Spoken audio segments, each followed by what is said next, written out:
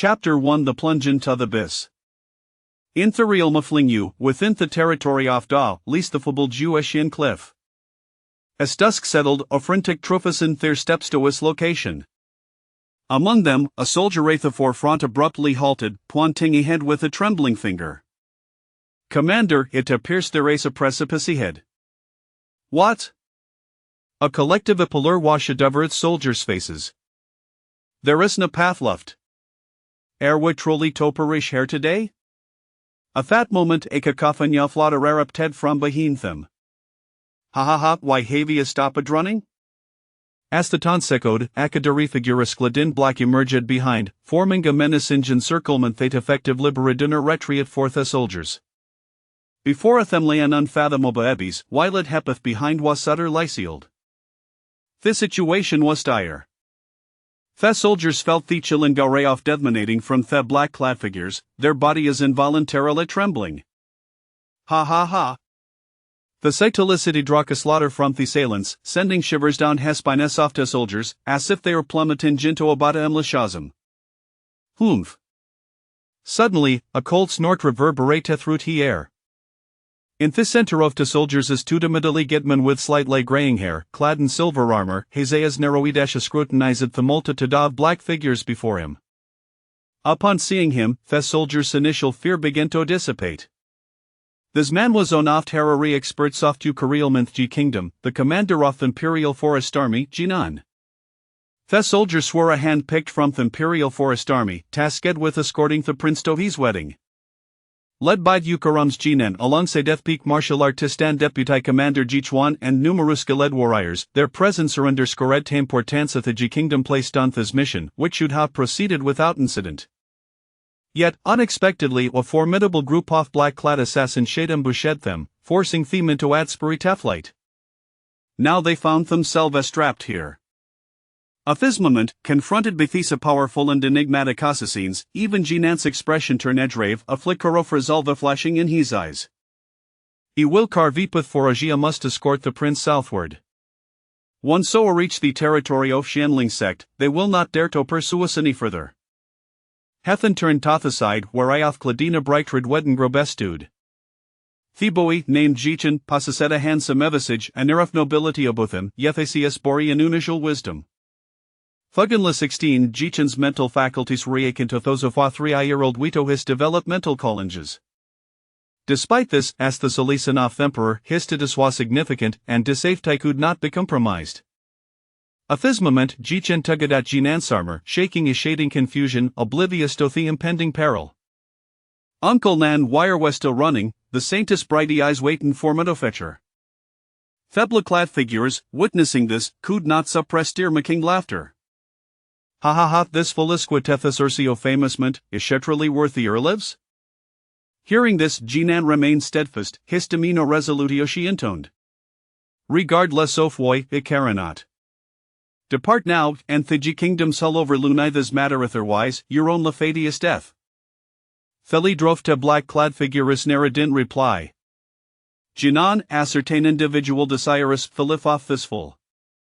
He advise ye auto surrender him swiftly, or this place shall become your grave. Athos, Jinan sang further. The prince had never offended a Nyonjua to his condition. How could such a powerful figure be fixate upon him, even enlisting Eucharilm assassins? It seemed that a day's events were spiraling into chaos. Drawing a deep breath, Jinan turned at the soldiers. Protect the prince. Rest assured, Commander, shall vow to escort the prince as a flitteth Xianling sect, the soldiers declared with fervor. Deputy Commander Jichuan pulled Jichin into his embrace, shielding him with his robust form. Each soldier wore a resolute expression, prepared to facede if necessary.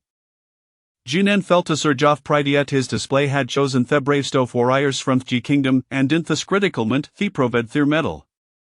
Hathan straightened his back, his voice stily one Eucharilm expertandados en high-ranking warriors with an impressive force. Ash spoke, a glint of murderous intent flickered in his gaze. Drawing his word, a powerful aura erupted from him, sending sand and gravel swirling into the air. Commander, the soldiers cried, tears swelling in theories.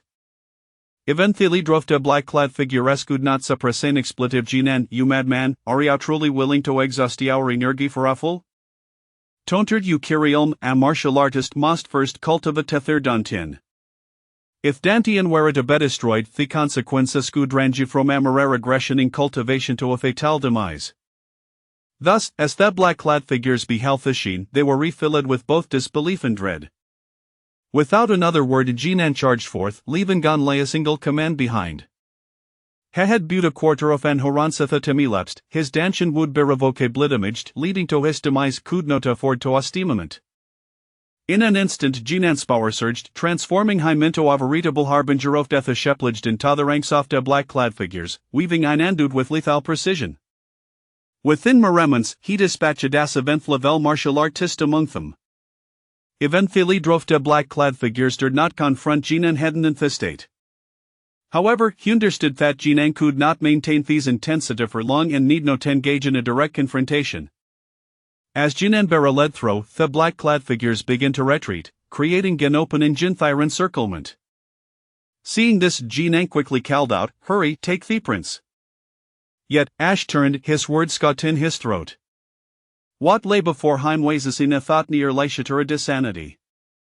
The ground where the soldiers insisted was no strewn with lifeless bodies, each marked by a singular, fatal want to their backs a clear sign of betrayal. Jichuan, why? Jinansia's blazed crimson ash screamed in anguish.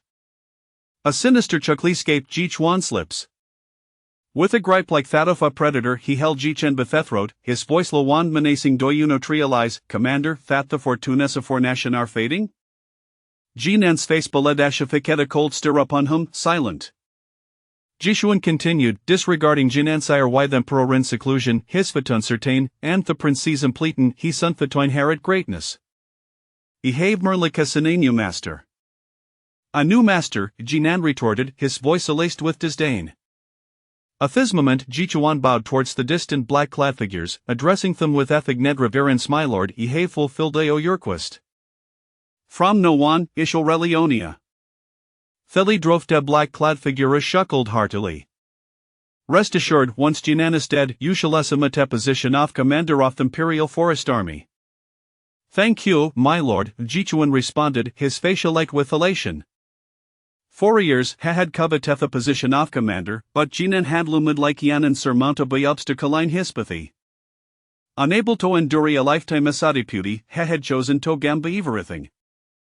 With the premises secured, Jichuan quickly ingratiate himself, Funit, my lord. I shall dispose of this fool immediately, sparing Joth the need to dirt your hands. You dare, Jinan bellowed, charging at Jichuan in a frenzy. Due to thatment, Jichen, gasping for breath, instinctively kicked it out, striking Jichuan squarely in the nether regions. Ah! Overwhelmed by pain, Jichuan instinctively released Jichen, sending him sprawling like he discarded ragdoll. Their position teetered precarious lie at TD of Techliff, and that instinctive atro inadvertent sent Jichen tumbling over the precipice. No! Jinan, rushing towards the scene, let out a heart-wrenching scream. If the prince were a topperish, the Ji kingdom would indeed be doomed. In that instant, he felt as if his variations had been drained, his gas growing distant. Just as a succumbed toad spare, a black-clad assassin appeared behind him, striking with a swift blade. Thud! A crimson arc coughed bloodshot skyward. Thud, thud! Ahead, eyes wide in shock, rolled to the ground. Hokold have foreseen that Jinan, one of the Ryu Korealm experts of Ji kingdom, would meet this demi-cliff sedge in such a manner? Meanwhile, Jichen, cast from the precipice, bore witness to this tragic spectacle just before his fall. A wave of sorrow surged within him, an unfamiliar sensation exploding in his mind. In the next moment, his body plummeted like a severed kite. In the blink of an eye, happier said through layer softens, grey mist, ultimately vanishing from sight. Chapter 2 The Venomous Goo. In the Palace of Ji Kingdom. Bang! A delicate crystal cup shuttered upon the floor, emitting a piercing sound. Within the grand hall, upon the throne, sat a noble woman attired in onyx crown and ceremonial robes, Heraeus red rimadas fixate on a piece of crimson fabric in her hand. Shetram bled violently, her complexion aspaliesteth, one hand pressed firmly against their chestostavioth thof agonizing pain. The hall was filled with a throng of courtiers, yet no ta single soul red tautra sound, each avoiding the imposing array of women before them, their breaths measured as they feared inciting hair wrath. These women was none other than Ji Chen's mother, the Empress of Ji Kingdom, Thekarent Supramurular, lynching in. Suppressing her grief, Lin Qinjian repeated the kneeling figure before her. Ji Chuan are you certain to Prince is dead? Upon hearing this, Ji Chuan hasted lower a dimsel, supporting himself with his shen sa chevawedi ply. Your Majesty, it is indeed true. I personally witnessed you Koreal assassin sever Jinan shed before striking the prince down in Toth Shin Cliff. At this juncture Ji Chuan feigned sorrow had in it feigned death in time if Uri would not have been able to bring this news back. Ash spoke. Ji Chuan bloody Dan battered slowly produced a box repedant black cloth from his arms, cautiously unveiling jitslid. The Gezufdekrod converged, fixate upon the box that contained noniather than the severed head of Jinan. A collective speckled through te grand de Lesthian Lukerson hold sharply, chilled bith a revelation. Jinan, onoft he tripler soft chi manipulation real minth Ji Kingdom, had fallen, avic time in the treacherous path of te princess wedding procession. Lin Qingyan, witnessing thundeniable mas of Jinan, resigned herself to Thegram fate the thad befallen Ji Chen as well. A practitioner of chi manipulation realm, indeed, weighs a formidable force. Ji Chen had suffered an attack from a chi manipulation assassin, sustaining Gagrivus wound before plummeting jinted hewn fathomable depths of abyss of immortals. Their ruus naha prefer survival. Lin Qinjian's body suddenly softened, her strength waning as his lumped against the dragon throne, murmuring, Chainer. Harius closedly, revealing a pallor that spoke of Erangish, two streams of silentiars cascading down her cheeks. Ishalavengia, Myson. It will reduce docious thoso ocasdeo your demise, ensuring they never find peace ain't his life for the next. Lin Qinjian's gets a gradual amor fed from sorrow to a cold, venomous resolve. Since CG Emperor retreated into seclusion over Adkadiago, Lin Qinjian had been left with Butonis and Ji Chen by her side. Ji Chen, afflicted with a killhood affliction the trend to redeem simple-minded, had been a source of profound guilt for her, as he had suffered countless imperial physicians in vento discernthicos of Ea's condition. She felt she had failed in her utisa samother. In the grand hall, a distinguished minister, exuding genor authority, slightly bowed his hands in respect and spoke. Your Majesty, please accept my condolences. The prince has tragically fallen victim to an assassination, and General Jinan has perished. I believe a these incident must have been orchestrated with intent against Ji Kingdom. Lin Qinjian raised her left hand, delicately wiping away the tresses of her tears, casting a measured lens at the ministeress inquired, what does Lord Sabelli evit must like culprit behind thy's affair? Upon hearing her words, Minister Supromptly continued, Your Majesty, I surmise that these incidentes most like lith were Koftian Kingdom, for on Lethe possess the audacity to deploy chi manipulation assassins against the Princio for Ji Kingdom. Upon hearing this, Lin Qinjian sees blazed with fury. Continue. I believe a fate without concrete evidence, one must exercise caution. However, with unfortunate sacrifice of General Jinan, we cannot afford to relunite the affetti of the imperial city. It proposeth that Ji Chuan be appointed as acting commander of the imperial guard, tasked with gathering variclo regarding the prince's assassination. Agreed, Lin Qinjian uttered a single word, her lips barely moving. In the Xianling sect, linger, the death of thoughtfulness noti our fault. Please to notice ourself in yorum, neglecting food and drink, luoswagen linakadan thwudendor, herfacit shed with concernus he caladat to the occupant twidhin. Yet, the honor of Tarum responded coldly, Martial sister, he have stated before even a feasible, high still ne you linger husband. With that, Theodork Rikitapan revealing gas striking lid beautifully ungwoman, her ethereal presence accentuated be her fair complexion and cascading black hair. Harry sparkled lixters, yet were now violet with Anissa frost. She was none other than the saintess of Xianling sect, Yulinger ho had been betrothed to Jichen even before birth, recognized as tamest beauty fulmiden of T sect. Martial sister, do not presume immunawariacan's death must have been orchestrated by the sacred fiery sect, Yulinger declared, her delicatelips biting down in anger. Luo Shuat, observing her typically whimsical junior sister in such a furious state, felt a sense of helplessness. Linger, it is well known that holy enough sacred fire sect harbors feelings for you. Why would you choose to marry a simple-minded prince from an inferior kingdom rather than explore a possibility with him? After all, the sacred fire sect is a superior sect and we, the Xianling sect, have an ascendant status. As Luo Zhu spoke, she noticed Yu Linger's expression darkening and wisely cosito fulsolent. Even if Jishan is a full, heist for superiority and scrupulous rogue Yen Fulon, Yu Linger's voice arose in intensity. Upon hearing this, Luo Suo recollected the negative rumors surrounding Yen Fulong and decided not to pursue the topic further. Moreover, Jishan is my betrothed by virtue of our engagement determined by my grandfather, which is a well-known fact. It is only right that he marry him. Luo Shuat, observing Yu Linger's fervent expression, felt a surge of expiration. Linger, the Ji kingdom is no longer themed Tir kingdom it was 20 years ago. Our Xianling sect has long since ascended to superior status. That spiritual status has grown insurmountable.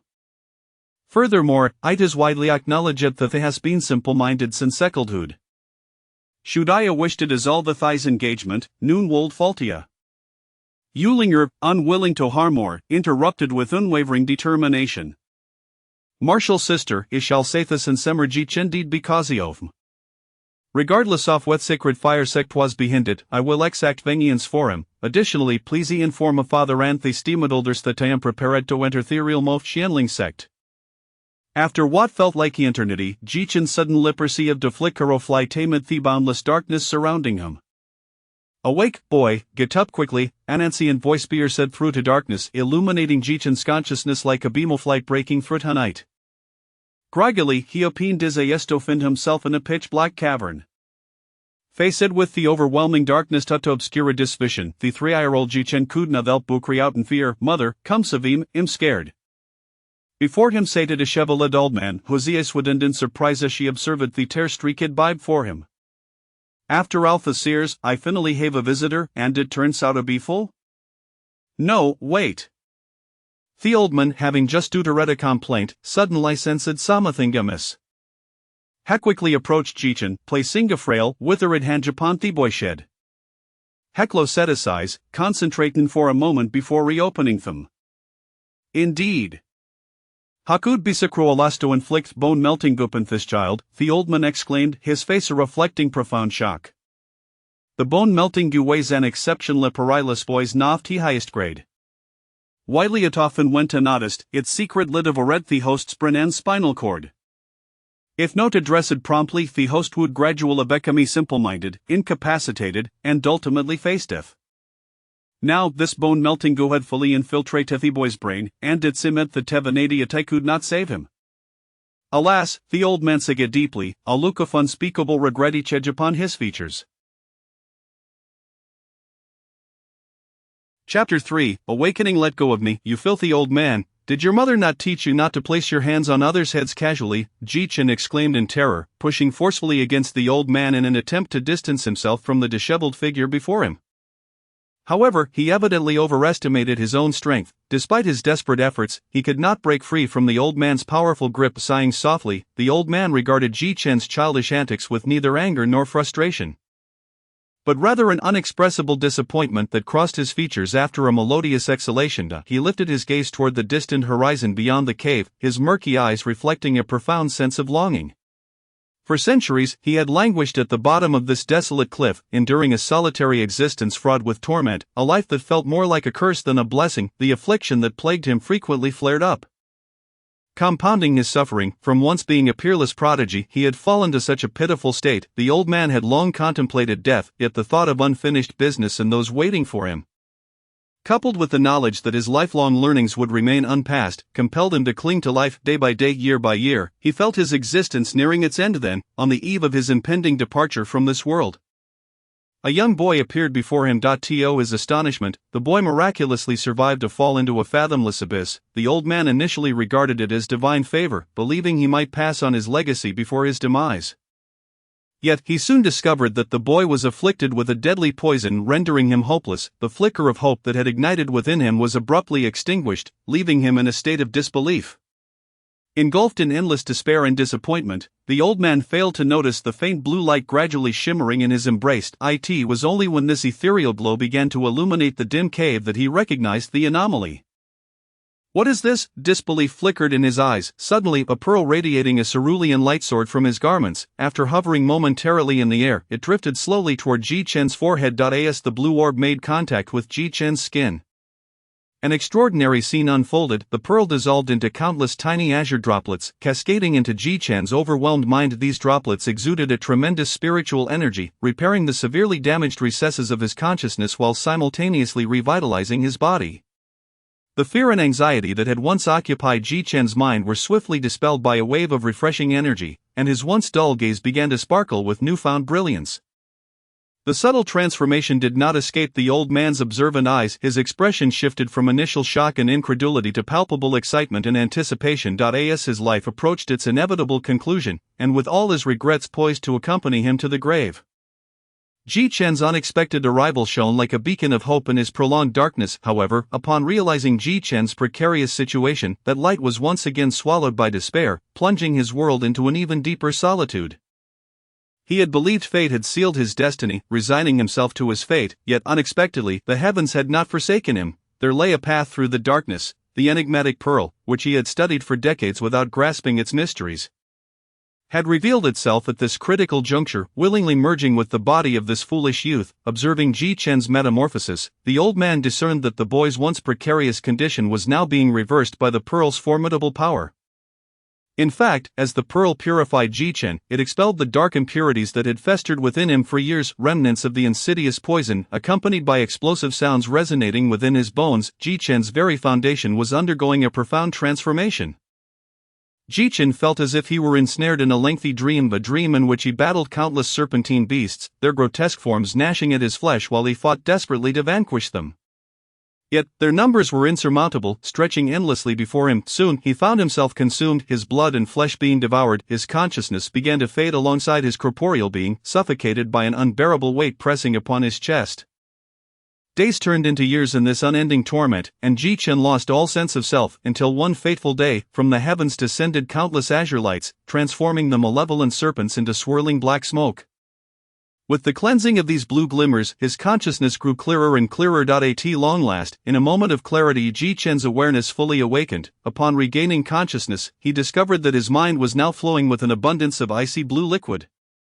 Shimmering silently, this essence meandered like a multitude of serpentine rivers, traversing every corner of his mind before converging at a central point. Deep within the recesses of his consciousness hovered a dimly glowing blue pearl.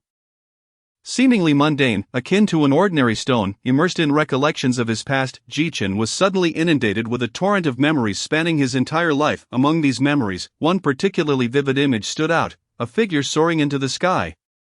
A familiar face, the face of Ji Nan, who had cared for him deeply. Uncle Nan. A long resonant murmur echoed through the cave. The old man, who had been silently awaiting this moment, perked up at the sound, his gaze sharpening as he focused intently on Ji Chen. In the next instant, Ji Chen's eyes flew open. They were eyes transformed, a stark contrast to the previous gaze, bright and luminous. His new eyes possessed a pale blue hue, deep, noble, and cold. They radiated an irresistible allure, ensnaring anyone who dared to meet their gaze. Yet, these ethereal eyes were now brimming with tears, swirling and spilling down his fair cheeks, cascading onto the earth below.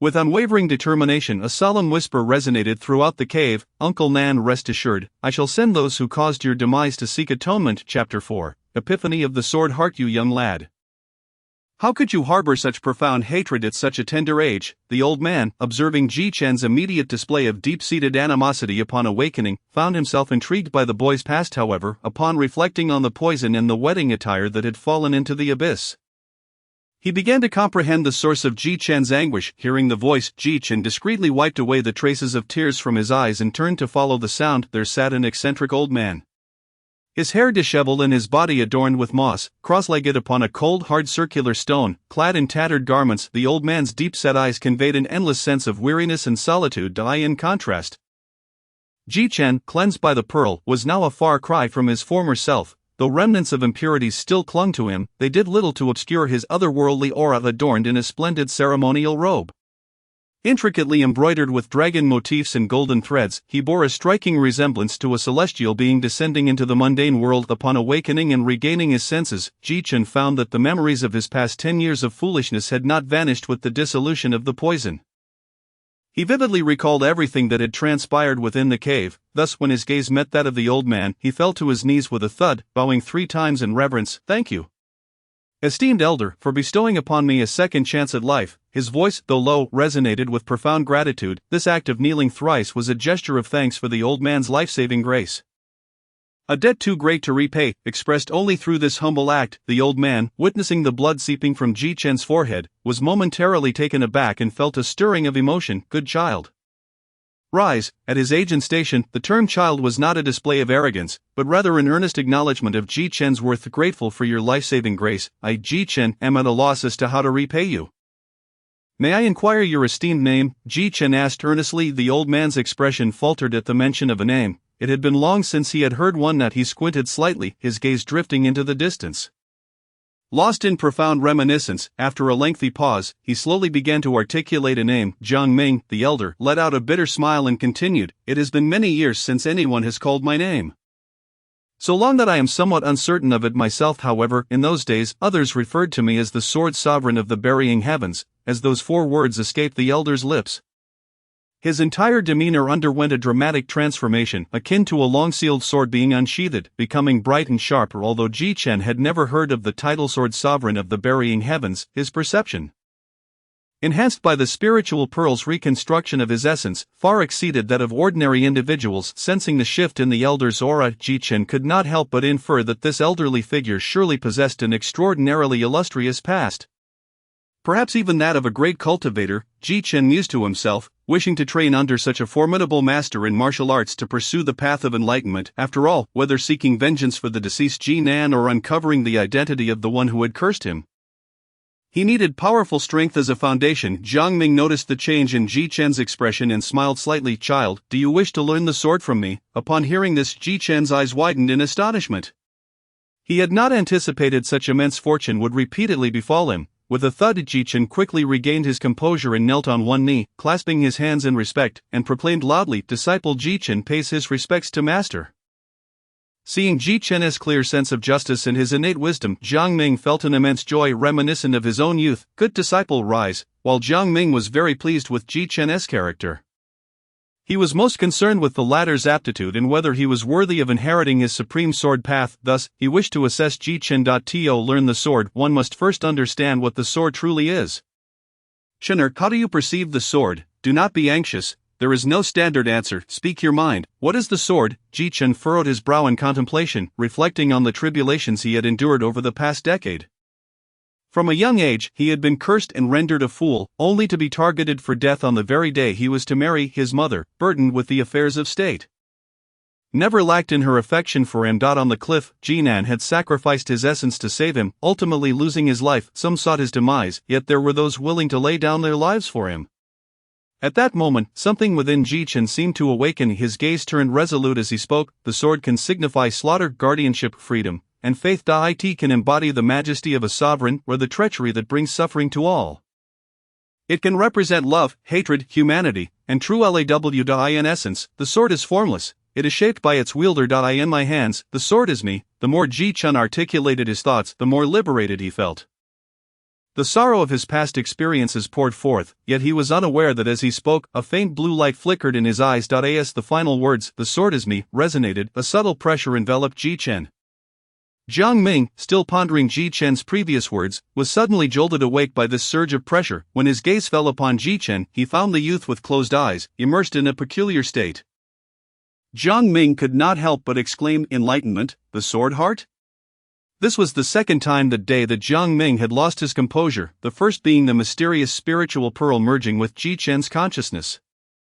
And now, he was astonished by Ji-Chen's innate comprehension. The state of enlightenment, coveted by many, was a rare experience for ordinary martial artists, yet here was Ji-Chen, who had not yet become a warrior, inadvertently entering this state and even grasping the sword heart, an understanding that only the purest of sword practitioners might achieve. Once one comprehended the sword heart, their learning and application of the sword would yield tremendous results. In his own youth, Jiang Ming had realized the sword heart at the third realm of the path, the links he roamed. From that moment on, he advanced rapidly in swordsmanship, becoming the most prodigious swordsman of the Lingyu. The heavens favor Jiang Ming, the heavens favor Jiang Ming. In Jiang Ming's murky eyes, a glimmer of white sparkled, yet he smiled with delight. It had been a long time since he felt such joy. Particularly since he had awaited a successor who could inherit his sword path. As time gradually slipped away in silence, the invisible pressure surrounding Jichen slowly dissipated, returning to a state of tranquility. Upon opening his eyes, the world appeared unchanged, yet Jichen's heart brimmed with an inexplicable serenity, as if something new had been added to his existence. Jiang Ming had been quietly observing Jichen, daring not to make a sound for fear of disrupting his enlightenment. Now, seeing Jichen emerge from this state, he could no longer contain his joy, laughing heartily. Good lad, though you have yet to embark on the path. You've already glimpsed the sword heart, you possess a touch of my youthful spirit. Jiang Ming envisioned a future where Jichen stood before his old friends, displaying the grace of a sword immortal while overshadowing their disciples. All the pent-up frustrations of centuries were swept away in that moment. Seeing Jiang Ming's exuberance, Jichen assumed it was due to his understanding of the sword, which filled him with newfound confidence. Master, may I begin my sword training now? Jichen asked with excitement. Jiang Ming regarded Jichen with satisfaction, genuinely admiring. Chunner, I never anticipated your talent in swordsmanship to reach such heights. Jichen beamed with happiness upon hearing this. However, his thoughts were focused on the path of cultivation, on becoming stronger. With strength, he could avenge Uncle Nan. With strength, he could uncover the identity of the one who had harmed him. Cough, cough, perhaps due to the emotional fluctuations. Jiang Ming's complexion suddenly paled after speaking, and he began to cough incessantly. Master, what is wrong? Are you all right? Jichen asked with concern as he noticed Jiang Ming's ghastly pallor. Jiang Ming waved his hand dismissively. It's an old ailment, it's nothing. Chenner, I shall now impart to you the sword path. You must earnestly immerse yourself in it. I will certainly take it to heart and will not disappoint you. Master, Jichen replied, his tone imbued with unwavering conviction. Jiang Ming nodded, having sensed that his physical condition could not endure much longer. He needed to act swiftly. Chenner, now that you have become my disciple, you must know my lineage. I am the 14th disciple of the Lingyu sword sect. According to the sect's rules, upon your acceptance as my disciple today, you shall be the 15th disciple of the sword sect.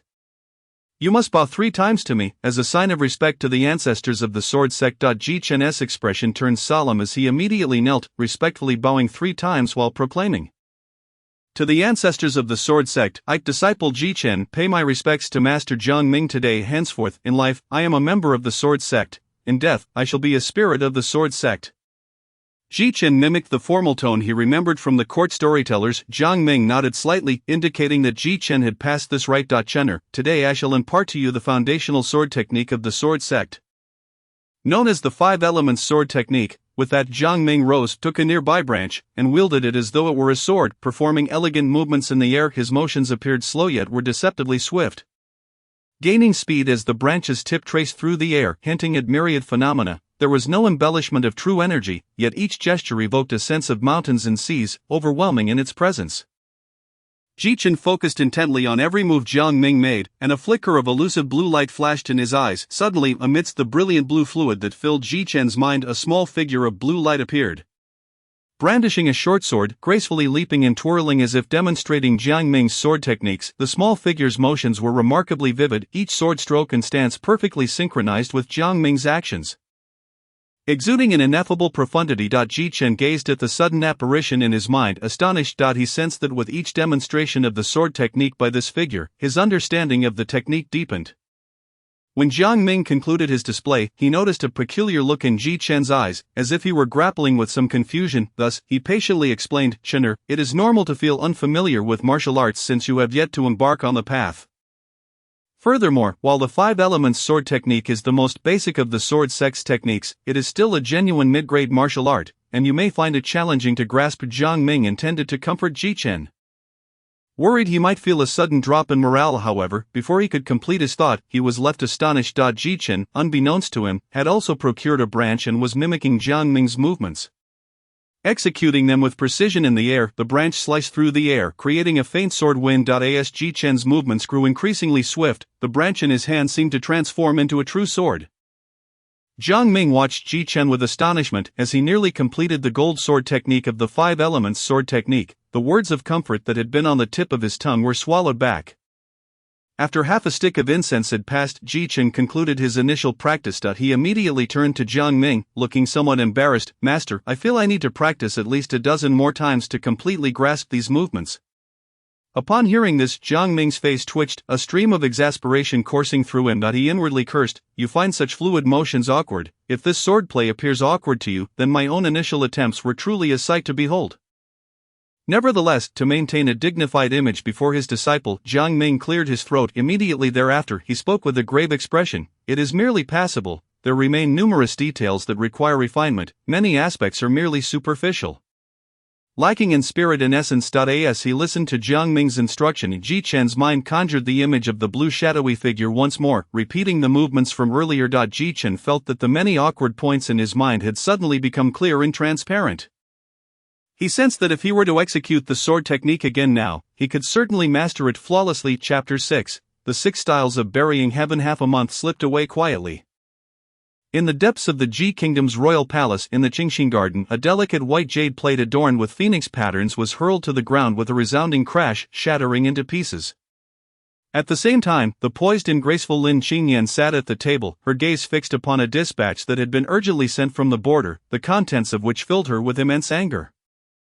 "Within 7 days, the armies of the Yin Kingdom had breached 3 of our border strongholds. Are the border commanders utterly useless?" Lin Qingyan's voice was laced with fury. Before her stood 7 youthful maidens, each bearing a distinct temperament, passionate, serene, aloof, and bashful, resembling 7 exquisite flowers, each at a different stage of bloom yet all poised to blossom. At an opportune moment, one of the maidens, her hair tied with a red ribbon, stepped forward and spoke. "Master, we have made progress on the matter you entrusted us with last time." Upon hearing this, Lin Qingyan raised an eyebrow. "Fu Ling, what have you discovered?" Fu Ling respectfully replied, "Reporting to you, Master, we followed your instructions and thoroughly searched Juxian Cliff. On a tree approximately 10 meters from the cliff's edge, we found the body of an imperial guard. Beyond that, there were no further discoveries." Lin Qingyan's brow furrowed. Did they cast all the guards off the cliff? Was it to destroy the evidence? After speaking, Lin Qingyan sensed something amiss and remarked, "But that day Ji Chuan said he was wounded by an assassin and feigned death to escape. If it was to destroy the evidence, how could he return?" At this moment, Fu Ling continued, "Later, when we brought the body back to the cliff's summit, we discovered that he had died from a fatal wound to his back. And that wound," Fu Ling paused, casting a furtive glance at Lin Qingyan, before continuing, "was identical to the wound inflicted by the unique ripple blood blade of the Imperial Guards." Upon hearing this, Lin Qingyan fell silent for a moment, an astonishing chill emanating from her gaze, causing the temperature in the room to drop significantly. After a long pause, Lin Qingyan slowly spoke, "Investigate Ji Chuan's residence and find out who has entered or exited in the past half-month. Furthermore, send word to General Yang. There is no need to report on the upcoming battles anymore. There may be traitors within the court." Lin Qingyan's expression was cold and resolute. "Understood, Master," the maidens responded in unison. At the base of Juxian Cliff, a young man stood beneath the waterfall, his bare torso enduring the relentless onslaught of the turbulent waters day after day, undergoing a process of forging and tempering. Ji Chen stood silently in the water. Each impact of the flowing water brought him intense pain, yet he did not waver, demonstrating remarkable perseverance. Through prolonged exposure to the cascading waters, Ji Chen's muscles grew taut, and his physique became increasingly sculpted. Not far away, Jiang Ming sat before a fire, watching 2 golden, crispy fish sizzling over the flames. Though his gaze seemed distant, lost in thought, after a while, Jiang Ming called out to Ji Chen beneath the waterfall, "Chener, let today's training conclude. Come quickly to eat the fish before it gets cold." Hearing Jiang Ming's call, Ji Chen joyfully shouted back, "Coming, Master." With a powerful push of his legs, Ji Chen leaped onto solid ground. He strode over to the fire, grabbing a freshly cooked fish and devouring it eagerly, mumbling through bites, "Master, why are we finishing so early today?" Jiang Ming, equally holding 2 fish in his hands, ravenously consumed them. As he bit into a fish head, he replied, "You have already entered the 3rd realm of martial arts. Such intensity of training is unlikely to yield further results." Ji Chen nodded, "I feel the same. Master, it seems the impact of this waterfall is no longer as strenuous. The bottleneck to the next realm is likely not as easily surmountable as the previous 2. Jiang Ming listened to Ji Chen but did not respond. After swallowing the last of the fish, he fell silent for a moment before speaking. "Chener, my time may be limited." Having spent half a month together, Ji Chen had realized that Jiang Ming not only had lost all his cultivation but also bore grave internal injuries. His life hanging by a thread. Upon hearing Jiang Ming's words, Ji Chen's eyes reddened, brimming with unshed tears. He said earnestly, "Master, you will surely be fine. Once I return to the Ji kingdom, I will have my mother mobilize all her resources to find a spirit herb for you. We will surely cure your ailment." Ji Chen's voice, though youthful, was filled with unwavering determination. Jiang Ming's gaze softened with a hint of gratitude, although he understood that, not to mention a small country like Ji kingdom, even the entire spirit domain would likely be unable to offer a remedy for his condition. "Chun'er, assist me into the cave, I have something to entrust to you." Jiang Ming struggled to rise, preparing to return to the cave. Ji Chen quickly stepped forward to support him, concern etched on his face as he observed Jiang Ming's increasingly stooped posture. Upon entering the cave, Jiang Ming approached a stone that had accompanied him for centuries, his frail, aged hands brushing against the cold surface. He then turned, beckoning Ji Chen to come closer. "Master, what is it?" Ji Chen asked, sensing a foreboding atmosphere. As he approached Jiang Ming, the latter slowly extended his aged right hand, gently placing a finger upon Ji Chen's forehead. Instantly, a torrent of information surged into Ji Chen's mind. Simultaneously, Jiang Ming's voice resonated in Ji Chen's ear. "Chun'er, hold your breath and focus, empty your mind. What I am about to impart to you is the 6 styles of burying heaven, which I once wielded across this domain. You must remember it well." Jiang Ming burned the last remnants of his spiritual essence, transmitting his swordsmanship to Ji Chen. Without a moment to ponder, Ji Chen felt a grand and magnificent vision unfold within his mind. In the realm between heaven and earth, a swordsman clad in white wielded a 3-foot green blade, ascending towards the sky. Countless dark clouds gathered in the sky, and flashes of lightning erupted between the clouds. Harboring terrifying power, this was the wrath of the heavenly Tao, the precursor to the impending thunder tribulation. Facing this ominous celestial phenomenon, the white-clad swordsman showed no signs of fear, instead wearing a confident smile. "Today, I, Jiang Ming, shall use this heavenly thunder tribulation to validate my swordsmanship." In an instant, the white-clad swordsman unleashed 5 swords that could shake the heavens and weep for the spirits. As the swords were drawn, the winds and clouds shifted, the universe turned upside down. Upon executing the first sword, the sky erupted with tumultuous winds, sunlight obscured by the swirling clouds, plunging the world into darkness. With the second and third swords unleashed, the ground below trembled violently, mountains and rivers transformed, fissures spreading across the earth, releasing immense energy. After the 5th sword was swung, the swordsman's sword intent reached an unparalleled zenith, evoking a sense of dread.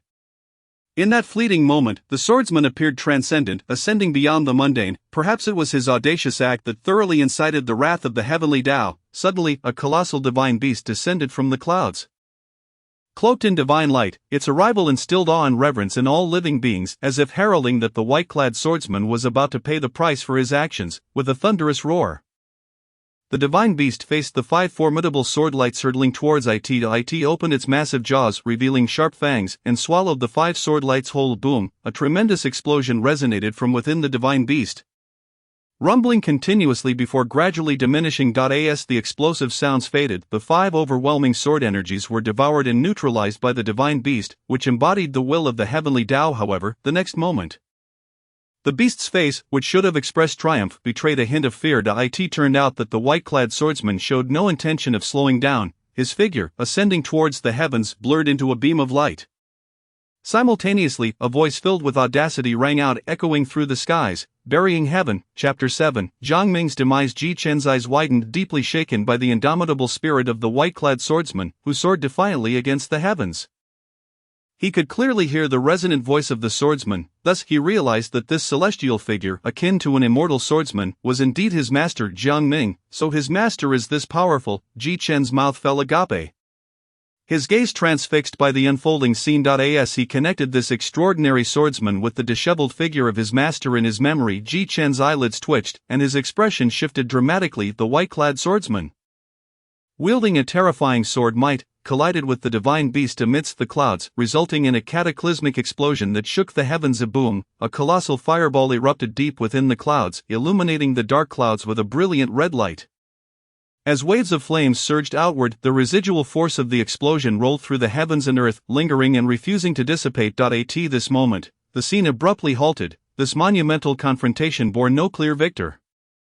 However, the majestic figure of the white-clad swordsman was forever etched in Ji Chen's mind. With a mere 3-foot green blade, he dared to challenge the heavens, embodying the sword itself in a bid to shatter the vast cosmos. His master truly lives up to the title of the sword monarch of burying heaven. Once the vision concluded, a surge of information flooded into Ji Chen's mind, revealing the formidable swordsmanship known as the burial sky sword technique. A legacy of Jiang Ming. Within the cave, Ji Chen sat cross-legged on the ground, his eyes tightly shut as he immersed himself in the teachings. His handsome countenance flickered with a myriad of emotions: excitement, confusion, and more. After a long while, he finally opened his eyes, eager to share the sword techniques he had memorized. However, upon casting his gaze upon Jiang Ming, his voice faltered abruptly. At that moment, Jiang Ming was slumped over, his head bowed, seated wearily on a stone. His aura had diminished significantly, akin to a lamp on the verge of extinguishing. Ji Chen hastily knelt beside him, gently shaking Jiang Ming's frail form, desperate to awaken him. "Master, what has happened to you? Please do not leave us." Although Ji Chen was acutely aware that Jiang Ming's condition was precarious, he had not anticipated that this day would arrive so swiftly. Jiang Ming, in a daze, managed to open his weary eyes in response to Ji Chen's calls. The recent transmission of divine insight had pushed his body to its ultimate limits. Fortunately, he felt a sense of fulfillment knowing that his swordsmanship had found an heir, alleviating his greatest regret. "Chen'er, do not grieve excessively. I was already halfway to the grave, and to have waited for you is enough for me," Jiang Ming said weakly. At that moment, a wave of concern crossed his face, and his voice grew solemn. "Chen'er, now that the precious orb has merged with your being, you must guard this secret fiercely. Do not follow in my footsteps of folly." Ji Chen's eyes narrowed, and with a tremor in his voice, he asked, "Master, who were those that harmed you back then?" The question had weighed heavily on his heart for far too long. Jiang Ming paused for a moment before responding, his tone laced with a chilling coldness. "They were a band of peak powerhouses, led by the Eternal Night Demon Lord of the Demon Realm and the Azure Dragon Demon Emperor of the Monster Realm. There were also a few humans, whether from the Spirit Realm or the Outer Realm. I cannot say. Most of them have perished at my hands, yet the Eternal Night Demon Lord and the Azure Dragon Demon Emperor managed to escape." Though Jiang Ming's words were delivered with a casual air, Ji Chen could still envision the dire circumstances of that time, his admiration for Jiang Ming deepening. Even in the face of formidable foes from beyond the realm, Jiang Ming had forced them into retreat, showcasing his terrifying prowess. Ji Chen lifted his head, his gaze resolute as he addressed Jiang Ming earnestly. "Master, I vow to avenge you." At this, a look of relief washed over Jiang Ming's face, though it was soon replaced by a complex expression of nostalgia. With a soft sigh, he said weakly, "Chen'er, should you ever reach the sword sect and encounter a young lady named Luo Yao, please convey my apologies to her. The Qing foam sword she gifted me was shattered in that battle.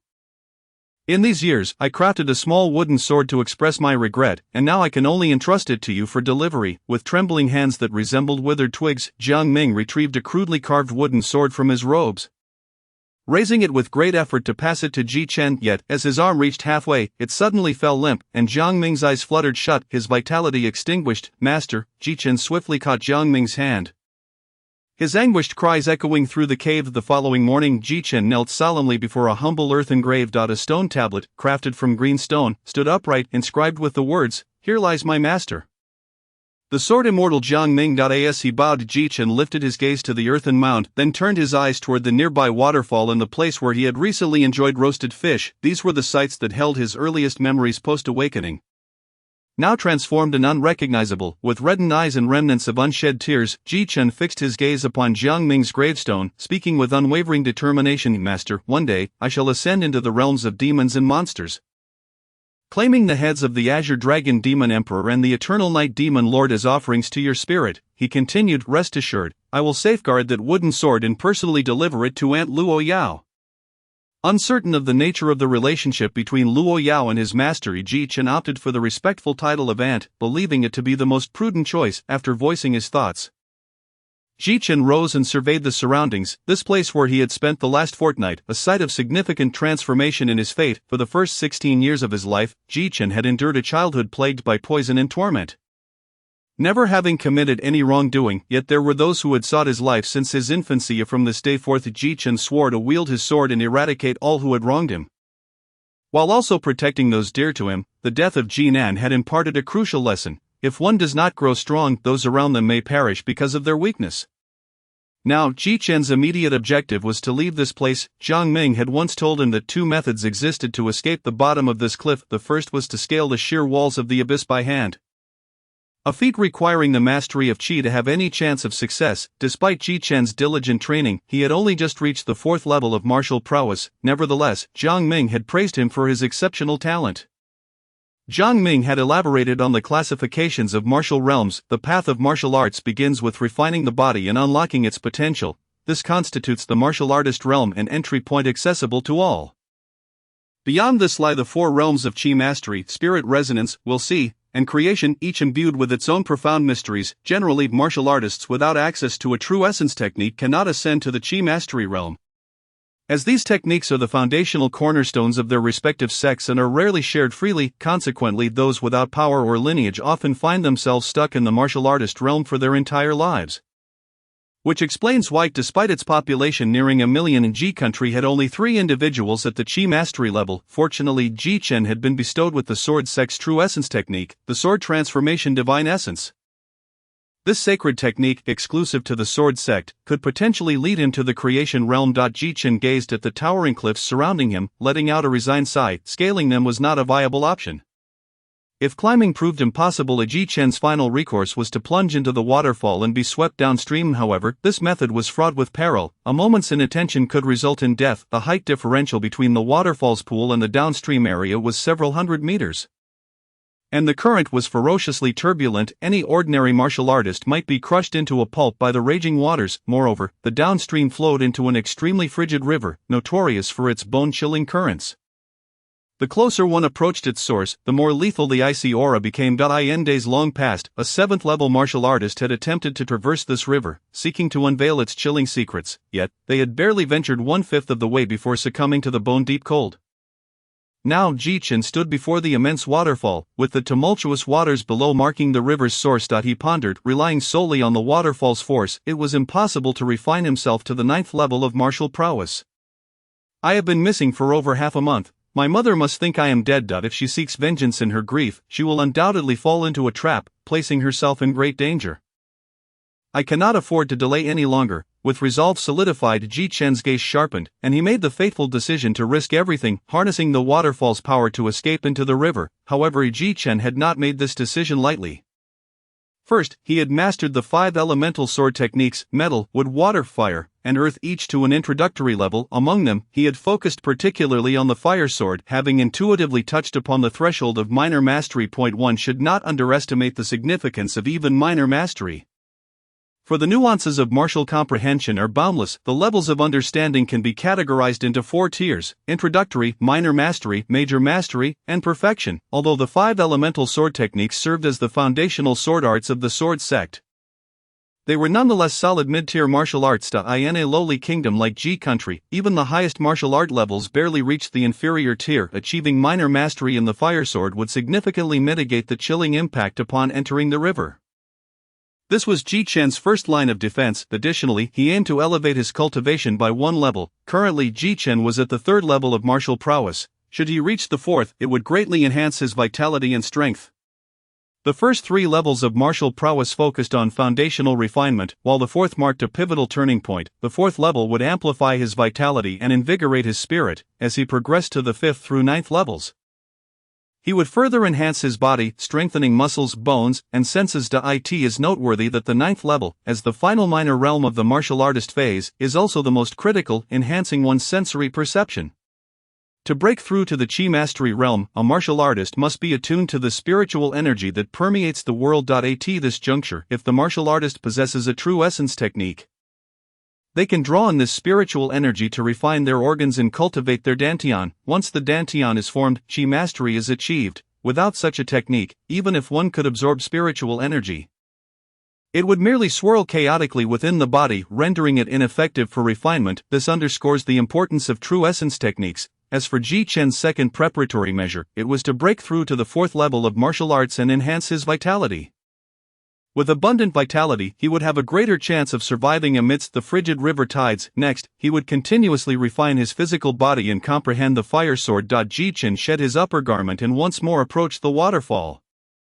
In this vast territory, various powers intertwined, with kingdoms and sects as the primary representatives. Both kingdoms and sects were categorized into 3 tiers: inferior, medium, and superior. Should a superior kingdom advance further, it could establish an empire and ascend to a dynasty. Corresponding to the dynasty were the super sects. Today, within the superior sect, Xianling sect, countless long-dormant auras began to awaken one after another. Outside the Xianling ancestral realm, numerous figures were holding their breath, intently focused on the entrance to the ancestral realm. As a tense atmosphere enveloped the crowd, at the center of the crowd stood a middle-aged man with his hands clasped behind his back, clad in a deep blue robe, exuding the noble aura of a high-ranking individual. Yet at this moment, he was restlessly shifting his stance, his eyes filled with unease and concern. Qingfeng, as the sect master, "Can't you maintain your composure?" remarked an elder with a head full of white hair. "Master Uncle Linger has been inside for half a month and has yet to emerge. How can I not worry?" The middle-aged man, named Yu Qingfeng, was indeed the sect master of the superior sect Xianling sect and also the father of Yu Linger. The elder he referred to as Master Uncle was the Grand Elder of Xianling sect, Song Xingyu. The Xianling ancestral land was the sacred ground of Xianling sect. Only disciples detected to possess signs of special constitutions were qualified to enter. A special constitution is a treasure bestowed by the heavens upon martial artists. Any martial artist who awakens a special constitution is a super genius, vastly surpassing their peers in combat power. The types of special constitutions are numerous and varied, with the most common being bloodline constitutions. These are generally found among races with formidable innate talents, such as demons and monsters. A few human powerhouses may also awaken bloodline inheritances after breaking through to powerful realms, leaving behind bloodline constitutions for future generations. In addition to bloodline constitutions, there are elemental constitutions that manipulate natural elements, as well as the exceedingly rare Holy Spirit Tao body. Generally speaking, should anyone have the opportunity to awaken a special constitution, they would undoubtedly be pursued fervently, for who wouldn't desire to become a genius admired by thousands? However, Yu Linger, who had been detected since childhood to possess signs of a special constitution, was vehemently opposed to entering the Xianling ancestral realm to awaken her constitution. The reason for this may only be known to the previous sect master, who was also Yu Linger's grandfather. When faced with Yu Linger's resistance to entering the ancestral realm, he could only sigh helplessly. And the matter was left unresolved. It was initially thought that this issue had passed, and gradually no one within the sect mentioned it again, as the current foundation of Xianling sect, being a superior sect, did not necessarily hinge on Yu Linger to uphold its future. Moreover, given Yu Linger's esteemed status, the matter was allowed to naturally fade away, until half a month ago, when Yu Linger, feeling guilt over Ji Chen's death, resolutely decided to step into the Xianling ancestral realm. She had yet to emerge. This prompted Yu Qingfeng's anxious demeanor. Chapter 9, The Taiyin Dao Body Boom. Just as the crowd was tense, the Xianling ancestral realm suddenly trembled violently. As if the entire space was quaking, the originally clear sky abruptly darkened. Layers of night enveloped the expanse, and in an instant, the world fell into a profound stillness, as if it were the midnight hour. Suddenly, a sound resonated from the heavens. A beam of moonlight, 100 feet wide, descended from the distant horizon into the ancestral realm. This moonlight, cascading like a silver waterfall, enveloped the entirety of the Xianling ancestral realm. Within the moonlight flowed an astonishing energy, eliciting gasps from the crowd. An extraordinary phenomenon. Could it be the Holy Spirit Tao body? Heaven has favored the Xianling. Heaven has favored the Xianling. Are we the Xianling sect?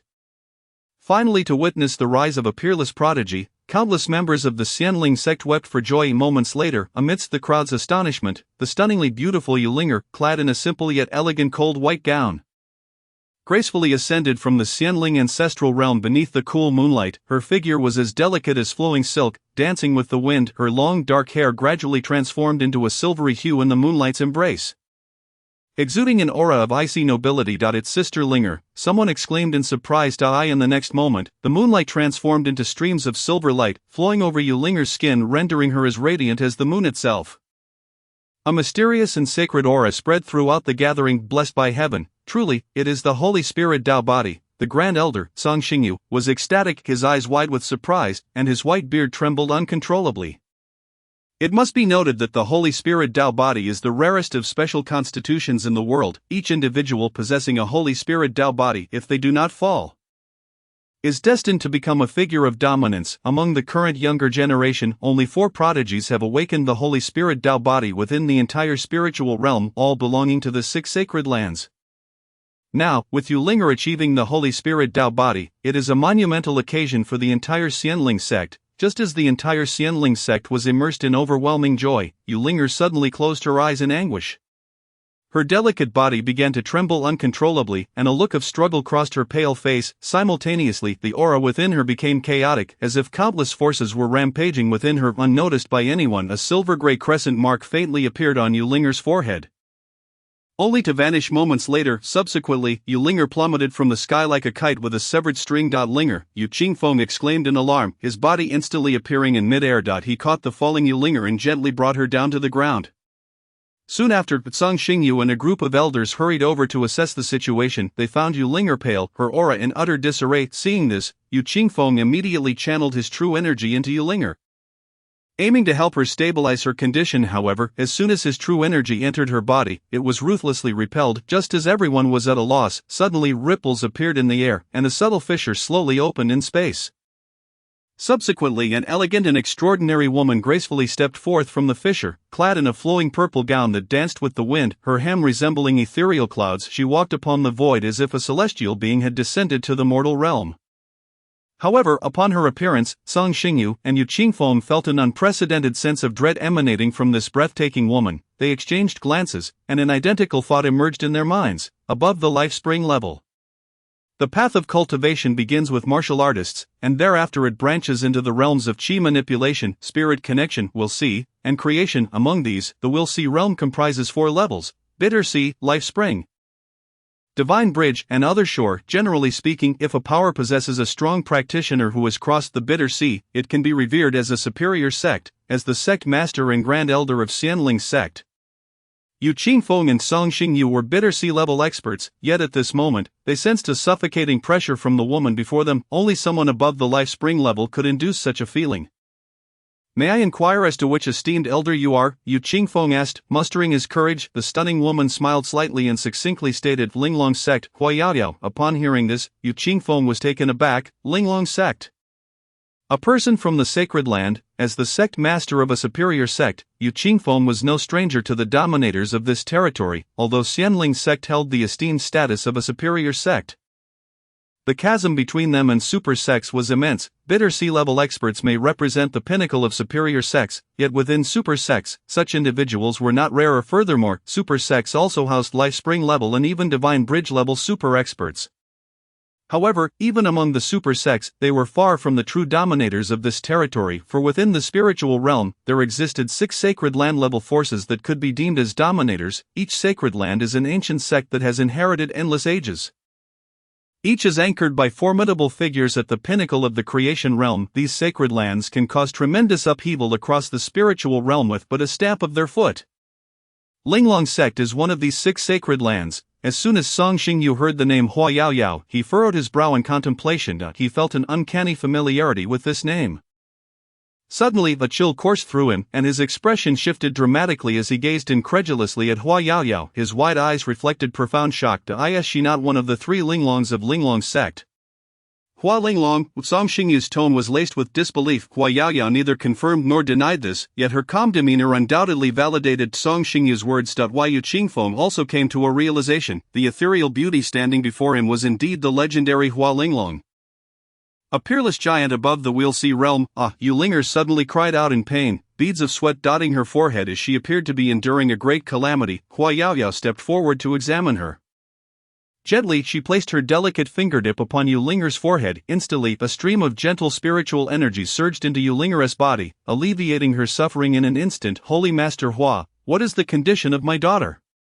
Yu Qingfeng anxiously inquired of Huayaoyao. At this moment, he was no longer the dignified sect master but merely a concerned father anxious for his daughter's safety. "Her awakened Holy Spirit Dao body is of a very high tier. If I am not mistaken, it should be one of the top 10 sacred bodies, the Taiyin Dao body," Huayaoyao declared. "What?" Yu Qingfeng and the others were utterly shocked by Huayaoyao's revelation. Taiyin Dao body. One of the top 10 sacred bodies. The legendary sacred body destined for creation if not perished. Huayaoyao continued. "However, the Taiyin Dao body has a fatal flaw. Once awakened, it accumulates extreme cold and extreme yin energy within the body. If not expelled in a timely manner, it poses a life-threatening risk. Moreover, the accumulation of this chilling power will accelerate with the enhancement of one's cultivation." Upon hearing this, Yu Qingfeng's expression drastically changed as he implored, Flower Saint, you must save my daughter, since I happen to pass by. It is indeed fate that binds me to this young girl, and I cannot bear to witness such a talent perish. Hua Yaodiao replied, if the master of you is at ease, I shall take her as my disciple and bring her back to Linglong sect for healing. Chapter 10, the fourth level of martial arts, the abyss of the celestial immortals. Ji Chen stood bare-chested beneath the powerful torrent of the waterfall, resembling a statue carved from marble. The surging waters battered against his body, akin to countless hammers relentlessly forging his flesh. His previously frail physique had become considerably robust through this period of training. With his muscle definition now clear and pronounced, in addition to pure impact training to temper his physical strength, Ji Chen diligently practiced swimming each day. His form emerged and submerged in the water like a dragon gliding beneath the surface. After completing his daily training, Ji Chen felt the vitality within him surging, akin to a volcano on the brink of eruption. His body radiated heat, stirring the surrounding mist. Now, standing beneath the icy waterfall, he was utterly unperturbed by the chill of the cascade, especially after completing today's tempering. Ji Chen sensed the vigorous energy within him beginning to surge violently, as if boiling water were on the verge of reaching its boiling point. A faint crimson hue emanated from his skin, a sign of impending breakthrough. Fourth level of martial arts, the enhancement of vitality. Feeling a profound awareness, Ji Chen's gaze sharpened, and he softly uttered break. A torrent of intense heat surged from his body, causing the rapidly descending waters to momentarily stagnate amidst the heat. Boom, boom, resonating sounds echoed from within Ji Chen as he attained the state of vitality akin to a dragon. He had reached the fourth level of martial arts. Is this what it feels like to attain the fourth level? Ji Chen closed his eyes, absorbing the tumultuous energy coursing through him. He felt that his current strength was at least 3 times greater than before his breakthrough. Finally, he had transcended to the fourth level of martial arts, and the fire sword technique had also reached a minor completion. Ji Chen exclaimed with excitement. Compared to his advancement in cultivation, possessing a heart of the sword allowed Ji Chen to grasp swordsmanship with greater ease. Furthermore, he was driven by a fierce determination. During this time, apart from sleeping and eating, he had devoted himself entirely to training. Ever since Ji Chen had unshackled himself from the poison and regained his wits, he had been eager to return to Ji country and seek out those who had wronged him in the past. The first 16 years of his youth were invaluable. No amount of treasure could compensate for that loss. Had it not been for his fortuitous encounter with Jiang Ming, who rescued him from the water, and the mysterious spirit pearl that alleviated his poison and restored his damaged mind, he would have surely perished long ago. Thus Ji Chen was resolute in his arduous training solely for the purpose of revenge. At this moment, having attained the fourth level of martial arts, and the fire sword technique reaching minor completion, Ji Chen understood it was time to depart from this place. He donned his clothing and slowly approached Jiang Ming's grave. He gazed quietly at the name of his mentor etched on the tombstone, his eyes filled with profound reluctance. Master, I am leaving. Ji Chen spoke softly, knowing that this departure may last for an extended period. With a thud, after bowing 3 times to Jiang Ming, Ji Chen rose resolutely and walked toward the opposite side of the waterfall. Wielding a stone sword he had hastily fashioned over the past few days, it would prove far more effective than using a mere branch. At the moment the stone sword appeared in his hand, Ji Chen's aura grew sharp and fierce. As he moved, the once cumbersome stone sword felt as light as a twig in his grasp, but the trajectory drawn by the sword left a scorching mark in the air. Exuding a potent fiery energy. As Ji Chen's movements quickened, the stone sword began to blur with speed, creating afterimages. Gradually, a swirling vortex of sword light formed around him, radiating a fervent heat. With the fire sword's minor completion, he danced with the flames of the sword. Simultaneously, Ji Chen summoned the formidable vitality that enveloped his body. The roiling energy emitted a resonant hum, causing his skin to flush slightly. Having prepared both internal and external defenses, Ji Chen strolled to the edge of the waterfall's pool. The tumultuous roar of the cascading waters filled the air. Gazing down, one could see the waterfall's torrent converging into a fierce current flowing downward, merging with a vast river not far away. The river's entrance revealed an endless expanse, radiating a chilling aura. Ji Chen, fully prepared, stood at the water's edge. And the next moment, he leaped into the air without hesitation. The rapid waters of the waterfall swiftly swept Ji Chen toward the river's mouth. As he drew closer, a wave of icy cold engulfed him, rendering his body rigid. Ji Chen's gaze sharpened. He realized he was about to enter the frigid river. Determined, he unleashed all his vitality, pushing the fire sword to its utmost limit. The powerful fire energy instantly dispelled the chill in the air. Within mere breaths, Ji Chen glided down the waterfall's flow to the very bottom. Then with a mighty surge, he soared into the air, heading toward the river's mouth. Grasping the stone sword, he spun wildly, and the fiery essence of the fire sword coalesced into a fiery whirlwind. He broke through the river's surface, plunging into the depths with a tremendous splash. The frigid water collided with the searing winds of the sword, creating a thunderous roar. A thick mist billowed upward, enveloping the waterfall, revealing the intense heat of the fire sword. Once submerged in the icy river, Ji-Chen felt an overwhelming chill enveloping him. He wielded the stone sword underwater to execute the fire sword technique. However, the resistance of the water diminished the force of his strikes, yet his daily practice beneath the waterfall had honed his skills specifically for such scenarios. Thus, he could still unleash 80% of the fire sword's power with fluidity. Ji-Chen strained to lift his head above the water's surface, then began to wield his sword while swimming outward. Just as he thought he saw the glimmer of escape, a surge of coldness enveloped the entire river entrance. The chilling aura swiftly penetrated the protective barrier formed by Ji-Chen's fire sword, invading his body. At that moment, the icy force in the river was at least several times more potent than before. The bone-chilling cold rapidly drained his vitality, plunging him into a dire predicament. Suddenly, Ji-Chen was struck with terror as he noticed a swirling vortex forming on the river's surface, and its rotation quickened, gradually ensnaring him into its depths. Ji-Chen struggled fiercely, attempting to break free from this terrifying whirlpool. However, the power of the fourth level of martial arts felt utterly insignificant against such a natural force. Chapter 11. The Ice Spirit Crystal Vein. Within the vortex, the tumultuous waters tore at Ji-Chen's body, and the terrifying cold rapidly invaded his being. Due to the relentless current, Ji-Chen found it nearly impossible to maintain the fire sword's warmth. Soon, his limbs began to numb from the chilling freeze. He understood that if he did not escape soon, he would inevitably perish in the depths of this frigid river. Strange, how could a vortex suddenly appear here? Ji-Chen pondered, recalling that after his training in the past few days, he would gaze at this river region, yet had never seen a vortex form. Thus, he surmised that something unusual lay beneath the water. With this thought, he rapidly altered his approach. Water can both conceal and support. While the water sword could not dispel the cold, it could effectively mitigate the surrounding current's influence. Sensing the waning vitality within him, Ji-Chen exclaimed, "I cannot delay any longer." He pressed forward with the water sword toward the riverbed. Competing against time, Ji-Chen spared no effort. Boom! He summoned all his vitality, unleashing his final reserves of power without reservation. Instantly, his speed surged, propelling him downward into the riverbed. Before long, an awe-inspiring sight unfolded before Ji-Chen's eyes. What is that?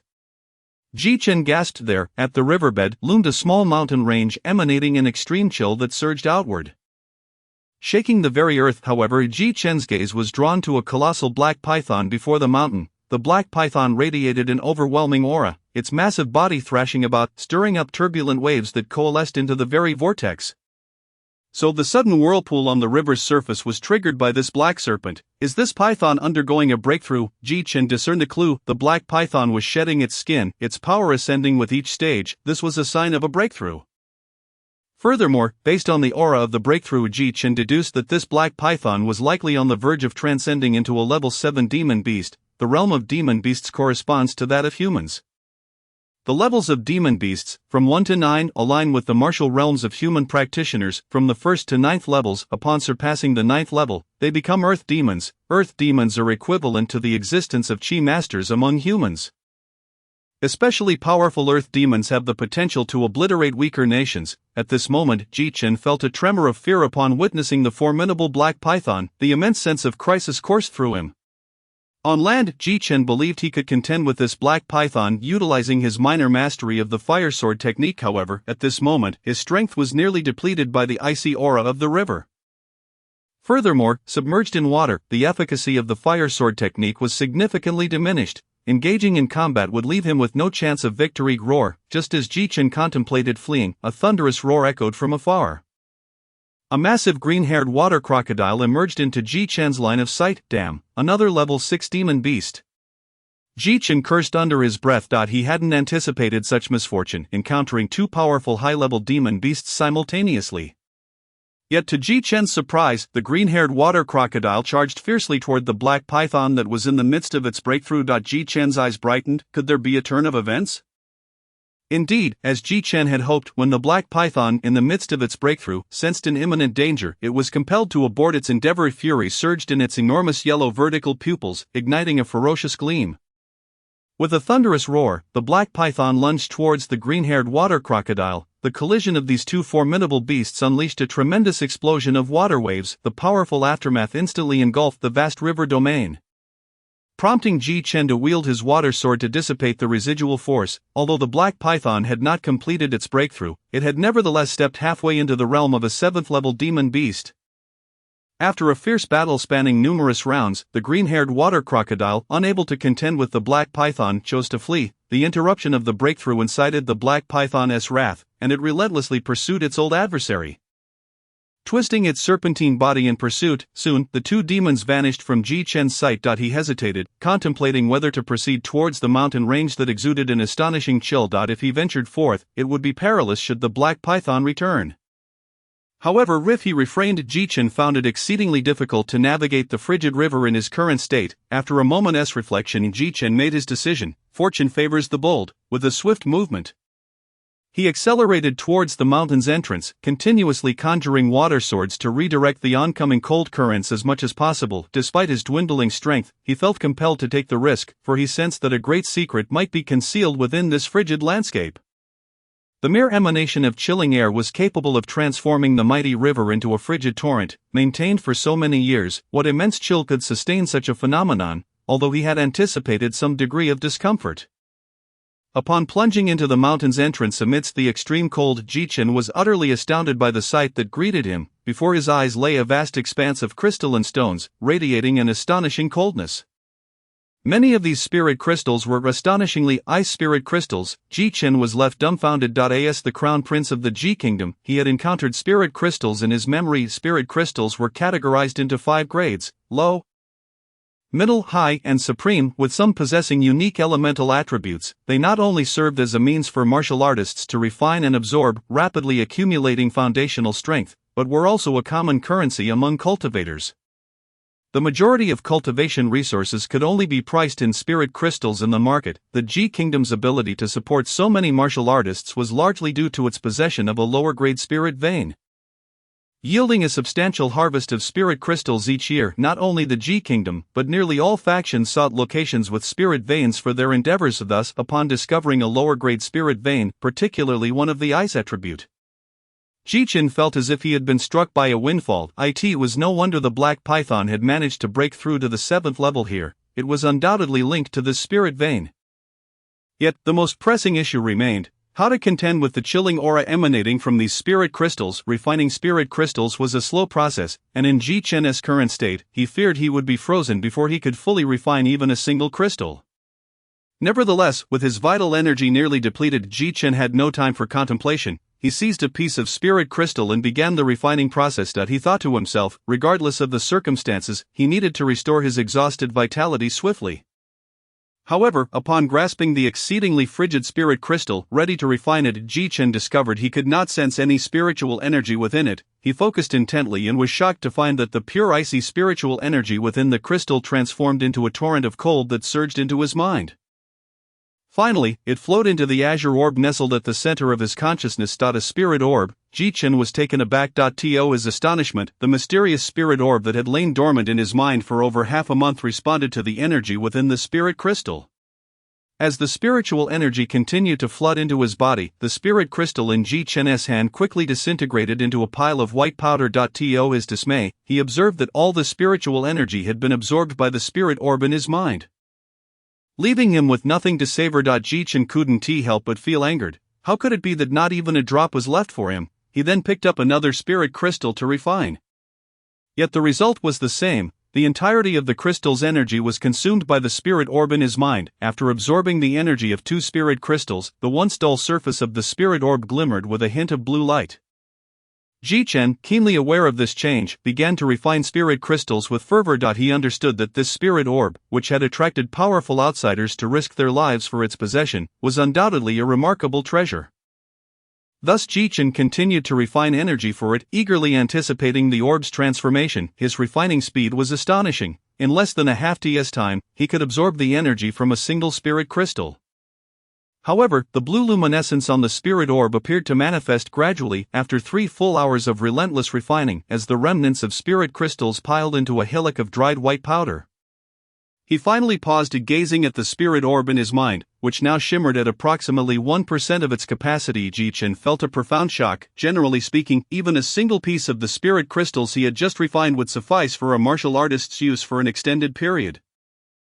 However, due to the spirit orb's unimpeded absorption, Ji Chen's refining speed was remarkably swift. In this brief span, he had practically refined an entire year's worth of spirit crystals for the royal family of the Ji Kingdom.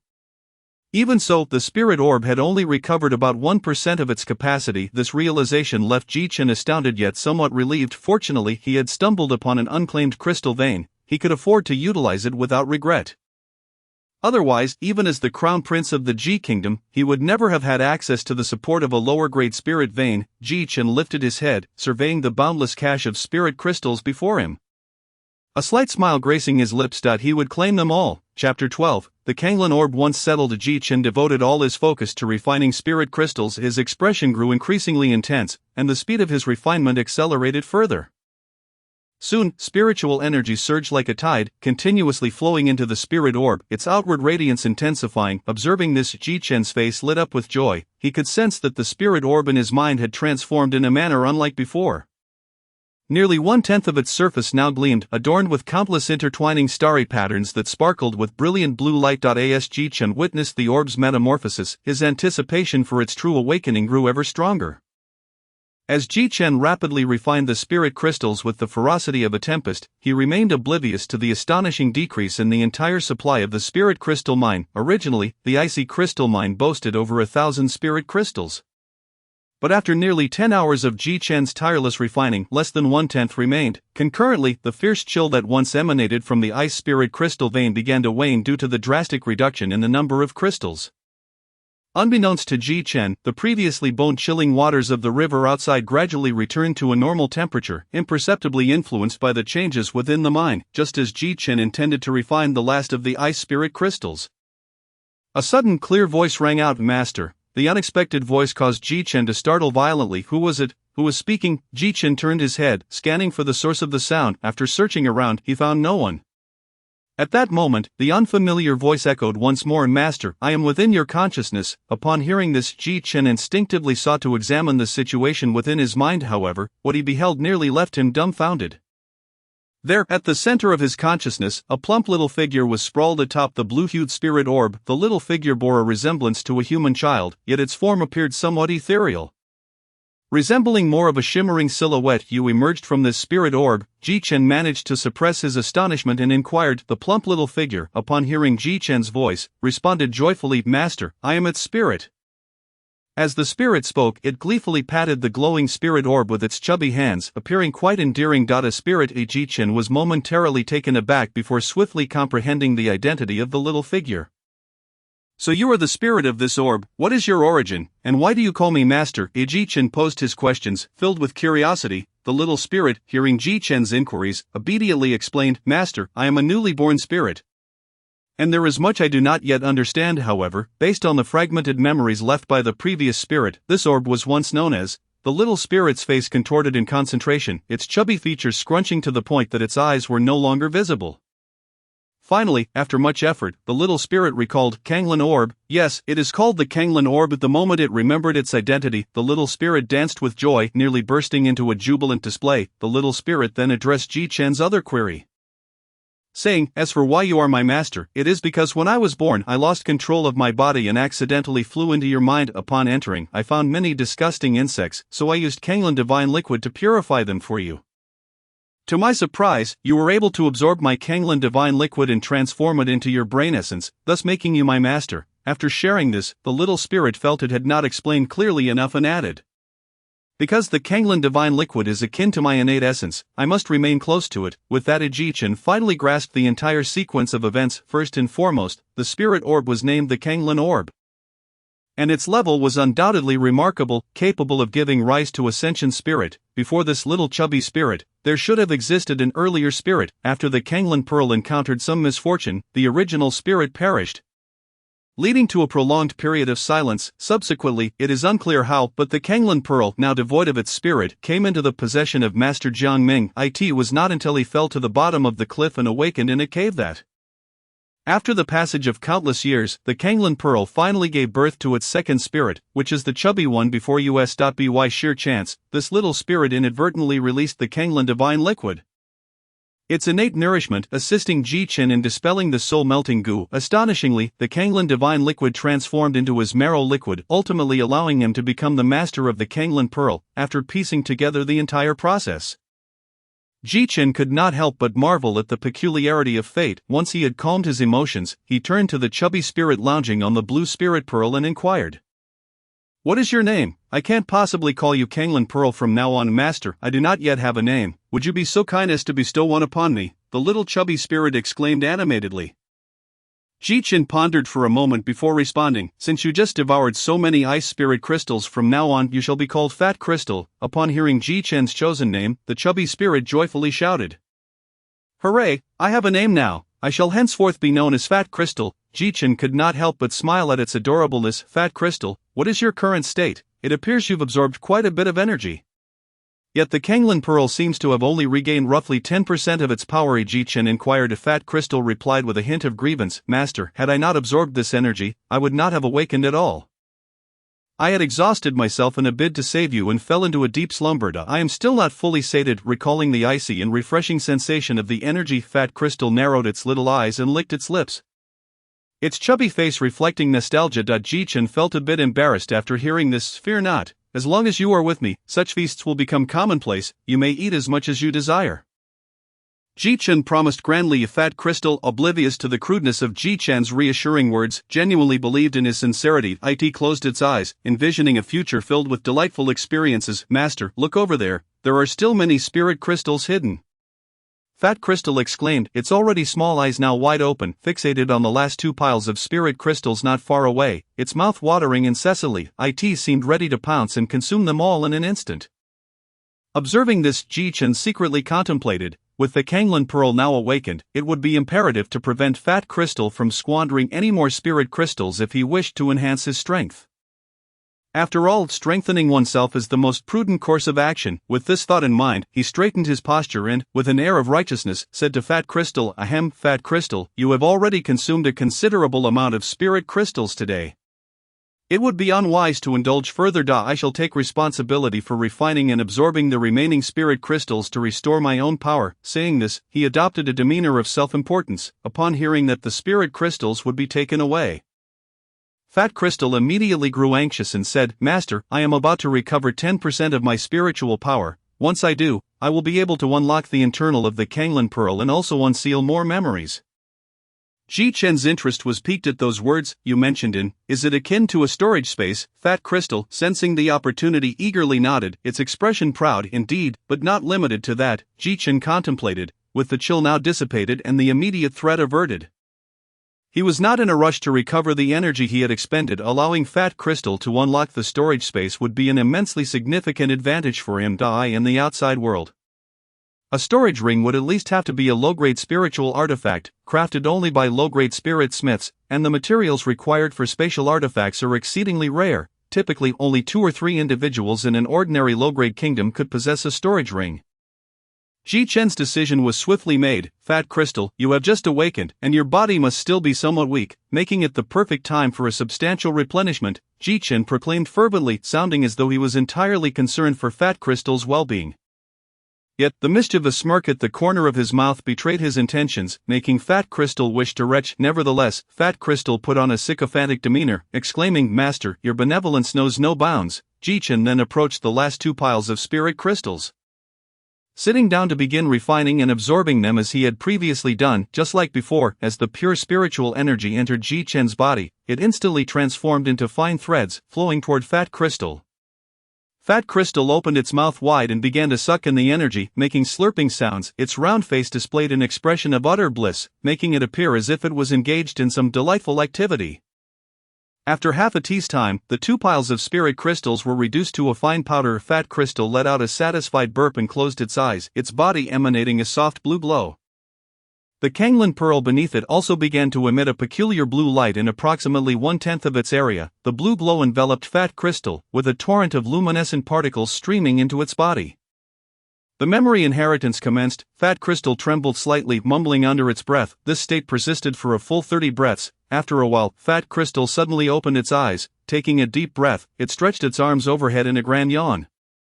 "What has transpired?" Ji Chen inquired. Hearing Ji Chen's voice, Fat Crystal quivered slightly, then confidently replied after adjusting its posture, "Master, you should try to immerse your consciousness within the Kanglan Pearl." Upon hearing this, Ji Chen promptly shifted his consciousness to the Kanglan Pearl. As his consciousness made contact with the surface of the Kanglan Pearl, he felt a sudden jolt, as if he had tapped into something. In the blink of an eye, Ji Chen's consciousness arrived in a unique space. This space was mysterious and profound, imbued with an ancient and solemn aura. Within the Kanglan Pearl, Ji Chen was awestruck by the sight before him. In the vast, boundless chaotic space, there floated a continent at its center. 5 massive black holes, each distinct in form, loomed like ferocious beasts, occupying various positions on the continent, their menacing presence seemingly ready to devour the entire world. Ji Chen wished to venture further to explore, but as he took a couple of steps forward, Fat Crystal's anxious voice echoed, "Master, you cannot proceed any further. Come back." Ji Chen promptly retracted his leg. And at that moment, Fat Crystal's plump little form materialized in the space, exclaiming, "Master, the area you can control in this space is limited to the circle beneath your feet." Ji Chen instinctively looked down to find a golden glowing circle shimmering brightly. While the air beyond appeared significantly murkier, however, the size of this golden circle was indeed rather small, barely accommodating 4 adult men. Ji Chen turned to Fat Crystal and asked, "What is happening, Master?" "According to the memories I have unlocked, the Kanglan Pearl was originally a treasure of chaotic origin. However, it encountered some misfortune long ago, resulting in the loss of its 5 primary sources, which in turn transformed the Kanglan space into its current state."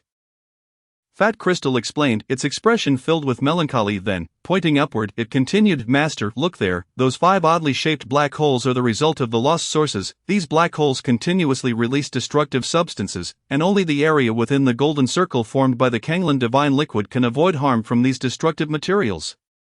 This means that only by recovering the lost sources can we restore the Kanglan space to its original form." Ji Chen murmured softly. A Fat Crystal nodded and added, "Moreover, since the Kanglan divine liquid has now transformed into your marrow liquid, the range of this golden circle will expand as your strength increases." Hearing this, Ji Chen's face lit up with joy. He had initially thought the usable space was limited to this small area, but to discover that it could grow with his strength was a pleasant surprise. Ji Chen concentrated, withdrawing his consciousness from this space. "Fat Crystal, aside from this, does the Kanglan Pearl possess any other functions?" Ji Chen asked, eager to uncover the extraordinary attributes of the Kanglan Pearl, which had compelled the foreign demon lords and monster emperors to risk immense danger to seize it from the spirit domain. "Master, according to the memories I have awakened, the Kanglan Pearl possesses 7 major functions. However, with the loss of the 5 primary sources, 5 of these functions have vanished, leaving only the last 2, Tianyan and Ningpo." Fat Crystal replied, "Tianyan." Ji Chen felt a sense of prestige in the name. "Master, you have already witnessed its effects. Look." With that, Fat Crystal transformed into a brilliant blue light, merging with the Kanglan Pearl, which then slowly sank into the depths of Ji Chen's mind. A blue silhouette materialized before him, immediately demonstrating sword techniques. Ji Chen instantly recognized it as the 5 elements sword technique. Simultaneously, Fat Crystal's voice resonated within Ji Chen's mind. "The Great Tao encompasses 50. Tianyan governs 49. Master Tianyan can manifest all the rules of the world, including martial arts." Ji Chen recalled how when Master Jiang Ming imparted the 5 elements sword technique to him, this Tianyan figure had appeared before him, facilitating his swift comprehension of the golden sword technique to its foundational level. "This is remarkable. With it, my understanding of martial arts will be unparalleled." Ji Chen's face beamed with delight. "What is Ningpo?" After hearing about the prowess of Tianyan, Ji Chen could no longer contain his curiosity regarding the function of Ningpo. Ningpo can extract and fuse the energy of external substances, condensing it into the most perfect essence. Fat Crystal explained. Ji Chen's face bore a hint of confusion as he queried, "A essence?" Clearly, the term essence exceeded Ji Chen's comprehension. Essence is the quintessence of materials. The ability of Ningpo is akin to that of human alchemists who condense various spiritual materials' medicinal power to forge spiritual pills. Fat Crystal clarified, "The master's ability to condense the soul has already reached the level of the most extraordinary alchemists in the world," the plump Jing declared with a proud expression. "An alchemist?" Ji-Chen exclaimed with delight upon hearing this. The profession of an alchemist is indeed rare, akin to the feathers of a phoenix or the scales of a qilin. Some exceptional alchemists possess connections so vast that they are beyond measure. In a fleeting moment, it seemed that the plump Jing recalled something, saying, "Master, there are still residual energies within these ice spirit crystals. You could attempt to condense the soul." As soon as the words left Jing's mouth, it activated the Kanglin pearl, which emitted a faint blue glow, releasing wisps of white mist. Subsequently, Ji-Chen noticed a dazzling, pure white diamond-shaped ice soul coalescing in the air within the Kanglin space. Witnessing such a miraculous spectacle, Ji-Chen was utterly astounded, inwardly reflecting that it was no wonder this treasure could incite fierce competition among the Demon Lord and the Demon Emperor. Merely possessing the two abilities of Tianyan condensation could likely drive all cultivators to madness. Not to mention, if he were to retrieve other pearl sources and unlock the other 5 divine abilities, the Kanglin pearl would become truly extraordinary. After calming his excited heart, Ji-Chen focused his thoughts, and a translucent diamond-shaped crystal appeared in his hand. What an exquisite ice, Ji-Chen mused, feeling the chilling sensation emanating from the crystal. Examining the ice soul with keen interest, "Master, you can directly refine it. The effect is far superior to refining the ice spirit crystals directly." The confident voice of Jing echoed from the Kanglin pearl. Then I shall give it a try," Ji-Chen replied, filled with anticipation as he began to refine the ice soul in his grasp. As the spiritual energy from the ice soul flowed into Ji-Chen's body, his form gradually became enshrouded in frost, a wave of incredibly pleasant chill coursing throughout him. Suddenly, Ji-Chen felt a sharp pain surge within him, accompanying the icy essence as it melded with his flesh. He sensed a powerful force roiling within, as if it sought to rend his body apart. Gritting his teeth, he endured the indescribable torment. Beads of sweat forming on his forehead. Generally, martial artists at lower realms would never dare to use spirit crystals for body refinement due to the considerable dangers involved. Additionally, as the spiritual energy within the crystals often contained impurities, careful removal of these impurities during the refining process was imperative to avoid latent ailments. These two factors combined meant that martial artists could never refine spirit crystals quickly. However, Ji-Chen was different. The ice soul, formed from the Kanglin pearl, was flawless. As he absorbed it, he did not need to divert his attention to eliminate impurities. With the spiritual energy continuously refining his body, Ji-Chen's previously depleted vitality was entirely restored. After enduring the waves of excruciating pain, subtle yet profound changes began manifesting in his body as impurities were expelled from his skin. Ji-Chen let out a deep, resonant roar. To his astonishment, his skin began to shed. It was as if a layer of old shell was being peeled away, revealing fresh, new skin. The old skin, along with the purged impurities, fell away continuously, reminiscent of a snake shedding its skin. The newly exposed skin radiated a faint, ethereal blue glow. With the shedding of the old skin, Ji-Chen felt his skin become incredibly firm and resilient. After the painful waves receded, he sensed the immense power within him, a satisfied expression gracing his face. Ultimately, cultivation requires resources. Otherwise, solely relying on external means for refinement would take months, if not years, to break through to the 5th level of martial arts. Ji-Chen remarked, "Master, this is still the Kanglin pearl at just 110 vitality restored. In peak condition, this ice soul alone could enable you to break through several realms." Jing responded. Ji-Chen rose, chuckling lightly. However, breaking through too quickly may not necessarily be beneficial. A rapid increase in power can lead to difficulties in control. Jing promptly flattered, "Master, your wisdom is unparalleled." At that moment, a sudden explosion echoed from outside, and the mountain began to tremble. Roar! Outside the mountain, a black python emitted a furious roar. Today was supposed to be a momentous day for it, as it sought to break through to a 7th-level demonic beast. Yet, at the critical moment of its breakthrough, its old rival, the 6th-level green-haired water crocodile, appeared unexpectedly, interrupting the process. Fuming with rage, it exerted tremendous effort to catch up and, having nearly reached the 7th-level demonic beast's strength, succeeded in killing the green-haired water crocodile. Injured but victorious, it returned to the spirit mineral mountain, preparing to absorb the escaping spiritual energy as usual. Hoping to recover and attempt the breakthrough to 7th-level demonic beast. However, upon reaching its usual spot, it discovered that the once abundant spiritual energy at the mountain's entrance had vanished completely, as had the astonishing chill. It immediately understood, someone had invaded its territory. The black python's fury reached a boiling point. In fact, its anger surpassed even that of the interruption during its breakthrough. The spirit crystal mountain was its lifeline. By guarding this spirit mineral, it had a significant chance of breaking through to the earth demon level within decades, and now, everything was gone, its dreams shattered within the short span of half a day. The black python swore that whoever was responsible would pay dearly as it sought to crush them. To quell its rage, it thrashed its massive tail against the mountain, venting its overwhelming fury, causing the mountain, deprived of spiritual energy, to tremble on the brink of collapse. Just then, in its fury, the black python suddenly spotted a human youth emerging from the mountain's entrance. Roar! The black python could easily surmise that the disappearance of the spiritual vein was undoubtedly connected to the youth before it. Consumed by rage, it yearned to swallow the young human whole, ensuring a fittingly gruesome demise. As Ji-Chen leaped from the mountain, he immediately encountered the black python's fierce, wrathful gaze, noticing the python's minor injuries and unstable aura. Ji-Chen wore a nonchalant smile on his face. Indeed, it was I who did this. So what? Chapter 15, Slaying the Black Python. The black python's fury reached its zenith upon witnessing the provocative demeanor of the human youth before it. Roar! It opened its mouth, bellowing loudly before swiftly lunging towards Ji-Chen. As it approached within a mere 2 zhan, the black python suddenly raised its head, opening its massive jaws to unleash a stream of black venom. Ji-Chen swiftly dodged, evading the venom's assault with ease. In the next instant, Ji-Chen accelerated, moving like lightning, as his stone sword glimmered, unleashing a wave of water-like sword energy towards the black python. Utilizing the water sword technique minimized his energy expenditure, which is why he had not opted for the more advanced fire sword technique. Observing the rushing sword wave, under normal circumstances, the black python would have dismissed it. However, it had just battled the green-haired water crocodile, and its strength was severely diminished. Furthermore, Ji-Chen's water sword technique thrived in the water, allowing for unparalleled speed. The black python dared not underestimate the attack. Quickly contorting its body to evade the lethal strike. However, Ji-Chen's initial strike was merely a probe. As the black python fully dodged the first sword strike, Ji-Chen's figure suddenly appeared above it. The stone sword descending with lethal intent. This time, Ji-Chen unleashed the golden sword technique, the most potent offensive capability within the 5 elements sword technique, having mastered the golden sword to a level nearing minor success.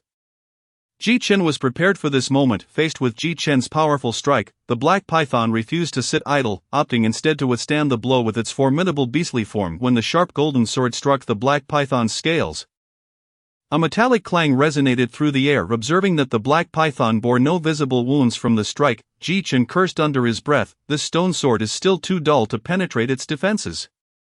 If I cannot slash through, then I shall crush you." Ji-Chen's gaze turned icy as he altered his sword technique. Instantly, his sword's momentum shifted from sharp precision to overwhelming force. Among the 5 elements sword techniques, the golden sword is the sharpest. However, when it comes to sheer strength, the earth sword reigns supreme. The earth sword emphasizes weight and impact. Ji-Chen relentlessly swung his stone sword, delivering a relentless barrage of strikes against the black python's resilient scales.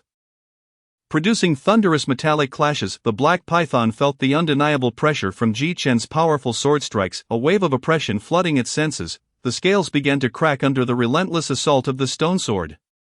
Sensing this, a glimmer of ferocity flickered in the black python's eyes. It chose to abandon evasion, opting instead for a direct exchange of injuries with Ji-Chen before its scales shattered entirely. The black python surged forward, opening its massive jaws, intent on swallowing Ji-Chen whole. Yet Ji-Chen was not so easily caught. He swiftly retreated, having broken through to the 5th level of martial arts. Ji-Chen's speed had seen a notable enhancement. As he darted back, he noticed a significant bite mark beneath the black python's belly, oozing blood, likely a remnant of its battle with the water crocodile. Seizing this opportunity, Ji-Chen concentrated his strength and hurled the stone sword towards the python's wound with a swift, precise motion. The stone sword flew through the air with an uncanny trajectory, aimed directly at the black python's injury. This peculiar sword technique was the final move of the 5 elements sword technique, the wood sword technique, the only technique capable of controlling the sword's flight. However, true mastery of the wood sword technique requires at least the strength of the Qi mastery realm. Ji-Chen could only manage to throw the sword directly at this stage. The stone sword soared with incredible speed and an awkward angle. The black python twisted its body desperately, attempting to evade the incoming strike, but ultimately it was a moment too late. The stone sword pierced through the wound in the black python's belly, exiting through its back. Subsequently, the black python's form sank slowly to the riverbed. After the battle concluded, Ji-Chen panted heavily. This marked his first true combat experience since beginning his cultivation journey. Reflecting on the skirmish, he analyzed the situation. Although the black python had been injured and its strength significantly reduced, it still dwelled in the water, where he could not unleash the fire sword technique he had mastered most deeply. Overall, Ji Chen's current combat prowess was likely comparable to that of an ordinary 6th-level martial artist. After all, with the existence of the divine power of Tianyan, Ji Chen's comprehension of the intermediate sword technique at this stage has already surpassed the majority of martial artists and cultivators. At last, I can leave this place in peace, Ji Chen declared. With the river's waters returning to normal and Ji Chen's strength having increased, there were no longer any obstacles to his departure from this location. His body erupted with power as he swiftly swam towards the distance to in the eastern region of Ji country. At Shaniyicheng Dai finally returned, Ji Chen gazed at the flag of Ji country fluttering atop the city gate. A wave of indescribable emotions surging within him. A month prior, while on his way to a wedding, he had passed through Shaniyicheng, then still regarded as a fool by all. Little did he expect that this journey would lead to a dramatic reversal of his fate. Ji Chen was filled with deep reflections. Upon entering the city, Ji Chen headed straight for the Lord's mansion. As a border town, the Lord of Shaniyicheng was merely at the 5th level of martial arts. Most of the guards within the mansion were only at the 1st or 2nd levels, allowing Ji Chen to enter with little hindrance. Who dares to intrude upon the Lord's mansion? In the main hall of the mansion, a middle-aged man with a weathered face glared at the suddenly appearing youth and shouted. He was none other than the Lord of Shaniyicheng, Luo Feng. Luo Lord, it has been a while. I trust you have been well. Ji Chen replied with a smile. Luo Feng looked at the youth before him with a puzzled expression. After careful observation, he indeed found the boy somewhat familiar. It was no wonder that Luo Feng could not recognize Ji Chen. After the transformation of his marrow through the Kanglin divine liquid, Ji Chen's demeanor had undergone a complete metamorphosis, particularly his pair of eyes shimmering with a blue light imparted an aura of mystery and depth.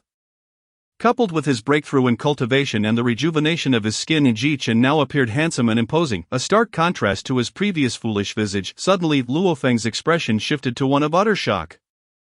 Stammering, "Why, you are the crown prince." As the boy before him gradually aligned with the foolish crown prince in Luo Feng's memory, he found it hard to believe his eyes. Ji Chen smiled gently.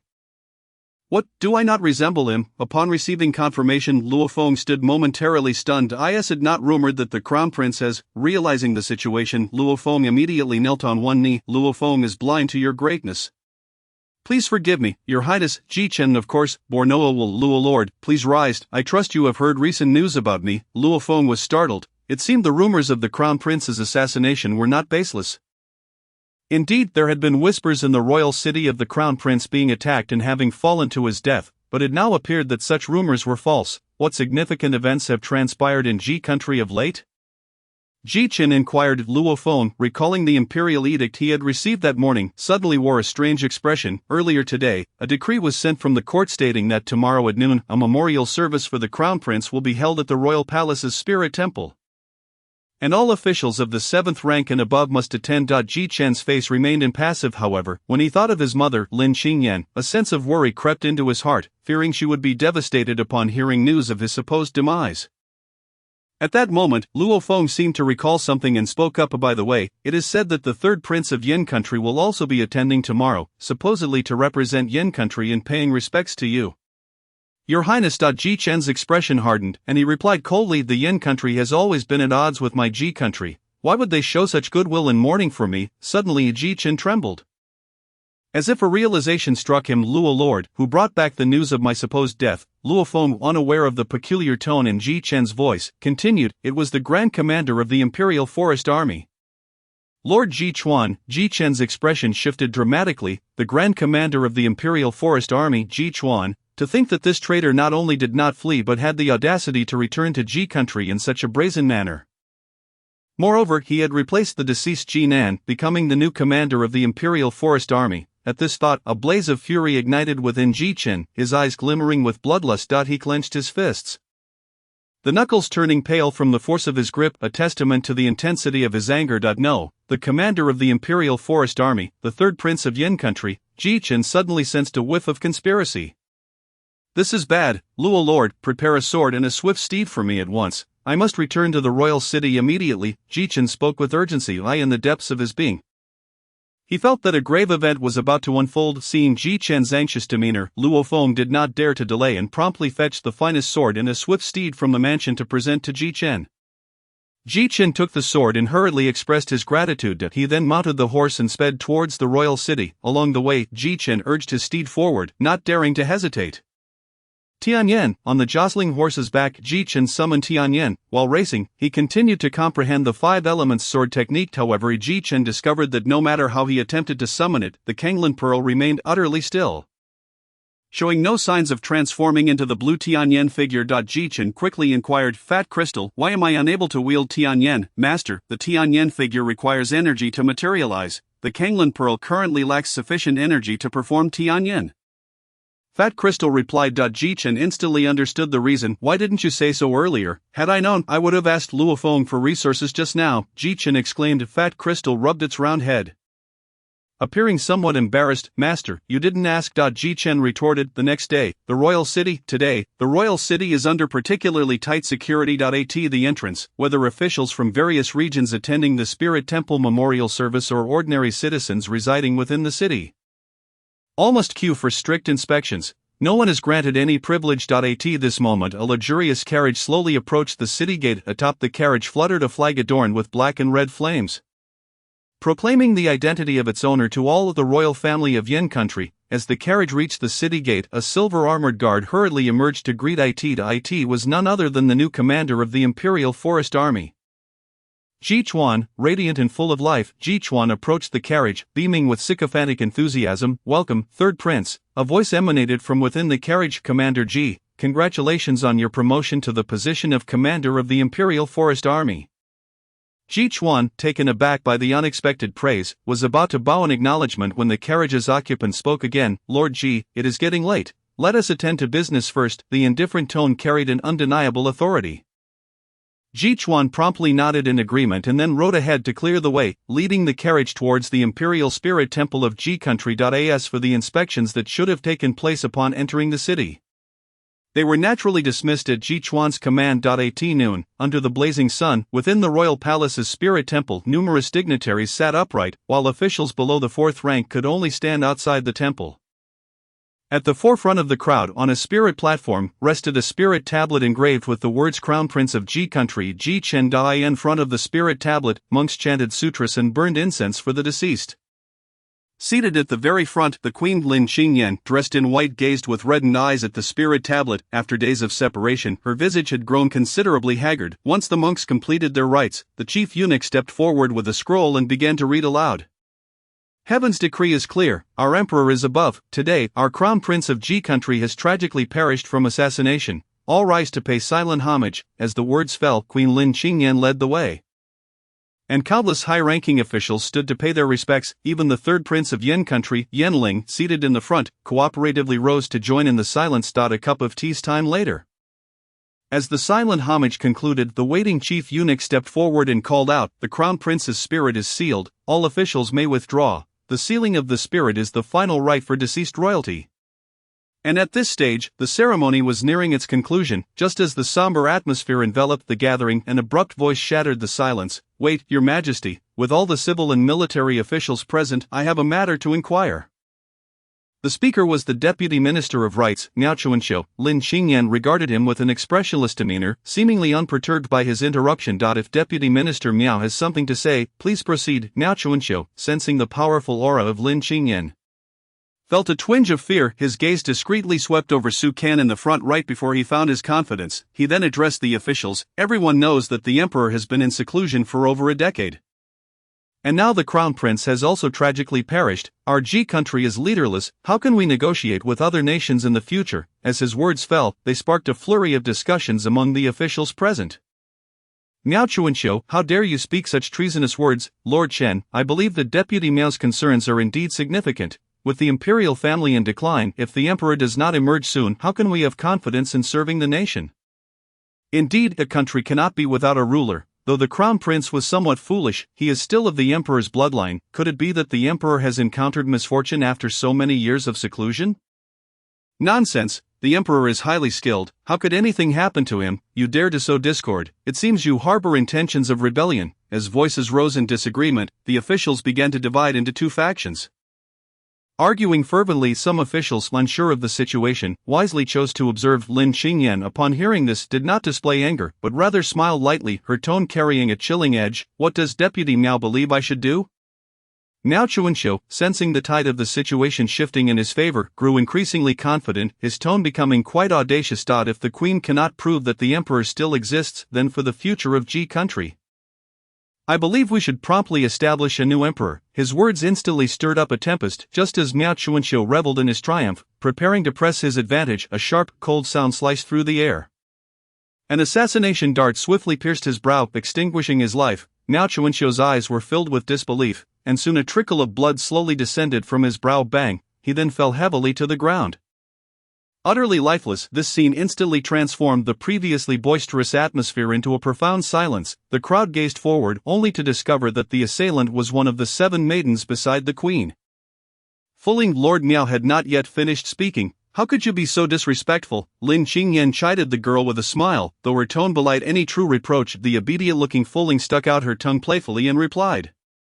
Fulling knows her mistake. Sister was just so cool just now. Beside her, the girl in green Qingye looked on with admiration. Fulling shot her a glance, signaling her to be quiet. At that moment, Su Can, positioned at the forefront, unexpectedly spoke up. Your Majesty, Lord Miao was merely considering the future of the nation, speaking with loyalty and righteousness. Is your conduct not somewhat inappropriate? Su Can's words instantly stirred the hearts of the officials present. After all, Su Can's status far surpassed that of Miao Chuanqiu. He was the right prime minister of the Ji kingdom, a first-rank official, esteemed among the highest echelons. Lin Qingyan regarded him with indifference. Slowly inquiring, does Lord Su also believe we should establish a new emperor? Su Can responded, Your Majesty, we are also thinking of the future of the Ji kingdom. Currently, there are 2 courses of action. One is to appoint a new emperor to stabilize the people's hearts.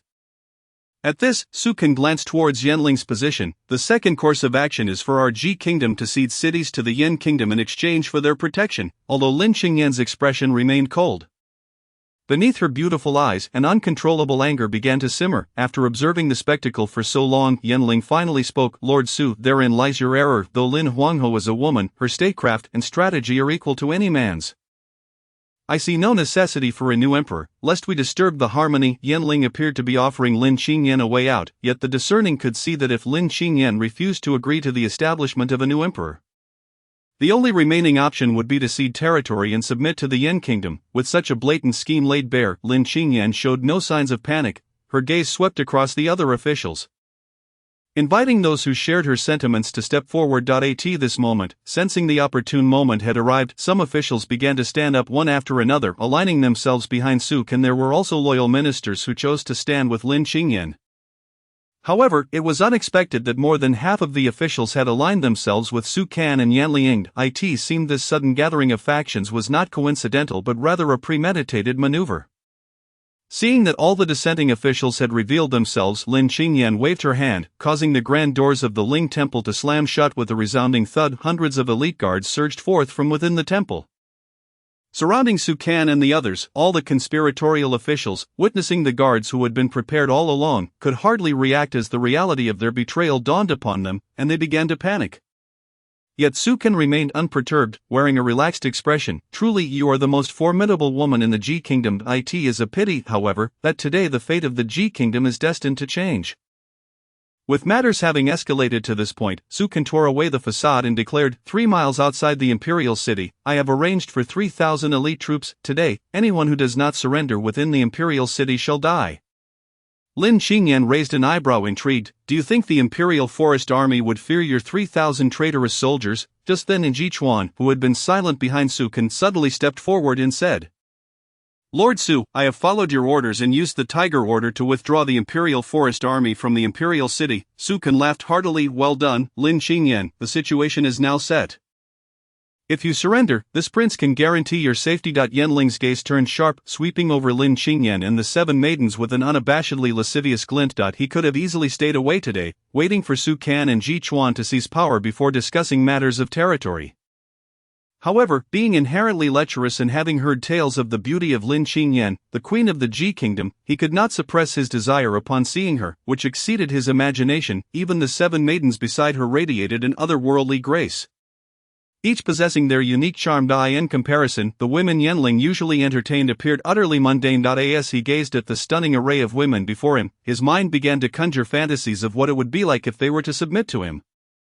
Lin Xingyan, observing Yanling's crude demeanor, felt a chilling murderous intent flicker within her cold gaze. Have you all grown overly jubilant? Perhaps you should first ascertain who this person is, Lin Xingyan stated. As her voice fell, one of the guards stepped forward and addressed Ji Chuan with a casual tone. Commander, long time no see. Ji Chuan's expression changed dramatically upon recognizing the individual before him, exclaiming, Lin Xiao, how could you be here? Did I not instruct you to take the Tiger Order and withdraw the Imperial Forest Army to Stone City? Lin Xiao scoffed. The Queen has long discovered your treasonous identity and commanded me to monitor your every move. After saying this, Lin Xiao promptly knelt before Lin Xingyan, respectfully declaring, Your Majesty, I have followed your instructions and mobilized the Imperial Forest Army to encircle and annihilate the traitors outside the city. They should already be engaged in battle. Lin Xingyan nodded slightly to Lin Xiao, then turned her icy gaze upon Ji Chuan, fury surging within her eyes. Your repayment for the death of Chun'er shall begin with you. From the moment Lin Xingyan learned that the personal guard escorting Ji Chen had perished at the hands of the Imperial Forest Army, she realized Ji Chuan's involvement in the assassination of Ji Chen. Subsequently, she commanded Fuling and the other 6 maidens to secretly monitor Ji Chuan's residence, only to uncover not only Ji Chuan's conspiracy with Su Can and others but also that Ji Chuan had secretly withdrawn the Imperial Forest Army. Lin Xingyan had thus devised today's scheme, aiming to unearth all the traitors and exact vengeance for Ji Chen. Chapter 18. A clash imminent. Yanling's expression was no longer as calm as before.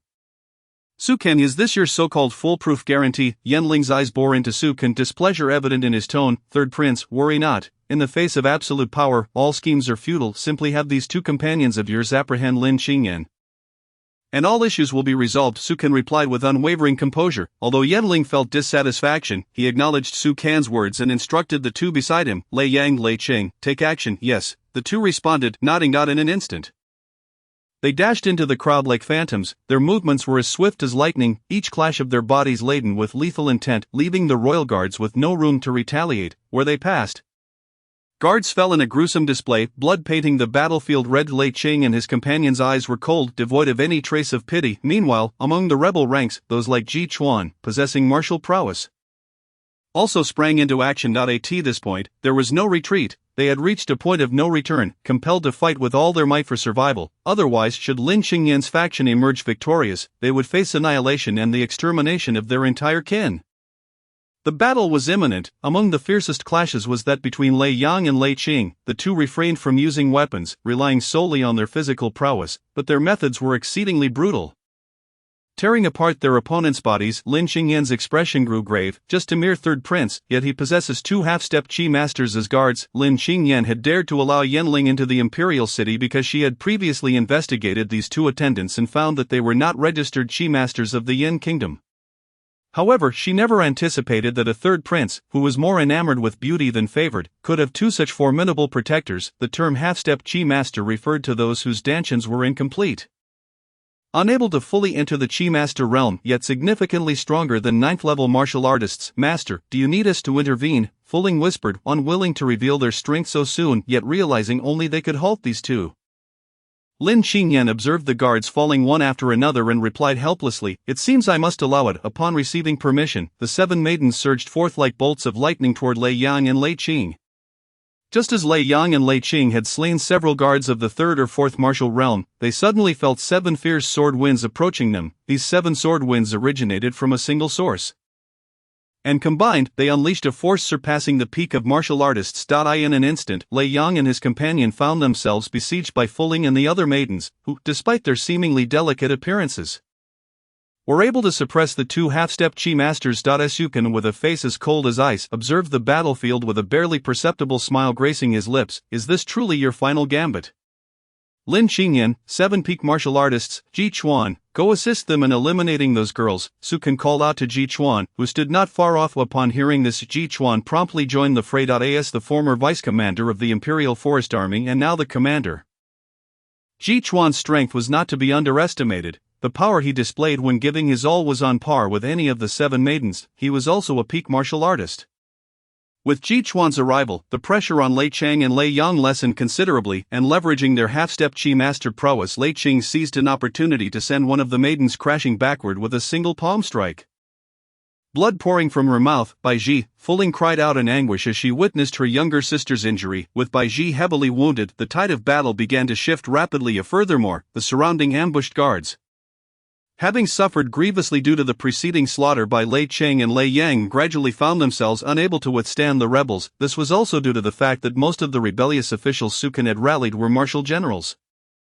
Lin Qingyan, observing the battle's unfavorable turn, felt a pang of worry, fervently hoping that the Imperial Forest Army would return swiftly. Originally, the kingdom of Ji was safeguarded by three formidable masters of the Qi realm, the Venerable Grand Marshal stationed at the border, Jinan guarding the imperial city, and the omnipotent Emperor Ji exerting his influence across the lands. Alas, the emperor had suffered grave injuries and retreated into seclusion, casting uncertainty upon his fate. Jinan, the supreme commander of the Imperial Guard, had perished in his valiant effort to protect Jichen, leaving the imperial city devoid of any powerful Qi masters, which ultimately led to the current dire situation. At this moment, Jichen, who had been racing tirelessly, finally arrived at the imperial city. His heart was ablaze with urgency. Fully aware of the pressing time, he had to reach the spirit temple swiftly to avert any mishaps. Upon reaching the spirit temple, he was met with a gruesome sight. Blood flowed like a river, and the sounds of fierce combat resonated within. Jichen's expression turned icy. The calamity he had dreaded had indeed come to pass. A heavy weight settled in his heart, akin to sinking into the depths of the ocean. His gaze sharpened, and he dashed inside, fervently praying that no further calamities would occur. After a period of stalemate, the seven maidens began to falter from exhaustion. Seizing the moment, Lei Qing delivered a decisive blow, sending Qingyi crashing to the ground. Ji Chuan, capitalizing on the opportunity, lunged forward with his sword, intent on piercing her form. No! The other maidens cried out in horror, tears streaming down their faces, unwilling to witness their sister's demise. However, the relentless assault from Lei Qing and Ji Chuan left them overwhelmed, rendering them incapable of providing support to Qingyi. Despite her grave injuries, as Ji Chuan's sword descended, Qingyi closed her eyes in despair. Then, a youthful voice echoed from afar, "Old dog, you seek death." As Ji Chen arrived on the battlefield, he witnessed Ji Chuan's sword poised to strike Qingyi. Without hesitation, he unsheathed his long sword and thrust it towards Ji Chuan. The sword, resembling a golden lightning bolt, tore through the night sky, carrying a fierce aura as it hurtled towards Ji Chuan. Feeling the terrifying wind of the approaching blade, Ji Chuan was compelled to abandon his attack, hastily turning to defend himself. Yet, the golden sword wielded by the enraged Ji Chen was utterly formidable. Ji Chuan's long sword was severed with a single stroke, sparks flying from the break. A tremendous force emanated from Ji Chen's sword, and even Ji Chuan, at the pinnacle of martial prowess, was forced to retreat 2 steps. Stabilizing his stance, Ji Chuan's gaze fell upon Ji Chen, and he exclaimed in shock, "It's you." His eyes widened in disbelief, as if he had encountered a specter. He could scarcely fathom that the one who had forced him back was Ji Chen.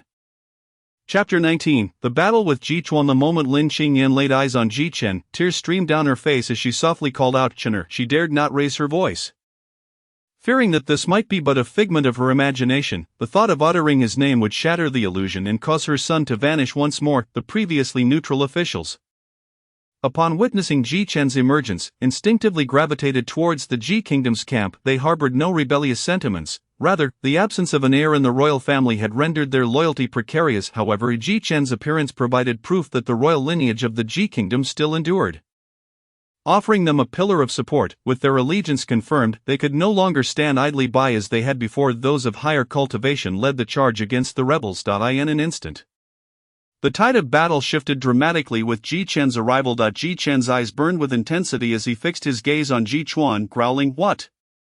Did you think I would surely perish after plummeting from the precipice?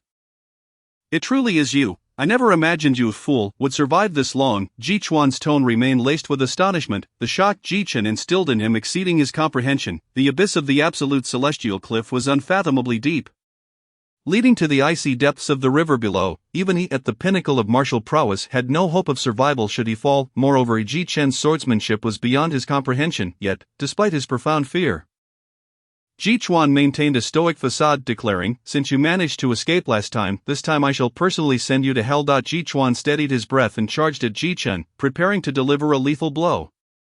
To Ji Chen, Ji Chuan appeared as a cannonball hurtling towards him, carrying the force to shatter boulders. Even the air around them seemed to rend with a faint booming sound. Ji Chen, in that moment of heightened focus, was unaware that the essence of the celestial waves surged within him, emitting a brilliant blue light. In an instant, his eyes transformed into a deep azure, and he perceived Jichuan's movements as if they had slowed to a crawl. Rife with openings, after a brief observation, Jichen unleashed his strike fire sword blaze, firmly grasping his long sword. Jichen murmured softly before executing a swift sword shadow. Within the shadow, flames burst forth, and a searing heat enveloped the surroundings. The immense inferno caused the temperature of the air to skyrocket, shocking all present with the sheer ferocity of Jichen's strike. The manifestation of such power indicated mastery of at least a lower-tier martial arts technique. Meanwhile, Lei Yang, engaged in combat with Fu Ling and the other maidens, was taken aback by Jichen's fiery sword strike. He and his brother Lei Cheng were not from the Yin Kingdom but hailed from the prestigious Holy Fire sect.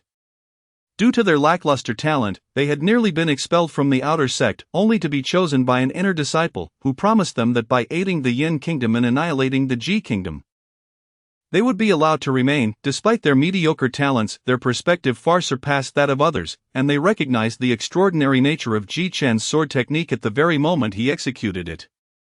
However, Lei Qing did not anticipate that Jichen was not wielding a lower-tier technique but rather the exceptional 5-element sword technique, which ranked among the finest in the medium tier.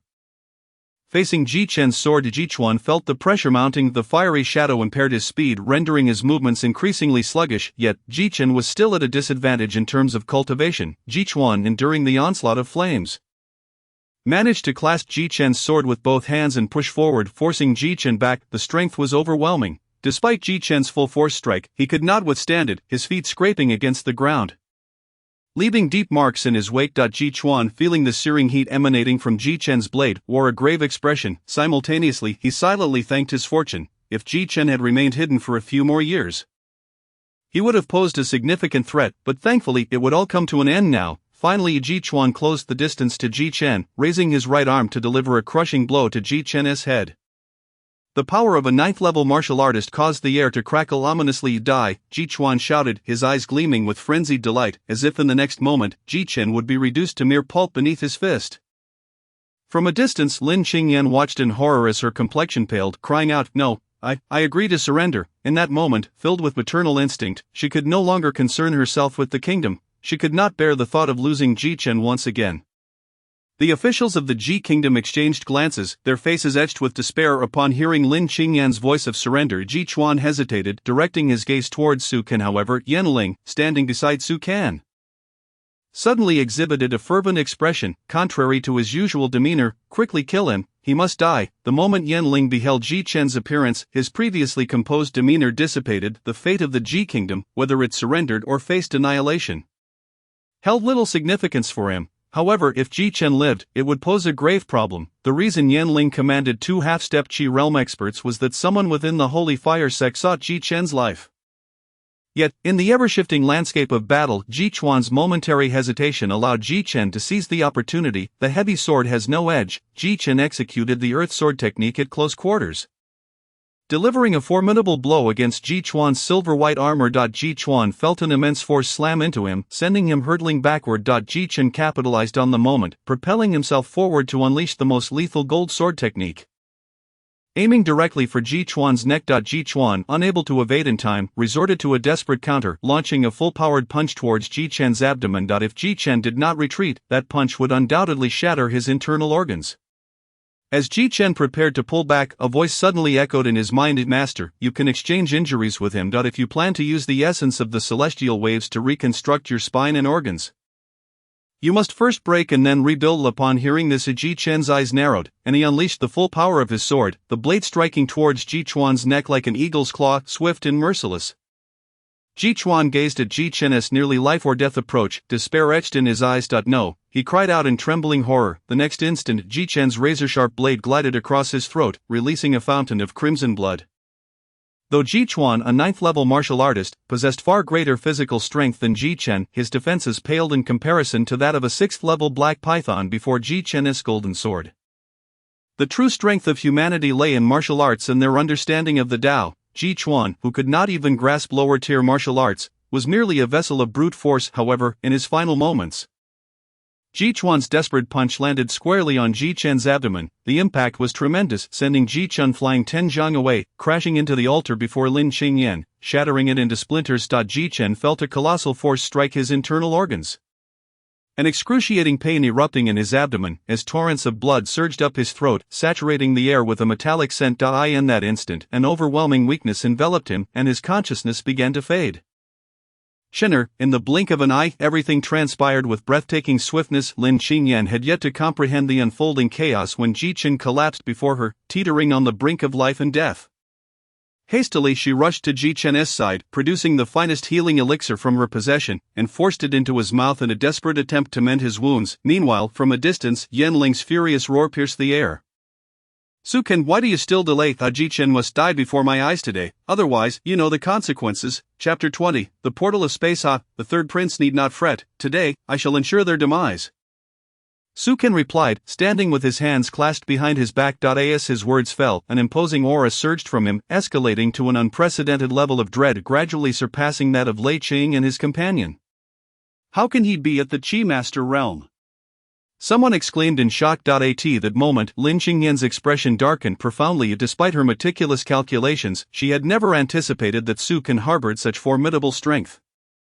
Meanwhile, Lei Qing and his companion retreated to Yanling's side. After an intense battle, they found themselves unable to subdue Fu Ling and her allies. Now, with Su Ken, a Qi master, poised to intervene, they deemed it unwise to take further risks. The seven maidens returned to Lin Qingyan's side, their heads bowed in silence. Finally, Fu Ling, her face etched with guilt, spoke softly, "Mistress, I am sorry. We are too weak." Lin Qingyan's tone remained calm, devoid of reproach. "There is no need for remorse. You have done admirably. 2 half-step Qi masters managing to retreat unscathed is no small feat." Her thoughts were solely fixated on Ji Chen, yet now the formidable Su Ken advanced step by step towards them. And most within the Ji nation's ranks began to fearfully close their eyes, awaiting the judgment of death. At this moment, Lin Qingyan's expression was a tumultuous mix of emotions, as if she were grappling with an internal conflict. She recalled 15 years ago, cradling her newborn son in the imperial palace while gazing at the scenery when Ji Huang and Jiyu came to find her. "Qingyan, if the poison within me erupts, I will be utterly unable to contain it. I must enter the Ji family's secret realm to fight for my life." "Brother, you must not come to harm," she replied, her eyes glistening with tears. Jiyu forced a bitter smile, saying, "The poison of that vial by Dongshe is indeed potent. It has been 4 years, and I still cannot dispel its effects. I must seek a way to counter it within the secret realm." Lin Qingyan discerned the deeper meaning in Jiyu's tone, and her eyes reddened. "Chunner has just turned a month old. If anything were to happen to you, what would become of us?" Jiyu gazed at the infant in her arms, his heart heavy with unspoken sorrow. After a moment of silence, he declared, "For you and for Chunner, I will not perish." With that, Jiyu produced a deep green jade pendant. "Take this spirit jade, it is the key to unlocking the Ji family's secret realm. Should you ever encounter an insurmountable danger, retreat to the Royal Spirit Temple and shatter it. It will safeguard you and Shenner. However, the passage can only accommodate 2 individuals at a time, and you must act swiftly."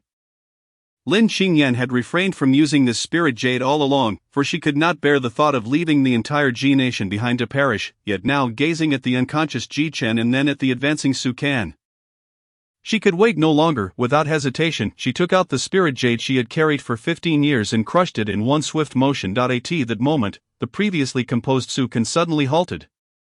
His brow furrowing. He sensed a tremor in the air within the spirit temple, and abruptly, a portal of space materialized at the altar's center. As all present stood stunned by this unexpected turn of events, Lin Qingyan, prepared for this moment, rushed forward, cradling the injured Ji Chen. Fu Ling followed closely behind, evidently aware of the secret behind the realm. Just as Lin Qingyan approached within 2 zhang of the portal, an individual appeared behind her, striking out towards both Fu Ling and Lin Qingyan. Taken by surprise, they were unable to evade the assault. Lin Qingyan immediately coughed up blood, her body trembling as she struggled to remain upright. Yet her gaze remained fixed on the portal, now tantalizingly close to eye. In that desperate moment, she summoned an unknown strength and thrust Ji Chen towards the portal. As Ji Chen's form vanished entirely, Lin Qingyan finally succumbed to her exhaustion. Collapsing before the portal, time ran out, and the portal swiftly closed, vanishing before the eyes of the onlookers. Fu Ling, leveraging her 9th-tier martial prowess, withstood the surprise attack and swiftly turned, aiming her sword at the assailant. However, the assailant had already darted to Su Kan's side after launching their strike. "Zhao Hao, well done," Su Kan remarked. Zhao Hao smirked softly, replying, "It is all thanks to your nurturing." Lord Su. Fu Ling's astonishment grew as she recognized the attacker to be Zhao Hao, the Grand Minister who had just proclaimed the imperial edict. She could hardly believe that the seemingly unremarkable Zhao Hao possessed the cultivation of a 7th-tier martial artist, and even more astonishing was the revelation that he was an ally of Su Kan. Fu Ling hastily helped the injured Lin Qingyan back to the Ji Nation's ranks. Yan Ling, witnessing Ji Chen's escape right beneath his nose, was consumed by rage. "Useless, all of you are useless, Su Kan. Let me remind you that if Ji Chen's corpse does not appear within 3 days, you know how terrifying the wrath of my benefactor can be." Fuming, Yan Ling departed with Lei Qing and Lei Yang. He needed to report the events of the day truthfully to the inner disciple of the Sacred Fire sect residing in Yen country. Upon hearing Yan Ling mention his benefactor, Su Kan's expression shifted, a chill running down his spine. He had witnessed the might of that individual, far exceeding his own fears. With this thought, Su Kan's countenance darkened with anger. He slowly approached Lin Qingyan, who, along with Fu Ling and the other maidens, regarded him with trepidation, fearing that he might strike. "Humph," Su Kan scoffed, a glint of disdain in his eyes. The chasm between martial artists and Qi masters was as vast as the sky and the earth. A Qi master could command the power of spiritual energy, an ability far beyond that of a mere martial artist. Su Kan's figure became a blur, darting like a specter among the maidens. In an instant, he pierced through their defenses, rendering them powerless. The anguished screams of the maidens echoed throughout the spirit temple, instilling a sense of dread in all who bore witness. The officials standing beside Lin Qingyan were horrified by the ghastly scene, and those of timid disposition fainted on the spot. After incapacitating the most powerful maidens, Su Kan commanded his subordinates, "Immediately construct a massive iron cage here to imprison these traitorous sinners who hinder the progress of our nation. From now on, every half hour, one shall be executed until Ji Chen appears." "Yes, Your Majesty." Zhao Hao immediately knelt to accept the order. The remaining officials, albeit a moment late to react, silently cursed the eunuch before falling in line. To draw out Ji Chen, Su Kan could conceive of no other means. Thus, even if Ji Chen ultimately did not appear, the benefactor behind Yan Ling would likely not hold him too accountable. Chapter 21, the 6th level of martial arts. Upon being thrust through the portal, Ji Chen's body materialized in another realm. It was a dimly lit corridor, and Ji Chen fell unceremoniously to the ground. Having lost consciousness, blood filled his mouth and nostrils, and his internal organs lay shattered from Ji Chuan's punch, leaving him in a perilous state. Fortunately, before the chaos, Lin Qingyan had administered 2 precious lower-tier elixirs to Ji Chen, the heart restoration pill and the blood essence pill. These elixirs, even potent for Qi masters, were the only 2 Lin Qingyan possessed, and she had given them both to Ji Chen. Gradually, the powerful effects of the elixirs began to disseminate within Ji Chen's body. The heart restoration pill safeguarded his heart pulse, while the blood essence pill continuously replenished his vitality. Slowly, Ji Chen's consciousness began to stir. "Where am I?" Ji Chen opened his eyes to find himself in an unfamiliar corridor, flanked by dimly lit oil lamps that cast an eerie glow. As he attempted to rise, a wave of excruciating pain surged through him, twisting his features in agony. "A fat crystal," he exclaimed weakly, directing an exasperated look at the plump creature perched atop the Kanglan Pearl. "It is because I trusted you that I have ended up like this. Rest assured, Master," the plump creature replied nonchalantly. "Once the Kanglan divine liquid absorbs the potency of these elixirs, it will reconstruct your meridians and organs." Upon hearing this, Ji Chen concentrated on his internal condition and felt the 2 elixirs' powers flowing steadily into his mind. After a quarter of an hour, Fat Crystal suddenly announced, "Master, it begins." Ji Chen responded with a faint acknowledgement as the Kanglan divine liquid transformed into a cerebral essence, emanating a brilliant blue light as it began to tremble. Ji Chen felt a refreshing sensation coursing through his mind, flowing down his spine. "Guide the Kanglan divine liquid," Fat Crystal instructed. Ji Chen promptly closed his eyes, focusing his mind on directing the cool sensation to the shattered areas within his body. Thus, a remarkable scene unfolded within Ji Chen. The deep blue Kanglan divine liquid flowed from his mind down to the base of his spine, turning the entire spinal cord into a vibrant azure hue. Once the spine had completely transformed, countless blue liquid orbs began to disperse in all directions. When these blue orbs touched the damaged meridians, they instantly regenerated, restoring them to their former integrity. Now tinged with blue. A multitude of blue orbs drifted towards the most severely damaged organs, and in mere moments, the pain in Ji Chen's abdomen dissipated, replaced by a soothing, tingling sensation. As Ji Chen's internal organs underwent a perfect transformation under the baptism of the Kanglan divine liquid, a radiant blue glow emanated from within his body. The hue of his organs deepened, exuding an air of mystique. In comparison to before, his internal systems became significantly stronger and more resilient, capable of withstanding greater pressure and impact. Ultimately, the Kanglin divine liquid completed its purification of these shattered meridians and organs, greatly enhancing Ji Chen's strength. Suddenly, a series of sounds resonated from within Ji Chen's body, causing his expression to shift from surprise to overwhelming excitement. To his astonishment, after the reconstruction of his meridians, he had unexpectedly broken through another layer, ascending to the 6th level of the warrior realm, further reinforcing his meridians. Ji Chen felt that all the major tendons within him had instantaneously thickened, a surge of powerful energy enveloping his entire being. In that moment, not only had his injuries healed, but his strength had also surged exponentially. And now, after the complete restructuring of his bones and organs, Ji Chen found his power had increased tremendously compared to before. He assessed that his sheer strength could reach 800 kilograms, rivaling that of an ordinary 8th-level warrior, should he encounter Ji Chuan again. He was confident he could easily claim victory. Congratulations, Master, on completing the second phase of the Kanglin Divine Liquid's reconstruction. Upon witnessing Ji Chen's successful transformation, Pang Jing danced with joy atop the Kanglin Pearl. Ji Chen, momentarily taken aback, instinctively inquired, second phase? Could there possibly be a third phase? Pang Jing's round little face nodded vigorously. Of course, not only is there a third, but also a fourth and fifth. Ji Chen was startled, pondering whether this would lead to a complete fragmentation and reconstruction of his entire being. That's about right, but Master, do not find it bothersome. Once you complete all the reconstructions, a tremendous opportunity will arise. Pang Jing replied, mysteriously intrigued. Ji Chen promptly vowed, what exactly is it? Please tell me, and I will seek out a vein of spirit crystal for you to feast upon. The mention of spirit crystal veins, Pang Jing's mouth watered, and he chuckled. Master, have you heard of the sacred spirit body? The sacred spirit body, isn't that the most powerful type among special physiques? Ji Chen realized midway through his sentence, his expression turning animated as he trembled with excitement. You wouldn't be suggesting that after 5 reconstructions, I could unlock some form of sacred spirit body, would you? As Ji Chen spoke, he struggled to believe such a notion. Considering that physical constitutions were innate, one either possessed them or did not. He had never heard of anyone cultivating a special physique, especially the enigmatic and formidable sacred spirit body. However, to his astonishment, Pang Jing confirmed, indeed, Master, you guessed correctly. Once the Kanglin Divine Liquid undergoes 5 reconstructions, it can fully merge with the Kanglin Pearl, thereby unlocking the Kanglin sacred body for you. Ji Chen's eyes brightened at this revelation, and he pressed on, then how can I initiate the subsequent reconstructions? The Kanglin Divine Liquid can restore its reconstructive energy every 3 months. If supplemented with external spiritual power, the time can be shortened. Each reconstruction requires a specific part of your body to be completely shattered, a process that may be somewhat painful, Pang Jing explained. Upon hearing this, Ji Chen's previously fervent heart cooled significantly. He reflected on the reasons behind the past 2 reconstructions, his brow furrowing slightly in concern. The first reconstruction of his brain marrow was due to years of being consumed by the marrow-eating goo, leaving it completely damaged. The second reconstruction of his meridians had occurred after Ji Chuan had shattered them with a single punch.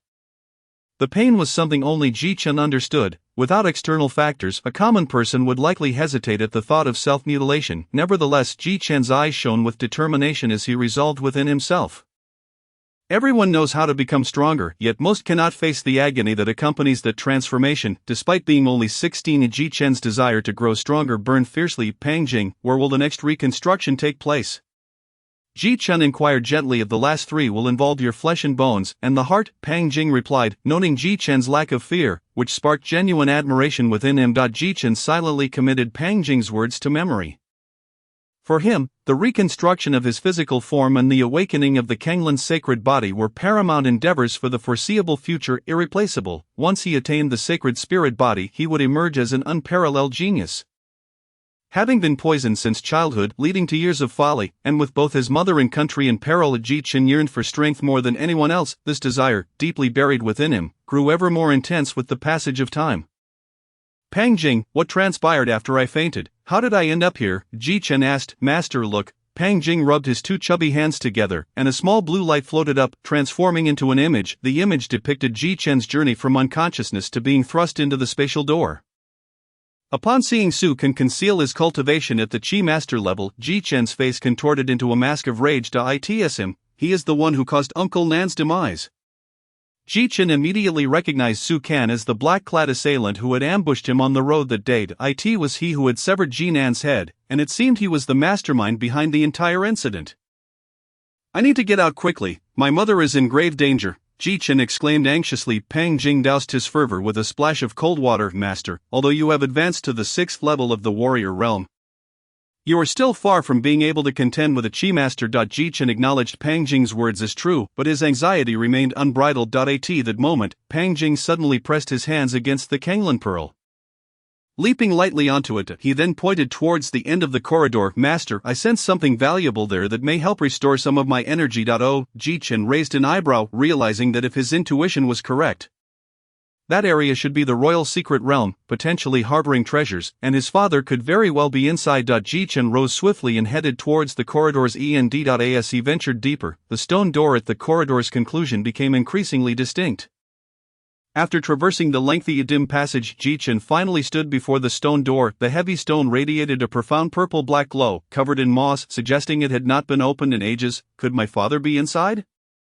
Ji Chen pondered, a mix of anticipation and anxiety coursing through him as he extended his right hand, gently pressing his palm against the stone door. The icy, unyielding sensation prompted Ji Chen to gradually increase his force. However, as he reached 60% of his strength, he sensed something amiss. Gritting his teeth, he unleashed all his power, yet the door remained immovable, steadfast as a mountain. Strange, does this secret door test strength or something else? Ji Chen mused, contemplating the purpose of this formidable stone barrier. Suddenly, he noticed a recessed slot on the right side of the door. What does this mean? Could it be a blood test? A wildly improbable thought crossed his mind.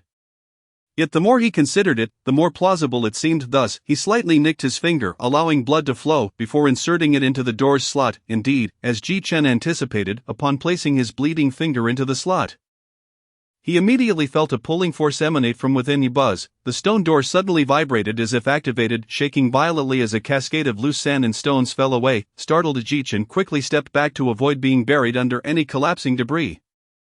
After a moment, the tremors ceased, and Ji Chen focused intently, knowing that resolution was near. In the next instant, a flash of crimson light coursed across the stone door's surface, clearing away the moss and debris with a surge of energy. In its place emerged numerous long grooves that, from a distance, formed the character J.I.as. The grooves filled with a red liquid. Ji Chen watched as the entirety of the character became saturated. Once the character was completely filled, the stone door opened inward with a suddenness that took Ji Chen by surprise. He hurriedly pushed it wide open and stepped inside. Upon entering, a deep voice resonated. "Welcome, Kin, to the talent assessment. I am the assessment puppet G068. Upon entering, Ji Chen beheld a puppet made of stone standing before him, speaking directly to him. "Oh, there is even a half-step Lingxi puppet here." Pang Jing's astonished voice rang out. Ji Chen was taken aback. A half-step Lingxi, such a being could easily dominate the small nations in this region, yet it appeared within the royal secret realm. Seemingly perceiving Ji Chen's shock, G068 spoke. "You need not be surprised or inquire further. Your arrival signifies that you possess the qualification to participate in the assessment. Once you complete the assessment, everything will become clear." "Have you seen my father?" Ji Chen asked, worried about Ji Yu's situation as he did not see him upon entering. G068 responded impassively. "Are you referring to the Kin who entered for assessment 15 years ago?" Ji Chen nodded vigorously, his heart leaping with joy. Yes, indeed, his father had been here. Though that Kin initially failed the assessment, he unexpectedly unraveled the star chain chess game left by a prominent ancestor within the Tower of Heavy Floors, and has since been specially selected to return to the ancestral realm. G068 explained. Hearing that his father was not dead, Ji Chen sighed in relief as the weight on his heart finally lifted. Ji Chen was about to inquire of the stone puppet before him regarding the whereabouts of the ancestral realm he had just mentioned, but he was interrupted by G068, who stated, "Clan members must first participate in the talent assessment. Only after passing the test will you be qualified to know such matters." Upon hearing this, Ji Chen had no choice but to relent and subsequently asked, "How is the test conducted?" The stone puppet G068 pointed towards a magnificent tower in the distance, saying, "This tower is called the 18-story building. As long as clan members can pass the second level, they will be deemed successful." Ji Chen was somewhat astonished. Given his father's prowess, how could he have failed even the second level? In Ji Chen's memory, his father Ji Yu was the foremost expert of Ji Nation. possessing terrifying strength at the half-step Lingxi realm, yet he could not even pass the second stage of this test. G068's cold voice resounded once more. The 18-story building is designed to select talented clan members. It does not consider realms, only the ability to fight above one's level. The first level is for warriors of the same realm, while the second level requires the capacity to combat opponents one level higher. And so forth. After listening, Ji-Chen finally understood the meaning of the so-called talent assessment. Testing one's combat ability beyond their level was quite straightforward. To pass the first level already signified that one was at least an outstanding member of the same realm. Indeed a remarkable achievement. If I pass the test, can I leave this place? Ji-Chen inquired upon learning that his father Ejiu was no longer in the secret realm. Ji-Chen's most pressing concern was to exit. Of course, once you successfully pass the test, you will become the master of this selection secret realm and will have the freedom to come and go as you please, G068 coldly replied. Alright, let us commence swiftly. Ji-Chen was aware of his own strength. Battling opponents 2 minor levels above him posed no significant challenge. The 2 instances of reshaping with the Kanglan Divine Liquid, along with the martial comprehension brought about by the Tianyan Divine Art, had already bestowed upon him considerable capability to fight above his level. Clan members, please enter the tower. G068 gestured for Ji-Chen to step into the trial tower. Ji-Chen nodded slightly and proceeded directly towards the 18-story building. At that moment, the excited voice of Pang Jing suddenly rang out. Master, I sense treasures within this tower, immense treasures. The stammering tone of Pang Jing revealed its current excitement. Hearing this, Ji-Chen's advancing body abruptly paused, and a piercing light flickered in his eyes. Fortune, Ji-Chen mused. What he lacked most at present was indeed opportunity. The sudden surge of strength from Su Kan and the intervention of the Yin Kingdom instilled in him a profound sense of crisis. Ji-Chen currently possessed clear advantages. The Kanglan Pearl granted him top-tier talent. The sword transformation divine technique and 5 elements sword art left behind by Jiang Ming ensured that he would not have to worry about martial arts for a considerable time.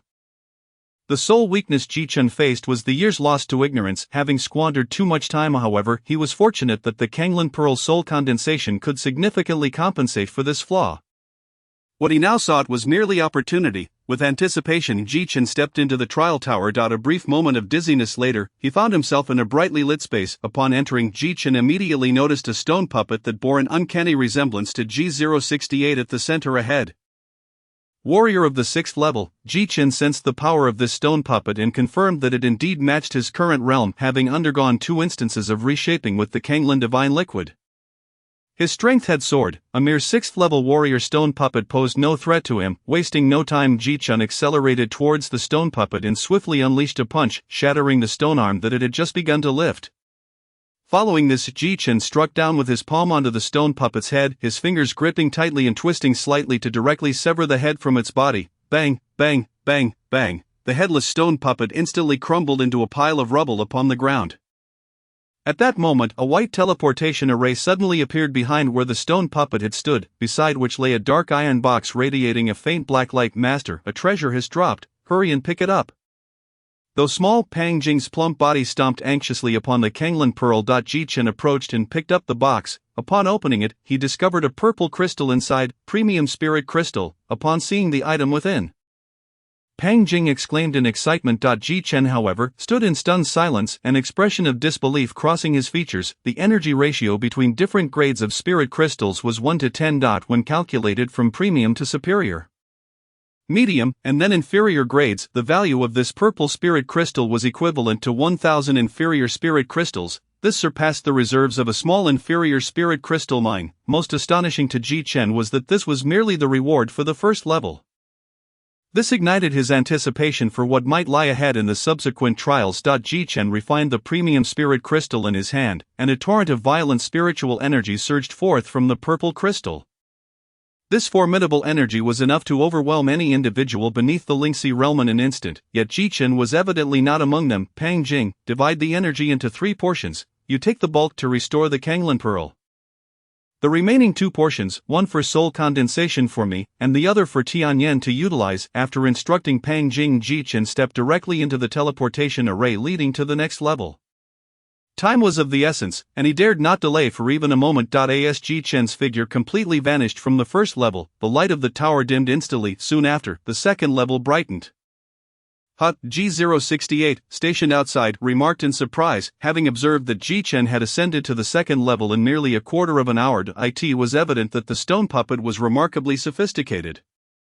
Demonstrating the profound skill of its creator. As Ji Chen experienced a sensation of weightlessness, he found himself in the space of the second level. The scenery before him bore no significant differences from the first level, save for the stone puppet guarding the center, which was markedly stronger. Having reached the seventh level of warrior, upon sensing Ji Chen's arrival, the slumbering stone puppet immediately opened its eyes and intoned in a deep voice, "Kill!" Ji Chen's gaze sharpened, and brilliant blue light erupted from his spinal meridians, filling his body with immense power in an instant. With a powerful push against the ground, Ji Chen's body shot forth. Engaging in combat with the stone puppet, bang, bang, Ji Chen and the stone puppet each struck a punch against the other's chest, producing two resounding booms that sent both combatants staggering back 2 steps. As they regained their footing, they closed in for close-quarters combat. Ji Chen's fist impacted the stone puppet's left shoulder, creating a dent. However, the stone puppet retaliated promptly, delivering a sweeping kick that struck Ji Chen's thigh, sending him flying 3 zhang away. A hiss, "It's truly hard." Ji Chen stood up, rubbing the spot where the stone puppet had kicked him. In a situation devoid of weapons, he could roughly match a 7th-level warrior opponent. When forces were equal, a physical collision would undoubtedly favor the puppet. This was because the puppet felt no pain and could unleash its full strength without restraint, whereas a human could not. Although Ji Chen had reshaped his meridians and organs, this had merely enhanced his internal strength rather than significantly impacting the durability of his physical body. Thus, in the recent exchange, Ji Chen had subtly found himself at a disadvantage. Enough of this, let us end it swiftly. Having achieved the desired outcome, Ji Chen immediately drew forth his long sword from the Kanglan space. The heavy sword is devoid of an edge. Ji Chen employed brute force against brute force, executing the earth sword technique. He leaped high, gripping the sword's hilt tightly, and delivered a powerful downward slash. Bang! The stone puppet extended its heavy arm to grasp Ji Chen's sword edge, but the overwhelming force transmitted from the sword caused it to kneel upon one knee. Seeing this, Ji Chen exerted even more strength. Crack! The ground was instantly marred by the weight of the stone puppet's leg. Ultimately, the stone puppet could not withstand Ji Chen's strike, its body shattering into pieces. The situation mirrored that of the first level. As the stone puppet crumbled, a white teleportation array appeared on the ground behind it, alongside another black iron box emanating a ghostly glow. Ji Chen approached with ease, opened the iron box, and discovered it contained a golden jade tube. The tube was crystal clear, and golden inscriptions adorned its walls, the characters strong and vigorous, exuding an ancient and grand aura. Ji Chen read aloud each word with care. 18-story building. At that moment, G068's familiar voice echoed through the space. "Congratulations, clan member, for passing the talent assessment. Please choose whether to continue the challenge or to exit." Ji Chen contemplated his current strength. Overcoming the third level would not pose much difficulty, yet he dared not delay any further. With every moment wasted, Lin Qingyin's situation grew more perilous. Without hesitation, Ji Chen declared loudly, "I choose to exit." As soon as his voice fell, the white teleportation array transformed into a blue one. The spatial coordinates shifted. Ji Chen, holding the golden jade tube, swiftly stepped into the blue teleportation array. The blue light enveloped Ji Chen's body, and a slight dizziness flickered past as the scenery before his eyes rapidly changed. Ji Chen had finally returned to the outside of the trial tower. "Congratulations, clan member, for passing the threshold of the talent assessment and becoming the master of this trial's secret realm." Upon seeing Ji Chen emerge, G068 approached him, its voice now devoid of the initial coldness. G068, "Can you now tell me everything about this place?" Ji Chen inquired. At this moment, he was filled with an overwhelming number of questions. Ji Nation was merely a minor realm. How could there exist a stone puppet at the half-step Lingxi realm within the royal secret realm? Furthermore, this 18-story building trial tower was evidently an extraordinary treasure. Clearly remarkable in nature, the clan you belong to, Ji clan, is merely one branch among 1,000 of the ancestral realms. Ji clan and G068 gradually began to explain, the existence of this trial secret realm is to select geniuses from among the branches. Upon hearing this, Ji Chen was astonished. His lineage was but a branch, and the trial secret realm before him was indeed meant to select talents capable of fighting above their level for the main branch.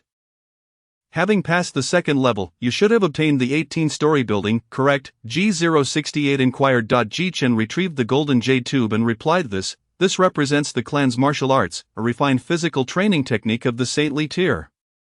The concept of G068 is astonishing. Ji Chen is aware that the hierarchy of martial arts techniques is exceedingly rigorous. Initially, there are the mundane, unremarkable techniques followed by the inferior, medium, superior, and transcendent tiers, culminating in the saintly tier.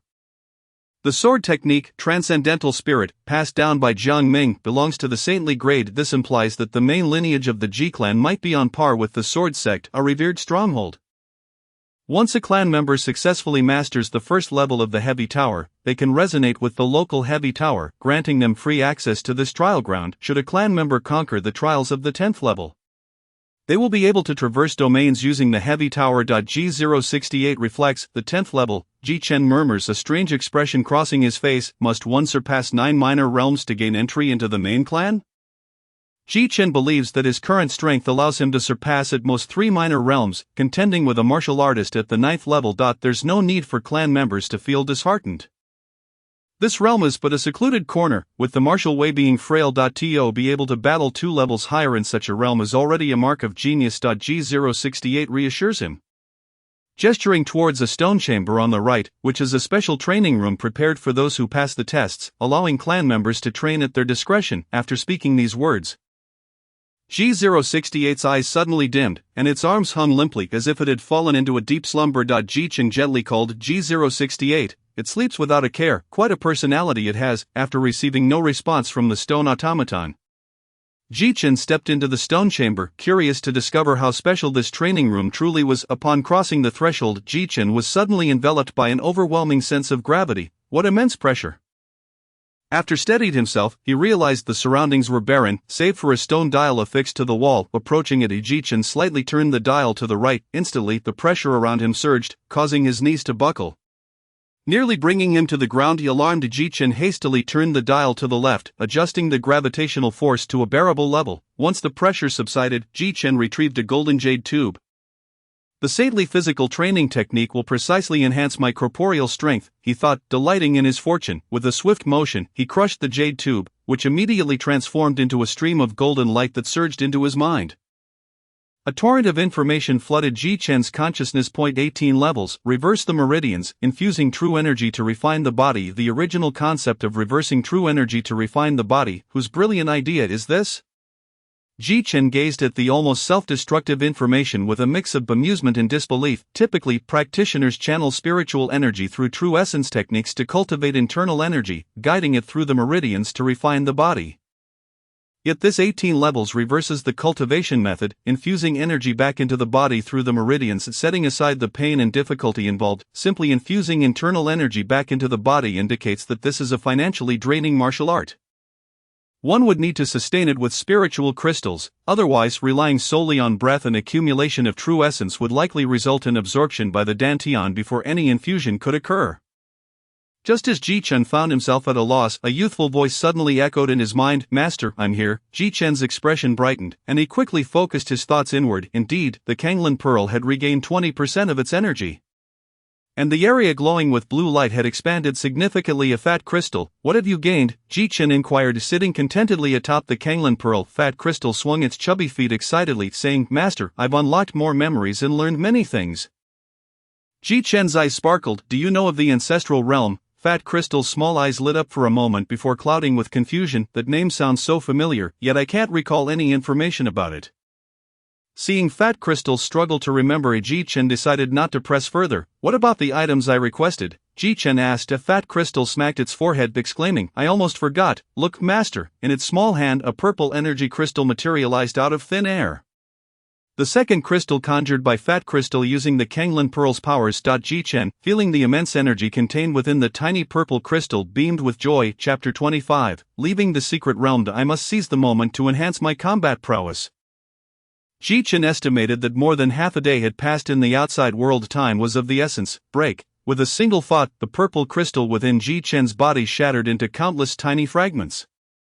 An overwhelming surge of energy radiated forth. Heavenly transformation. He promptly activated the heavenly transformation technique to assist in his cultivation. As the technique commenced, innumerable patterns of meridians appeared in Ji Chen's mind, corresponding precisely with the cultivation method of the 18 levels. The distribution of blue meridians within Ji Chen's body became strikingly clear, observing the flow of a small amount of internal energy through the meridians. Ji Chen mentally mapped out the reverse trajectory rise. Ji Chen commanded softly, carefully directing the immense energy into his meridians, subsequently reversing the flow of spiritual power to infuse it into his body. In an instant, blue and purple light fused within Ji Chen, coalescing into a vast ocean. Abruptly, an intense wave of pain surged toward his mind. If the agony of lingering death could be rated as a level 1, then Ji Chen's current experience of channeling energy in reverse through his meridians would surely be a level 10. It was a torment potent enough to send shivers through the soul. Even a martial artist in the Qi mastery realm would find it hard to withstand such pain. Ji Chen felt his will teetering on the brink of dissolution amid this suffocating agony. No, I must endure. My mother is waiting for me outside. Drawing on sheer willpower, Ji Chen gritted his teeth and held on. Amidst this tumultuous pain akin to a roaring tide, Ji Chen recalled even more excruciating memories, 15 years of being consumed by poison. Rendered brainless and muddled, on the day of his wedding, witnessing his guards fall one after another. Ultimately, he was thrown from a precipice. Having faced death once, what fear did he have of the pain within his body? With this realization, his formidable willpower triumphed over the terrifying sensation of muscle cramping and bone stripping. Suddenly, a brilliant light erupted from the Kanglan Pearl in Ji Chen's mind. Countless black patterns surged forth on his body, weaving together into intricate designs. A terrifying aura began to rise and permeate the stone chamber. First level, second level, third level, fourth level. With a single effort, Ji Chen ascended to the fourth level, the terrifying pressure within him gradually subsiding. The tidal wave of pain receded like a retreating tide. Ji Chen collapsed to the ground, drenched in sweat, his long robe soaked through, his spirit still in disarray as he gasped for air. Yet at this moment, he sensed a previously unknown and fearsome power lying dormant within him, akin to a slumbering beast, compelling him to roar with abandon. The fourth level, the pinnacle of corporeal strength for martial artists. According to the information within the Golden Jade Tube, the fourth level corresponds to the perfected physical form of a martial artist. The ninth level equates to the perfected form of a Qi master, while the 14th level symbolizes an invincible body in the spirit resonance realm. The subsequent levels, from the 15th to the 18th, represent the 4 tiers of corporeal strength in the Wheel Sea realm, namely the Bitter Sea, Life Spring, and Divine Bridge. Ji Chen's ability to break through 4 levels in one go can be attributed to 3 primary reasons. Firstly, the energy within the purple crystal obtained during the crystallization process could be absorbed without obstruction. Secondly, the heavenly transformation technique streamlined his understanding of the complex pathways of the meridians. Lastly, and most importantly, Ji Chen's meridians, having been reshaped by the Kanglan Pearl, had become sufficiently robust to accommodate such immense energy.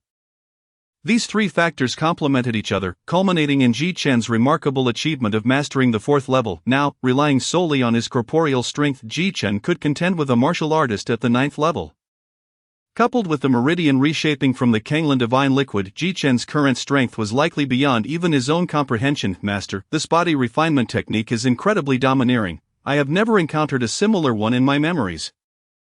Fat Crystal remarked. Ji Chen, resonating with this sentiment, nodded in agreement. Despite the rigorous training conditions of the 18 levels, and the inherent dangers of reversing the meridians to infuse energy back into the body, the power gained upon mastering it undeniably justified its stringent prerequisites. Furthermore, as G068 had indicated, upon reaching the 4th level, Ji Chen could indeed establish a mental connection with the trial tower. At this moment, anxiety gripped Ji Chen's heart. There were no Qi masters within the royal family, making it impossible to stop the unleashed Su, and a day had almost passed. He fervently hoped nothing had gone awry. Ji Chen incessantly prayed for Lin Qingyan's safety, for he could scarcely imagine the lengths he would go to otherwise to eye in the outside world. At the Royal City Spirit Temple, exactly 1 day had elapsed. Reaching the noon of the 2nd day. At this moment, the Spirit Temple had thoroughly cleaned up the aftermath of the battle, restoring its sacred appearance, yet the atmosphere within was palpably oppressive. On the high seat, Yan Ling sat in the center, flanked silently by Lei Cheng and Lei Yang, who continued to guard him. Slightly to his right, Su Kan sat upright, perusing scrolls from the royal family's scripture repository regarding the secret realm, occasionally furrowing his brow. Clearly having found no useful information yesterday, I consulted Brother Li Yun from the Sacred Fire sect, and he expressed great anger regarding the news of Ji Chen's survival. If today Lord Su cannot provide a satisfactory answer, Brother Li Yun may very well deign to visit personally. At that time, I would ask Lord Su to explain to him, Yan Ling stated with a dark expression. Upon hearing this, Sukan forced a bitter smile, since yesterday, he had already eliminated over 20 members of the royal family, yet Ji Chen had yet to appear, leaving him feeling quite helpless. The thought of Li Yun coming to demand answers made him realize that his good days were numbered. No decisive action must be taken. Sukan's gaze turned fierce, becoming chillingly severe. He addressed Zhao Hao, who stood nearby, saying, "Bring forth the last few criminals." Zhao Hao replied with a sharp sycophantic tone, "Yes, Your Majesty." Subsequently, Zhao Hao arranged for the removal of a massive iron cage that had imprisoned the royal family.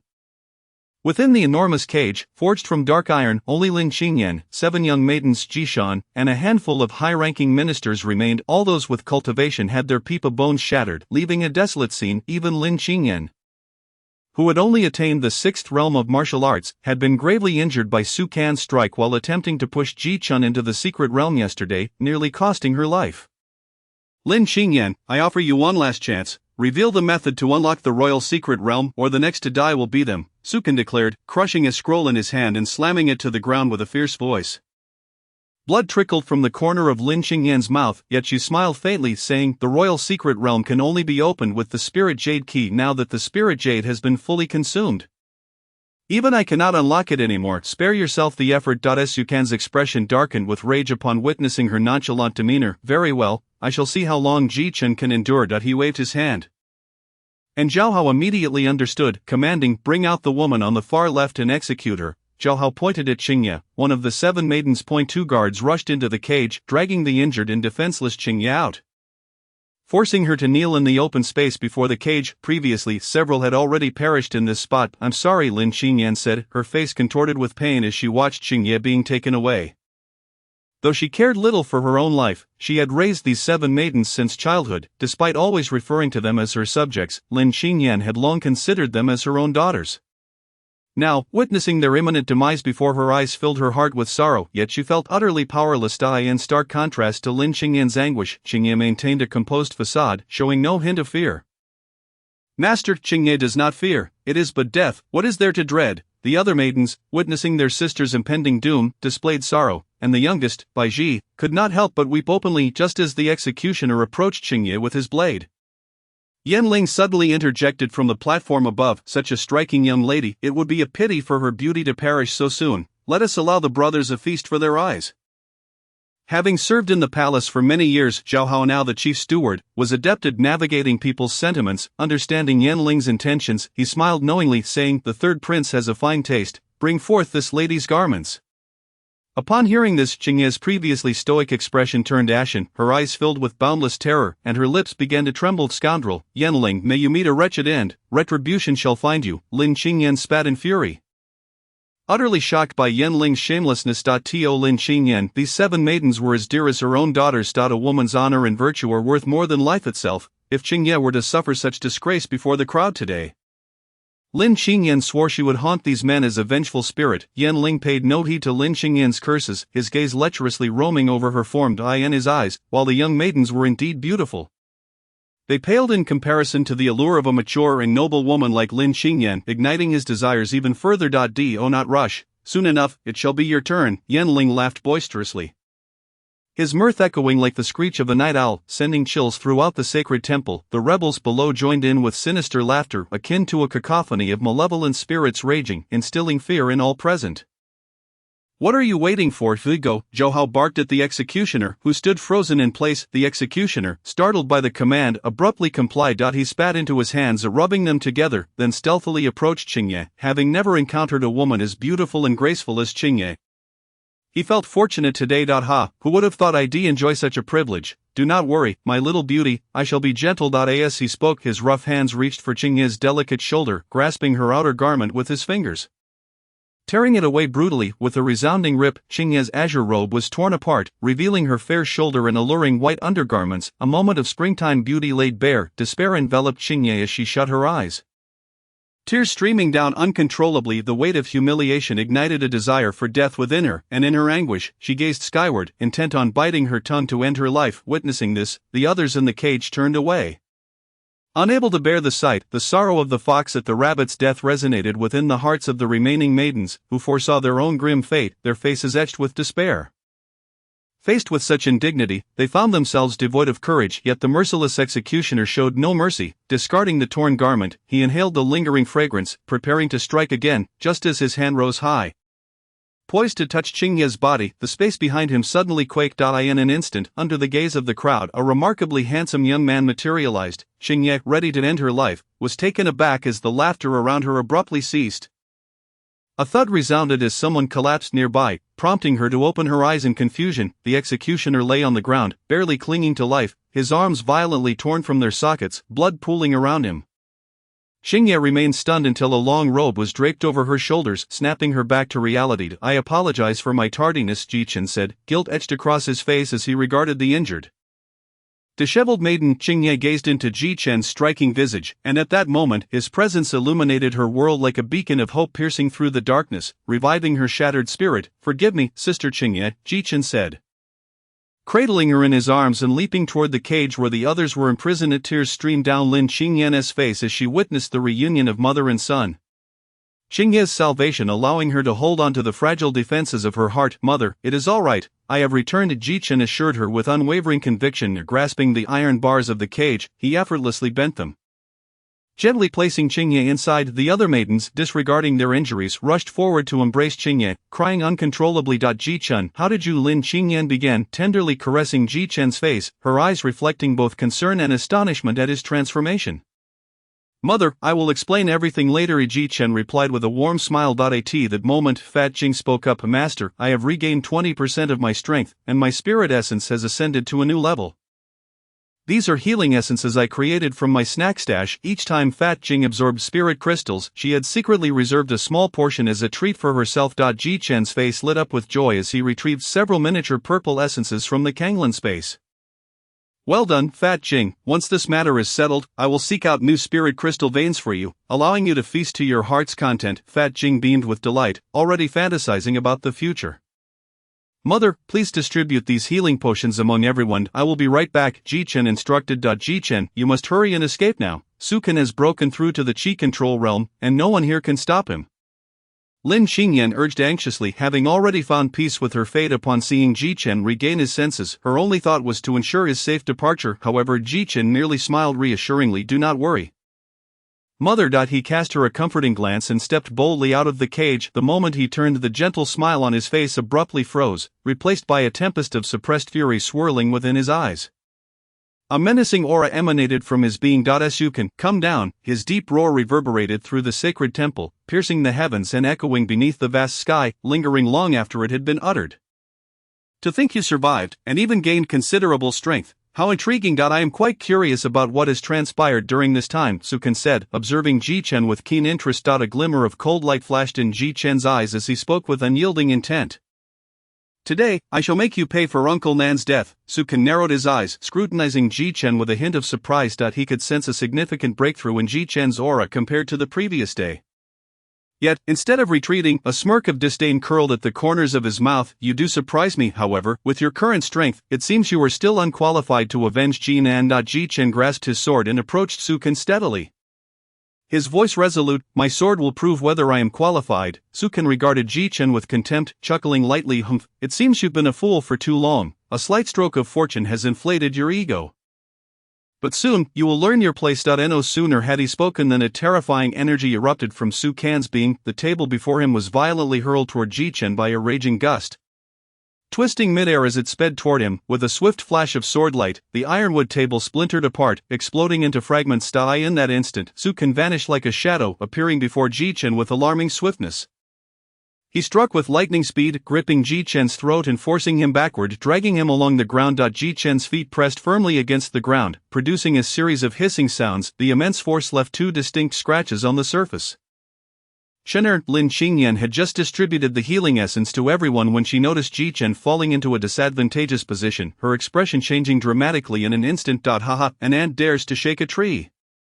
"Indeed a fool," Yin Ling remarked as he observed Sukan effortlessly subduing Jichen, the unease he felt earlier due to Jichen's self-assured demeanor dissipating like smoke. However, the next moment, his laughter abruptly ceased. Jichen was continuously restrained and forced to retreat. Just as he neared the cage, he suddenly unleashed a whip kick, sharply ascending. The speed of this kick was so swift that it produced a sound of air being split.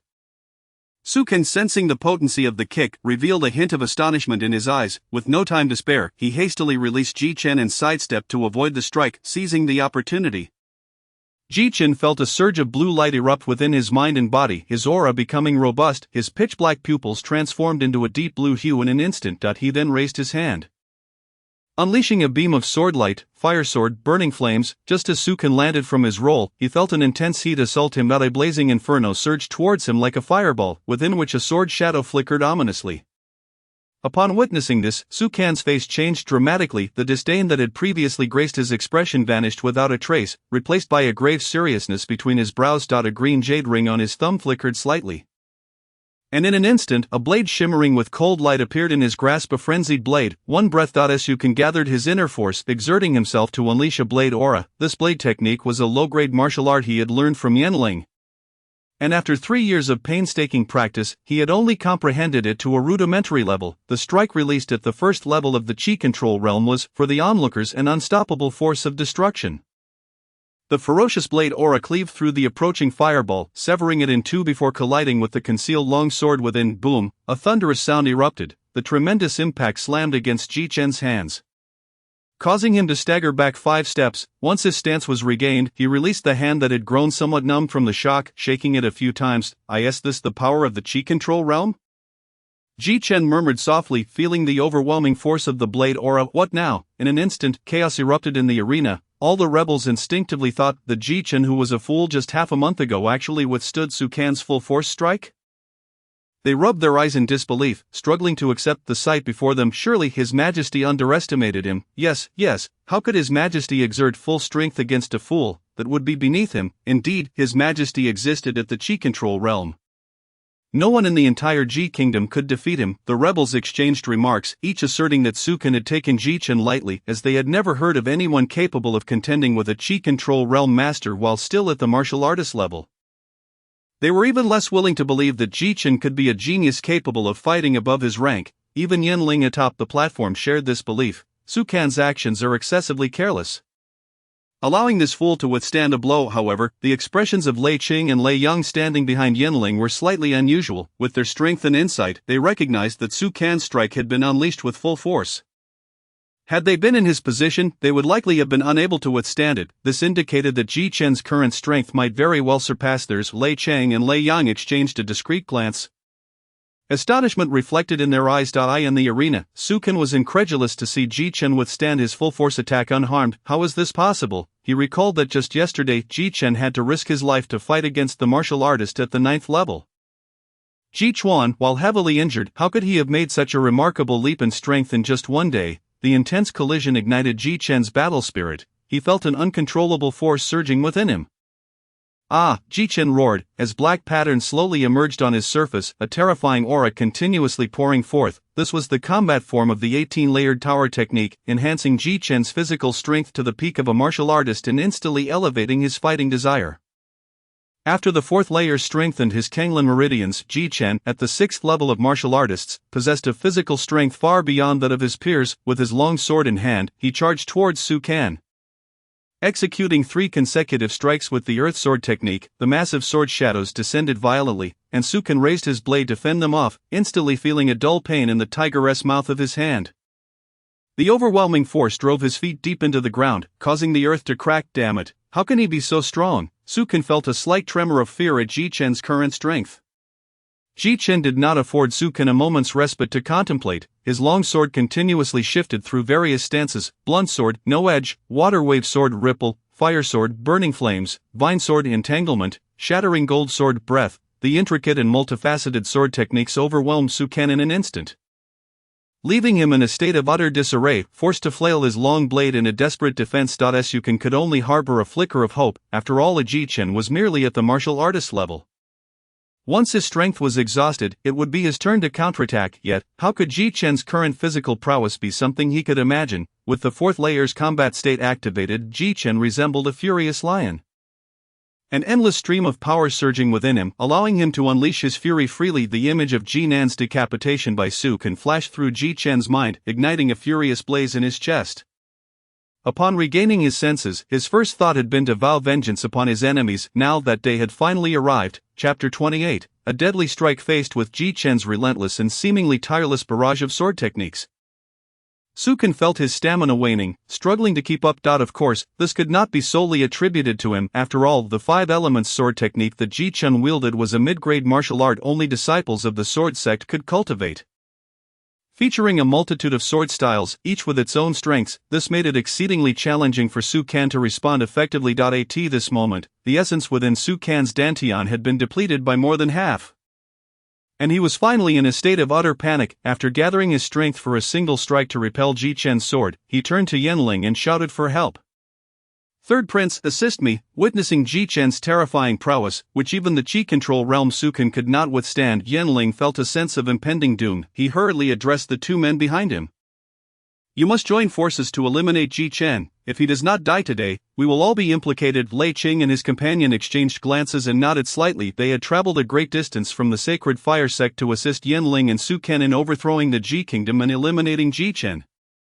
At this moment, they could no longer afford to concern themselves with issues of face. In a flash, the two figures dashed towards Ji Chen in the arena. However, just as they were nearing Ji Chen and Su Can, 7 figures suddenly appeared, blocking their path. "Your opponents are us," Fu Ling declared coldly. "How is this possible? You have recovered," Lei Yang exclaimed in surprise upon seeing the 7 young women, who had just been severely injured, now restored to fighting form. It turned out that after consuming the essence Ji Chen had provided, their internal injuries healed remarkably quickly, even the broken Pipa bones mending rapidly. "Sisters, let's take them down."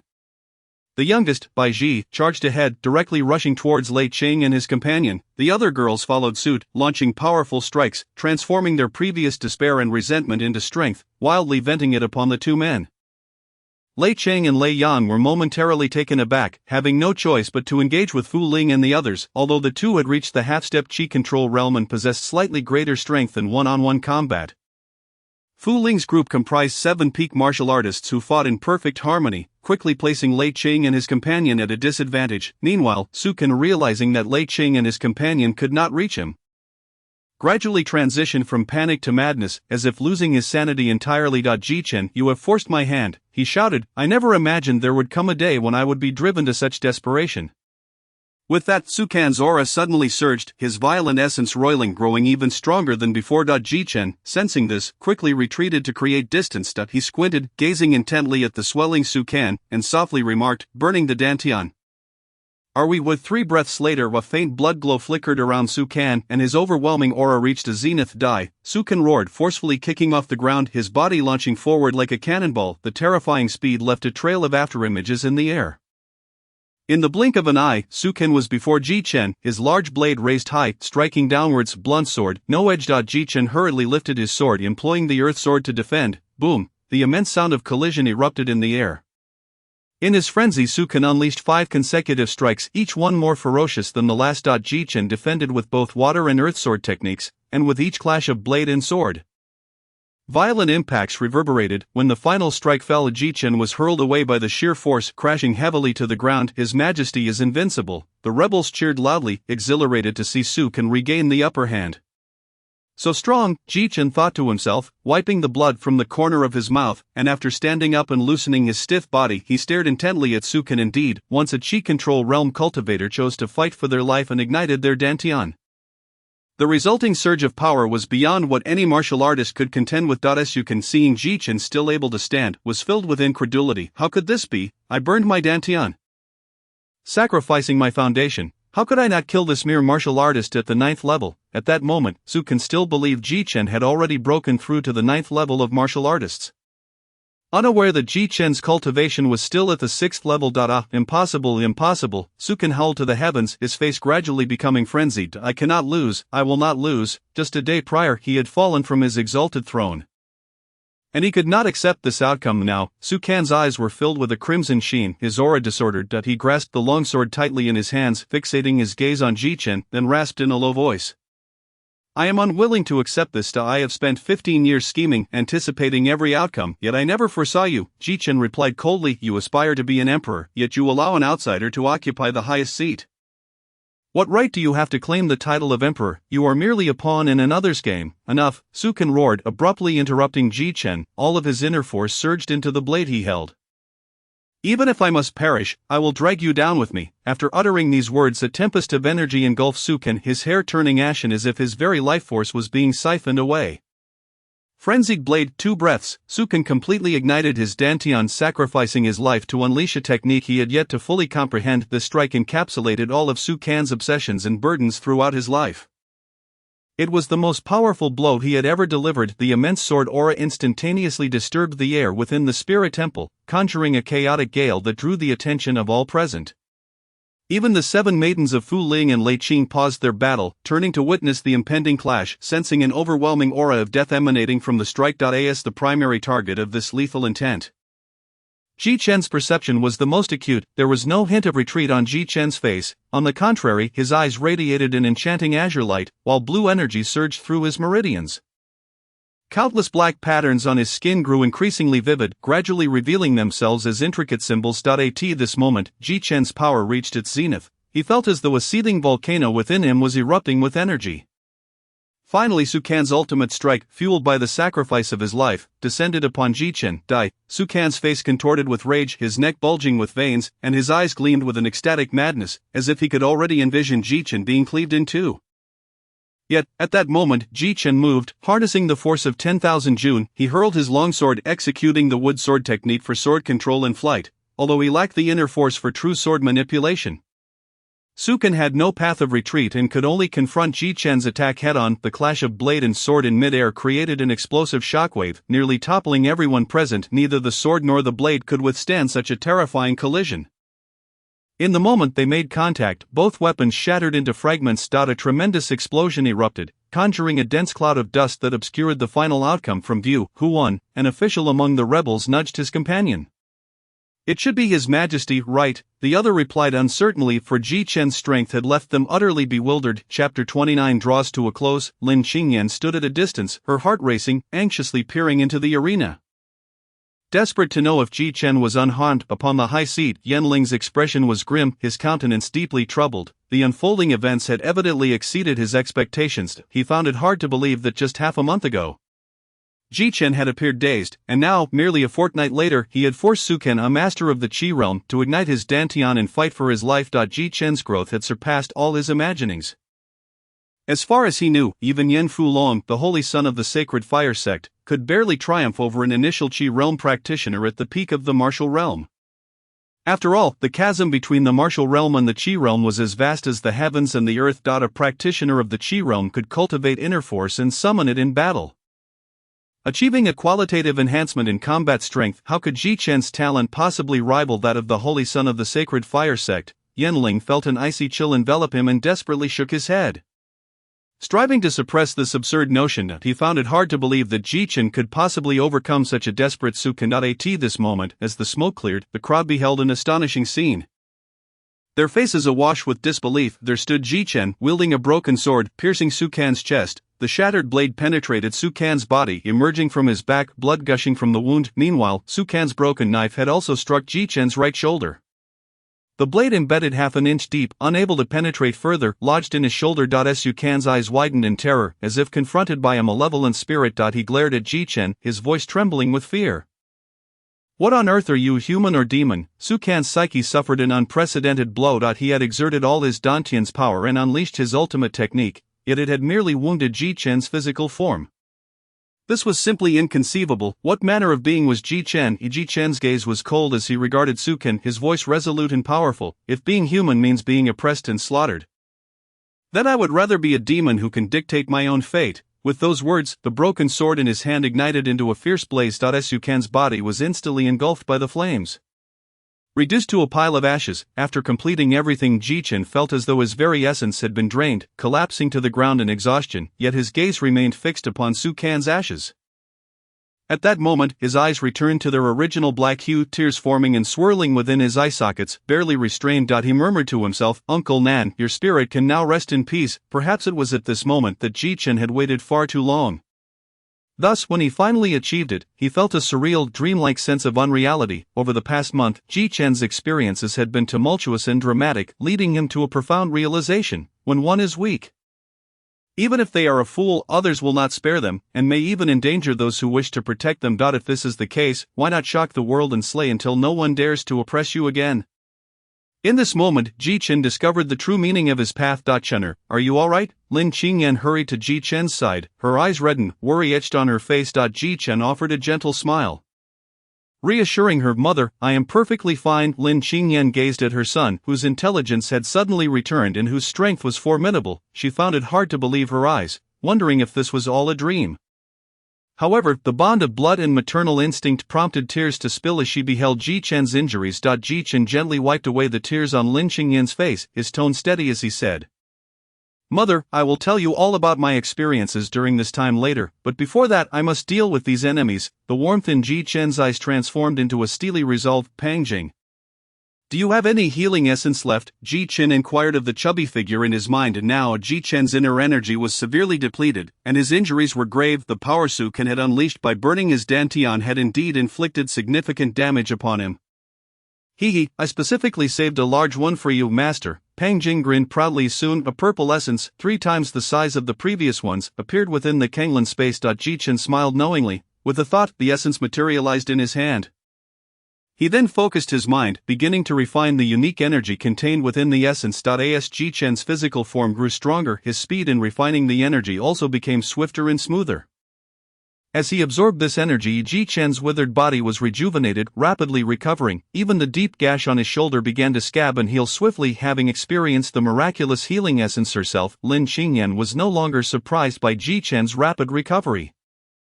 A quarter of an hour passed. The purple essence in Ji Chen's hand had dissipated into white powder, carried away by the wind. In the next moment, Ji Chen finally opened his tightly shut eyes. He stood up and moved about, feeling that he had regained more than 90% of his strength, nodding in satisfaction. Subsequently, Ji Chen's gaze turned toward Lei Qing and Lei Yang, who were still engaged in battle with the 7 maidens of Fu Ling. His expression suddenly icy. Mother, please wait here for a moment. Ji Chen left those words behind and charged towards Lei Qing and Lei Yang. Lei Qing and Lei Yang were gradually overwhelmed by the coordinated assault of the 7 maidens. Just as they were about to retreat, they caught sight of a figure swiftly approaching them out of the corner of their eyes. Instinctively, they looked over, only to find it was Ji Chen rushing toward them, nearly causing them to lose their wits. How has he recovered so quickly? Lei Qing exclaimed in terror, and then shouted, Run! The two immediately attempted to turn and flee, but their speed could not match Ji Chen's current pace. In an instant, Ji Chen was upon them. With one hand, he seized one of their shoulders, dragging them back, his powerful grip instantly crushing their shoulder bones. They screamed in agony. Ji Chen then kicked out twice, breaking their legs before casually tossing them to the ground. Young master, the 7 maidens of Fu Ling approached Ji Chen slowly, their expressions hesitant, unsure of what to say, although they had often played with Ji Chen during his days. The Ji Chen before them, transformed after a month of absence, evoked a sense of unfamiliarity due to his decisiveness and ruthlessness. Realizing their unease, Ji Chen smiled gently, saying, Have you all forgotten me after just a month? I remember we used to bathe together when we were young. Don't say that. The 7 maidens blushed, rushing forward to silence Ji Chen, but he deftly evaded them with a sidestep, seeing them so flustered.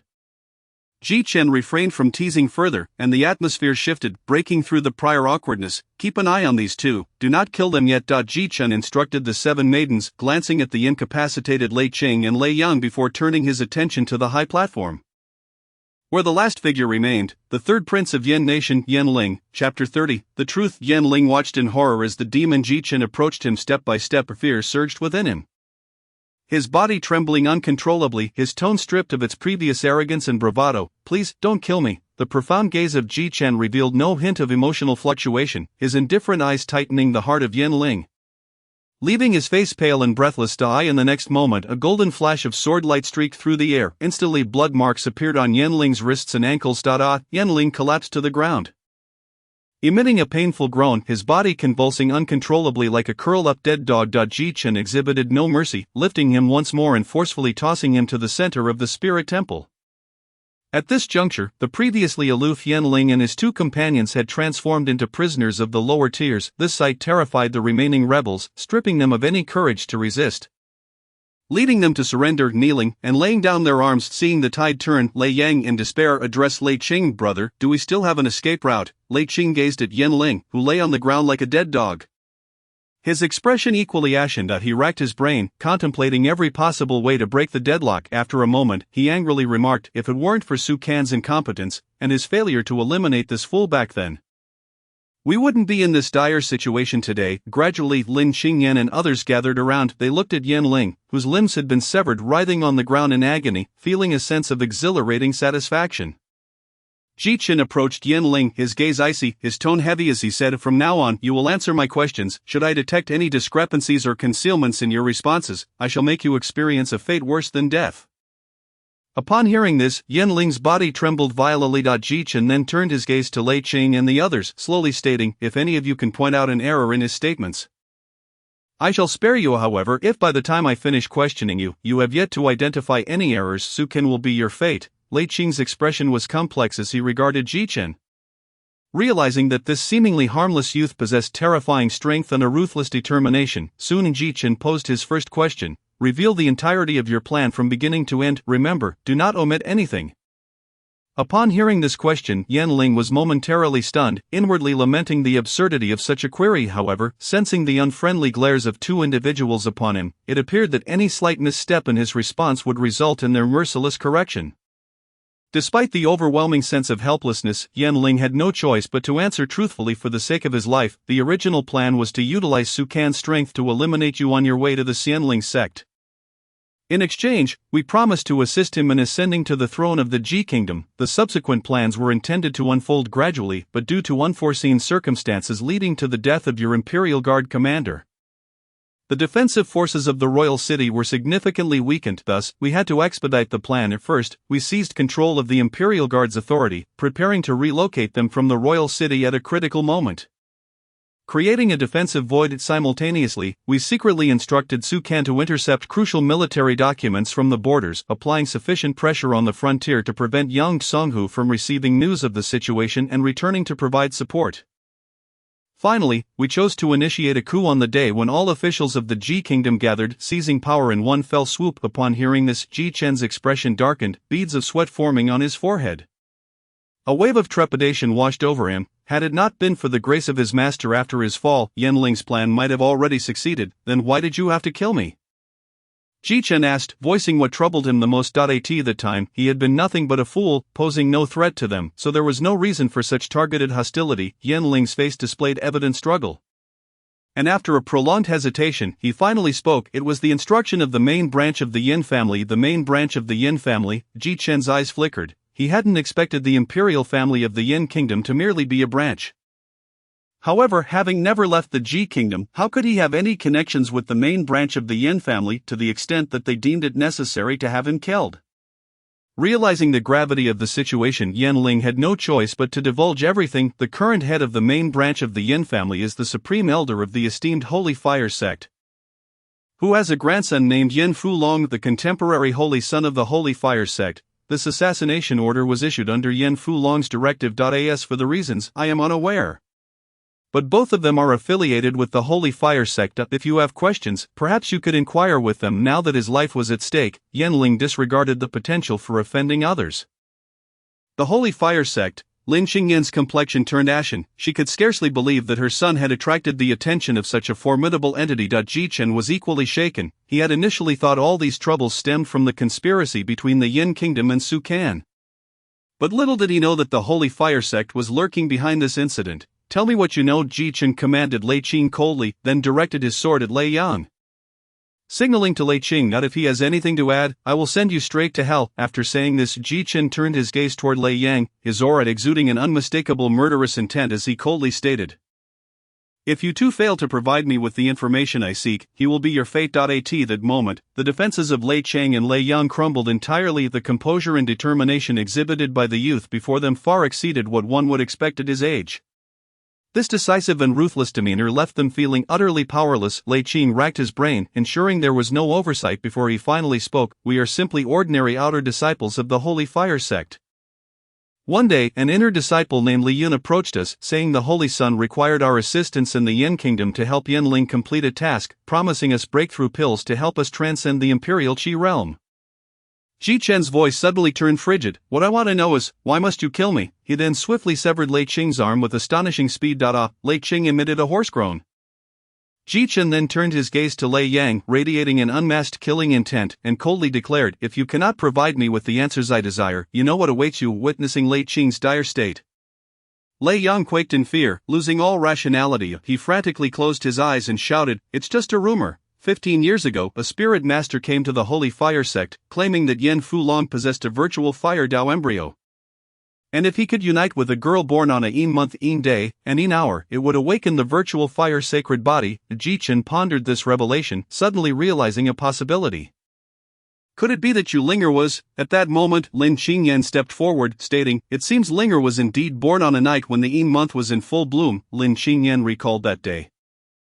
As she was engaged to be married, the Ji Kingdom had specifically sent envoys bearing gifts, hoping to ascertain whether a girl had been born. Thus, she retained a vivid memory of it, fearing he might say something that would lead to his demise like Lei Qing. Lei Yang hastily added, Li Yin mentioned that upon learning of Linger's engagement to you, Yan Fulong's grandfather covertly ordered a soul-devouring curse to be placed on you, intending for you to become a fool and nullify this marriage. At this moment, Ji Chen finally unraveled the entire sequence of events. The Ji Kingdom, once prosperous, had posed a challenge to the Holy Fire sect, compelling them to resort to underhanded tactics by poisoning him with a curse. They intended for the poison to manifest after several years, rendering the truth untraceable. Upon hearing that Ji Chen had been poisoned and rendered foolish, Lin Qingyan trembled slightly, a mixture of shock and anger flickering in her eyes. The authority she had accumulated from her high status surged forth momentarily. Moreover, at this juncture, the fallen Lei Qing, struggling for his life, propped himself up with one hand. He strained to lift his head to look at Ji Chen, suppressing the pain coursing through his body, and said, years ago, Yan Fulong was captivated by Linger's beauty upon their first meeting, viewing her as a celestial being. When he learned that Linger was determined to marry you, he was enraged and dispatched us to assassinate you. Upon hearing this, Ji Chen's face turned frostbitten, and the fury deep within him reached a boiling point. The grudge of the poison and the assassination, the betrayal of his kingdom, all surged within him like a tidal wave. Now realizing that the so-called Holy Sun sought to covet his fiancée, he only ignited Ji Chen's fury, rendering it impossible to suppress. In that moment, blood-red light surged in his eyes, as if flames were burning fiercely within. Countless veins bulged on Ji Chen's body, his teeth clenched, his voice laced with boundless resentment and wrath as he articulated, Holy Fire sect, one day, I, Ji Chen, shall eradicate your entire lineage. His voice, imbued with overwhelming hatred, echoed through the spirit temple like a roaring thunder, lingering in the air, refusing to dissipate. Hearing that voice filled with boundless resentment, Lei Cheng and Lei Yang began to regret having crossed paths with this youth. Who could guarantee that the Holy Fire sect would not one day be trampled underfoot by this wrathful young man? A warrior capable of slaying those of the Imperial Qi realm. This chilling thought pierced their hearts like a dagger. Once Ji Chen regained his composure, his icy gaze swept over Lei Cheng and Lei Yang, ultimately resting on Yanling. Please don't kill me, I've told you everything. I beg you, spare my life. Yanling, feeling Ji Chen's gaze upon him, was nearly paralyzed with fear, his voice trembling with desperation. Yet, in the next moment, before Ji Chen could respond, a cold voice from beside him plunged Yanling into despair. Can I take care of this? Qingye's voice was imbued with an icy chill, as if carrying the weight of millennia of unmelting frost. That deeply ingrained resentment surged forth like a tidal wave. Ji Chen gazed at Qingye's fragile yet resolute visage, understanding that if he did not allow her to confront the nightmare that plagued her heart, she would likely remain haunted by it, leading to inevitable trouble. Thus, he wisely stepped back. Subsequently, Qingye slowly and heavily approached Yanling, her eyes burning with an increasingly palpable hatred. As Yanling beheld the frost-laden face of Qingye advancing towards him with a long sword in hand, despair enveloped him entirely. A great wave of fear rendered him voiceless, his mouth agape in horror. Arriving before Yanling, Qingye looked down from her elevated position, her cold gaze fixed upon him, the icy flames within her eyes flickering with intensity. She raised the sword in her hand, emanating a chilling aura of lethal intent. Yanling felt the overwhelming murderous intent emanating from Qingye. His heartbeat involuntarily quickened, and a fine sheen of sweat broke out on his forehead. I'm sorry, I was wrong. I truly recognize my mistake. I beg you, spare me, Yanling pleaded, resembling a dying dog as he begged for mercy. However, the temperature in Qingye's eyes remained utterly unchanged. Whoosh! In the next moment a flash of sword light passed by, and instantly a crimson liquid began to flow from Yanling's lower body. Ji Chen's eyes trembled violently, and he felt a sudden chill beneath him, instinctively tightening his legs. Yanling's face contorted in agony, the excruciating pain nearly rendering him unconscious, yet Qingye showed no sign of compassion. With a flicker of her sword, she unleashed 5 swift strikes, twisting Yanling's body as though he were mere livestock. Ultimately, his corpse was left in a shattered state. As her hatred and anger were vented, the pent-up frustration within Qingye gradually dissipated, her body and mind feeling as if they had been liberated, a peculiar sense of lightness washing over her. After completing this act, Qingye cast a complex gaze toward Ji Chen, hesitating for a moment before lightly biting her lip and softly saying, "Thank you." Ji Chen, oblivious to Qingye's unusual demeanor, responded with a hearty laugh. "Sister Qingye, there is no need for formalities between us." Lin Qingyan was often preoccupied with state affairs, leaving her little time to care for Ji Chen. Thus he had come to regard the 7 maidens as sisters in his heart. At that moment, only Lin Qingyan seemed to sense a hint of abnormality but chose not to address it. Instead, she stepped forward to ease the tension, saying, "Chener, it's getting late. The priority now is to consider how to deal with the remaining individuals." Upon hearing this, the kneeling traders broke down in tears. "Your Majesty, the Crown Prince, we were all deceived by Su Kan. Please spare us." Ji Chen's gaze swept over them coldly before he scoffed, "Deceived? Ha, it seems a bit late for please now. However, let it not be said that I am heartless. I shall grant you an opportunity. You will fight amongst yourselves, and the last 10 standing shall be spared." Before Ji Chen's words had fully settled, anguished cries and the sounds of battle erupted among the traders.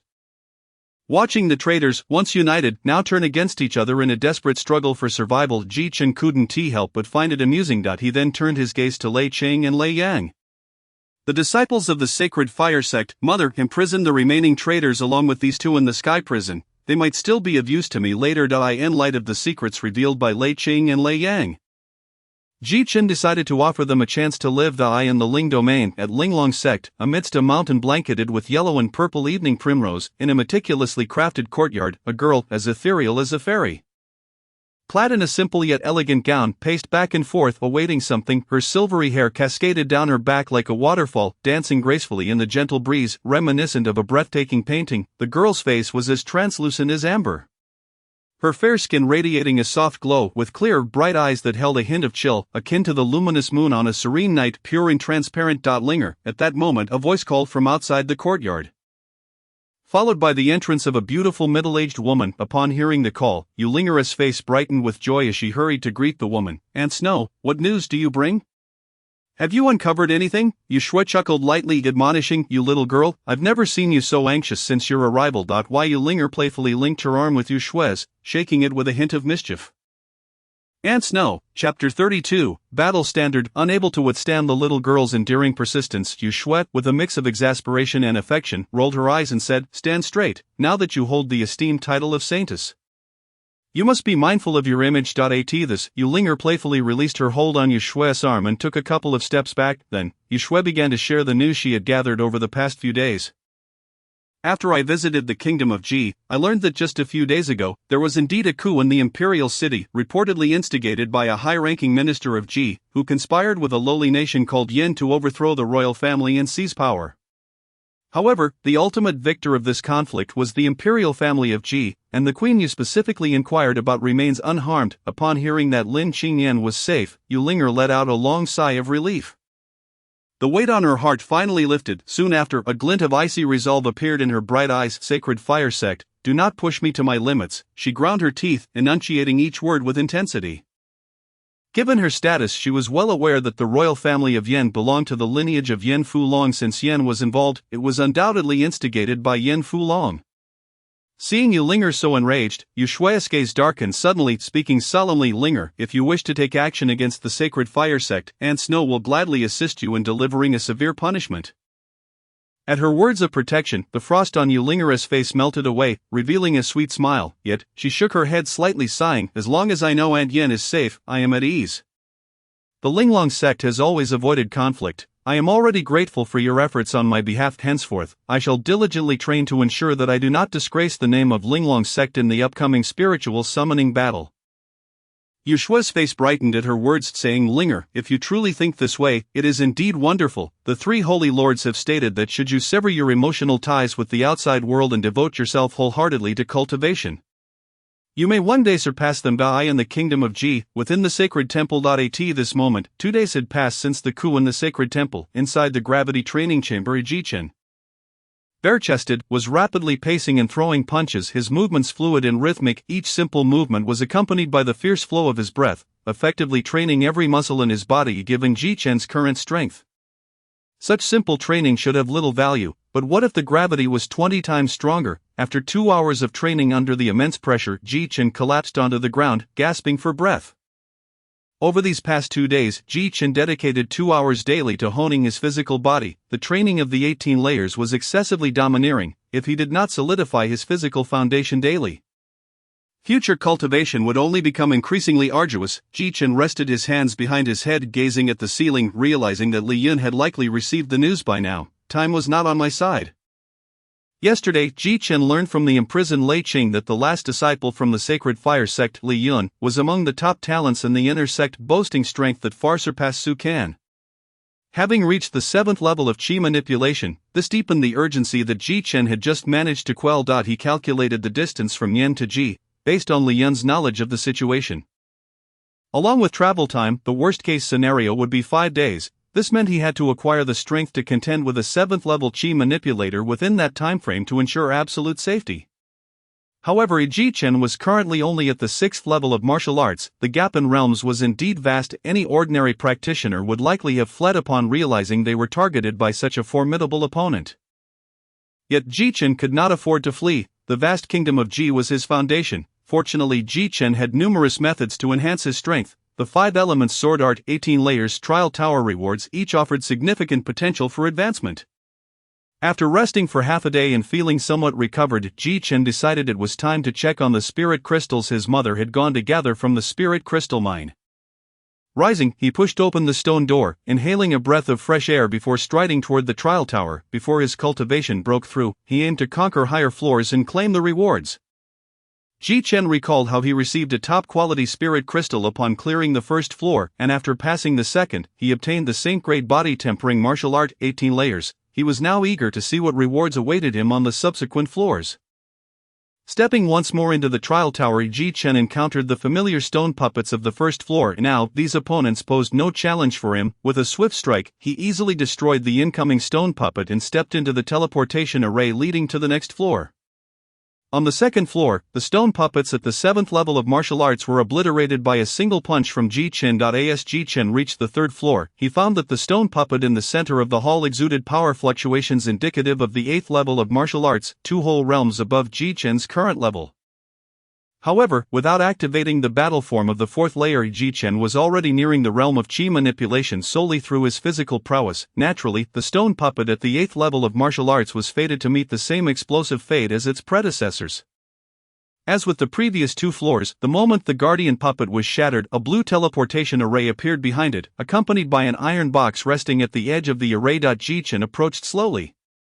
Filled with anticipation, and opened the iron box. The instant the lid was lifted, a dazzling 4-color light burst forth, illuminating the entire space. Once the colorful glow dissipated, Jichen discovered that the box contained 4 stone flags, each carved in the shape of a mythical beast. What is this? Jichen wondered as he reached for the flag. The moment his fingers touched it, a surge of information flooded into his mind.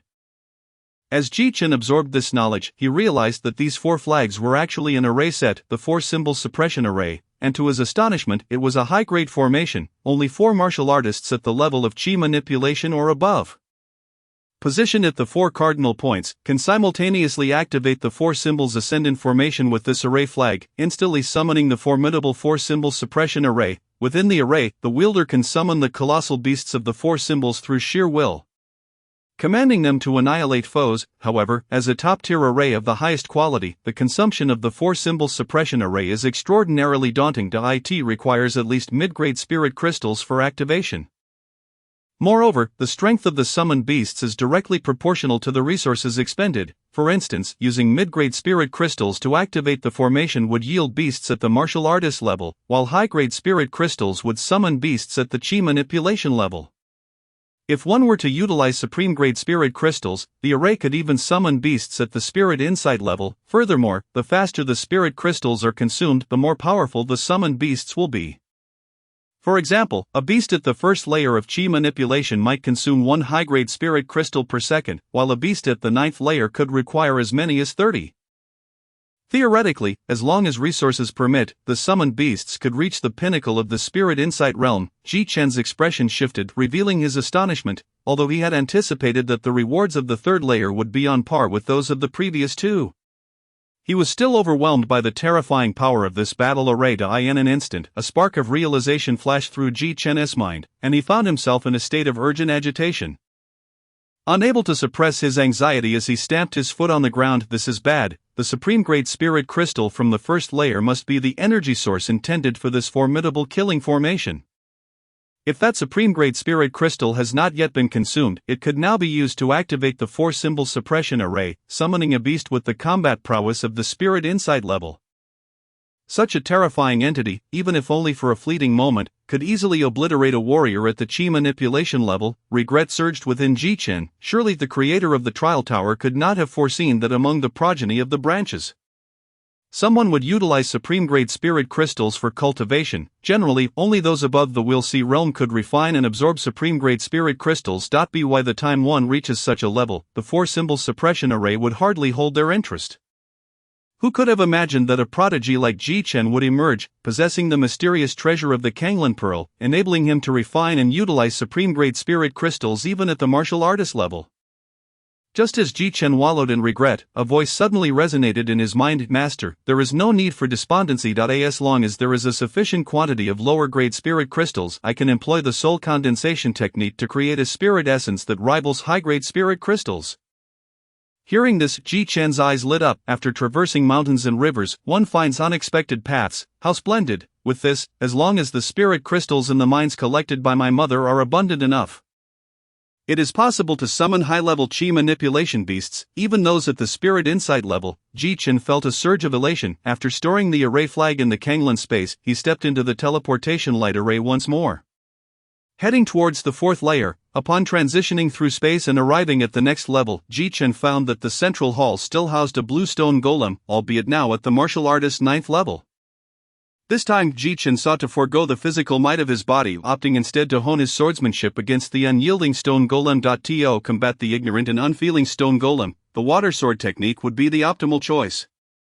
Using softness to conquer rigidity, water can carry a boat, but it can also capsize it. Ji Chen's expression turned serious, and as his thoughts raced, the heavenly transformation technique was instantly activated. Previously, Ji Chen had learned from the Kanglan Pearl that once it had recovered to 20%, it would possess the ability to autonomously restore itself, continuously absorbing external spiritual energy to accumulate power within the pearl. Thus, even without an energy source, Ji Chen could activate the heavenly transformation technique every couple of days.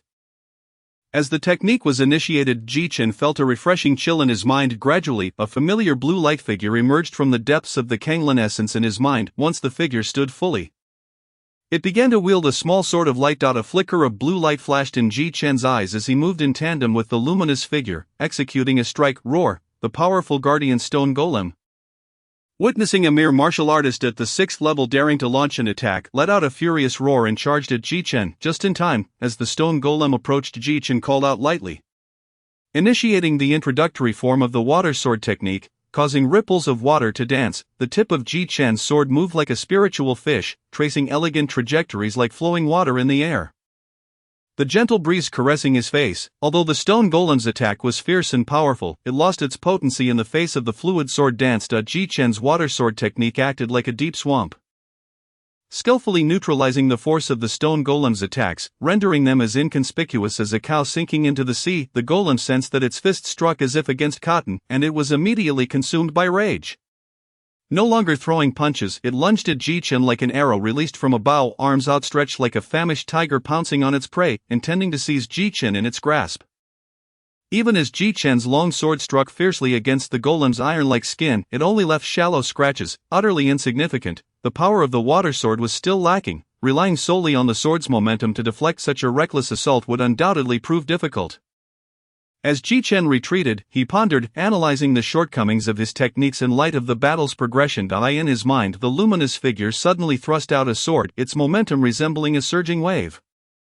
Exceedingly peculiar, realizing this, Ji Chen's eyes brightened as he recalled that he had also relied on the waterfall at the bottom of the cliff to temper his body. Water can be as gentle as a river, but it can also be as hard and unyielding as a waterfall or glacier. Ji Chen was struck with sudden clarity. The next moment, his sword technique transformed. The originally gentle and entwining strikes against the stone golem shifted into a furious flurry, battering the golem like a tempest. Initially, the golem thought Ji Chen's techniques were inferior to before, failing to leave even a scratch. However, in a heartbeat, it sensed something amiss. Why, in the blink of an eye, did the sword shadows create rippling waves of waterlight, wrapping tightly around the golem? In the next instant, Ji Chen abruptly raised his head, his gaze sharp as an eagle's, seemingly piercing through the void. It dawned on him that water could indeed become a weapon of destruction. His voice brimmed with astonishment. Sword dances, water entwines. As Ji Chen's words fell, the profound waves enveloping the stone golem's exterior began to tremble violently. A force so powerful that it inspired dread surged through the golem. Roar! The golem emitted a painful roar. Previously, Ji Chen's attacks had merely pelted its surface like raindrops, relying on its solid physique. The golem could easily withstand them. However, Ji Chen's current move, the water entwining sword technique, unleashed the properties of water's oscillation to their zenith. In an instant, under the onslaught of this formidable sword force, the golem's once impenetrable exterior began to reveal countless fine cracks from within. At that moment, Ji Chen's eyes darted as he discerned the golem's weakness, and his sword momentum shifted. The heavy sword bore no edge. Ji Chen steadily aligned the blade of his sword precisely with the deepest fissure in the golem's chest, and in the blink of an eye, the sword plunged in like a flash of lightning. The power of the earthen sword was akin to Mount Tai descending from above. In an instant, the fissure where the sword tip entered erupted into a web of cracks, spreading like a plague across the golem's entire upper body. Break! Ji Chen withdrew his sword, and the stone golem, embodying the pinnacle of martial artist strength, shattered like rotting wood with a resounding explosion. This time, Ji Chen did not activate the fourth floor's battle form. He had simply triumphed over the martial artist's 9th-level stone golem with his exquisite swordplay. This marked a tremendous breakthrough for him. The water sword had finally reached the small success stage. A flicker of ecstatic joy crossed Ji Chen's face. With the fall of the guardian stone golem, the familiar teleportation light array and the black reward iron box appeared behind him once more. Ji Chen, well acquainted with the process, opened the iron box containing the unknown rewards. The moment the box opened, a fragrant aroma of medicinal herbs wafted forth. Ji Chen focused his gaze and discovered that the box contained a crimson pill adorned with intricate patterns. And a glimmer of excitement flickered in his eyes. The breakthrough pill. Ji Chen regarded the pill in his hand, contemplating deeply. The breakthrough pill, a high-grade pill. It can aid martial artists in swiftly awakening their senses. Perceiving the spiritual energy hidden in the AIR.IT significantly increases the likelihood of helping martial artists break through to the chi manipulation realm. It is crucial to note that cultivation begins at the martial artist level, with the first 3 layers focused on strengthening the body, while the subsequent layers enhance physical resilience. The 4th layer pertains to blood, the 5th to skin, the 6th to meridians, the 7th to flesh, the 8th to bones, and the 9th to perception. Many individuals fail to break through to the chi manipulation realm, ultimately stagnating at the brink of it. The reason lies in their insufficient ability to perceive the spiritual energy in a free state from the outside world. The breakthrough pill can assist martial artists in significantly enhancing their perception in a short time, making it easier to sense spiritual energy during a breakthrough, drawing it into the dantian, and thus achieving the chi manipulation realm. Do not underestimate this small breakthrough. Previously, Su Kan had relied on her first layer of chi manipulation cultivation to manipulate the winds and rains in Ji country. Had it not been for Ji Chen's sudden emergence, Su Kan might have completely upended the regime of Ji country. This illustrates the immense allure of this pill to lesser powers. Unfortunately, there is only one. Ji Chen spoke with a hint of regret. If only there were 4, I could directly cultivate 4 chi manipulation martial artists, fulfilling the activation conditions for the 4-symbol suppression array. And now, with the 4-symbol suppression array, Ji Chen's thoughts were no longer solely focused on his own strength enhancement. If he could cultivate 4 chi manipulation warriors to command the 4-symbol suppression array, it would provide significant security for Ji country's future. Currently, aside from himself, the entire royal family possessed only 1 warrior with chi manipulation strength.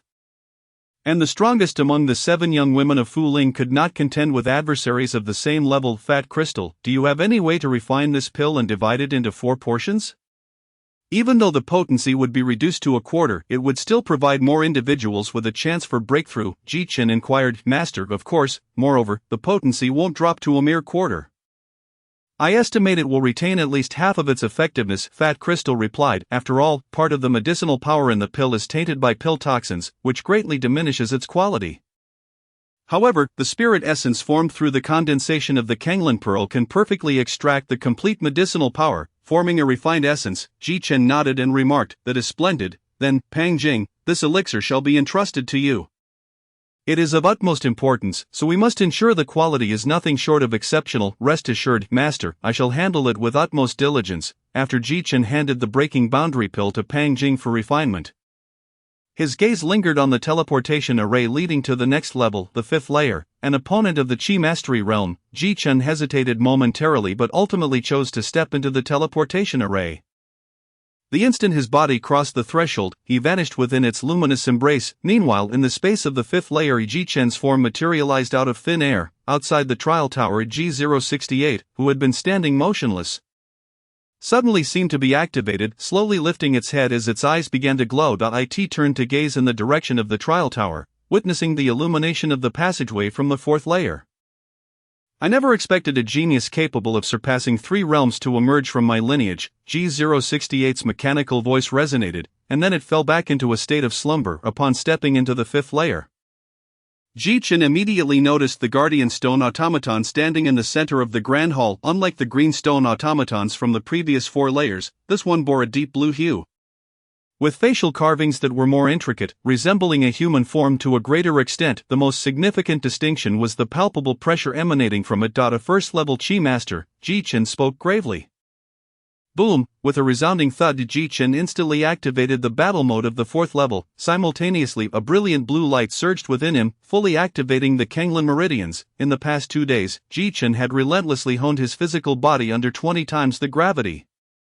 Compared to his battle with Su Ken, his physical strength was now far better refined. With his imposing aura swelling, he was no less formidable than the crimson stone automaton before him. In an instant, Ji Chen collided with the stone automaton, engaging in fierce combat. Summoning his longsword, he unleashed the 5 elements sword technique, relentlessly assaulting the automaton. Presently, both the fire sword and water sword realms had reached minor completion.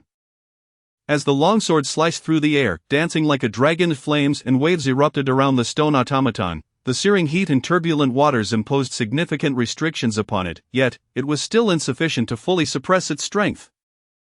Roar! The stone automaton, provoked by Ji Chen's swordplay, slammed its fist into the ground in a fit of rage. Instantly, the floor shattered under the immense force, sending countless massive fragments soaring toward Ji Chen, raining down like a storm. Ji Chen sensed the terrifying power contained within the approaching boulders, and his gaze sharpened with intensity. Crack, crack, Ji Chen bellowed with all his might, his face flushed and muscles bulging as dark patterns began to surface on his skin. Subsequently, he struck a nearby large pillar with his palm, shattering it, and then hurled it skyward with all his strength. The pillar soared like a rocket, colliding with the massive boulders mid-air. Boom! A deafening explosion resounded. The sky was instantly filled with splinters of wood, dust, and debris, obscuring the line of sight between Ji Chen and the stone automaton. Amidst the chaotic rain of rubble, a golden beam of sword light darted through, precisely piercing the automaton's forehead, creating a small hole just barely entering. Suddenly, the sword vibrated violently, unleashing a torrent of waves. The stone automaton roared in fury, but the chaos surrounding its forehead compelled it to stagger backward involuntarily. Seizing the opportunity, Ji Chen executed a backflip, his leg muscles swelling with power, and kicked off the end of the sword's hilt. In that fleeting moment, the long sword, propelled by his kick, pierced through the automaton's head, driving deep into the ground behind it. Bang! A resounding crash echoed. The deep blue stone automaton collapsed in response, transforming into a heap of rubble. This thing is truly resilient. Fortunately, I've comprehended the water sword to a minor completion. Otherwise, I might not have subdued it today, Ji Chen gasped, surveying the debris before him with a hint of disappointment. Soon after, the familiar teleportation array and a treasure box reappeared. Unlike before, the box containing the reward was no longer made of black iron but was instead crafted from a silvery material. Appearing significantly more splendid, curious about the reward this time, Ji Chen opened the silver box, only to find an incredibly dark substance resembling iron lying within. What on earth is this? Ji Chen's face fell in disappointment. Had it not been for the high caliber of treasures from the previous layers, he might have instinctively discarded this seemingly worthless object. At that moment, a voice filled with excitement broke through. Wui Starfall? Ji Chen's eyes brightened at the sound of Pang Jing. Do you recognize this thing? Ji Chen inquired eagerly. A master. Based on my recollections, this item is likely the legendary Wui Starfall, a sacred grade material for forging. Pang Jing's tone revealed a hint of astonishment. Ji Chen's expression turned jubilant. A sacred grade forging material? As Ji Chen's combat prowess escalated, ordinary swords were increasingly inadequate for his battles. Each time a fight reached its peak, the sword would inevitably shatter or sustain damage, significantly impacting his strength. Alas, such a material could only be wielded by a top-tier blacksmith. Ji Chen sighed in lament. I in the entire Ji nation, there was not even a single entry-level blacksmith, let alone the hope of forging a sacred weapon from this Wui Starfall. Well, having it is better than not having it at all. Ji Chen carefully stowed the pitch-black Wui Starfall into the Kanglan space, contemplating that he could only wait for a chance encounter with a master blacksmith in the future. He then glanced at the teleportation array, refraining from overstepping his bounds and recklessly challenging the next layer. Ji Chen declared loudly. Challenge concluded. I shall withdraw. Immediately, the array's glow shifted from blue to white. Observing this, Ji Chen swiftly stepped into it, departing the trial tower. Upon exiting, he found G068 standing before the trial tower, a subtle smile on its face as it regarded him, appearing to have waited for quite some time. Congratulations, clansman, on overcoming the 5th level. G068 approached Ji Chen and said, Just luck, huh? Ji Chen scratched his head and chuckled. G068 regarded Ji Chen intently. For a 6th level martial artist to surpass 4 realms and defeat the Chi Mastery Realm Guardian Automaton was not merely a matter of luck. It then spoke in a lighthearted tone. Having successfully passed the 5th level, you are now not far from the 10th level. With further effort, once you conquer the 10th level, you will be able to master this Tower of Trials, enabling you to traverse the star realms and journey to the ancestral realm's main vein. Ji Chen reflected. The 10th level requires overcoming the 9th realm, which means I must defeat a 6th level Chi Master. There is still a long road ahead. He smiled wryly, realizing that he could barely best a 1st level Chi Master, with a vast chasm separating him from the 6th level, surpassing 9 realms to contend with a 6th level Chi Master. This was far more challenging than defeating Li Yun, who was also a 6th level Chi Master, in a few days. Ji Chen was currently only a 6th level martial artist, with much room for improvement in his cultivation. It was only a matter of time before he could defeat Li Yun. However, the Tower of Trials, this miraculous place, evaluated challengers based on their ability to surpass realms, even if Ji Chen diligently trained and broke through to the Chi Mastery realm. To surpass 9 realms, he would still need to defeat a stone automaton of the Lingxi realm. This seemed to serve as a reminder to all challengers: do not solely pursue breakthroughs in cultivation, but rather refine every realm to its utmost limit. With the Kanglan Pearl, a treasure of extraordinary caliber, Ji Chen barely managed to surpass 4 realms, thus he understood the significance of surpassing 9 realms. Nevertheless, in his quest to find his father, Ji Chen's gaze remained resolutely steadfast. He firmly believed that one day he would indeed surpass 9 realms and conquer the 10th level. After all, his greatest trump cards, the Kanglan Sacred Body and the Burial Sky Sword technique, had yet to be unleashed. Moreover, with the continuous recovery of the Kanglan Pearl, unexpected gains might still await him. In the palace, the prince's hall. After leaving the secret realm, Ji Chen returned here. Directly inside the hall were various toys belonging to children from the common folk, a splendid array of them. As Ji Chen gazed at these items, he was reminded of a month ago when he had spent each day in their company. Sometimes, fate truly is wondrous, Ji Chen thought, his expression lost in thought as he murmured softly. Just then, a voice called out from outside. Chun'er. At the entrance of the residence, Ji Chen spotted Lin Qingyan, dressed in splendid attire, followed by several young women, including Fu Ling. As they entered, the 7 young ladies blossomed like 7 exquisite flowers, each unique yet strikingly beautiful, instantly bringing a sense of spring to the residence. Mother, you're here. Ji Chen rose respectfully to greet her. Hearing that you returned from the Spirit Temple, I hurried over, Lin Qingyan said affectionately, gazing at Ji Chen before producing a space ring and handing it to him. Inside are the resources freshly mined from the low-grade spiritual crystal vein, as well as the total sum of the royal family's spiritual crystals accumulated over the past 3 years, Lin Qingyan explained as she passed the space ring to Ji Chen, saying, Chun'er, there are over 1,300 spiritual crystals here.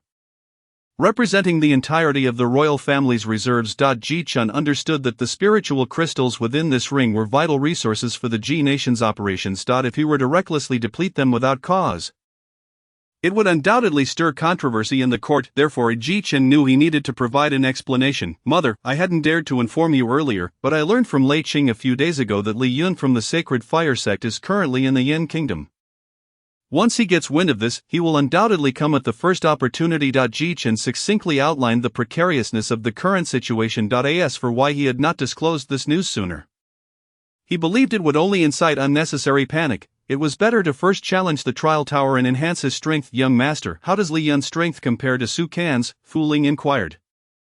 In her mind, Ji-chun was currently the strongest force in the entire royal city, based on the battle between Ji-chun and Su Can. If Li Yun were indeed stronger than Su Can, it would pose a significant challenge. I fear that Li Yun far surpasses Su Can. Lei Qing informed me that Li Yun had already attained the 6th level of the Qi Mastery Realm 6 months ago.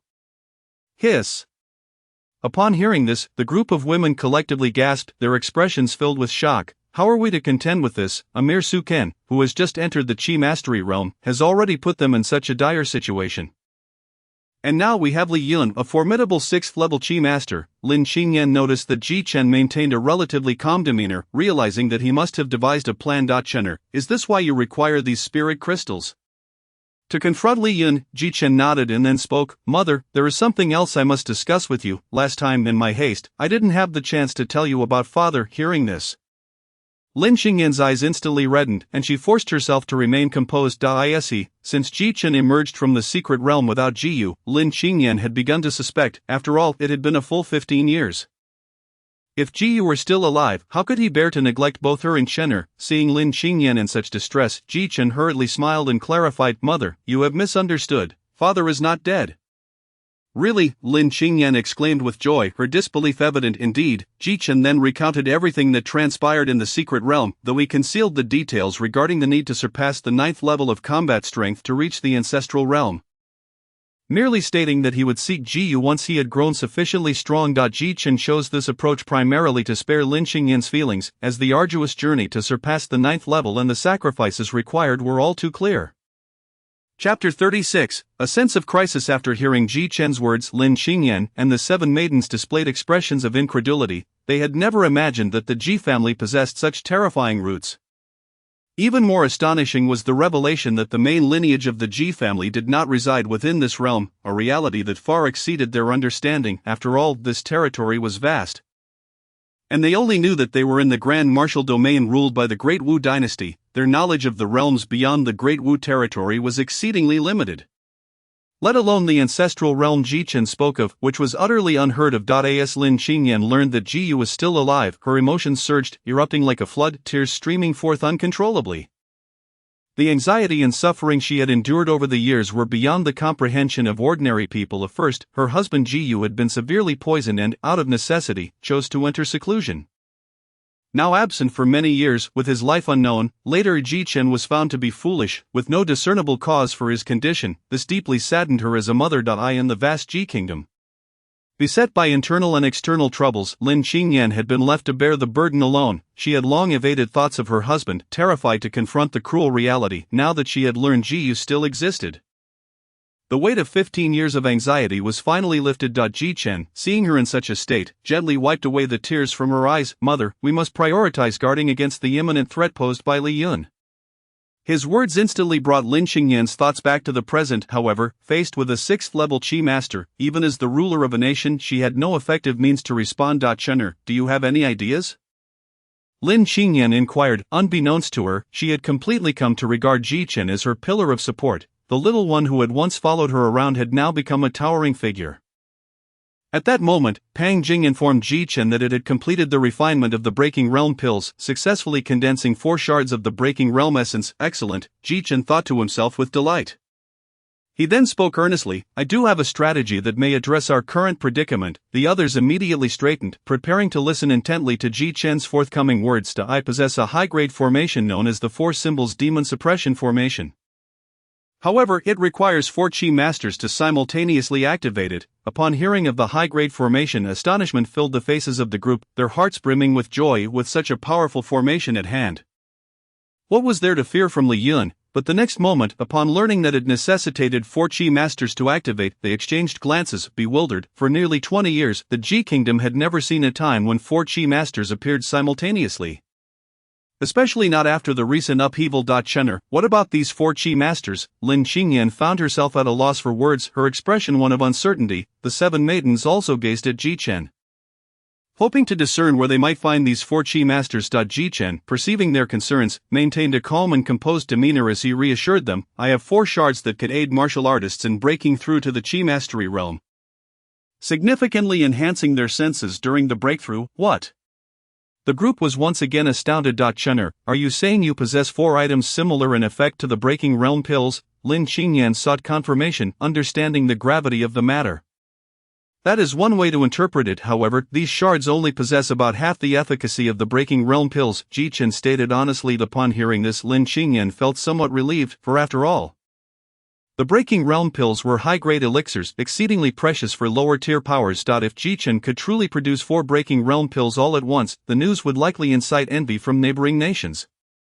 However, if they were merely pills with half the efficacy, it would not cause an upheaval of such magnitude. Even so, the implications remained extraordinary. After all, even at half efficacy, they could greatly enhance a martial artist's chances of breaking through. Especially considering the talents of the 7 maidens, which Lin Qingyan had closely observed. Had it not been for Su Kan's covert rebellion, Lin Qingyan had intended to nurture the 7 maidens in secret.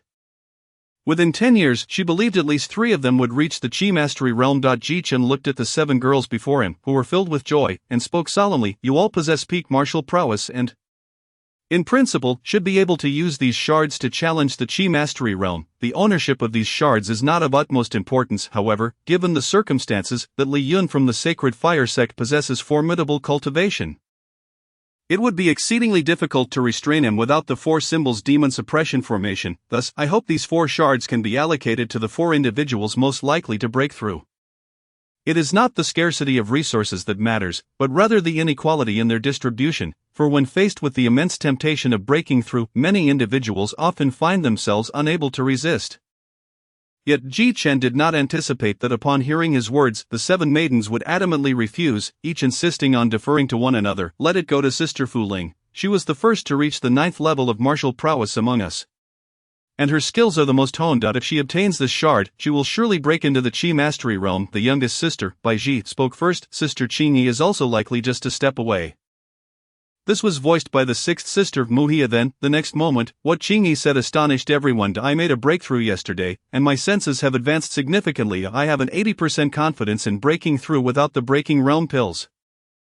Really, that's wonderful. The other girls genuinely rejoiced for Qingyi. Ji Chen observed this scene, his heart filled with gratitude. He secretly thought that if these 7 were nurtured well, the Ji Kingdom would surely ascend to a higher stage in the future. After much discussion, Lin Qingyan proposed the final allocation plan. Due to Fu Ling, Ling Ji, Chao Yan, and Yin Chu having entered the 9th level of martial prowess earlier than Bai Ji and Muhi, they had a greater probability of breaking through, thus the 4 shards were allocated to them. Meanwhile, Qingyi intended to attempt breaking through on her OWN.AT. That moment, Ji Chen made another significant decision. Next, I will impart to you higher-tier true essence cultivation methods, allowing you to raise your future cultivation limits. Subsequently, Ji Chen imparted the supreme true essence cultivation methods of the Sword Sect, which he had received from Jiang Ming, to the 7 maidens entirely. As for whether he could freely share Sword Sect techniques, Ji Chen reasoned that since his master had already passed away, it was akin to accepting disciples, and thus there was no impropriety. After all, he bore immense pressure at this moment. If he could not rapidly empower those around him, it would undoubtedly become a significant burden, distracting him from his goals. Of course, without sufficient strength, Ji Chen would not recklessly disseminate his techniques. Should he return to the Sword Sect in the future and attain a certain standing, these concerns would be moot. The 7 maidens earnestly committed the techniques Ji Chen taught them to memory. When Ji Chen imparted them, they were left astonished by the exquisite intricacy of the methods. They couldn't help but marvel in their hearts, could there truly exist such miraculous cultivation techniques, in comparison? The inferior true essence methods possessed by the royal family seemed utterly trivial. Generally speaking, the more advanced the true essence cultivation methods, the more they could assist martial artists in successfully opening their dantian, and the strength of their essence post-breakthrough would be significantly enhanced. This truly achieved the principle of accomplishing more with less effort. Chapter 37, a significant advancement in strength after arranging everything. Ji Chen returned once more to the training stone chamber within the secret realm, though he now possessed the four symbols demon suppression formation as a trump card. Ji Chen understood that his own strength was the true guarantee. With a wave of his hand, he summoned forth all of the 1,300 low-grade spirit stones from his spatial ring. The densely packed white spirit crystals instantly filled the entire stone chamber. Creating a blinding white expanse, the energy emanating from these spirit crystals caused the spiritual aura within the chamber to become rich and dense in an instant. These spirit crystals could potentially be converted into 13 high-grade spirit crystals. However, to summon a 6th-level Qi Master Beast, it could only be sustained for a maximum of 2 breaths. Ji Chen's brow furrowed, clearly uncertain whether 2 breaths would be sufficient to subdue Li Yun. After deep contemplation and much hesitation, Ji Chen reached a decision. Pang Jing, prepare to refine 700 spirit crystals. I aim to cultivate to the 5th level. As he spoke, Ji Chen placed 700 spirit crystals into the Kanglan space, entrusting them to Pang Jing for refinement. Additionally, Ji Chen retained over 600 spirit crystals to ensure that he could activate the formation for a breath's time at a critical moment, thereby restraining Li Yun momentarily. Master, give me 2 hours. Pang Jing's voice resonated. Ji Chen nodded in response, then summoned a long sword, simultaneously adjusting the gravity pressure in the special training room to 10 times its normal level. Now, he is preparing to harness the extraordinary gravity within the peculiar stone chamber to aid in comprehending the earth sword technique. A day later, in the court of the Yin Kingdom, upon the imperial throne sits a man draped in royal robes. Resembling a blazing sun, radiating boundless majesty and dominance, his gaze burns like a furious flame, his countenance contorted with rage, and his hands are clenched into fists, veins bulging. He is none other than the sovereign of the Yin Kingdom, Yan Ruli. Just moments ago, the news of Yan Ling and others meeting their demise at the hands of the Ji Kingdom finally reached Yan Ruli. Upon hearing this news, he was engulfed in a furious rage.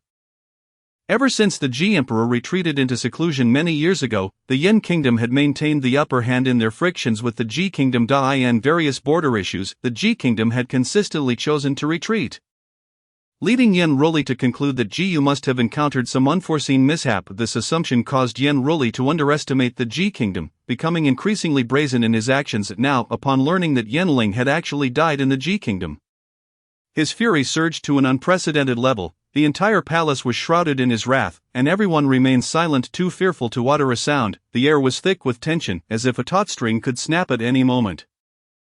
At that moment, a young man clad in black, seated to the right of Yan Ruli, spoke up. Your Majesty, do not worry, the third prince perished due to matters concerning the Holy Sun. I shall return and report truthfully to the Holy Sun, ensuring that your Majesty does not suffer the loss of your beloved son in vain. Hearing this, the previously wrathful expression of Yan Ruli calmed considerably, and he gazed at the young man in black with a rare expression of respect. Brother Li Yin, my son Yan Ling and the 2 disciples Lei Cheng and Lei Yang from your esteemed sect were mercilessly slaughtered by the Ji Kingdom. I implore you, Brother Li Yin, to take action and avenge my son.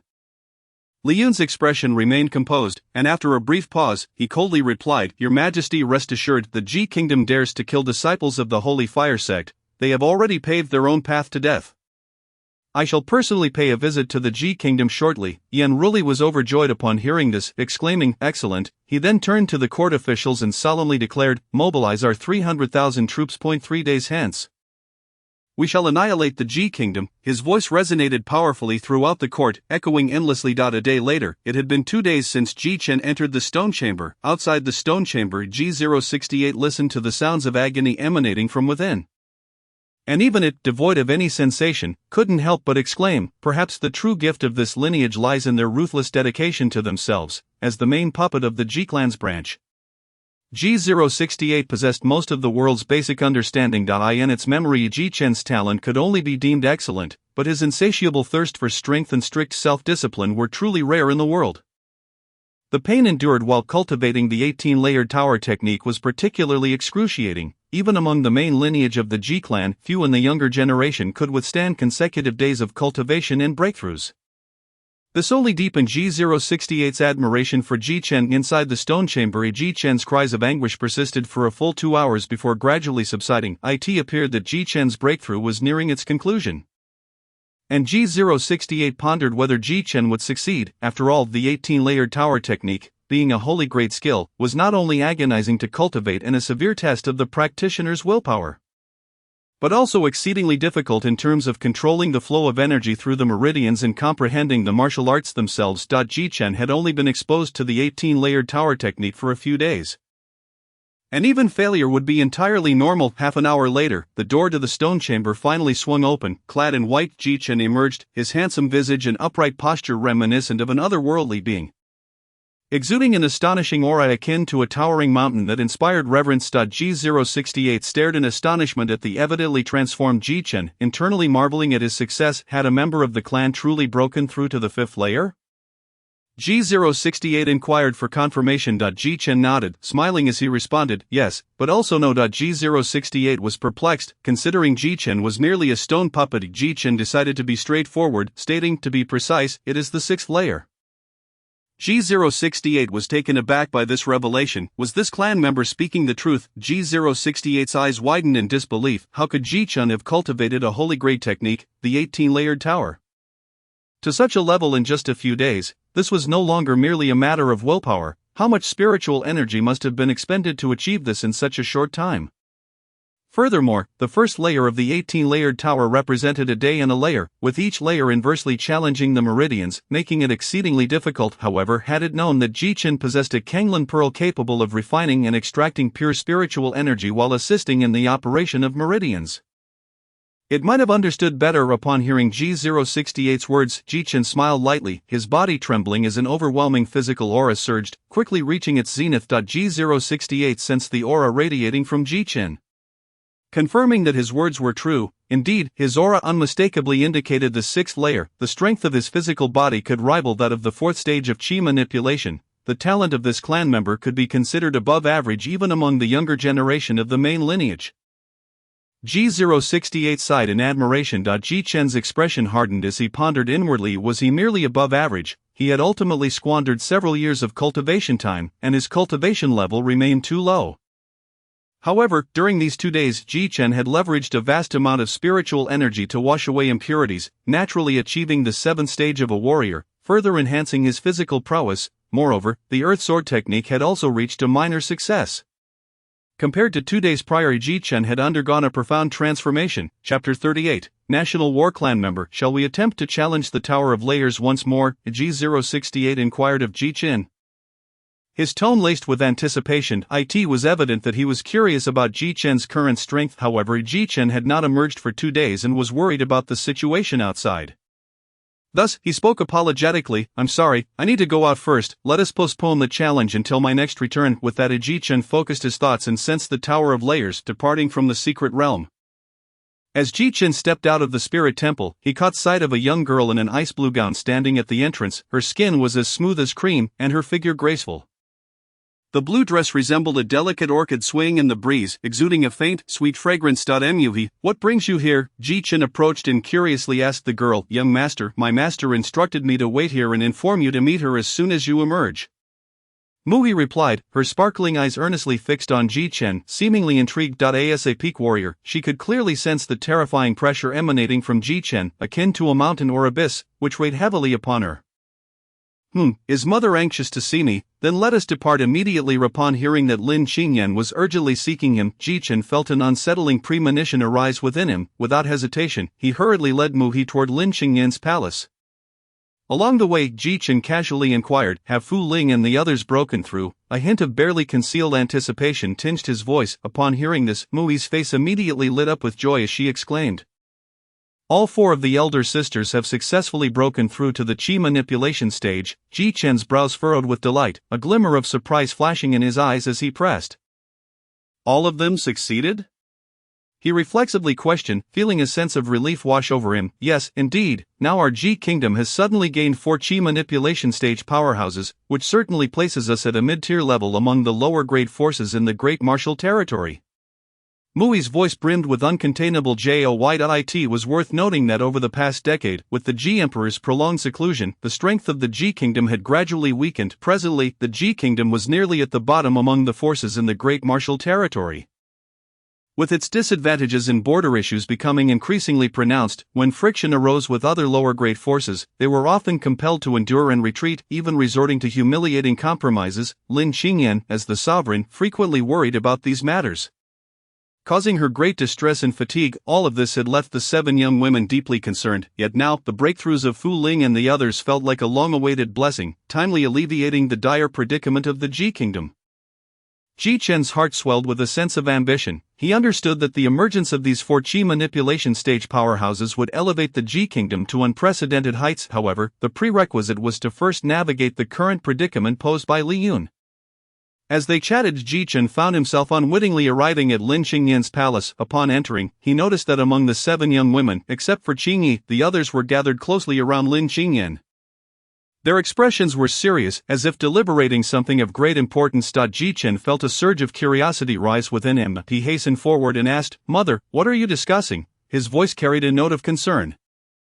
Upon hearing Ji Chen's voice, Lin Qingyan's face instantly broke into a smile. "Chun'er, you've arrived." However, her expression swiftly darkened, as if a cloud of sorrow loomed overhead. "Mother, what has happened?" Noticing Lin Qingyan's demeanor, Ji Chen surmised that something troubling had occurred. At that moment, Fu Ling, her face grave, took over the conversation. "Yesterday, our undercover agents in the Yin Kingdom relayed news that the Yin Kingdom is mobilizing 300,000 troops, preparing to launch a war of annihilation against our Ji Kingdom." Upon hearing this, Ji Chen's eyes ignited with fury, his fists clenched tightly as he gritted his teeth. What audacity from the Yin Kingdom! Daring to act so brazenly and provoke war. Generally, conflicts of this magnitude between forces of equal standing were rare. Once a war commenced, it would devolve into a relentless cycle of death until one side surrendered. Typically, without overwhelming strength to crush the opponent, one would not easily initiate such a war. The situation in the Kingdom of Ji has been rather dire in recent years, with only 160,000 soldiers stationed at the borders. This impending national conflict is likely to impose immense pressure upon us, and a moment's carelessness could lead to catastrophic consequences. Lin Qingyan's tone was laced with profound concern. Upon hearing this, Ji Chen softly murmured to himself, "Are we really that outnumbered?" Generally speaking, on the battlefield, when there is a significant disparity in numbers, the disadvantaged side becomes exceedingly passive. Even when thousands of warriors charge forth, even those of the Qi Master realm must momentarily retreat from the fray. "Mother, do not worry. Once I resolve the issue with Li Yun, I will personally visit the border." Ji Chen pondered, convinced that given the current pace of his own strength's advancement, he might indeed have an opportunity to turn the tide. Lin Qingyan, sensing Ji Chen's unwavering determination and confidence, found her initial anxiety alleviated considerably. "Fortunately, Fu Ling and the others have also attained the Qi Master realm. If you all join the fray, there may yet be a chance for a turnaround," Lin Qingyan remarked, reflecting on the fact that Fu Ling and her companions had now reached the Qi Master realm. Lin Qingyan sighed in relief. At that moment, Lingji, the third among the 7 maidens, spoke up. "Thanks to the breakthrough essence provided by the young master and that sword technique, I never imagined that breaking through would be so effortless." Ji Chen smiled lightly, unperturbed by this outcome. The 7 maidens were still quite young, with the eldest, Fu Ling, just having turned 17, and the second sister, Qingye, being only a few months older than Ji Chen. The rest were even younger, yet they had all cultivated to the pinnacle of martial artists at such an age. Aside from Lin Qingyan's substantial support behind the scenes, their innate talent was also undeniable. With the assistance of the breakthrough essence and the superior true essence technique, Ji Chen would have found it strange had they not surpassed the Qi Master realm. Putting that aside, the immediate priority is to prepare for the confrontation with Li Yun. As Ji Chen spoke, he retrieved the flags for the 4 symbols demon suppression formation. "Sister Fu Ling, you 4 should take these flags and conceal them around the spirit temple. I will draw Li Yun into the temple. At that time, await my signal to activate the formation and assist me in vanquishing Li Yun." Subsequently, Ji Chen distributed 3 high-grade spirit crystals to each of the 4 maidens and instructed them on how to activate the formation. Just then, Lin Qingyan voiced her concerns. "Chun'er, with Li Yun's formidable cultivation, won't it be too perilous for you to attract him?" "Rest assured, mother, even if I cannot defeat Li Yun, he will find it utterly impossible to kill me," Ji Chen replied confidently. He then smiled reassuringly at Lin Qingyan before stating in a firm tone, "Everyone, prepare yourselves for the impending battle." Chapter 39, Invitation to the Trap. Several hours passed, with everyone on high alert and fully committed to the preparations for war. Just as the tension reached its zenith, an unexpected guest appeared above the palace. A powerful aura suddenly swept over the royal grounds. This sudden turn of events instilled a palpable fear and anxiety in the hearts of those who witnessed it. Eyes wide, they fixated on the mysterious figure. Moments later, a furious roar reverberated like thunder through the heavens. "The Ji royal family, come forth and embrace your demise." The voice boomed like a mighty bell. deafening and imbued with an overwhelmingly potent force, as if it sought to tear the entire palace asunder. In that instant, countless individuals within the palace turned pale with fright, their bodies trembling involuntarily. Clad in black, Li Yun stood aloft, coldly observing the panicking crowd below, a cruel smile flickering across his face. Since no one has the audacity to show themselves, I shall commence a massacre. His voice was frigid and devoid of compassion, exuding a resolute killing intent. As soon as the words left his lips, a gleaming sword materialized in Li Yun's hand. Gripping the hilt tightly, he swept his arm with force, unleashing a razor-sharp sword chi towards the throng below. The sword chi shot forth like a rainbow, piercing the sky, unstoppable and imbued with the power to annihilate all in its path, hurtling straight towards the crowd. Panic-stricken screams erupted as people fled in all directions, desperately trying to evade this deadly strike. However, the speed of the sword chi was astonishing, akin to a flash of lightning. Many were caught unawares, cleaved in two by the sword chi, blood spraying forth in a gruesome scene. The entire sequence transpired in mere moments. From Li Yun's appearance to this point, less than 5 breaths had elapsed. Just as Li Yun prepared to unleash a second strike, a white-clad youth sprang across the rooftops of a distant palace. In the blink of an eye, he leapt high, landing atop a palace closest to Li Yun. Upon recognizing the newcomer, Li Yun's expression shifted slightly. Before departing his sect, Li Yun had seen Ji Chen's likeness. Although the youth's appearance and demeanor were somewhat different from the image, he recognized him instantly. Who are you to dare intrude upon my royal palace? Ji Chen feigned ignorance, attempting to lower Li Yun's guard. I cannot believe you have truly regained your senses. Li Yun, surprised to see the youth before him as the one spoken of by Yanling, felt a flicker of curiosity. Without warning, Li Yun struck out, casually unleashing a sword chi that bore down upon Ji Chen with ferocity. The sound of the sword chi cutting through the air was deafening, as if it sought to rend the very atmosphere. Ji Chen's gaze sharpened, his focus unwavering as he locked onto Li Yun's attack. Without hesitation, he brandished his long sword, his arm bulging with exertion as he swung forth a sword wind as formidable as Mount Tai.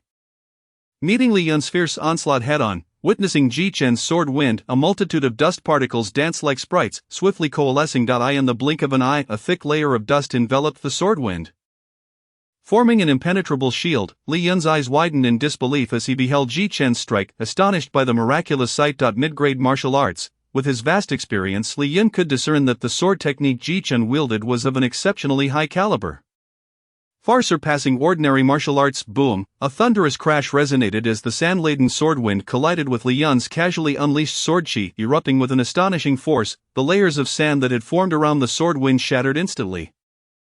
As if torn apart by an invisible force, the terrifying sword chi, wielding the might to obliterate all, surged forth, relentlessly charging at Ji Chen. At this moment, Ji Chen's expression betrayed a hint of panic.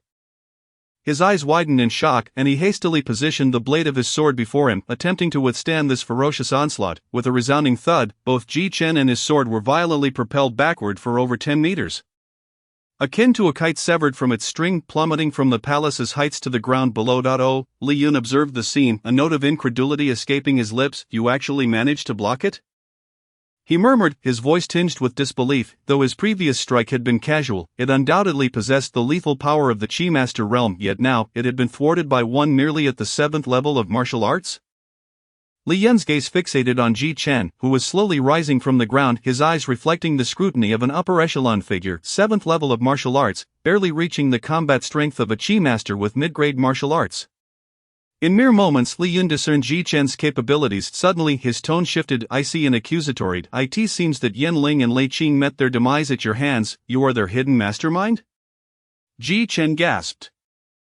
Stepping back 2 paces, his expression a mask of disbelief. The Yen Kingdom could not possibly harbor a powerhouse such as you. Who on earth are you? Ji Chen strained to keep his voice steady, a tremor lacing his words. Li Yun narrowed his eyes, relishing Ji Chen's fearful demeanor, reveling in the sense of dominion over life and death. Meanwhile, in the distance, hidden within the palace, Lin Qingyan, Muhi, and Bai Ji watched Ji Chen's display from afar.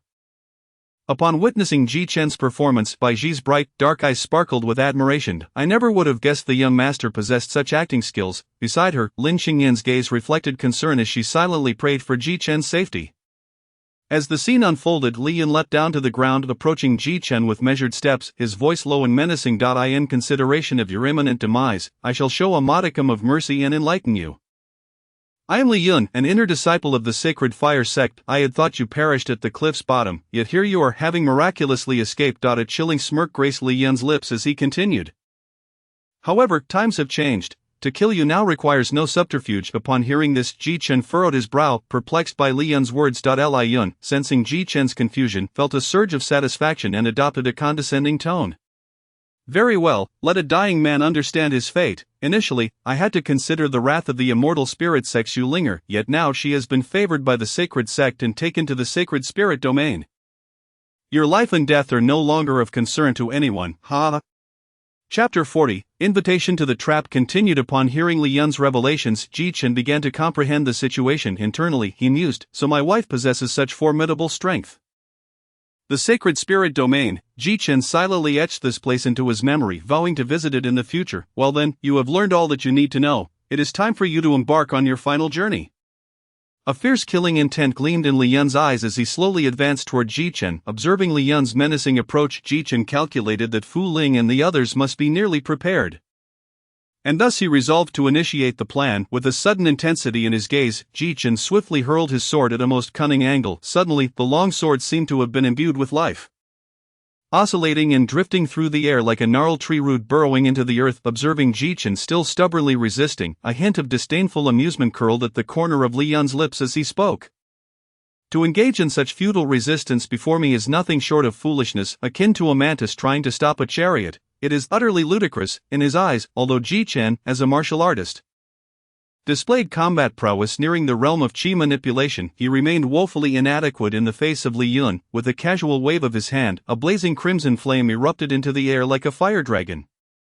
Clawing its way forward, this was the mid-tier martial art of the sacred fire sect, the seven-colored sacred fire. It was categorized into 7 levels based on comprehension, with each level's flame color transitioning from weak to strong, red, orange, yellow, green, blue, indigo, and violet. The red flame swiftly enveloped the flickering flying sword, consuming it in an instant. Boom! The crimson flame trembled slightly before a charred long sword clattered to the ground. Subsequently, Li Yun noticed Ji Chen, clad in white, had leapt onto the roof, seemingly preparing to flee. A flicker of contempt crossed Li Yun's eyes as he mockingly remarked, "A futile struggle, a waste of energy." At the same time, a flicker of irritation surged within him, akin to being provoked by the resistance of an insignificant insect. Li Yun resolved that when he captured Ji Chen, he would ensure he experienced a fate worse than death. As his words fell, Li Yun shot into the air like an arrow released from its bow, racing swiftly towards Ji Chen. In the blink of an eye, the distance between them diminished significantly. Ji Chen, who was continuously leaping, suddenly sensed an overwhelming aura approaching from behind. Startled, he turned to see Li Yun closing in, and he inhaled sharply, feeling an eruption of strength akin to a volcanic explosion coursing through him.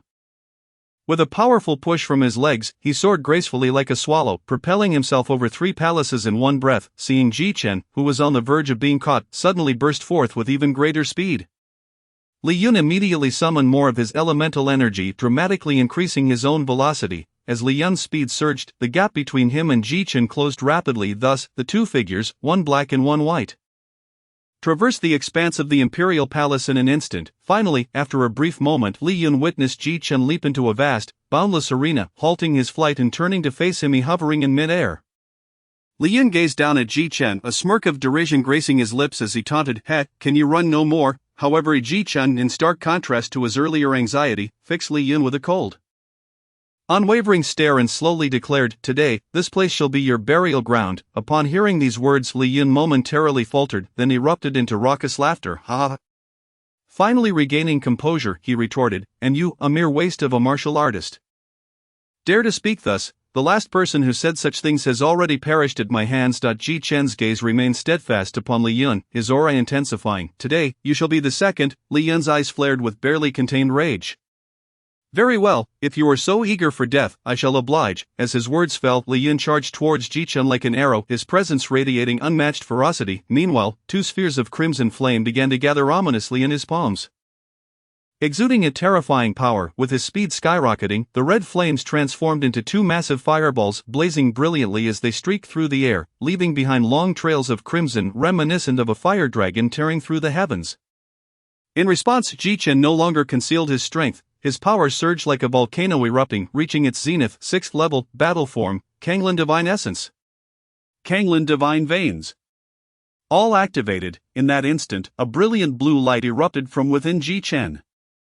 Flooding his body like surging tides simultaneously, strange black patterns rapidly spread across his skin, enveloping him entirely from a distance. These patterns resembled a mysterious and eerie tapestry that sent shivers down the spine upon a mere glance. In Ji Chen's eyes, blue phantoms flickered. This was his first full-force strike after breaking through during seclusion. In the next moment, Ji Chen wielded his fingers as if they were a sword, unleashing the water sword technique at the minor mastery level. He stood firm like a mountain, his gaze resolute, fingers poised like blades, aiming to pierce the heavens as he resolutely pointed towards Li Yun's advancing figure. Wherever his finger pointed, rippling blue water waves emanated forth. Cascading in layers, the silhouette of Li Yun descended like a shooting star, his palms tightly enveloped in crimson flames, as if ablaze. With a thunderous force, he clamped down on Ji Chen's fingers, momentarily altering the very fabric of the world. Boom! As the colossal forces of water and fire collided, they instantaneously began to dissolve into one another, producing a deafening explosion. Both Ji Chen and Li Yun felt a chilling power emanating from each other's grasp. Subsequently, they were both propelled backward by the explosive force, each retreating. Ji Chen was hurled 10 meters away, tumbling through the air before barely landing on his feet. In contrast, Li Yun only staggered back 3 steps. However, at this moment, Li Yun's expression was exceedingly complex, predominantly marked by disbelief. How is this possible? His tone brimmed with astonishment and incredulity. In that previous strike, he had not held back. He had unleashed the full force of a 6th-level Qi manipulator. Yet, despite this, he had still been forced back by Ji Chen's single finger, highlighting the immense power that lay within. Though Ji Chen did not surpass him, he was certainly not to be underestimated. Li Yun furrowed his brow, scrutinizing the youth before him, contemplating deeply. After a careful examination lasting 3 breaths, he confirmed one thing: this boy had yet to develop his dantian, retaining only the martial artist realm. Yet the strength he exhibited far exceeded the norm for that level. This left Li Yun utterly perplexed. Meanwhile, Ji Chen, having completed his somersaults, returned to the ground. So powerful, he murmured gravely, that last strike had been his utmost effort. Yet it still fell short against Li Yun. In truth, with Ji Chen's current physical combat strength, in the 6th-level battle form, if he activated the Kanglin Divine Veins, his power could easily rival a 5th-level Qi manipulator. If he also held an advantage in martial arts, perhaps he could contend against a 6th-level Qi manipulator. However, the martial arts employed by Li Yun also belonged to the mid-tier category.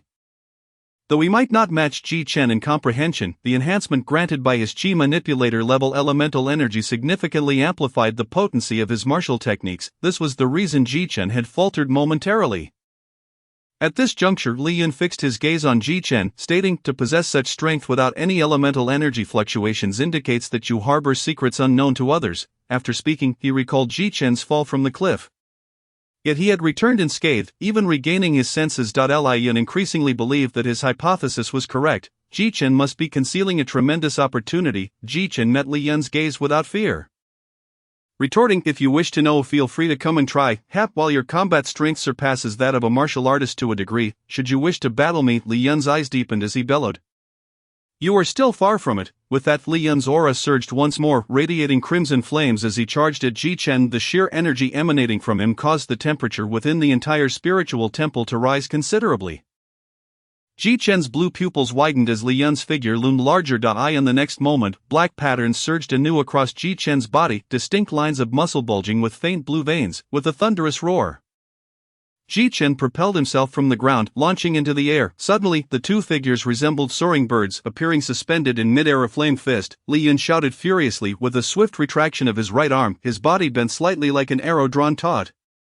He unleashed a punch with all his might, propelled by the raging flames, aimed ferociously at Ji Chen's face. Ji Chen, unperturbed, met the oncoming attack with a punch of his own. The battle form of the heavy tower technique enveloped his body in a mass of intricate black patterns, exuding an astonishing aura, as though a war god had descended, his blood boiling like molten lava. The collision of their fists produced a sound that reverberated throughout the air. Bang! In that moment of impact, time itself seemed to slow. Fire and power intertwined, creating a dazzling radiance. The surrounding air quaked under the force of this tremendous shockwave, generating ripples of swirling energy. Just as the two forces reached a stalemate, a surge of searing elemental energy erupted within Li Yun, pouring forth like burning flames, causing his strength to soar once more. In an instant, Ji Chen's arm was violently pushed aside by Li Yun's punch.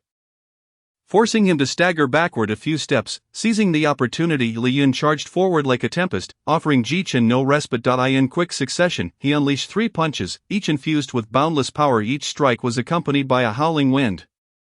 As if to tear through the very air itself, these 3 punches rained down with the ferocity of a storm, one after the other, executed with precision and astonishing speed, leaving Ji Chen with no option to evade.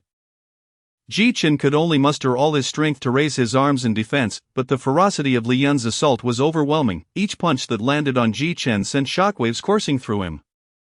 The first 2 punches descended like a torrential downpour, crashing forcefully against the arms Ji Chen had raised in defense, the sheer impact forcing his limbs apart. Ji Chen felt a terrifying force descend upon him, akin to Mount Tai pressing down on an egg, instantly robbing him of his senses. His arms seemed to no longer belong to him, hanging limply and trembling uncontrollably. Seizing the opportunity, Li Yun exploited Ji Chen's defensive lapse. His gaze a tumultuous mixture of ferocity and exhilaration, radiating a mad spark. With every ounce of strength, he unleashed a lethal third punch. Li Yun's face contorted into a grotesque mask of rage, his voice a hoarse scream filled with murderous intent and exhilaration. Yet Ji Chen found himself powerless to evade this blow. In a critical moment, he resolutely abandoned defense, launching himself towards Li Yun, just as Li Yun's third punch struck Ji Chen's chest. Ji Chen bent his knee and forcefully kicked Li Yun in the abdomen. Bang! With a resounding impact, Li Yun was met with Ji Chen's knee strike. A searing pain erupted in his belly. A wave of heat surged upwards, threatening to choke him, spitting blood. His complexion paled slightly, however. After a brief moment of recovery, Li Yun quickly stabilized his injuries. In contrast, as Li Yun's fist, enveloped in raging flames, collided with Ji Chen's chest, the scorching fire consumed the white fabric of Ji Chen's clothing in an instant. A tremendous force imprinted a half-finger deep mark into Ji Chen's chest, shattering his ribs with a crisp crack. Boom! The colossal impact sent Ji Chen crashing to the ground, creating a cloud of dust. As the smoke cleared, Li Yun gazed into the crater below. There Ji Chen's upper garments lay in tatters, revealing a horrifying dent in his chest from which blood seeped, trickling down his muscles to the ground, painting a woeful scene. The dark patterns on Ji Chen's body had dissipated, and the once vibrant blue veins within him now appeared dim and lifeless, signaling the gradual withering of his strength. Severely injured, is this the might of the 6th layer of Qi manipulation? Ji Chen bitterly smiled as he tasted the blood at the corner of his mouth, reflecting, indeed, I still have a considerable distance to bridge before reaching this level. Suspended in midair, after forcefully suppressing the chaotic energy within him, Li Yun's face broke into a manic grin. Haha, Ji Chen, your strength is truly astonishing. Perhaps, given you another year to cultivate, I might not stand a chance against you.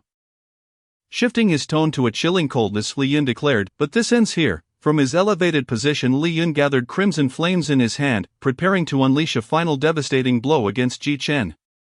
Meanwhile, Ji Chen wore a playful smirk, responding, is that so? In the next moment, Ji Chen bellowed, for symbol seal magic formation, activate. Chapter 42, for symbol seal magic. As Ji Chen's thunderous shout reverberated like a clap of thunder, a torrent of white spiritual energy surged forth from the 4 cardinal directions within the spirit temple, swiftly enveloping Li Yun's line of sight.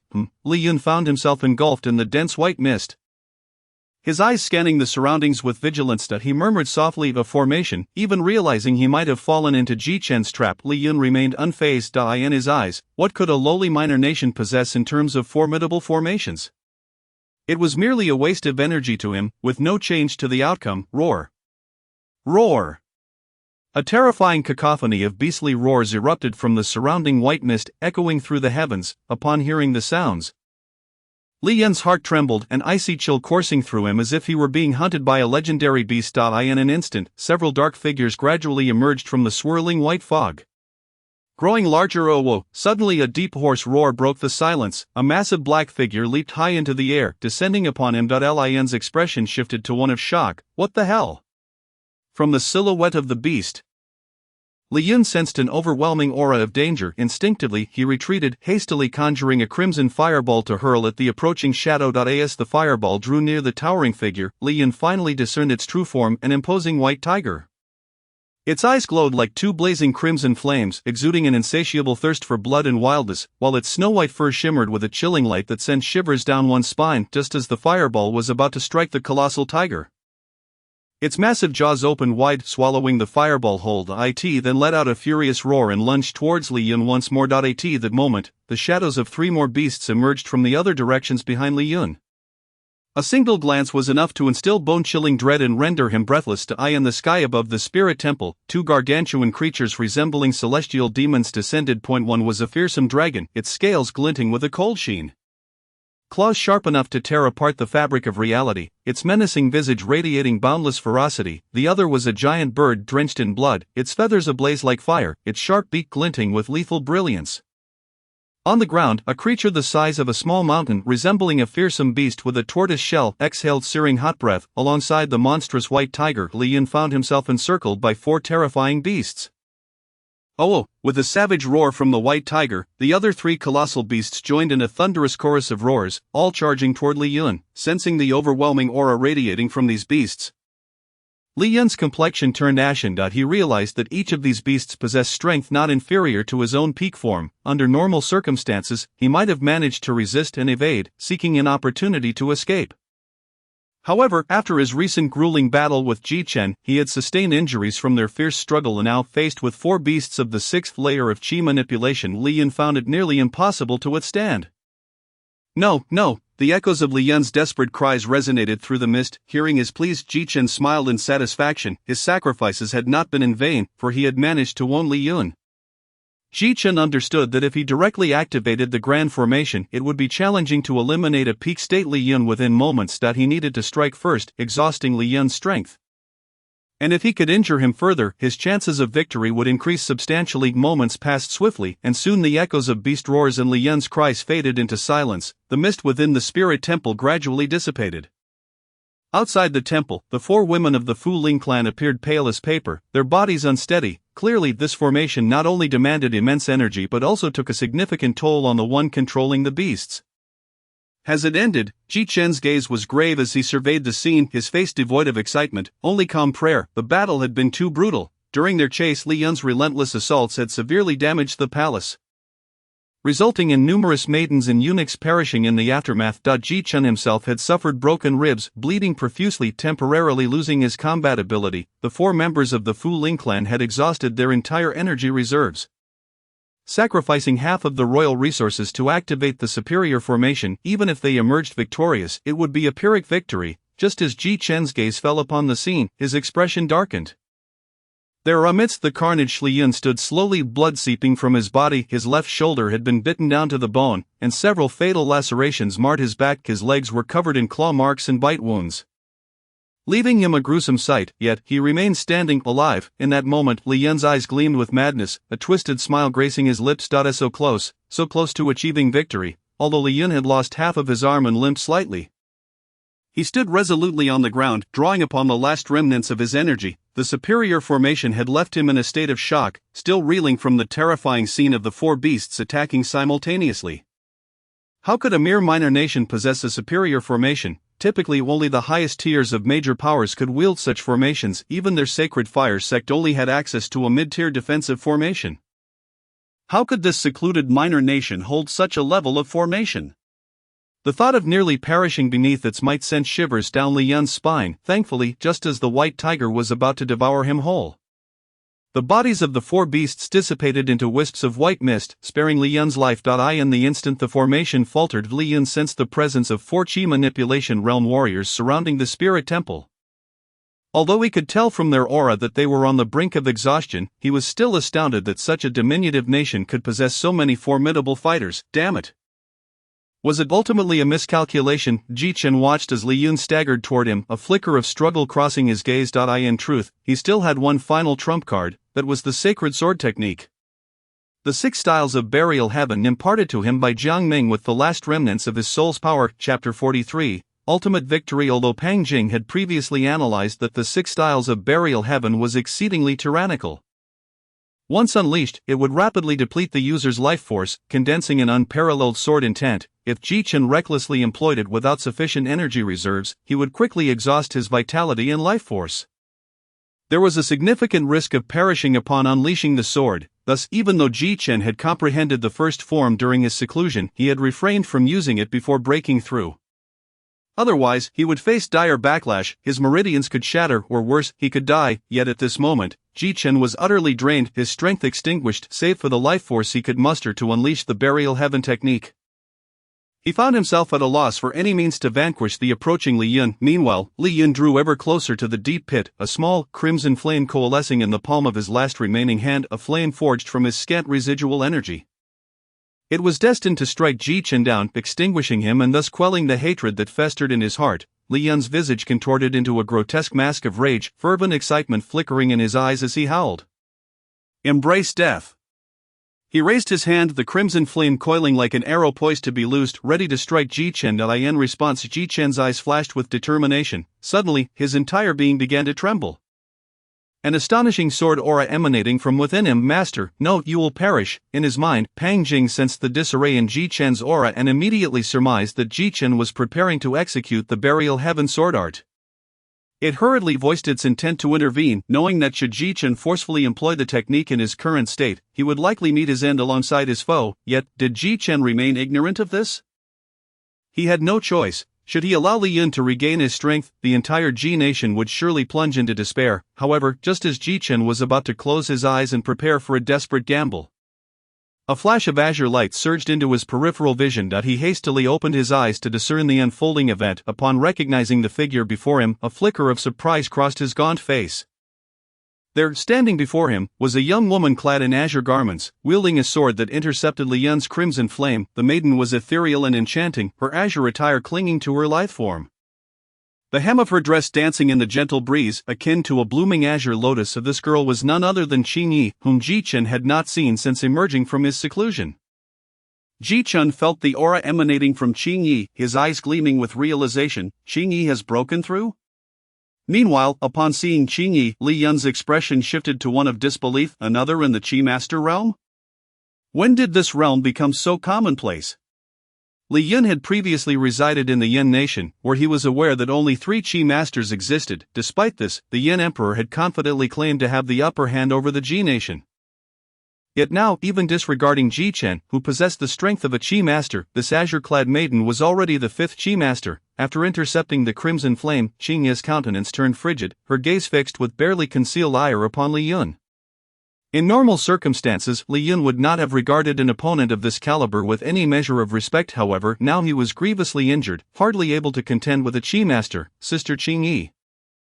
"Spare his life, he may yet serve a purpose," Ji Chen weakly implored. Upon hearing this, Qing Yi turned to regard Ji Chen, offering a slight nod before pivoting to charge at Li Yun. After a series of exchanges, Li Yun lay incapacitated, his limbs shattered, consciousness lost. Ji Chen gazed at the formidable adversary, now vanquished, and felt a weight lift from his heart. Soon after, darkness enveloped him, and he slipped into unconsciousness. 2 days swiftly passed. "Master, awaken, I am dreadfully bored." In Ji Chen's mind, Pang Jing struggled to drag its plump form down from the Kanglan pearl. It then tilted its head, soaking in the divine essence of Kanglan, oblivious to the fact that it might appear to be luxuriating in a bath. In truth, it was administering care to Ji Chen. As the spirit of the Kanglan pearl, Pang Jing was intrinsically linked to the divine liquid, capable of facilitating Ji Chen's recovery from his unconscious state. "Master, master, awaken, master, master." Like the previous 2 days, Pang Jing continued its melodic interlude while tending to Ji Chen. Suddenly a faint voice broke through the haze. "Cease your singing, we are allies." The sound of this voice, Pang Jing's cheeks quivered, its eyes brimming with joy. "Master, you have finally awakened." Ji Chen slowly opened his eyes, finding himself in his own chamber, surrounded by tranquility. "Pang Jing, how long have I been unconscious?" Ji Chen inquired. Rubbing his forehead as a hint of discomfort shadowed his weakened form. "You have been unconscious for over 2 days, Pang Jing replied. "Over 2 days?" Ji Chen murmured, his gaze falling upon his chest, where the fractured bones had already mended. "Has my recovery been this swift?" A note of astonishment laced his tone. "Master, you have undergone 2 resurrections from the Kanglan essence, granting you a nascent ability for self-recovery." Pang Jing elucidated, then its expression shifted to one of excitement as it declared, "However, compared to a true Kanglan divine body, this is merely the tip of the iceberg." At these words, Ji Chen's eyes sparkled with aspiration. Eagerly anticipating that day to come, "I wonder how things stand outside. I must take a look." Ji Chen rose, donned his attire, and prepared to venture out creek. Just as Ji Chen was about to exit, the door swung open, revealing 4 figures, Lin Qingyan accompanied by Fu Ling Muhi, and by Jida Chun'er. "You have awakened." Upon entering, Lin Qingyan's face lit up with joy at the sight of Ji Chen. "Mother, I am unharmed." Ji Chen replied, concern etching his features as he noticed Lin Qingyan's apparent fatigue. Then, a thought struck him. although Li Yun had been dealt with, the Yin army would likely have launched their assault by now. "Mother, what is the situation at the border?" Ji Chen inquired urgently. Lin Xingyan's expression grew somber as she responded, "We received word from the border yesterday. The Yin army is pressing fiercely, and there is a constant threat of breach. However, I have sent Qing Yi and the others to the border for support. With the addition of 4 Qi masters, I hope they can repel the Yin forces." Ji Chen understood, realizing why the other maidens were absent. They had all gone to assist at the border. "Do not worry, mother. In a few days, I shall personally visit the border." Ji Chen bowed solemnly. Lin Xingyan gazed at her son's resolute visage, reminiscent of the young Jiyu, her eyes moistening as she spoke. "You resemble your father in his prime, capable of shouldering responsibilities. With you here, I can slightly ease my burdens." Chapter 44. The Emperor's order. Upon finishing her words, Lin Xingyan produced a golden token from her bosom and handed it directly to Ji Chen. Upon seeing the token, Ji Chen, though unaware of its significance, could still sense an aura of grandeur emanating from it. "Mother, what is this?" Ji Chen asked, his eyes filled with curiosity. Lin Xingyan's expression turned grave as she replied, "Chener, this is a matter of national destiny, a symbol of authority and power, the Emperor's order." Upon hearing the term Emperor's order, Ji Chen's form quivered slightly, a wave of unease washing over him. Lin Xingyan continued, "The Emperor's order is issued by the Holy Emperor's Palace. It binds the fate of a nation to a single individual. One's glory is shared, and one's misfortune is also shared. The reason our Ji nation has suffered a decline in fortune and martial prowess over the past decade is that the Emperor's order has lost its master, leaving our nation without a sovereign, leading to the disintegration of our fortune." These words struck Ji Chen like thunder, awakening him to the gravity of the situation. "Mother, are you saying that the Ji nation currently lacks a sovereign?" Ji Chen's voice involuntarily rose, disbelief and shock coloring his tone. This revelation was utterly staggering, far exceeding his expectations. Until now, he had naively believed that even with his father Jiyu absent, his mother could still safeguard the nation from falling into disarray. But now it seemed that without someone to wield the Emperor's order, the Ji nation could hardly be considered a complete entity. Should this news spread, it would surely incite chaos across the realm. Lin Xingyan's expression dimmed as she said, "Originally, your father held the Emperor's order, and during that time, the Ji nation flourished, reaching the status of a mid-tier kingdom. Alas, since your father entered the secret realm to recuperate, the bond between him and the Emperor's order was severed." Upon hearing this, Ji Chen's eyes widened, understanding the reason. Surely father was summoned to the ancestral realm, thus the order cannot sense his presence. "Shunner, your current strength, while not yet matching your father's in his prime, shows great potential. You possess the possibility of surpassing his legacy. If you wield the Emperor's order, our Ji nation may once again hope for its former glory." Lin Xingyan stated, handing the Emperor's order to Ji Chen. Ji Chen accepted it, inspecting the token closely. The golden material bore the words Emperor's order inscribed in bold characters, the edges shimmering with a faint golden light, accompanied by a small inscription below, Ji Nation, lower tier. Ji Chen murmured, "Lower tier Ji Nation." At this moment, Lin Xingyan urged with anticipation, "Chener, try to refine this Emperor's order and see if any changes occur." "Understood." Ji Chen nodded solemnly, knowing that with Jiyu gone, the sky of the Ji nation must be upheld by him. Ji Chen's gaze sharpened, and his spirit melded with the Emperor's order. Instantly, he felt a mystical sensation spreading throughout his consciousness. It was as if a current was attempting to elude him. Whenever he tried to grasp it, it slipped away. He surmised that this elusive current was likely what was spoken of as the national fortune. Ji Chen's eyes narrowed, and a surge of azure light erupted from the Kanglan essence within his mind. In that moment, his consciousness within the Emperor's order transformed into an indomitable force, with his precise focus. The elusive current found no refuge and was firmly seized by Ji Chen. Suddenly an inexplicable sensation surged within him, a wondrous feeling as if he could merge with this current at will. With determination, Ji Chen tightened his focus, and his consciousness began to refine and consume this current. In the next instant, a golden radiance erupted from Ji Chen's eyes, a flash of brilliance illuminating the space around him. Instantly, an air of nobility and dominance enveloped him. Simultaneously, a faintly pale, yellowish aura began to converge from all directions towards the imperial city of the Ji nation, evoking a sense of reverent devotion, as if the entirety of the realm sought the sage's blessing. At this moment, everyone within the Ji nation instinctively looked up at the sky, as if sensing something profound. Those beside Ji Chen felt it particularly acutely. "Why do I suddenly feel as if my inspiration has significantly improved?" Bai Ji exclaimed in surprise. "I feel it too," Mu He chimed in, despite being the youngest among them and still far from breaking through.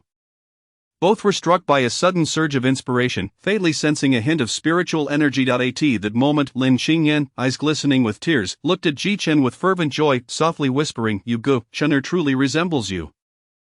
As the bearer of imperial fortune, Ji Chen felt a mysterious power coursing through his body. His previously weakened physique began to recover at an alarming rate, and subtly, it even aided in unblocking his meridians, enhancing his innate abilities. "Fat Jing, do you possess any knowledge regarding this national fortune?" Ji Chen inquired. A languid voice echoed in his mind, "Master, among the myriad forces in this world, the growth of a kingdom is the most arduous, for it is comprised of countless common folk, the very foundation of a nation. Generally, kingdoms are not as pure in cultivation as sex, as the survival of the lower classes must be taken into account."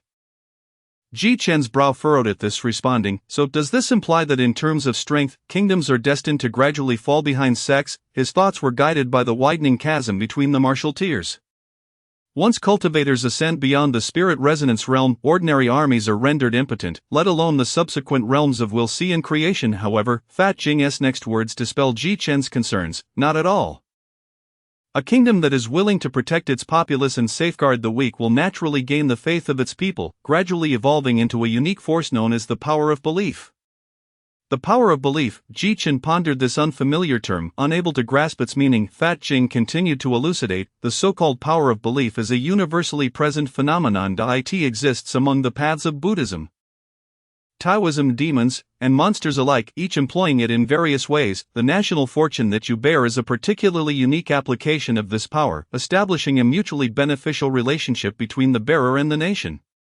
The complexity of this notion deepened in Ji Chen's mind, prompting Fat Jing to summarize in simpler terms: "If you grow stronger, the fortune of the Ji nation will prosper in tandem. Conversely, should the Ji nation undergo a transformative evolution, it will also reflect back upon you." Ji Chen, upon hearing this, experienced an epiphany. In a certain sense, he and the Ji nation had become one, sharing in both glory and disgrace. This realization fortified his resolve to elevate the Ji nation to greater heights.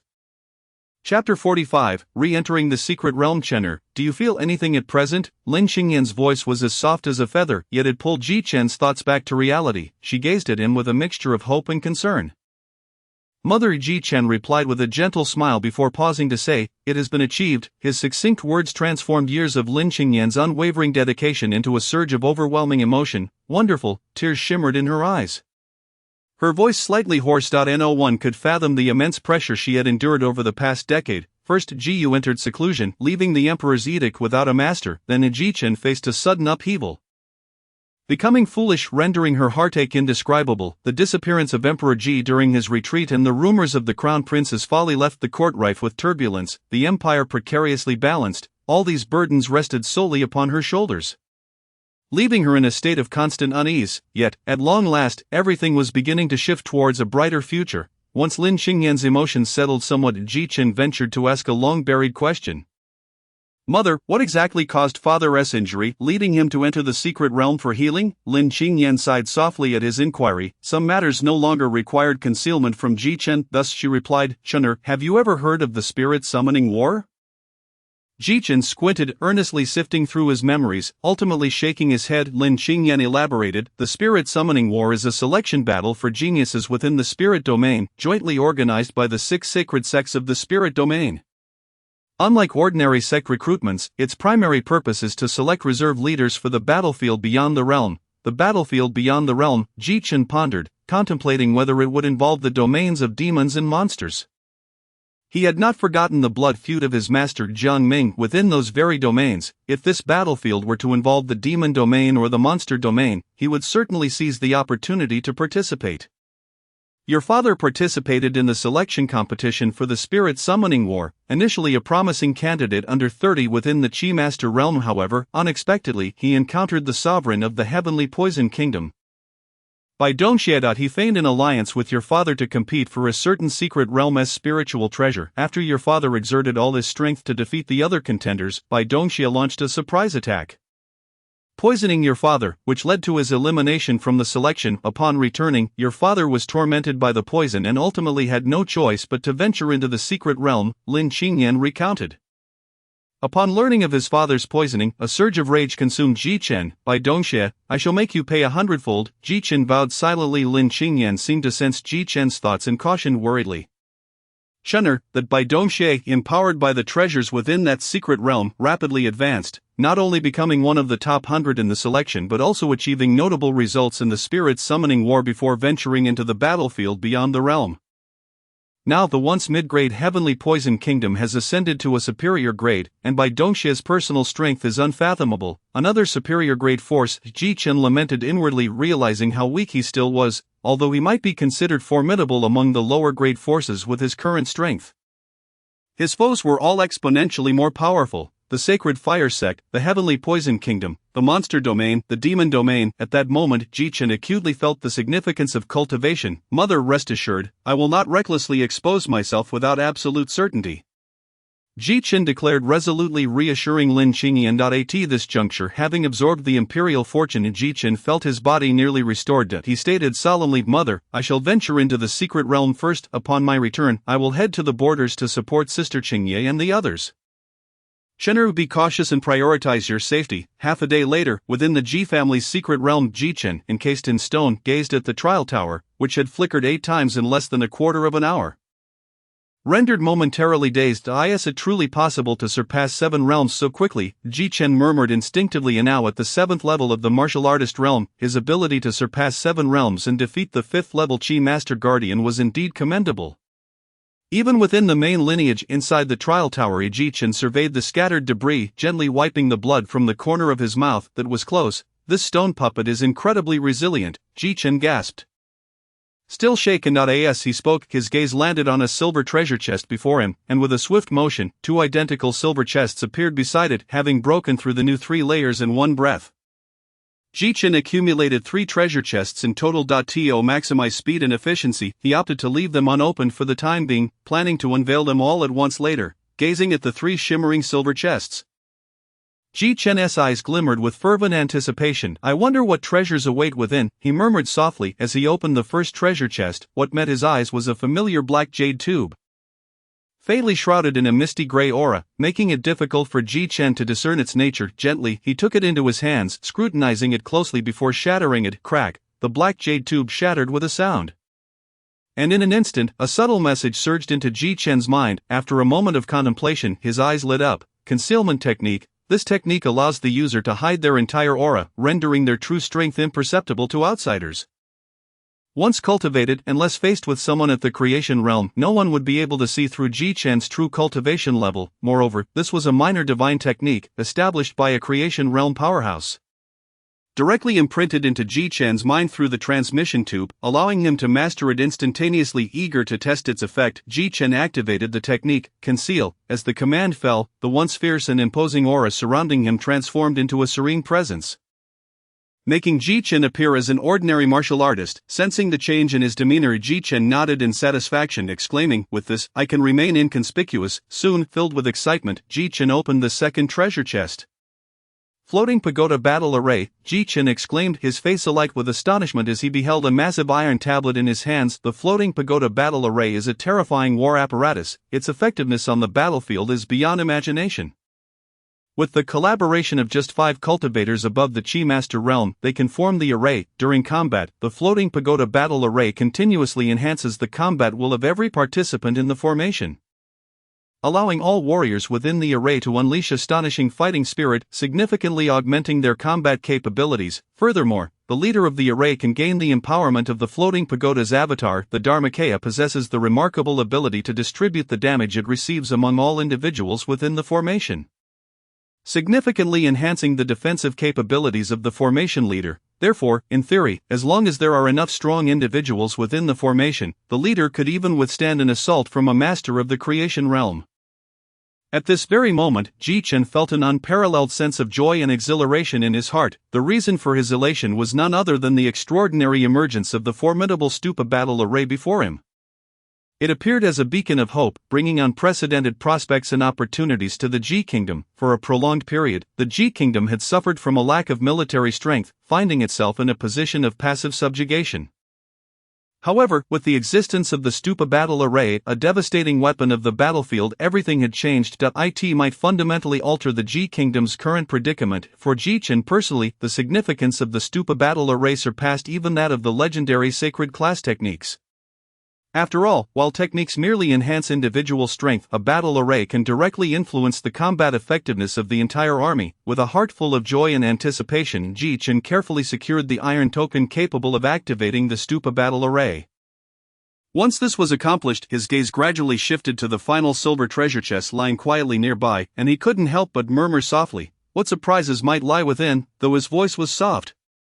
It could not mask the yearning and anticipation contained within. He then opened the lid of the silver box. Suddenly a dazzling golden light burst forth before his eyes. Ji Chen instinctively raised his hand to shield his eyes from the blinding radiance. As the light gradually receded, the scene before him became clear. To his astonishment, the final silver box contained a sapling radiating resplendent golden light. The sapling was entirely golden, as if composed of countless tiny fragments of gold.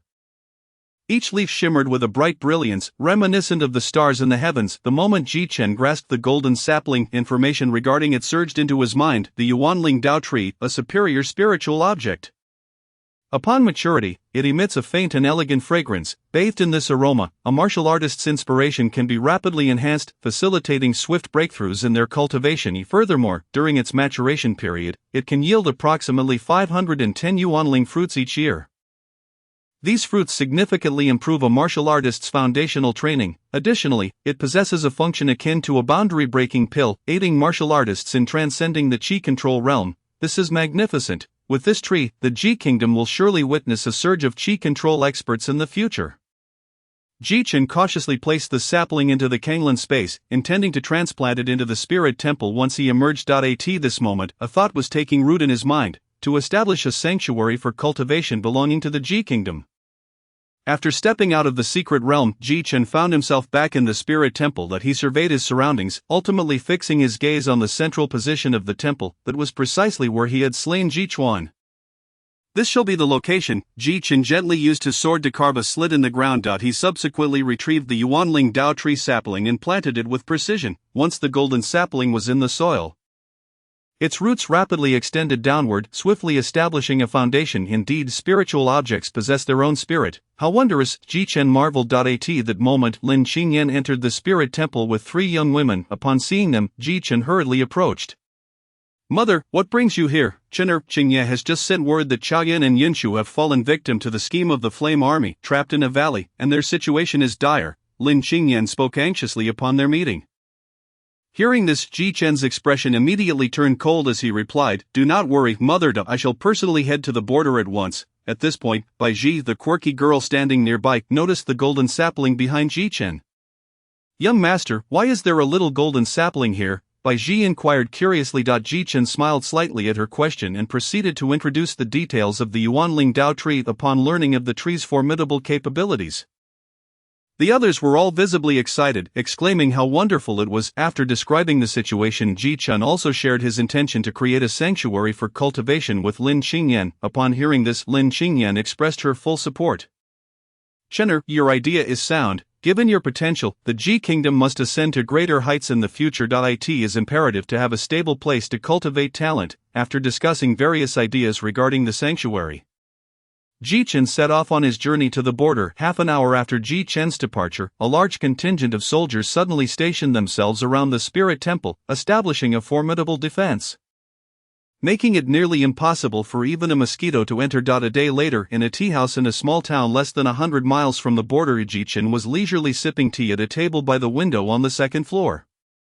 Opposite him sat a delicate and lively young woman in a white dress, Bai Ji, the little girl who had come out of the palace with him. At that moment, a hint of worry graced her fair face as she softly murmured, "Young master, we should reach the border in less than half a day. I wonder how Sister Chaoyan and Sister Yinshu are faring." "Do not fret, both of them possess the cultivation of the Qi control realm, and they occupy a valley that is easy to defend yet difficult to attack. Even if the enemy has a large army surrounding them, they will not be easily captured in a short time," Ji Chen said calmly after taking a gentle sip of tea. However, he said this merely to alleviate Bai Ji's concerns. In truth, Ji Chen himself was uncertain about the actual situation. After resting briefly, they switched to 2 fine steeds and resumed their journey. At the Ji Kingdom's border, in Luoyun City, the Grand Marshal's residence was graced by an elderly man adorned in heavy armor, his hair dusted with white. Yang Songhu, the Grand Marshal of the Ji Kingdom, having fought alongside Ji Chen's grandfather to establish the realm. He had accumulated countless glorious achievements. However, at that moment, he gazed with a troubled expression at the two resolute young women before him and implored, "Miss Qingye, you must not act rashly, regardless of whether the enemy's information is true or false. It is impossible for the two of you to rescue them from the 30,000 Flame Army."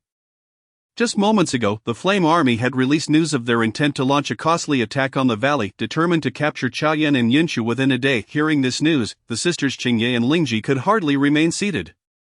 They immediately bid farewell to Grand Marshal Yang, expressing their resolve to head to the valley to assist in rescuing their sisters. Yet, having fought the Flame Army for most of his life, Yang Songhu was well aware that this was likely yet another of their schemes. Naturally, he opposed their decision. After all, they were still so young, having already broken through to the Qi control realm. Demonstrating exceptional talent, he was already filled with remorse for failing to protect Xiaoyan and Yinshu. How could he bear to see Qingye and Lingji place themselves in peril once more? Nevertheless, Qingye and Lingji could not bear to watch their sisters potentially fall into the hands of the enemy and had firmly expressed their determination to go.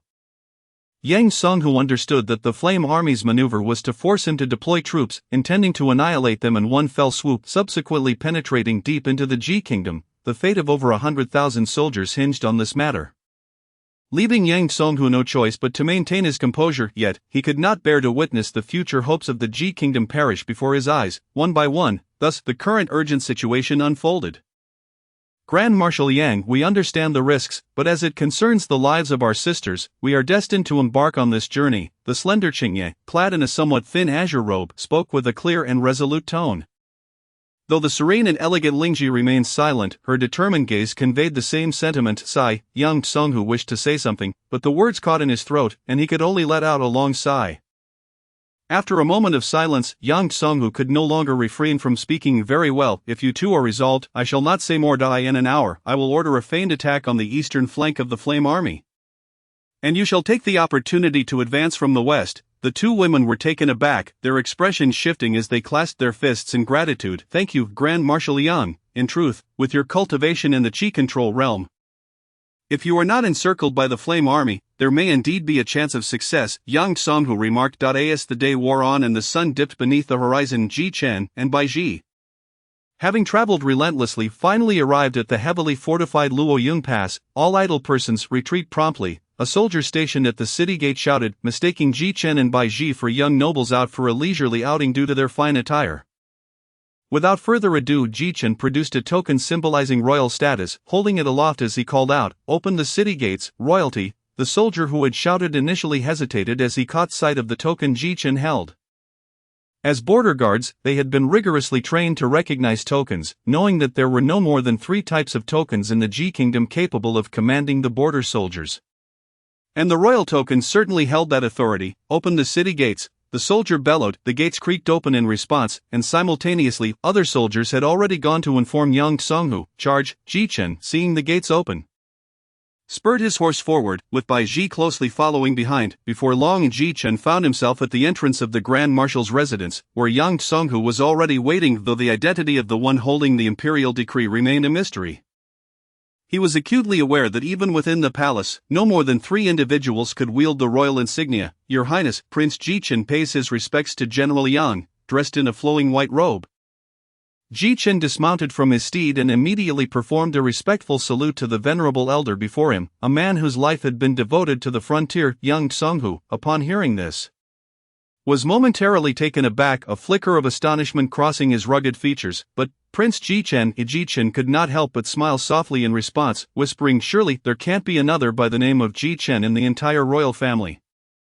I am but a humble soldier, Yang Songhu, here to pay my respects to His Highness," he said. Upon receiving an affirmative reply, Yang Songhu bent slightly to bow, only to be interrupted in time by Ji Chen.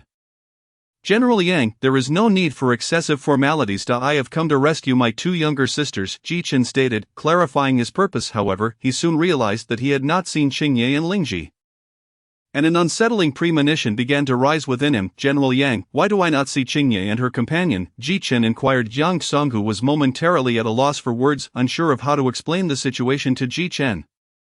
Observing his demeanor, even the naive Baiji could sense that something was amiss. General Yang, what has happened to Sister Qingye and Sister Lingji? Baiji asked, her face etched with anxiety. Alas, Yang Tsonghu sighed heavily, his voice laden with weariness. Half a day ago, Miss Qingye and the others ventured deep into the territory of the Yan army, heading toward the valley where Miss Chao Yan and her group are besieged. What? Ji Chen's complexion paled in an instant.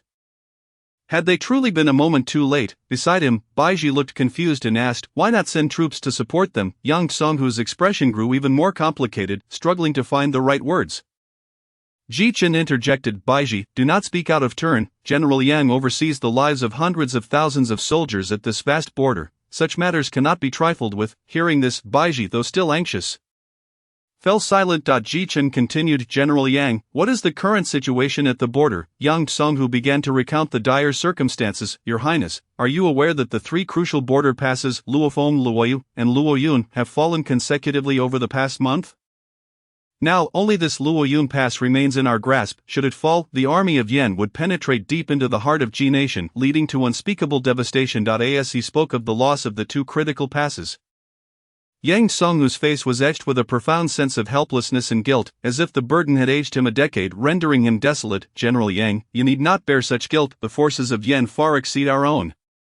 Had we resisted to defend those two cities, it would only have resulted in unnecessary casualties. By consolidating our troops here, we have preserved the living military strength of Ji Nation. Ji Chen expressed no blame, instead offering praise to Yang Tsonghu. Upon hearing Ji Chen's words, Yang Tsonghu felt a warmth in his heart, a sense of being understood, yet soon his expression darkened with sorrow as he lamented, alas, even if our forces remain, if the Yan army deploys their 300,000 troops, it is likely that Luoyun Pass would fall within half a month. He added, guilt-ridden, we had received intelligence that the Yan army's supplies were soon to arrive at the front.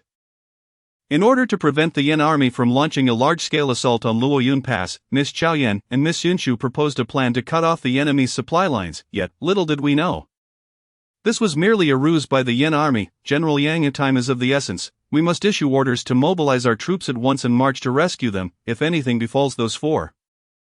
We may truly be unable to withstand the Yan army. Ji Chen urged. Yang Tsonghu did not immediately acquiesce to Ji Chen's command. Instead, with a hint of resignation, he replied, Your Highness may not fully understand.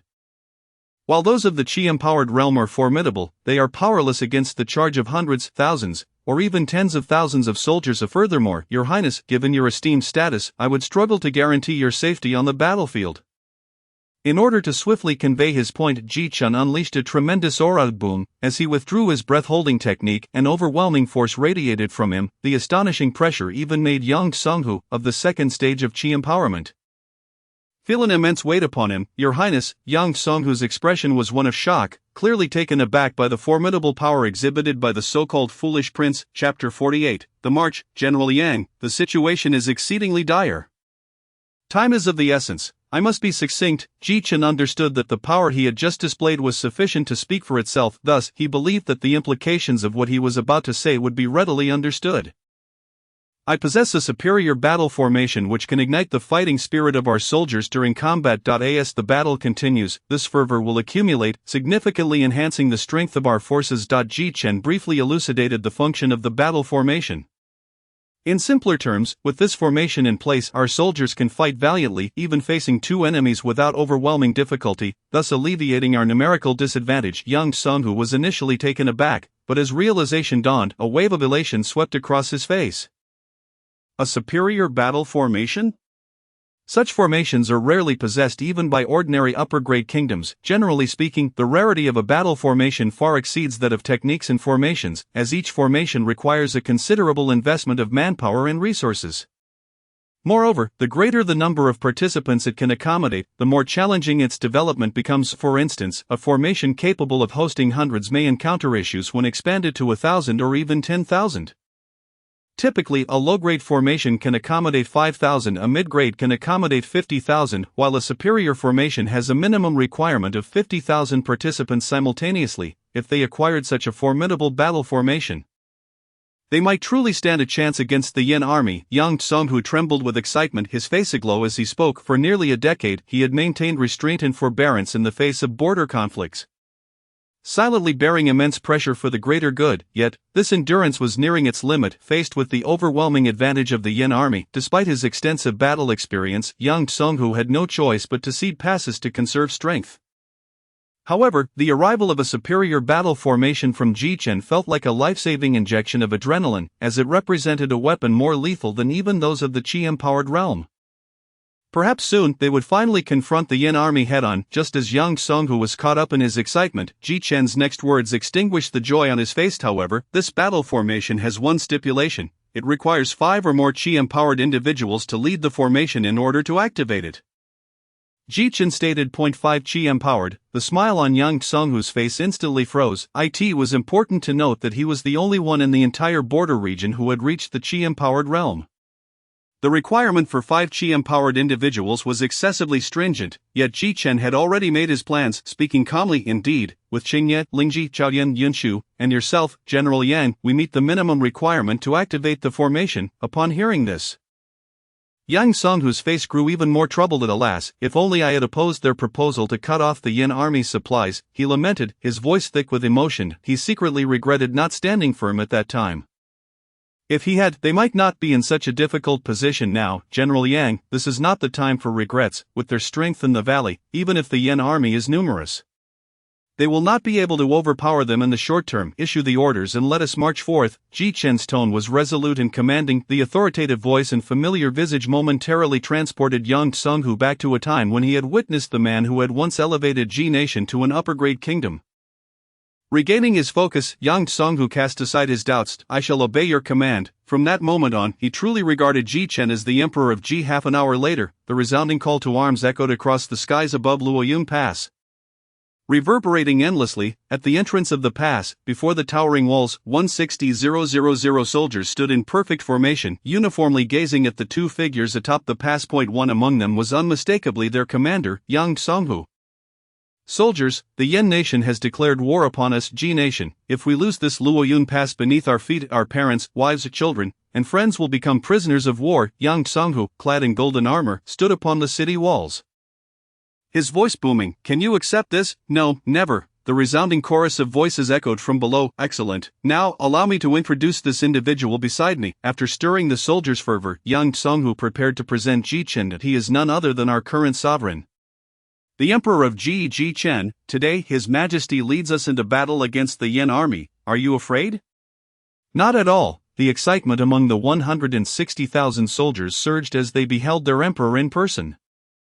Yang Songhu, witnessing the soldiers' fervent spirit, wore a satisfied expression and nodded slightly. He then stepped back, ceding the stage to Jichen. Jichen took a step forward, standing tall as a pine tree, his gaze resolute and sharp. As if it could pierce through the clouds. From his elevated position, he surveyed the sea of 160,000 soldiers below, whose ranks resembled a vast ocean of black. In a deep, powerful voice, he declared, I am Ji Huang.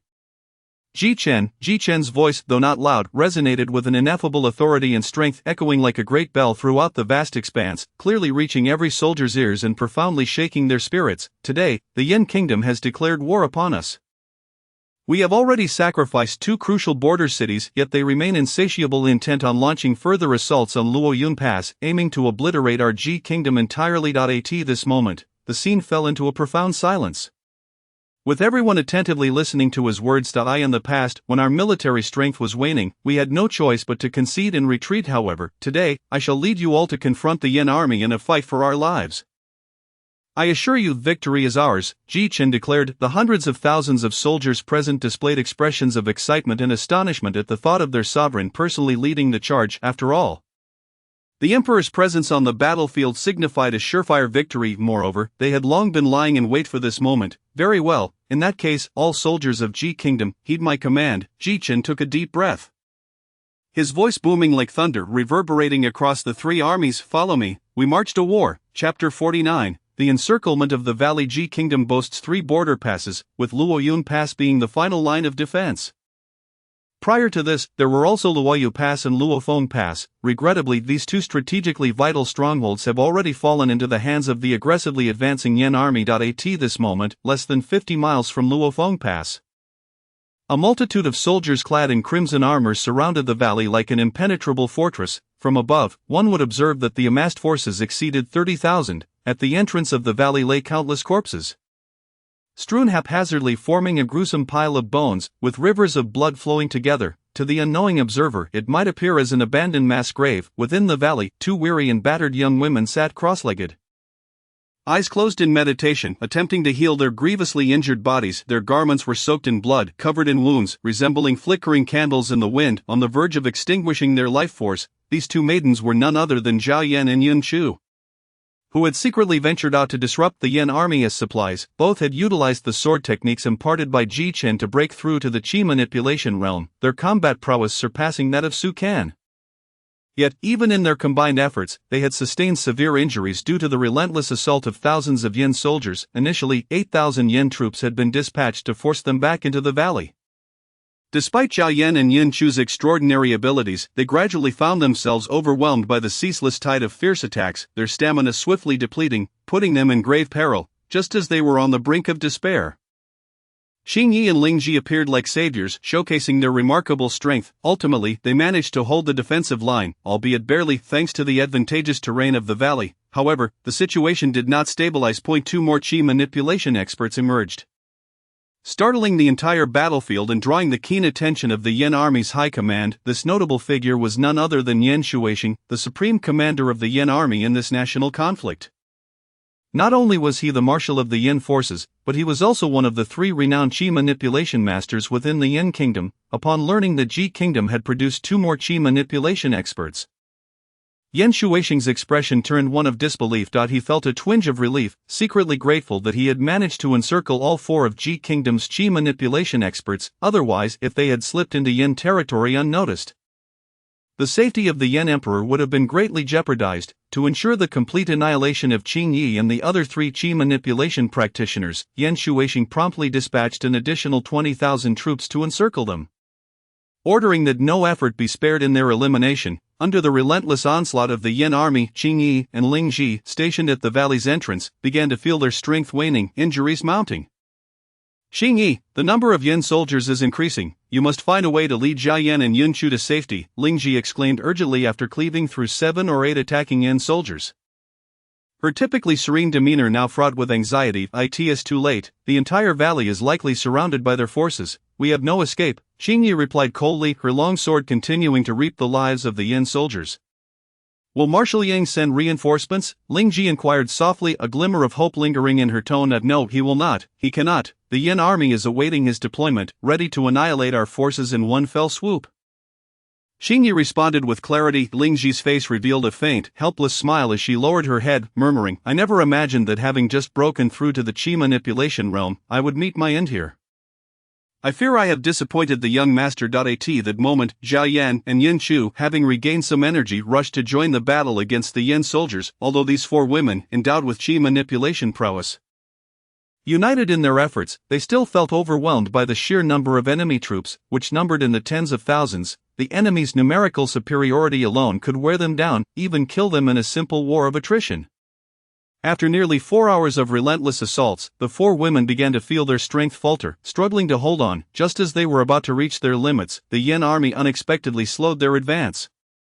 Coming to a halt, suddenly, the soldiers at the front of the Yan ranks parted, creating a wide and unobstructed path through which a massive and imposing war chariot approached, drawn by 9 steeds draped in crimson armor. Each horse exuded a powerful aura, as if they themselves were warriors. Upon the chariot sat a middle-aged man clad in golden red armor, casually reclining on a throne. His stature was tall and imposing, radiating dominance and authority. When the gazes of the four women met this formidable figure, they were immediately struck by an overwhelming pressure. Zhao Yan and Yun Chu's already pale faces grew even more serious. Clearly apprehensive of the man before them, Ling Ji trembled slightly, her voice quavering. He is formidable. Beside her, Xing Yi scrutinized the man, a flicker of wariness in her eyes. This man possesses unfathomable strength. He is likely at least a third-level expert in the Qi manipulation realm. At that moment, the middle-aged man on the chariot rose steadily, fixing his gaze on Xing Yi, and declared in a deep voice, I am Yan Shuixing, the supreme commander of the Yan army. Our reinforcements have assembled, and in 3 days, we shall breach Luoyun Pass and strike directly at the heart of Ji Kingdom. Xing Yi coldly retorted, You will never breach Luoyun Pass in your lifetime. The other three young women instinctively nodded in agreement. Yan Shuixing, intrigued by their defiance, countered, "Oh, with my nearly 300,000 troops, do you truly believe I cannot conquer a mere garrison of over 100,000 at Luoyun Pass?" Qingyi remained silent. But a familiar figure flashed through her mind, bolstering her conviction. Noticing their lack of response, Yan Shuixing pressed on, "Now, I offer you a chance. If you surrender to the Yan kingdom, I shall grant you your lives today." The four women exchanged glances, each recognizing the resolute determination in the other's eyes. Qingyi then disdainfully regarded Yan Shuixing, stating, "Even if we perish here today, rest assured, others will come to avenge us." Surrender, in your dreams. Chapter 50, The Inferior Weapon, Flame Dragon Cannon. Yan Shuixing paid no heed to Qingyi's words, viewing them merely as futile bravado from those facing imminent death. After all, only 4 first-level Qi manipulation practitioners stood before him. Surely this was the last gambit Qi Kingdom could muster. If they persisted in their defiance even at death's door, then today would mark their final stand. I shall relish the sight of 4 Qi manipulation experts falling in this battle. I wonder how much it will pain your Lin Empress. Yan Shuixing laughed heartily. With a wave of his hand, he commanded, "Bring it forth." At his command, a 4-wheeled artillery piece was pushed into view by a dozen soldiers. The cannon's crimson body bore the emblem of a dark red flame, and its menacing black muzzle emanated an aura of terrifying pressure, as if it contained world-destroying projectiles within. Yan Shuixing's voice resonated. This flame dragon cannon is an inferior-grade weapon. A single shot that consumes vast amounts of spirit crystals is sufficient to threaten even those at the Qi manipulation realm. He observed the expressions of the 4 women. Eager to witness their fear, however, upon closer inspection he was destined to be disappointed, for the expressions on Qingyi and her companions remained unchanged throughout. This infuriated Yan Shuixing. "Very well, let us see if you can withstand the might of my Flame Dragon Cannon." Flame Dragon Cannon, maximum charge. Yan Shuixing bellowed. In unison, 6 fully armed soldiers marched with synchronized precision, carrying a massive wooden crate filled with spirit crystals toward the imposing Flame Dragon Cannon. The trained soldiers adeptly opened the rear compartment of the cannon and collaboratively hoisted the box high.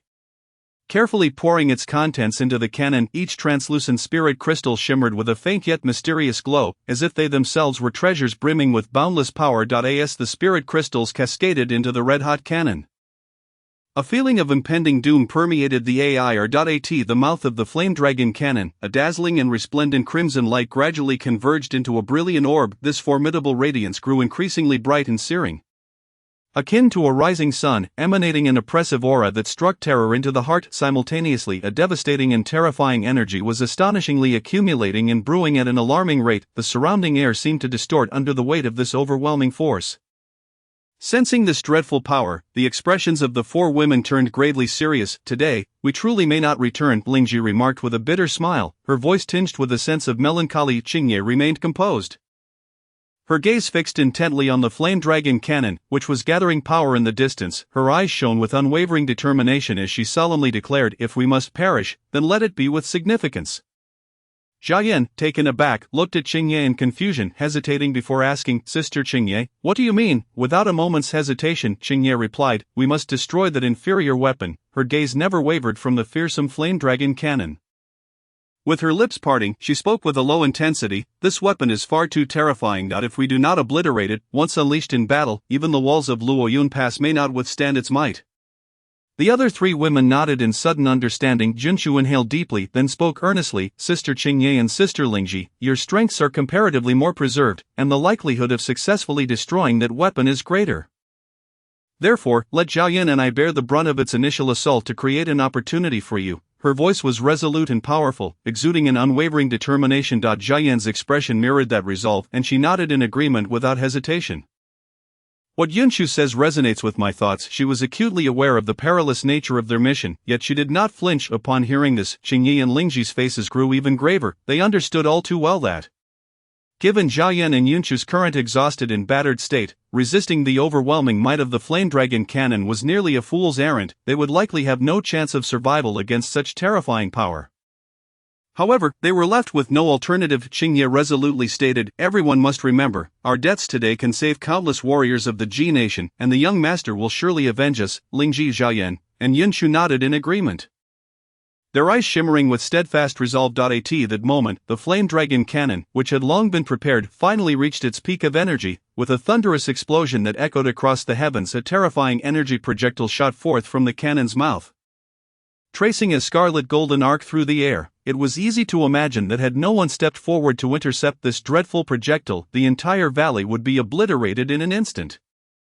At this critical juncture, Zhao Yan and Yunshu exchanged glances and simultaneously declared, "Let's move." In the blink of an eye, the two remarkably beautiful maidens leapt high, confronting the terrifying energy projectile. Their auras surged as they prepared to burn their life force to withstand the might of the flame dragon cannon.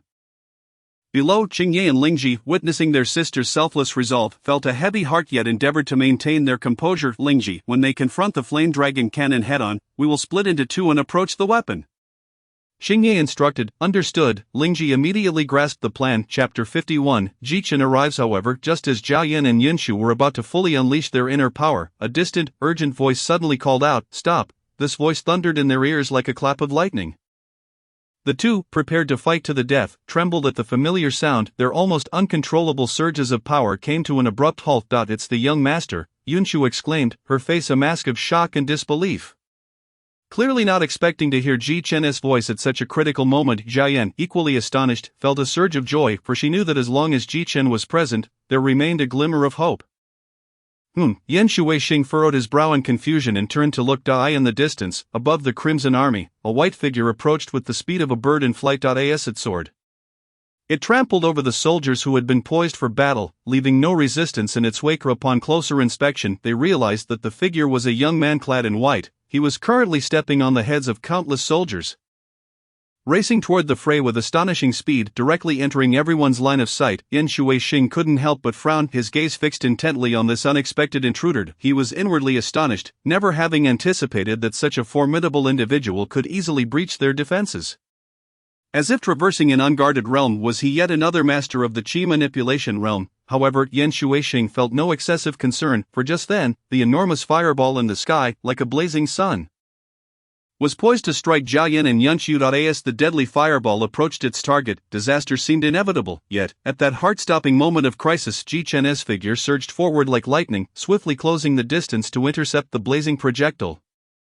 Upon witnessing Zhao Yan and Yunshu in peril, he had unhesitatingly unleashed his formidable strength at the 6th level of mastery within him. In that instant, his physical power erupted like a volcano, his speed akin to a tempest. In the blink of an eye, he traversed over 1,000 heads, ultimately crashing down with tremendous force onto the head of a soldier from the Yan nation. A sickening crack echoed as the unfortunate soldier's skull shattered. With the terrifying force of the impact, Ji Chen soared like a meteor, landing before Zhao Yan and Yunshu, using his solid back to shield them from the impending catastrophe. Just as swiftly, the colossal energy fireball, brimming with overwhelming power, struck Ji Chen. Boom!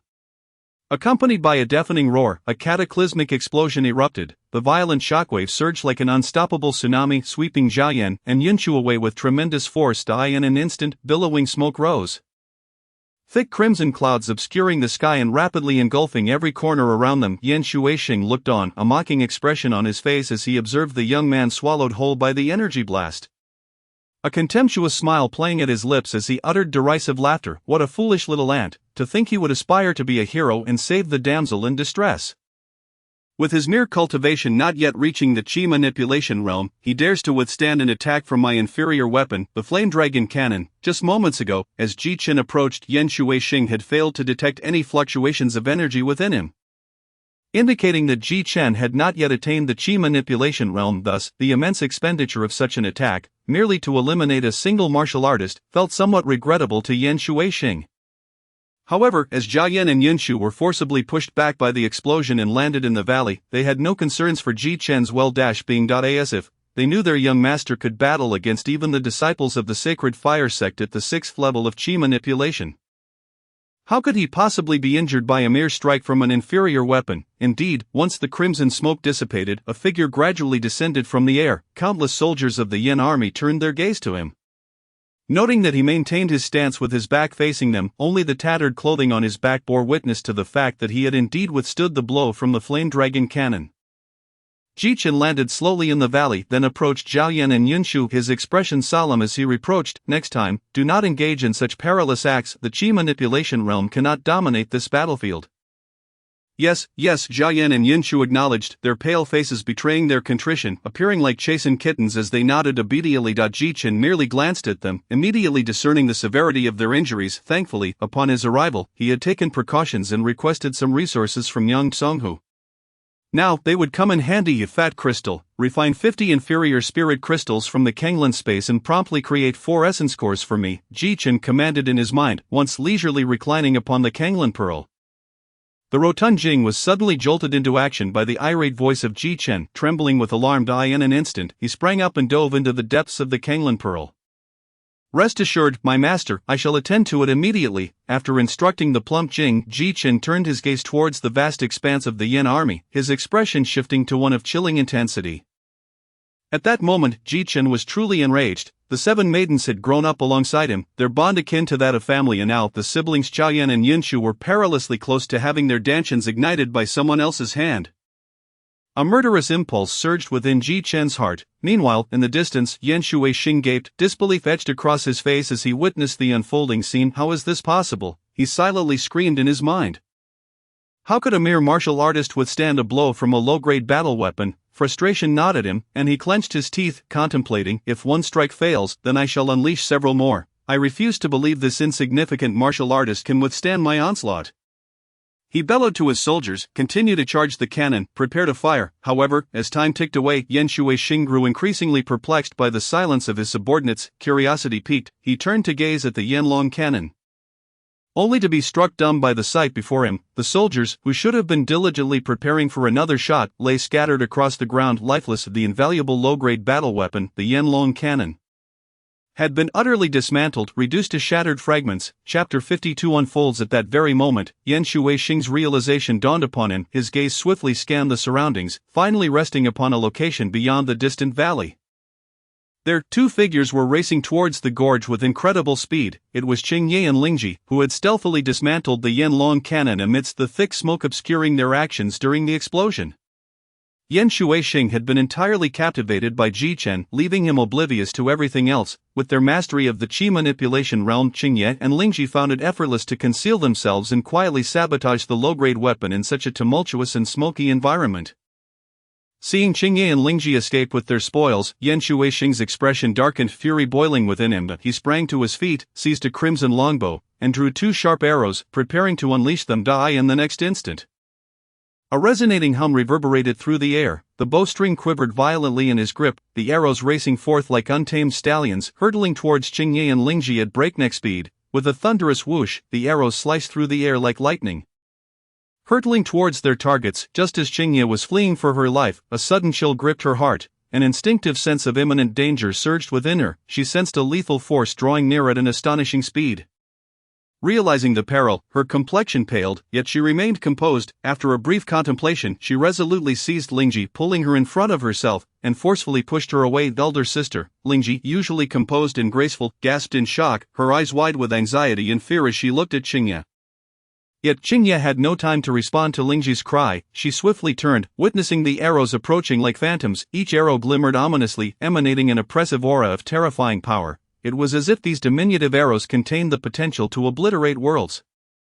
The consequences of being struck would be unfathomable. With a firm bite of her lip, Qingye raised her sword in a desperate attempt to block one of the arrows. In that fleeting moment, the immense force carried by the arrow crashed against her blade like a torrent breaking through a dam. The sound of splintering echoed as her once indestructible sword shattered into countless tiny shards, scattering into the air. Although the sword had mitigated a portion of the arrow's power, the residual force remained formidable. It surged forth like a ferocious beast, intent on tearing through any obstacle in its path. The razor-sharp arrowhead, after colliding with Qingye, slightly altered its trajectory due to the sword's obstruction, yet its velocity remained relentless, plunging deeply into Qingye's right shoulder. A muffled groan escaped her lips as she clenched her teeth. Enduring the excruciating pain, however, in that moment, the second arrow followed swiftly like a bolt of lightning. This time, Qingye could not raise her sword again to fend off this fatal strike. Time seemed to freeze as the shadow of death loomed over her. Yunshu, still unsteady behind her, watched in horror as the arrow sped towards Qingye, her heart brimming with dread and despair. Her complexion turned ashen, and she shut her eyes tightly, unable to fathom the impending calamity. Simultaneously, Qingye sensed death drawing near, yet she displayed no hint of fear. In her determination to dismantle the low-grade weapon, she had long since cast aside her own mortality. However, Jichen would not allow her to perish. The instant Yan Shuixing drew his bow, Jichen had already anticipated the ensuing chaos. In an instant, the Kanglan meridians within him ignited, flooding his limbs with an overwhelming, surging power. His eyes glinted with fierce intensity. Resembling two burning stars, then, he propelled himself forward, stomping down with tremendous force. Accompanied by a resounding boom, the earth trembled beneath him, and Jichen shot forth like an arrow released from its bow. Moving with astonishing swiftness, in that heart-stopping moment, the second arrow, with unparalleled momentum, hurtled towards Qingye. Just as the deadly arrow was about to strike her, Jichen arrived just in time, in a split second. Qingye closed her eyes tightly, her heart heavy with despair and fear, yet, as she did, she sensed the light before her dimming abruptly. In astonishment, she opened her eyes to find a familiar broad figure standing before her. Jichen stood resolutely, his gaze fixed on the incoming arrow. The arrow trembled with violent energy, rushing towards him with unmatched ferocity, yet, amidst such a terrifying onslaught, Jichen's eyes, radiating icy wrath, remained eerily calm. Akin to a still pond. At that moment, Jichen slowly raised his hand. His movements were deliberate, exuding a sense of unwavering stability. As he extended his arm, his palm gradually reached out. Yan Shuixing, witnessing this scene, felt a surge of shock wash over him. His eyes widened, disbelief etched on his face. Has this fool lost his mind? He intends to take the arrow with his bare flesh. This is nothing short of suicide. He was aware that the arrow he had loosed contained immense power. A martial artist would be gravely injured, if not killed, by such a strike, even a master newly entering the chi manipulation realm. Yet Jichen displayed no fear, seemingly unconcerned by the impending arrow. When the arrow's tip collided with Jichen's palm, a terrifying force erupted within his grasp, yet Jichen's body had become monstrous. Having cultivated the 18 layers to the 6th tier, his physical strength rivaled that of a chi manipulation 4th tier expert. Coupled with the overwhelming might of the Kanglan meridians, Jichen's strength was not inferior to that of an ordinary chi manipulation 5th tier warrior. Humph! Jichen scoffed, his fingers swiftly closing around the arrow, crushing it into fragments. The sheer force of his physical prowess sent chills down the spines of all who witnessed this spectacle among the Yan army. This was their commander's signature archery technique, thwarted by an inconspicuous martial artist. The world had gone mad. Yan Shuixing, witnessing the scene, could hardly believe his eyes, frozen in place for a moment. By the time he regained his senses, Jichen had already retreated with Qingye and Yunshu back to the valley. Chapter 53. The national war commences. Yan Shuixing stood resolutely atop the battle chariot. His countenance grim, shadows lurking in his eyes. A mere martial artist, yet possessing strength that surpassed that of a chi manipulation 1st tier warrior. Who on earth was this youth? If he could not even detect the anomalies surrounding Jichen, he would surely be unfit to command the 300,000-strong Yan army. The emergence of successive chi manipulation realm warriors, coupled with this overpowering youth, stirred unease in Yan Shuixing's heart. Thus, he resolved to act decisively. Refusing to delay any longer, today, they must launch an assault on Luoyun Pass, leaving no room for the Ji nation to catch its breath. With his determination set, Yan Shuixing swiftly issued commands.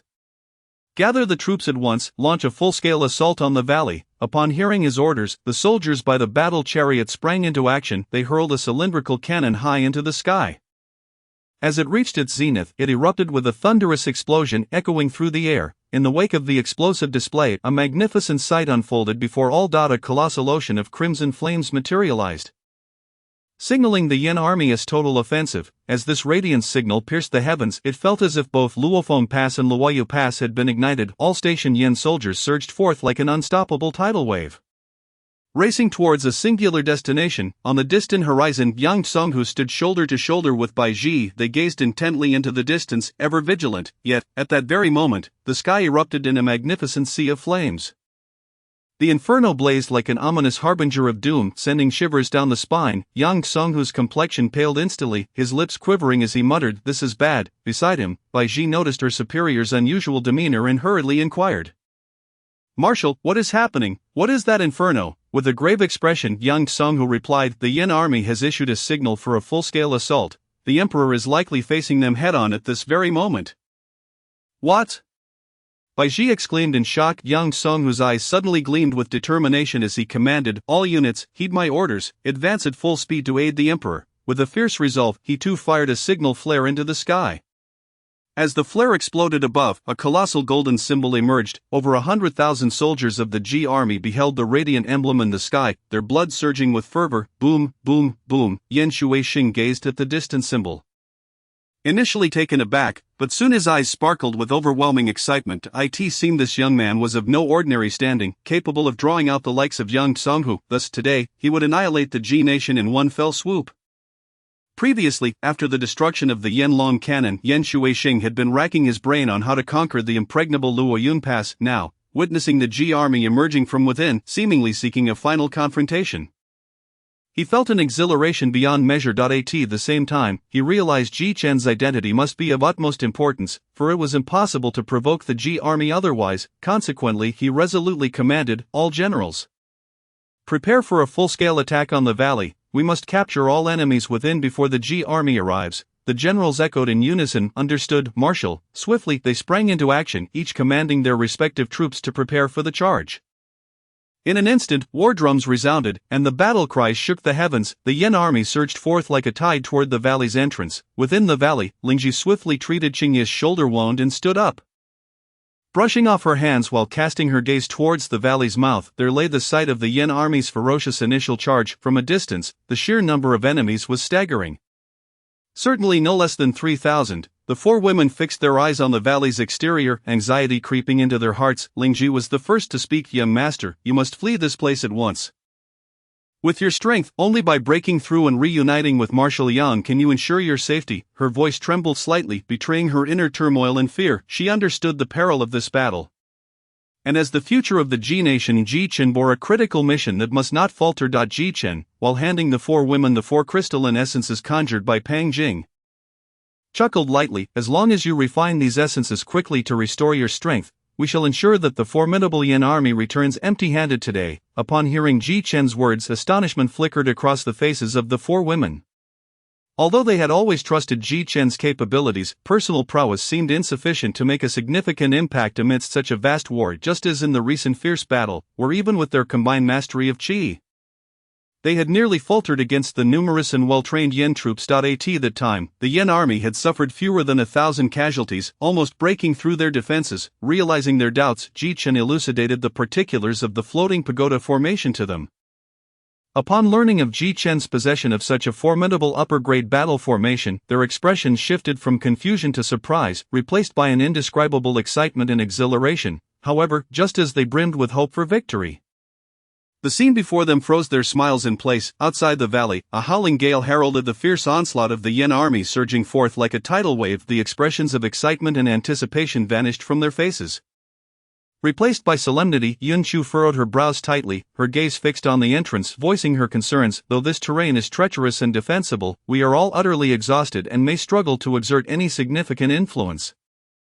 Her words revealed deep anxiety and helplessness. Just as they were at a loss, Ji Chen remained remarkably composed. He uttered a single, resolute statement before turning decisively toward the valley entrance, leaving behind a steadfast and reassuring silhouette for the others. "Focus on healing. I will hold off the Yan army." This brief yet powerful declaration acted as a balm for their frayed nerves, instilling a modicum of stability in the three who had been so uneasy. They watched Ji Chen's receding figure, a wave of inexplicable trust swelling within them. Subsequently, they hastened to refine the essences, striving to restore their strength. Chapter 54, Fierce Battle. When Ji Chen reached the valley entrance, over 100 heavily armored infantrymen wielding shields and spears surged into the valley like fierce tigers. "Kill!" Accompanied by the deafening war cries, the very space seemed to tremble under the weight of their momentum. Soon after, a torrent of soldiers charged forth, their blades gleaming menacingly, rushing toward Ji Chen. Yet, in the face of such a ferocious Yan army, Ji Chen exhibited no trace of fear. In a flash, he summoned a long sword from the Kanglan space. With his right hand gripping the sword, he marched directly into the fray. The battle erupted instantly. Fire sword of flames. Ji Chen wasted no time unleashing the fire sword technique, with each use in combat. His comprehension of the technique had steadily approached a state of mastery. Where the sword light passed, the crimson flames burst in the air grew increasingly scorching, the fearsome heat causing the entire valley to rise in temperature. The soldiers at the forefront, unable to evade in time, were instantly engulfed by the flames, their struggles futile as they were reduced to ashes by the inferno. In that initial clash alone, nearly 20 Yin soldiers lost their lives to Ji Chen's strike. Yet the first wave of the Yin army consisted of 500 men, with more soldiers rushing in from behind, creating a dense red tide, and this was merely the beginning, were it not for the narrow terrain at the valley entrance restricting the deployment of forces. Ji Chen would undoubtedly be facing well over 1,000 foes. As Ji Chen swung his flaming sword, a dozen soldiers armed with long spears charged fearlessly toward him. These soldiers moved swiftly, their coordination impeccable, clearly seasoned veterans of the battlefield. Their spears glimmered with a chilling light, like streaks of lightning slicing through the air, aiming directly at Ji Chen. The fierce wind generated by their pointed tips seemed intent on piercing through anything that stood in their way. However, the strength of these soldiers paled in comparison to Ji Chen's beast-like physical prowess. Ji Chen cast a cold gaze at the spears aimed at him, his eyes flashing with determination. With a mighty roar, dark tribal patterns surged forth across his skin, an aura of terrifying pressure radiating from within. Unlike ordinary sword cultivators, he did not fear close combat. In an instant, the dozen gleaming spears pressed against Ji Chen's chest. Yet no matter how forcefully the soldiers thrust, they could not push the spears forward even a fraction. The next moment, Ji Chen's left hand shot out like an iron claw, seizing all the incoming spears tightly in his embrace. Then, with a sudden exertion of his muscular arm, a series of cracking sounds echoed as the once indomitable spears crumbled like paper, snapping into several pieces. At that moment, a fierce glint flickered in Ji Chen's eyes. He then unleashed an astonishing force, swinging his arm with all his might, sending the broken spears hurtling into the oncoming ranks of the Yin army. Each spearhead struck true, piercing through the bodies of the advancing enemy soldiers with deadly precision. In an instant, blood sprayed forth, and cries of agony filled the air. Those struck by the spearheads fell lifeless to the ground, and the previously orderly formation of the army descended into chaos. At that moment, the soldiers who had been charging forward without a hint of hesitation suddenly seemed to receive some sort of signal, beginning to retreat en masse. Ji Chen observed this with curiosity, wondering what the Yin army's next move might be. However, before he could deduce their intentions, a thunderous roar erupted from outside, akin to a stampede of 1,000 horses, exuding an overwhelming presence. It turned out the Yin army was preparing to deploy their most elite cavalry unit for a fierce charge. The steeds ridden by these cavalrymen were no ordinary beasts. They possessed traces of demonic blood flowing within them, granting each horse unparalleled strength and speed, as these fully armored cavalrymen surged forth like a tidal wave. Their presence struck fear into even the most seasoned Qi cultivators. In the distance, Yan Shuihang observed the iron-blooded charge of the heavy cavalry under his command, nodding in satisfaction as he remarked, "Excellent, it was worth the substantial investment." Beside the war chariot, the general of the cavalry regiment, upon hearing this, immediately laughed and said, "Marshal, every soldier in our cavalry regiment possesses a cultivation level of at least the 5th stage of a martial artist. And among them, there are even high-level warriors whose formation could threaten those at the Qi Master realm." In the arena, Ji Chen fixed his gaze intently on the surging cavalry charge akin to a tidal wave. A slight frown creasing his brow, he could distinctly sense that these horsemen were launching an attack against him with an overwhelming force, their momentum akin to a thunderous storm, instilling a profound sense of pressure and shock. However, despite this, Ji Chen felt no twinge of fear. Instead, a glimmer of confidence shone in his eyes. With a single thought, the Kanglin divine pulse within Ji Chen was instantly activated. In that moment, faint yet mysterious blue veins began to emerge on his body. Previously concealed beneath dark patterns, these veins intertwined like a spider's web, emanating a subtle yet heart-stirring glow. Simultaneously, an extraordinarily powerful and terrifying force surged forth like a torrent, instantly filling every corner of Ji Chen's being. This power was so vast and boundless that it seemed capable of tearing apart the heavens and destroying all creation. Ji Chen raised his head towards the sky and let out a long howl. In an instant, a fierce wind roared through the valley, his black hair billowing wildly, a small black pattern appearing on his handsome visage, and his blue eyes radiating an eerie aura. At this moment, even if Ji Chen's strength did not match that of Li Yun at the 6th stage of Qi Master, he was more than capable of standing shoulder to shoulder with those at the 5th stage. After his howl, Ji Chen brandished his sword, resembling a ferocious beast, charging into the midst of the cavalry formation. Each flash of his sword resulted in numerous warhorses being cleaved in half, although the steeds were clad in heavy armor. Before Ji Chen's execution of the golden sword technique in this state, their defenses crumbled like paper. In just a few breaths, the cavalry charge of several hundred men was utterly routed by the rampaging Ji Chen. In the air, a golden sword light flickered. When the last cavalryman charged in, Ji Chen's sword claimed his life, and the battlefield fell into an eerie silence. Outside, over 200,000 soldiers of the Yin army gazed upon the blood-soaked youth standing amidst the mountain of corpses. They could not help but swallow hard, a single thought springing to mind: is this the realm of martial artists? At this moment, Ji Chen was breathing heavily, his sword plunged into the ground as he rested his palms against the hilt. The weight of the battle evident in the span of merely half an hour. Nearly 700 to 800 soldiers from the Yin army had fallen to his blade, yet he had consumed nearly one-third of his internal strength. This was still a result of the Kenglin veins being fully activated. As he gazed at the ever-approaching sea of red soldiers outside the valley, he felt a profound sense of helplessness in the face of the ongoing war. Ultimately, he had yet to reach the Chi Master realm. Relying solely on his physical prowess was somewhat lacking. Ji Chen murmured softly, his gaze fixed on the distance as if awaiting something. At this moment, within the Yin army's command chariot, Yan Shuihang's expression turned grim. He gripped the armrests of his seat tightly, gritting his teeth as he said, 300 heavy cavalry cannot even subdue a mere ant of the martial artist realm. Upon hearing this, the general of the cavalry regiment beside the chariot broke into a cold sweat. He hastily replied, Marshal, please quell your anger. I have never been negligent in training the cavalry regiment. His face was filled with anxiety, beads of sweat forming on his forehead, his voice trembling with tension as he feared Yan Shuihang would lay the blame on him in his fury. However, before he could finish, Yan Shuihang waved his hand to interrupt him. Yan Shuihang gestured for him to cease speaking and then fixed his gaze ahead, deep in thought. I know this matter is not your fault. This youth is indeed somewhat peculiar. It is astonishing that he could possess such formidable strength at the martial artist realm. Even I would not dare to assert I could defeat him with certainty. Yet Yan Shuihang was not overly concerned. He had already discerned that this slaughter would also deplete Ji Chen's strength significantly. The recent two waves of charges were merely the beginning. At this moment, his nearly 300,000 troops had completely encircled the area. Today, it would not be just a youth of the martial artist realm. Even if a powerful figure of the Lingxi realm appeared, he would confidently declare that they would return empty-handed. Soon, the Yin army launched another charge into the valley. Hundreds and thousands of soldiers surged like a tidal wave, pouring into the valley in an unending stream. They crowded together so densely that one could scarcely see an end in sight. Ji Chen, wielding his sword, continued to fend off the incoming enemies, but after prolonged combat, the blade had grown dull and unwieldy. Faced with the relentless onslaught of enemies, Ji Chen decided to abandon his weapon, engaging the opponents in close combat with his robust physique. Each punch he threw resonated with a dull thud, accompanied by the sounds of shattered ribs. However, despite his immense strength, as seconds ticked by, his stamina gradually waned, and he inevitably sustained some injuries. These wounds, though seemingly minor, merely surface injuries, accumulated to impose a considerable burden on his body.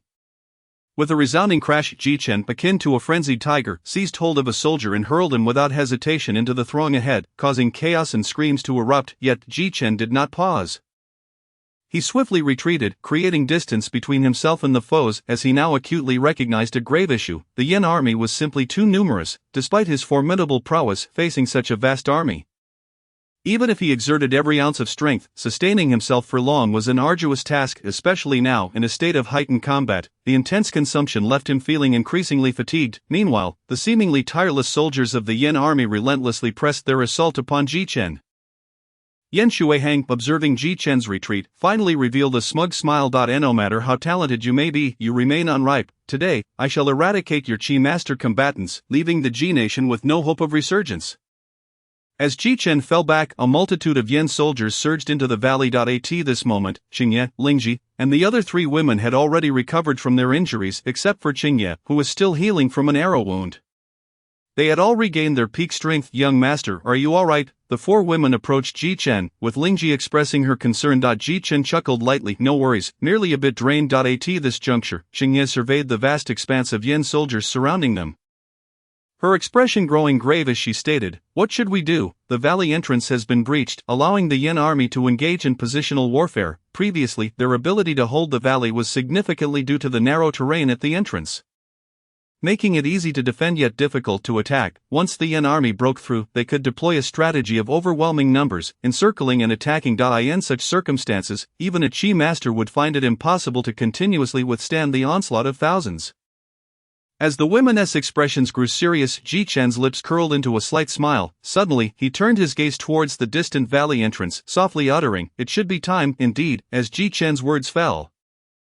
The earth trembled slightly, and a thunderous roar echoed from afar. In the distance, amidst the sea of red soldiers, the circle of black-clad soldiers emerged, countless black and gold banners waved in the air, prominently displaying the character for Ji in the center of the Yin army. Upon witnessing the advancing Ji forces, Yan Shuihang rose with an imposing demeanor, channeling his robust aura as he bellowed, "Annihilate the Ji army!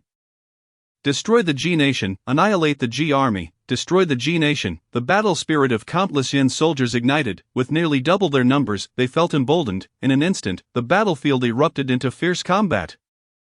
Seeing this, Yun Shu could barely conceal her joy as she exclaimed, "Our people have arrived." Beside her, the bloodied Ji Chen let out a sigh of relief after taking a moment to catch his breath. He turned to Qingye and the others, speaking earnestly, "From here on, it all depends on you." With that, he forcefully waved his right hand in the air, and a blue light flickered past. Subsequently, a massive black iron tablet materialized in the sky. As this enigmatic iron tablet appeared, the powerful aura it exuded instantly captivated Qingye and her companions, their eyes widening in excitement and curiosity. "How do we activate this floating pagoda battle array?" the poised Chaotian inquired, tilting her head with intrigue. "It's quite simple. All it requires is for 5 Qi master experts to simultaneously channel their elemental energy into the battle array's iron tablet to activate it." Ji Chen explained. He then smiled knowingly and added, "Moreover, the first person to channel their energy will be designated as the array leader, enabling them to share the damage taken among everyone within the battle array." Upon hearing this, the 4 women were immediately taken aback. Sharing the damage among all, wound T that equate to possessing invincible defense, how utterly monstrous. At that moment, Ji Chen cast a glance at the vast expanse of the Yin army, then fixed his gaze upon the soldiers of both factions, who were now fully engaged in combat. After taking a deep breath, he spoke in a grave tone, "It is time to break through and meet General Yang."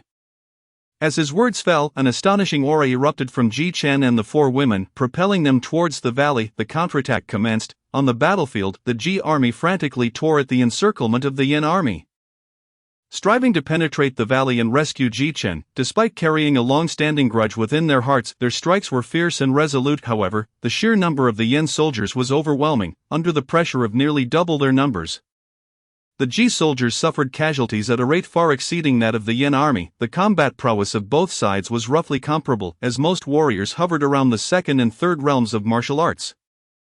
Yet, nearly all the soldiers of Ji were faced with a 1-against-2 scenario, rendering them outmatched. Amidst the chaos, the usually lively Bai Ji resembled a fierce Valkyrie. Her petite figure swung a massive sword with relentless ferocity, harvesting the lives of Yin soldiers with each strike. At this moment, her strength had surpassed that of the battle at the Spirit Temple, though she had yet to reach the level of a half-step Qi master. Nevertheless, she was notably stronger than an average 9th-level warrior. Ever since Ji Chen took command of the Imperial Seal, the national fortunes had normalized. Her spiritual awareness now allowed her to sense the spiritual energy in the air, and she had even attempted to draw it into her body. She believed that soon, she would break through entirely. Suddenly, after slaying the 3 high-level warriors besieging her, Bai Ji surveyed the battlefield. What met her eyes was a scene of wails and rivers of blood. With countless corpses piled high, the soldiers of Ji clearly outnumbered. Witnessing this, a sense of helplessness flickered in Bai Ji's gaze. Despite her best efforts to target the higher-ranked enemies, the battlefield was simply too vast.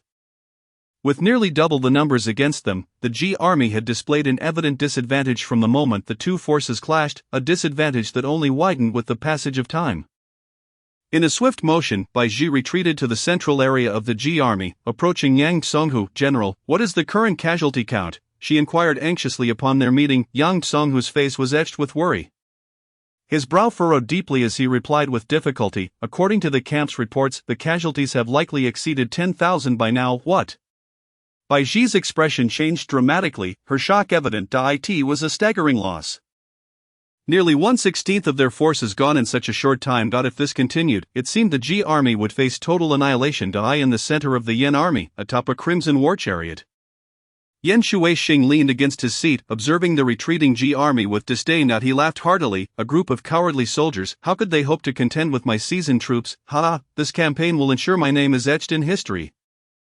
Revered far and wide, a throng of generals beside him eagerly flattered Yan Shuixing, envisioning promotions and glory upon their return home. Yet, just as they believed victory was assured, a breach suddenly appeared in the encirclement of the Yan army at the valley's edge.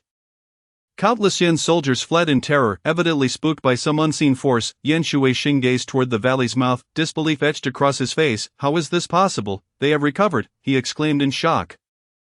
As a fellow Qi master, he could discern that the four women must have been nearly depleted of energy before this miraculous resurgence, which could only be attributed to high-grade medicinal pills.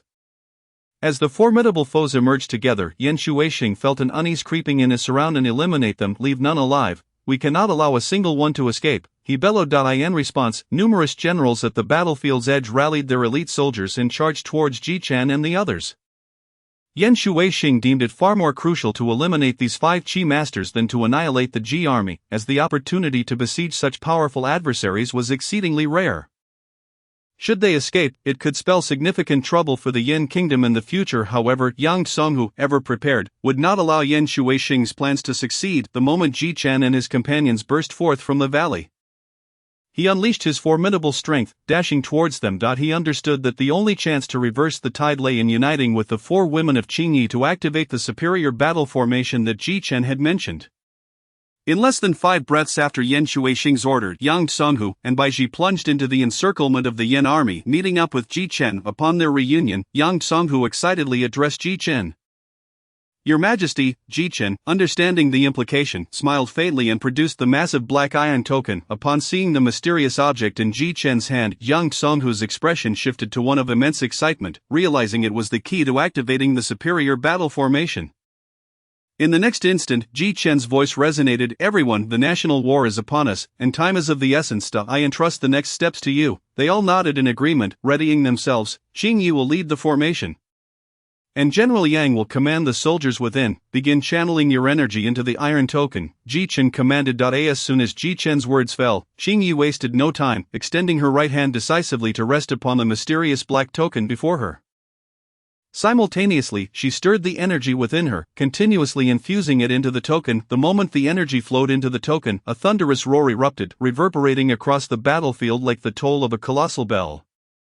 Deep and resonant, witnessing this spectacle, the others snapped out of their daze, following suit and pouring their energy into the token. Boom, boom, boom, boom. The deafening sounds cascaded into the heavens, just as the last resounding boom echoed. An unprecedented phenomenon occurred. An indescribable wave of terrifying energy surged forth from the black token, instantly engulfing the entire area. At that moment, Qingyi felt a tightening in her chest, a jolt of unprecedented sensation coursing through her. A unique power awakened within her, gradually spreading throughout her body. As time passed, this feeling intensified, and in a moment of clarity, she realized her consciousness could encompass the entire battlefield, the vast expanse of the battlefield. Every corner, every soldier, was laid bare before her. Recalling Jichan's mention of the formation leader, Qingyi experienced a moment of enlightenment. She began to guide the energy emanating from the mysterious token, bestowing it upon the soldiers of Ji. This powerful energy flowed like a gentle breeze, stealthily infiltrating the bodies of the Ji army. In an instant, every soldier felt an infusion of extraordinary strength within themselves. "What's happening? Why do I suddenly feel an endless surge of power?" a soldier exclaimed, his eyes wide with disbelief. "It must be His Majesty, he has unleashed an astonishing miracle," another soldier cried, tears of excitement welling in his eyes. "His Majesty is invincible, the Ji kingdom is invincible." A chorus of fervent shouts echoed through the skies, igniting the soldiers' spirits, their eyes glinting with unwavering fervor. "Damn it, let us annihilate these bastards together," a valiant commander roared. Swinging his weapon as he led the charge into the enemy ranks, thousands of soldiers surged forth behind him, their murderous intent surging, forming an unstoppable tide of steel that swept toward the enemy forces. At that very moment, the tide of battle saw a dramatic reversal. The previously overwhelming advantage of the Yan army was shattered in an instant. The Ji army, which had been under relentless pressure and outnumbered, suddenly radiated with newfound vitality and strength. Each warrior transformed into a fierce beast, charging forward with unstoppable momentum. Their valor was astonishing, their overwhelming presence electrifying. Even more astonishingly, these Ji soldiers were able to engage 2 or even 3 foes at once. Moreover, when injured, they exhibited no signs of retreat. Rather, they tapped into an even fiercer fighting spirit and combative nature, unfazed by pain, as long as they had a shred of strength left to fight. They would unleash unimaginable ferocity. As the fierce battle raged on, the Ji army's burning fighting spirit grew ever more intense. Simultaneously, their own strength surged. The Yin army, which had once held the upper hand, found themselves gripped by fear as they witnessed the Ji army's remarkable transformation. Once confident in their numerical superiority, they were now overwhelmed by the Ji's rapid advancement and fervent battle spirit, leaving them feeling powerless. With this powerful surge of morale, the casualties among the Yin army began to rise steadily, increasing at an alarming rate. Observing the unfolding chaos, Yan Shuixing, who had been calmly seated on his war chariot, could no longer maintain his composure. He leaned forward, shock and confusion flooding his mind. How is this possible? Could it be the legendary battle formation? Although he harbored some suspicions, Yan Shuixing hesitated to draw definitive conclusions. After all, such a grand formation could encompass the entire vast battlefield. The sheer magnitude of this power was beyond his comprehension, truly unprecedented. However, in light of the current circumstances, the sudden and formidable burst of strength exhibited by Ji Jun seems to find its only reasonable explanation through the formation of battle. Enveloped in this atmosphere of tension and anxiety, Yan Shuixing incessantly scanned the chaotic battlefield, eagerly yearning to uncover the source of this upheaval. As his gaze fortuitously alighted upon Ji Chen's location, an unusual sensation surged within him, instantly heightening his alertness. At that moment, Yan Shuixing abruptly noticed that Ji Chen clutched an extraordinary object in his hand, a colossal, pitch-black iron tablet emanating an unsettling aura. Even more astonishingly, a relentless torrent of terrifying energy surged forth from within the tablet, drifting ominously towards the gathering of soldiers from Ji Nation. What on earth is this? Yan Shuixing's countenance darkened to the extreme, and he could not help but mutter a curse under his breath. He understood all too well that if this situation were to persist, the life and death struggle between the two nations could very well culminate in a lamentable defeat for Yin Nation. With this thought in mind, Yan Shuixing finally sprang into action. He straightened his body with a sudden ferocity, unleashing an awe-inspiring aura that swept outward like a volcanic eruption. This unparalleled pressure immediately captured the attention of numerous soldiers in the vicinity. The Yin commander is about to strike. Countless soldiers of the Yin army beheld this scene, their faces alight with fervor and reverence, voices raised in excitement. Yan Shuixing, the foremost powerhouse of Yin Nation, possessing a cultivation level of the third tier of Qi mastery, having endured countless life and death battles, his vast combat experience and formidable personal strength were nothing short of astounding. He shone like a brilliant star before the eyes of the crowd, becoming the irreplaceable war deity in the hearts of all Yin soldiers. At this moment, Yan Shuixing's imposing presence undoubtedly rekindled the fighting spirit of the Yin army, which had previously succumbed to despair. Ji Chen regarded the aura radiating from Yan Shuixing with an unruffled expression, devoid of any sign of disturbance. At this point, facing such a powerful opponent failed to ignite even a flicker of interest within him. Sister Qingye, why not test the power of this Buddha body with him? Ji Chen smiled at the figure beside him, clad in a green robe. Chapter 58. Qingye vs Yan Shuixing. Qingye nodded slightly in response, a soft acknowledgement escaping her lips. She then lightly propelled herself forward, akin to a delicate butterfly taking flight. Directly confronting the approaching Yan Shuixing, he descended upon her like a blazing meteor, radiating an overwhelming presence and searing aura as he charged towards Qingye. Yet, in the face of this, Qingye displayed no hint of trepidation. As she soared through the air, a faint golden glow gradually enveloped her form. Initially subtle and nearly imperceptible, however, as time elapsed, this layer of golden light grew increasingly vibrant, resembling a shroud of golden mist that cocooned Qingye within. As time passed, this golden radiance gradually coalesced into a tangible essence. Observing that the Ji Nation's camp had sent forth only this nascent Qi master, Yan Shuixing's eyes narrowed slightly, a look of disdain mingled with irritation crossing his features as a wave of contempt surged within him. Did they truly believe that a mere girl, just stepping into the realm of Qi mastery, could impede his advance? What a fanciful notion! Just as Yan Shuixing prepared to voice his scorn, he suddenly caught sight of the girl before him, her serene and beautiful eyes betraying an air of calm confidence. This composure incited profound anger within Yan Shuixing. In his eyes, this was an undeniable affront to his dignity. An unnameable fury welled within him, veins bulging on his forehead as his eyes widened in an intense glare directed at Qingye, his gaze venomous like that of a viper. Yet, Qingye remained unperturbed, standing there with an air of tranquil composure akin to a transcendent blue lotus, starkly contrasting with Yan Shuixing's furious glare. Have you forgotten my true strength due to my prolonged absence from the battlefield? Yan Shuixing bellowed, his voice booming like thunder echoing across the entire battlefield. He was enveloped in an extraordinarily fierce aura reminiscent of a volcano on the verge of eruption, evoking a sense of trepidation. The crimson spear gripped tightly in his hand resembled an enraged serpent, its tip glinting ominously. In an instant, he swung his arm with sudden force, the deadly spear whirling with blinding speed. It transformed into a crimson whirlwind. Bearing down towards Qingye with earth-shattering momentum, the razor-sharp spearhead, infused with overwhelming pressure and unrivaled ferocity, surged forth. This strike was fueled by Yan Shuixing's pent-up fury, containing power and ferocity that defied imagination. Such a formidable and tyrannical blow was, without a doubt, lethal in its potential. In the face of this terrifying onslaught, even the battle-hardened Yang Tsunghu could not help but change countenance, visible concern flickering in his eyes. Undoubtedly, Yang Tsunghu, having battled alongside Yan Shuixing for years, was acutely aware of the formidable might of his adversary. Thus, witnessing Yan Shuixing unleash such a horrific technique inevitably sowed seeds of worry for Qingye's safety. After all, in the presence of such a formidable foe, any misstep could lead to dire consequences. The other young women present, although deeply shaken by Yan Shuixing's overwhelming strength, remained steadfast in their belief in Ji Chen's words. And indeed, just as Yan Shuixing unleashed his thunderous strike, Qingye exhibited no inclination to retreat or even a hint of evasive movement. She stood resolutely in place, seemingly indifferent to the ferocity of her opponent's assault. In the same breath, her right hand raised the long sword high, channeling an unstoppable surge of sword energy directly towards Yan Shuixing. The true essence technique Qingye practiced hailed from one of the sacred lands of the spirit domain. The sword sex sword transformation divine essence. Upon entering the realm of Qi mastery through this technique, the essence cultivated within her transformed into sword energy, wielding immense lethality in the realm of swordsmanship. Observing the girl newly initiated into Qi mastery daring to employ such a life-risking maneuver against him, a smirk of disdain crept onto Yan Shuixing's lips. "Humph, do you truly believe that with your meager first-tier Qi mastery? You can harm me?" "Such delusions," Yan Shuixing remarked dismissively. As his words faded, the spear he held suddenly shifted direction, akin to a nimble serpent, striking at an unorthodox angle towards Qingye's long sword.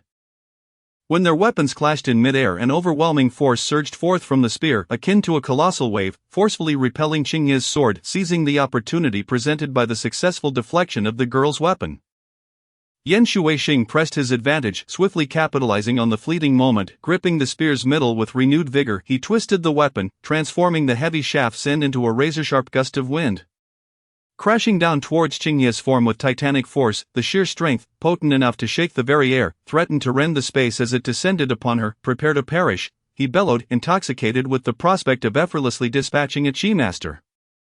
However, just as his elation reached its peak, the ensuing spectacle abruptly silenced his laughter. The seemingly unstoppable spear but struck Qingye with tremendous force, yet her exterior was enveloped in a dazzling golden light that erupted into radiant brilliance.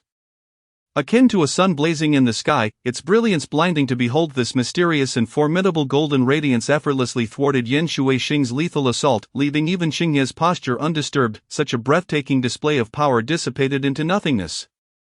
Akin to a drop of water vanishing into the ocean, not stirring even the slightest ripple, the scene before him was so surreal it left Yan Shuixing in a state of disbelief.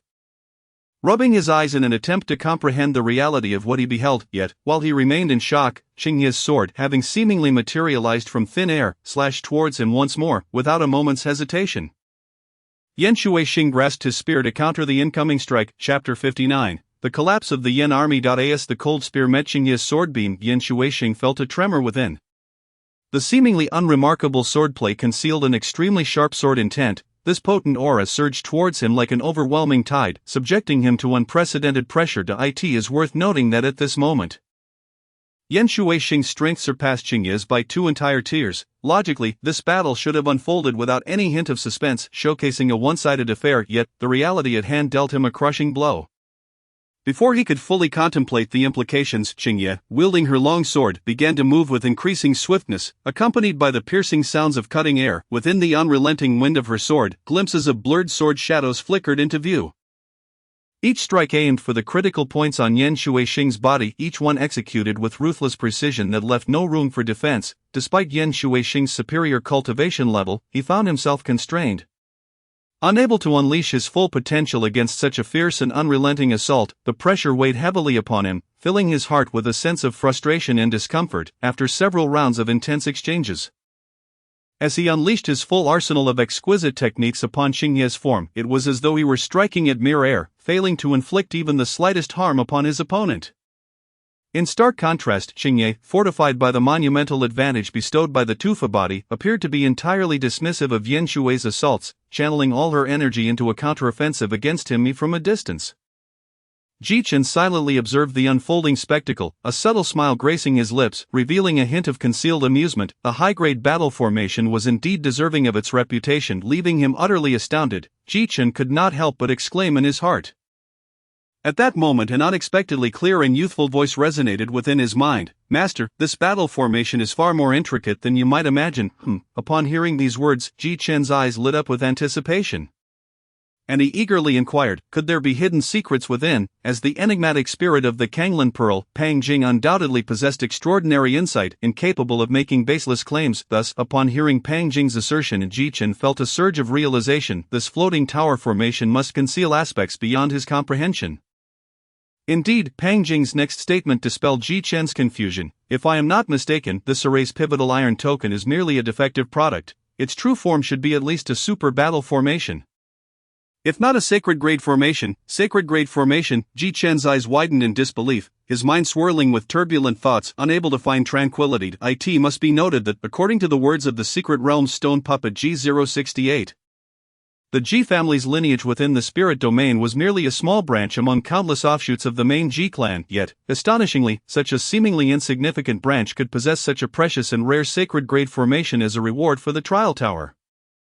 This was utterly inconceivable. At this moment, Ji Chen found himself pondering the true nature of the main Ji lineage. What formidable and mysterious existence could it possibly be? Perhaps only by venturing to that legendary main branch could he unravel this enigma. With this thought, Ji Chen's gaze grew resolute. As Ji Chen conversed with Pang Jing, time slipped by unnoticed. Meanwhile, the fierce clash between Xingye and Yan Shui had reached a boiling point, drawing near its climactic conclusion. Yan Shui, a figure revered as a deity of war among the soldiers of the Yan nation, now found himself ensnared in an unprecedented predicament. He was being relentlessly subdued by an inconspicuous girl clad in azure. Utterly powerless to retaliate, this scene struck like a thunderbolt upon the hearts of the hundreds of thousands of Yan troops. Initially, they had been thrown into disarray by the suddenly frenzied Ji troops. Now, with their own commander unable to contend with a mere girl who had just entered the Qi manipulation realm, how could they continue to fight with any semblance of confidence? Fear spread through the ranks like a plague, swiftly infecting the soldiers of the Yan army. On countless faces, a hint of trepidation began to emerge. Consequently, at the periphery of what should have been a cacophony of battle cries, an astonishing sight unfolded, without warning. The soldiers of the Yan nation began to flee, like a contagion. The first deserter prompted a second, then a third. Gradually, this panic and despair spread like wildfire through the Yan army. The entire force descended into chaos, their morale plummeting to the depths. At that very moment, high above, a breathtaking duel was playing out. Yan Shui wielded his spear, straining to fend off Xingye's onslaught of sword strikes, which fell upon him like a tempest. Yet, amidst his intense focus on the battle, he caught a glimpse from the corner of his eye. The soldiers in the distance were indeed fleeing. This unexpected discovery ignited a blaze of fury within him, leading to an outburst of rage. A bunch of useless cowards. When we return to camp, I shall personally sever the heads of you spineless wretches. Meanwhile, Xingye, clad in her azure attire, stood tall and resolute, her cold, beautiful eyes fixed intently upon the wounded Yan Shui before her. In a calm yet unwavering tone, she declared, "You have already lost. Further resistance is futile. Surrender now, for it is your only option." Though her voice was soft, the authority within it was impossible to ignore. Lost? Ha, how could that be? Yan Shui's eyes bulged with incredulity as he bellowed, his voice reverberating across the battlefield. He clenched his fists, trembling with rage, filled with resentment and confusion. He commanded an elite force of 300,000. This was a power capable of sweeping through the Ji nation, given such a disparity in forces. This war should have been a foregone conclusion, yet, why had he ultimately suffered such a crushing defeat? However, even in the face of such dire straits, Yan Shui's eyes revealed no hint of despair or surrender. Instead, they burned with a near-manic intensity. Chapter 60, The Fall of Yan Shui. He fixed his gaze upon the horizon, his eyes ablaze with unquenchable fury, before erupting into wild laughter. Ha ha, even if you were fortunate enough to win here, What of it? Let me inform you, the inner disciple of the sacred fire sect, Li Yun, set off for the Ji Nation days ago. Yan Shui's voice thundered through the air, brimming with unbridled malice and resentment. As he spoke, he licked his lips like a ravenous beast, then lowered his voice to a growl. I fear that at this very moment, the palace of the Ji Nation has transformed into a living hell. Yan Shui's face radiated with arrogance and pride, as if he were utterly convinced of his own words. His laughter echoed ominously in the air, sending chills down the spines of those who heard it. Due to the considerable distance between the battlefield and the Yan royal city, Yan Shui had received this news belatedly. Moreover, under Ji Nation's efforts to obscure the state of affairs in the royal city, Yan Shui remained oblivious to the fact that Li Yun had already become a captive. Upon finishing, Yan Shui fixed his gaze upon Xingye, hoping to see despair and fear reflected in her expression. Yet, the outcome was undoubtedly disappointing. Before him, Xingye's eternally frosty countenance remained unchanged, her demeanor as indifferent as ever, devoid of any sign of distress. Instead, Yan Shui felt as though Xingye regarded him with a peculiar gaze, akin to that of a spectator observing a jester. This only served to exacerbate the already stifling tension within him. What is happening? Has she truly been rendered speechless with fear? Yan Shui endeavored to maintain his composure, striving to project an air of control. However, the next words that escaped Xingye's lips struck like a razor-sharp blade, ruthlessly piercing through his final psychological defenses. Should Commander Yan ever find himself fortunate enough to enter my royal family's prison, perhaps there will be an opportunity for you to meet the Li Yun you mentioned. At that time, let him personally inform you just how absurd and laughable your earlier claims are. What? He faltered, his eyes widening in disbelief, his body trembling violently as an emptiness enveloped his gaze. This cannot be, this is absolutely impossible. He shook his head frantically, staggering backward until he barely regained his footing.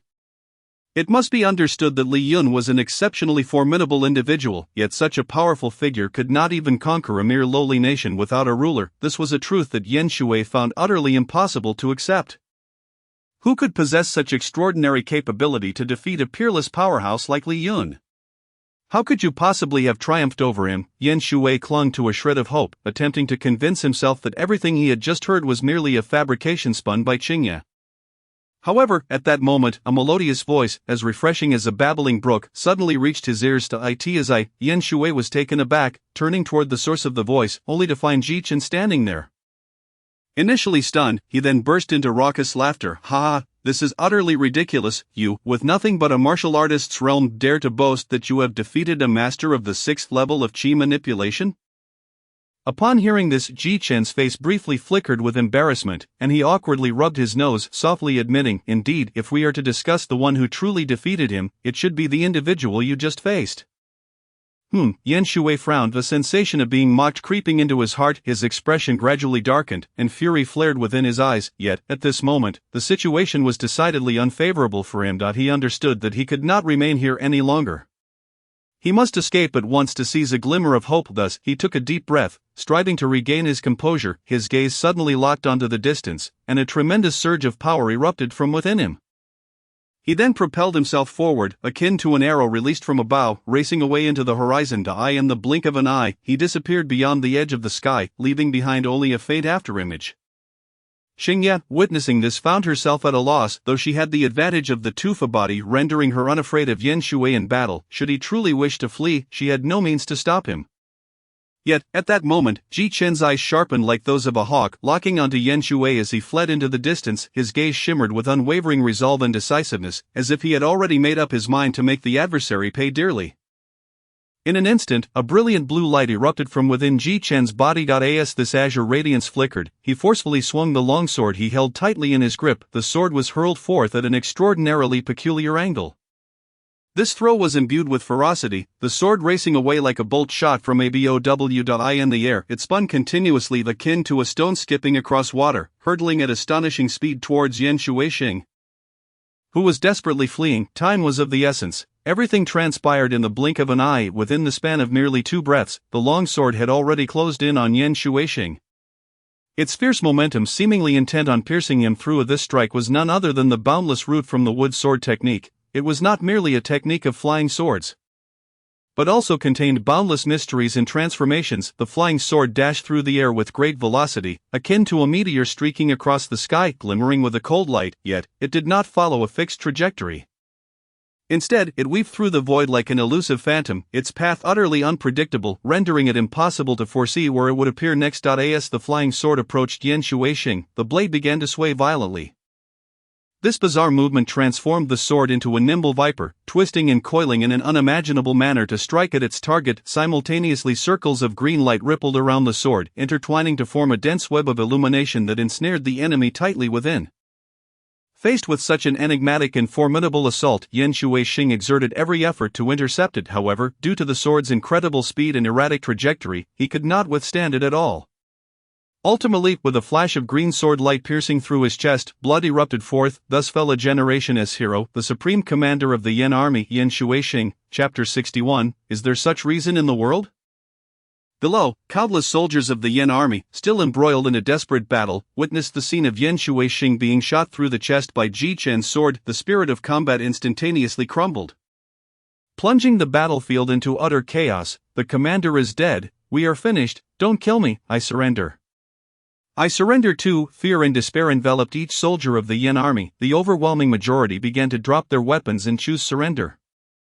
Having lost their commander, facing the bloodthirsty Ji army was akin to confronting a devil. They had completely lost the courage to fight. However, the Ji army, now driven by a relentless thirst for vengeance, had no intention of halting their assault. The earlier scenes of the enemy breaching their defenses and pillaging the city still lingered vividly in their minds, a memory they dared not forget. Blood debts could only be repaid with blood. Under the enhancement of the Buddha's battle formation, the Ji soldiers grew bolder with each skirmish, slaughtering the Yan army to the point of near annihilation. At this moment, the casualties of the Yan army had reached an astonishing level, a specific number now impossible to estimate. Only the blood-red corpses scattered across the mountains and fields in the sunset appeared somewhat heroic. Gradually, the remaining Yan soldiers either fled or fell. Within 2 short hours, only Ji soldiers remained, staring blankly at one another. After a brief silence, a choked voice gradually emerged. Did we win? As the soldiers, numbed from the slaughter, could no longer see a single enemy, there was a fleeting moment of bewilderment in their eyes. We won. Countless soldiers bowed their heads, choking back tears. Finally, they could return home. Many veterans crouched down, their bloodied hands covering their faces as they wept. Meanwhile, the comparatively younger soldiers felt a surge of hot blood rising in their chests. They excitedly waved their weapons, erupting into cheers that resonated like a tidal wave across the battlefield, echoing to the heavens. We won. When news reached them that the formidable Yan kingdom had launched a war of annihilation, all soldiers were engulfed in fear and unease. Many even chose to flee, as the disparity between them and the Yan army was so vast that there seemed to be no possibility of resistance. The days ahead appeared to promise nothing but death. However, today, under the leadership of His Majesty, they had truly achieved a miracle of the weak overcoming the strong. At this moment, all the warriors on the battlefield turned their sincere admiration and gratitude towards Ji Chen. Ji Chen, upon seeing the sincerity and purity in their eyes, felt a deeper sense of purpose and a profound responsibility. Perhaps this was indeed his destiny. Suddenly, Ji Chen seemed to sense something, his brow furrowing, a flicker of astonishment crossing his face. Your Majesty, what is the matter? Yang Songhu, keenly perceptive, inquired with concern upon noticing his change in expression. Ji Chen quickly adjusted himself and replied with a gentle smile, no worries. Let us quickly have the brothers gather the spoils of war, and inform them that all the spoils belong to them, no need to hand over. Furthermore, tally all the casualties and distribute relief supplies. For the fallen soldiers, triple the compensation should be sent to their families at home, and relay this to the Ministry of Works and the Commerce Ministry to ensure prompt implementation and complete registration. Upon hearing this, Yang Songhu was instantly moved to tears, clasping his hands in gratitude, saying, I thank Your Majesty on behalf of those brave souls. These soldiers have steadfastly defended the borders in the face of what seemed certain death. Naturally, Yang Songhu hoped they would have a just outcome. In the following 2 days, Yang Songhu led the army to reclaim the 2 major border cities that had been occupied. The remaining Yan soldiers, now without Yan Shuixing to command them, dared not confront the Ji army any longer and hastily retreated from the 2 cities. At this moment, at Luofeng Pass, the closest point to the Yan kingdom, within a magnificent residence, in a secret chamber, with a deep breath, Ji Chen, seated cross-legged on the bed, opened his long-closed eyes and smiled wryly. Indeed, I can only sense it, but cannot wield it in his mind. Pang Jing wore an expression that suggested she had known this all along. Master, without special methods, it is impossible to harness the power of faith, Pang Jing lazily remarked. It turned out that on the day of the great victory in the national war, When the admiration and loyalty of countless soldiers towards Ji Chen erupted, as the possessor of the emperor's decree, Ji Chen felt a nebulous power slowly growing within him. Later, Ji Chen learned from Pang Jing that this special sensation was what one referred to as the power of faith. Upon returning to the training chamber, Ji Chen immediately began to experiment with harnessing this power. However, after 2 days, despite exhausting all his efforts to attempt to invoke this power, every attempt ended in failure. Pang Jing, is there truly no way to master this power of faith? Ji Chen inquired, sitting atop the Kanglan Pearl. Pang Jing sighed and shook her head, saying, Master, as of now no information regarding the use of the power of faith has appeared in my memory. Hearing this, Ji Chen could only smile helplessly. It seems that I cannot control this power of faith in the short term. Half a day later, within the residence, the atmosphere was jubilant. Your Majesty, we have successfully reclaimed both Luofeng and Luoyu Pass. This national war can be deemed a resounding success. Seated below, young Songhu, who just days prior had appeared dejected, now radiated vigor and energy. He spoke loudly to Ji Chen, who sat above on the throne, delivering this good news. Dressed in a white robe, Ji Chen sat in the king's chair, his brows sharp as a sword, his bright eyes deep and steady. He listened quietly to young Songhu's report, a barely perceptible smile gracing his lips. Behind him stood 5 young and beautiful women, each with distinct temperaments, some gentle and charming, others cold and indifferent, some alluring and enchanting, yet all possessed beauty that could topple kingdoms. When Yang Songhu finished his report, Ji Chen slowly spoke, Marshal Yang, this national war is far from over. Does your Majesty mean? At these words, Yang Songhu suddenly trembled, realizing Ji Chen's intent, his face reflecting a mixture of anticipation and disbelief. The violence of war continues unabated, and yet the defeated return unscathed. Ji Chen's eyes glinted with a cold, murderous intent, his tone frigid. Is there such reason in the world? The young master is right. The Yin Kingdom has repeatedly launched attacks against our Ji Kingdom. I say we should now invade their imperial city, capture that old emperor, and give him a thorough beating. Behind him, the spirited girl in a purple dress, Bai Ji, exclaimed fiercely. The tall and graceful Chao Yan quickly stepped forward to cover her mouth, preventing her from speaking out of turn. Chapter 62, Troops divided into 2 paths. Xiaoji is not wrong. Ji Chen's expression turned serious. Since the Yin Kingdom dares to initiate a war against us, they must be prepared for annihilation. Ji Chen narrowed his eyes, a chilling light flashing within, sharp as a blade. At this moment, the national war had entered a heated stage, both sides driven to bloodlust, fighting to the bitter end. If they were to halt and negotiate peace now, regardless of the immense losses this would inflict upon the Ji Kingdom, from a strategic standpoint alone, it would be utterly unfeasible. After all, to let a tiger return to the mountains would lead to endless troubles. Moreover, after this fierce battle, the Yin Kingdom would undoubtedly be gravely weakened. Yet they would not be willing to let it go easily and would surely seek every possible means to return and exact revenge. Therefore, Ji Chen was resolute in his decision to pursue the victory relentlessly, denying the enemy any chance to regroup, completely eradicating them, and ensuring no future threats. At this point, Ji Chen suddenly shifted his tone. However, the royal family of the Yin Kingdom has intricate ties with the elders of the Sacred Fire Sect.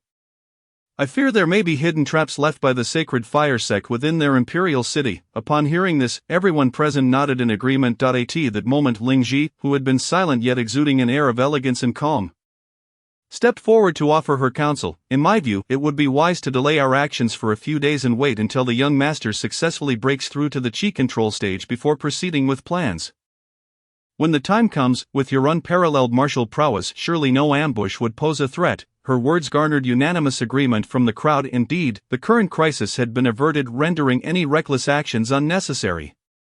However, Ji Chen merely shook his head slightly, harboring a differing opinion. His profound gaze was fixed upon the horizon outside the palace, lost in contemplation. Eventually, he slowly parted his lips and spoke in a steady tone. The longer we delay, the greater the dangers we shall face. This statement struck each heart like a resounding hammer, plunging everyone into deep reflection. Following this, Ji Chen elaborated on his viewpoint. The news of Li Yun's demise must have already reached the borders of the Yin Kingdom by now.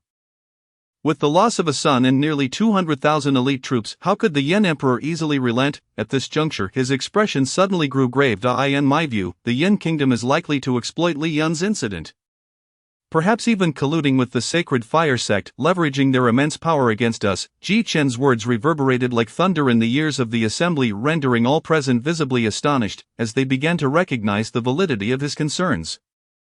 If the Sacred Fire Sect, a top-tier force of such caliber, truly intended to target us, even dispatching a single elder would likely suffice to obliterate the entirety of Ji Nation, Chao Yan remarked.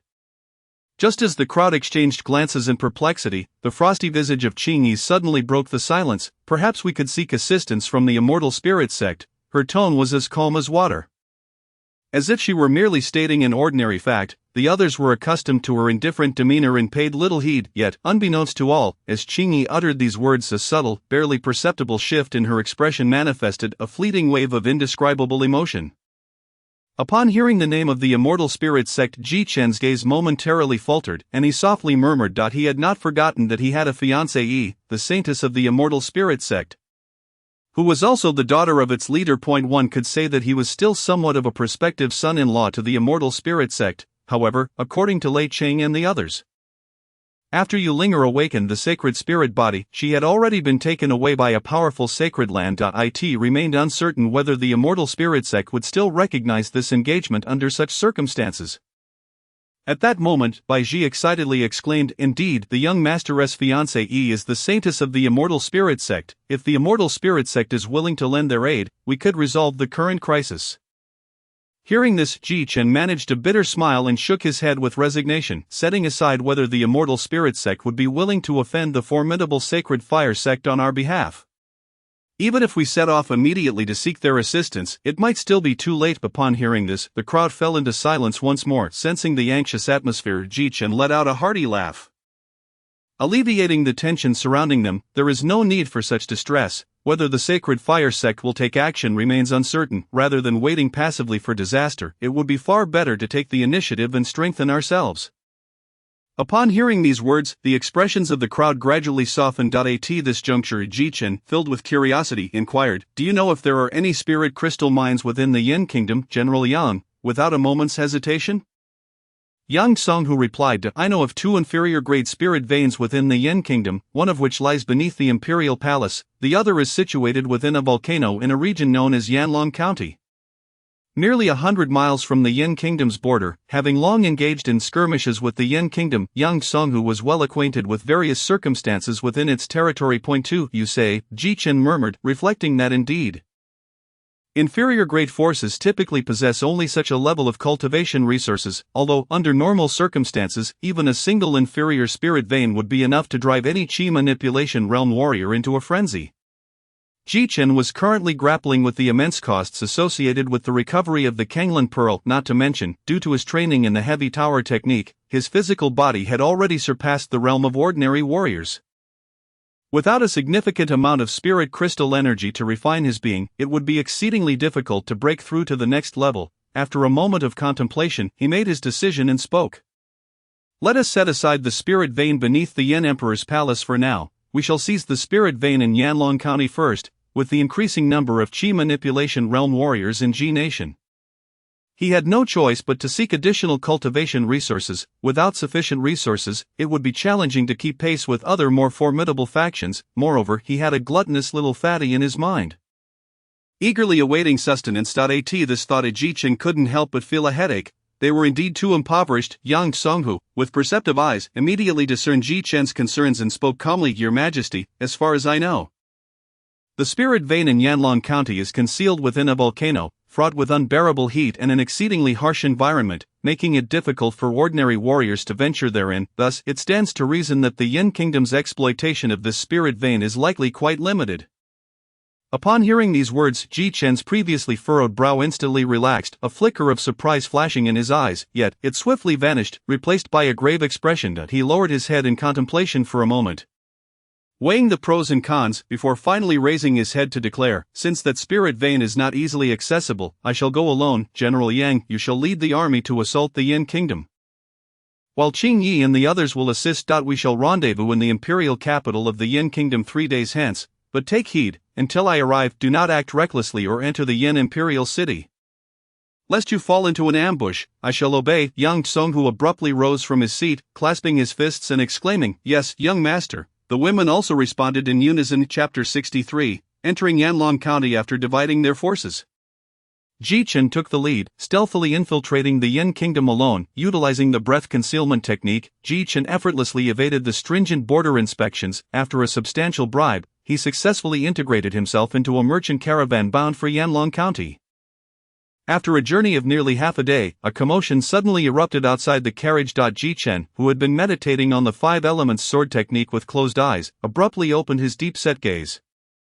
"We have arrived." At that moment, an arrogant voice rang out from outside, demanding, "Which merchant caravan do you belong to? Are you unaware of the rules in Yanlong County?" Hearing this, Ji Chen slowly lifted the black curtain at the front of the carriage.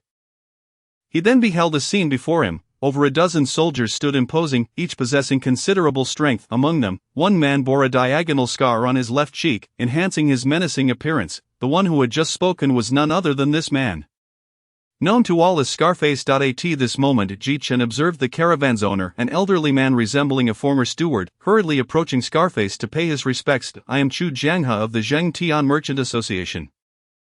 I implore you, esteemed lords, to show mercy and leniency." As he spoke, the old man discreetly presented a bulging pouch of coins. Scarface accepted it, weighing it in his hand, and immediately broke into a grin. "Old man, you have some sense, you may pass." Having received the bribe, Scarface ceased his harassment. However, just as Ji Chen prepared to enter Yanlong County with the carriage, a low, cold voice suddenly echoed, "Is there anyone of unknown identity aboard this carriage?" In light of the recent national war defeat, orders have been issued to thoroughly investigate the identity of every individual entering Yanlong County, to prevent any malicious intentions. Upon hearing this, Ji Chen's brow furrowed. "Rest assured, esteemed lord, all within this carriage are my merchant association's brothers, accompanying to safeguard the trade." Just as the elderly man's words reached halfway, his gaze suddenly froze, recalling Ji Chen's presence within the carriage.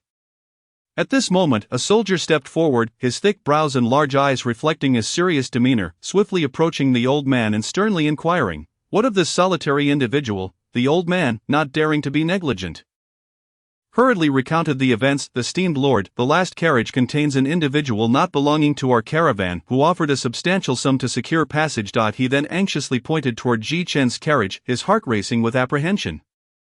Upon hearing this, the officer remained silent, striding purposefully toward Ji Chen's carriage while questioning the old steward. "Where did you encounter this individual?" Just as the old steward seemed to catch on, his voice trembled as he responded, "We encountered him at the border, at the Tiger Head Pass." "What, here?" The coarse-browed soldier's expression shifted dramatically, and he exclaimed in shock. Immediately, he turned decisively and bellowed to his fellow soldiers, "Act swiftly! Surround this carriage at once! We must not allow anyone to escape." With this command, the soldiers sprang into action, swiftly encircling Ji Chen's carriage, and the atmosphere became palpably tense. Thud, thud, thud, the sound of heavy footsteps resonated, causing the ground to tremble slightly. In an instant, over a dozen heavily armored warriors surged forth like a tide, all of them either at the 4th or 5th realm, the Yanlong guards trained and coordinated to surround the last carriage completely. Everyone inside the carriage disembark immediately. The leading coarse-browed soldier glared fiercely, his voice booming like thunder, echoing through the skies with an undeniable authority. However, as time passed, 3 breaths later, the carriage remained eerily silent, as if no one were inside. The impatient and irritable Scarface could no longer contain his fury. He stepped forward with alacrity, forcefully yanking aside the black curtain of the carriage. Yet, as he eagerly peered inside, he was met with a sight that left him utterly astonished. The carriage was completely empty. The person who should have been there had vanished without a trace. "Where the hell is he?" Scarface, seeing the empty carriage, immediately approached the old steward. Slap! A resounding slap landed squarely on the old man's face. The old man, witnessing the sudden emptiness of the carriage that should have been occupied, hurriedly explained, disregarding the redness and swelling on his face from the slap, "My lord, I truly had no knowledge of this. That person should have still been aboard." However, before he could finish his words, he was abruptly interrupted by the stern command of a soldier with thick brows and large eyes, "Take them all down to the dungeon. Conduct a thorough interrogation. Furthermore, notify the headquarters of the Yanlong Guard, ensuring every detail is reported without omission." Yes, his subordinates responded in unison. Within the lush and sprawling forests of Yanlong County, a vague white figure darted through the trees like a wraith. If one did not observe closely, it would be difficult to discern that this figure was a handsome young man clad in a white robe. This young man was, in fact, Ji Chen, who had quietly slipped away from the scene while the soldiers were engaged in conversation with the steward. Objectively speaking, the soldiers posed no threat to Ji Chen, yet, considering he was within the borders of Yin country, he prudently chose to avoid any unnecessary entanglements that could lead to unforeseen troubles. At that moment, Ji Chen abruptly halted his pace, reaching into his robe to retrieve an ancient map crafted from animal hide. After a brief search, before his departure, he had specifically sought out young Songhu. earnestly requesting a detailed map of Yanlong County. This map was exquisitely made, not only of superb material but also with remarkably clear lines and annotations. Among the numerous markings, one stood out, prominently depicted with a vibrant red arrow, seemingly pointing the way silently and undoubtedly. This location was the ultimate destination of Ji Chen's journey, one of the last two rare spiritual veins remaining within Yin country. After a careful estimation, Ji Chen surmised that he was but half an hour's journey from his goal. With this thought, his spirits were lifted. Though he was acutely aware of the myriad dangers that lay ahead, such a crucial location would undoubtedly be heavily guarded by elite sentinels, thus, every step he took henceforth would require utmost caution. He murmured to himself, gently rolling up the map to tuck it away. "Master, when will we eat?" At that moment, a voice tinged with a blend of flattery and eagerness resonated in Ji Chen's mind, accompanied by a sound reminiscent of someone swallowing in anticipation, which was almost comical. Ji Chen paused for a moment, then a subtle smile graced his lips as he replied softly, "Rest assured, Pang Jing. You shall not be disappointed this time. I will ensure you feast to your heart's content." In his mind, a small orb radiating a gentle blue light floated in the air, sparkling like the brightest star in the night sky. Perched atop this orb was the round, plump Pang Jing, blinking its large, animated eyes, filled with anticipation. Upon hearing Ji Chen's promise of a reward, it immediately began to dance with excitement, its already small eyes squinting into mere slits as it babbled. "Whoa, master, you are too kind. I will always strive to perform well from now on." Observing the endearing figure of Pang Jing before him, Ji Chen couldn't help but feel a wave of amusement. Subsequently, he refocused his attention on the location of the spiritual vein marked on the map. Chapter 64, The Bold Infiltration of Yanlong Volcano. After several arduous hours of trekking, Ji Chen finally arrived at the Yanlong mountain range. This desolate place was devoid of any greenery. The landscape was dominated by rugged rocks and bizarre formations. In stark contrast to the lush forests he had traversed earlier, this area exuded a more desolate and mysterious aura, making him feel as though he had stepped into another world. Suddenly, Ji Chen sensed an unusual heat in the air, as waves of scorching warmth surged around him. Amidst the sweltering atmosphere, he detected a faint pulse of spiritual energy. Indeed, there was a spiritual vein hidden here. Ji Chen's eyes lit up with delight as he exclaimed, "There it is!" Not far on the horizon, a vague silhouette of a peak emerged, giving an ethereal impression from a distance. As he drew closer, its outline became increasingly clear. Before him stood a towering, crimson mountain, its entire surface radiating an intense heat, surrounded by rolling waves of warmth that seemed to ignite the very air, imparting an indescribable sense of fervor. Ji Chen's gaze was fixed on the terrifyingly high-temperature peak before him. "This must be Yanlong Volcano," he exclaimed, his excitement barely contained. "Master, I can feel it. There are warm spiritual crystals, so many." An exuberant voice echoed in his mind. This Ji Chen's eyes brightened significantly as he pondered, could it be another attribute spiritual crystal? However, before he could revel in his joy, he noticed a checkpoint established before the volcano, heavily guarded by vigilant sentinels, with an unusually tight security perimeter, for soldiers were stationed atop a towering watchtower, keenly observing their surroundings, missing not even the slightest disturbance. Below, several squads clad in golden armor patrolled relentlessly, their impressive physiques and martial prowess evident, each boasting a cultivation level of at least the 5th tier of martial arts. The presence of such formidable guards at this location was indeed perplexing. Nevertheless, Ji Chen understood that the volcano concealed immense secrets. A precious low-grade spiritual vein, for a low-grade faction, possessing a spiritual vein equated to the foundation of their existence, enabling a continuous supply of spiritual crystal resources to nurture more powerful cultivators. Thus Ji Chen was neither surprised nor overly anxious about the tight security. He recognized the significance of this vein and knew that anyone attempting to seize it would face tremendous risks and challenges. However, at that moment Ji Chen faced a dilemma: how to evade these guards and infiltrate the Yanlong volcano. After observing patiently for an extended period, he realized that the security was far more stringent than he had anticipated.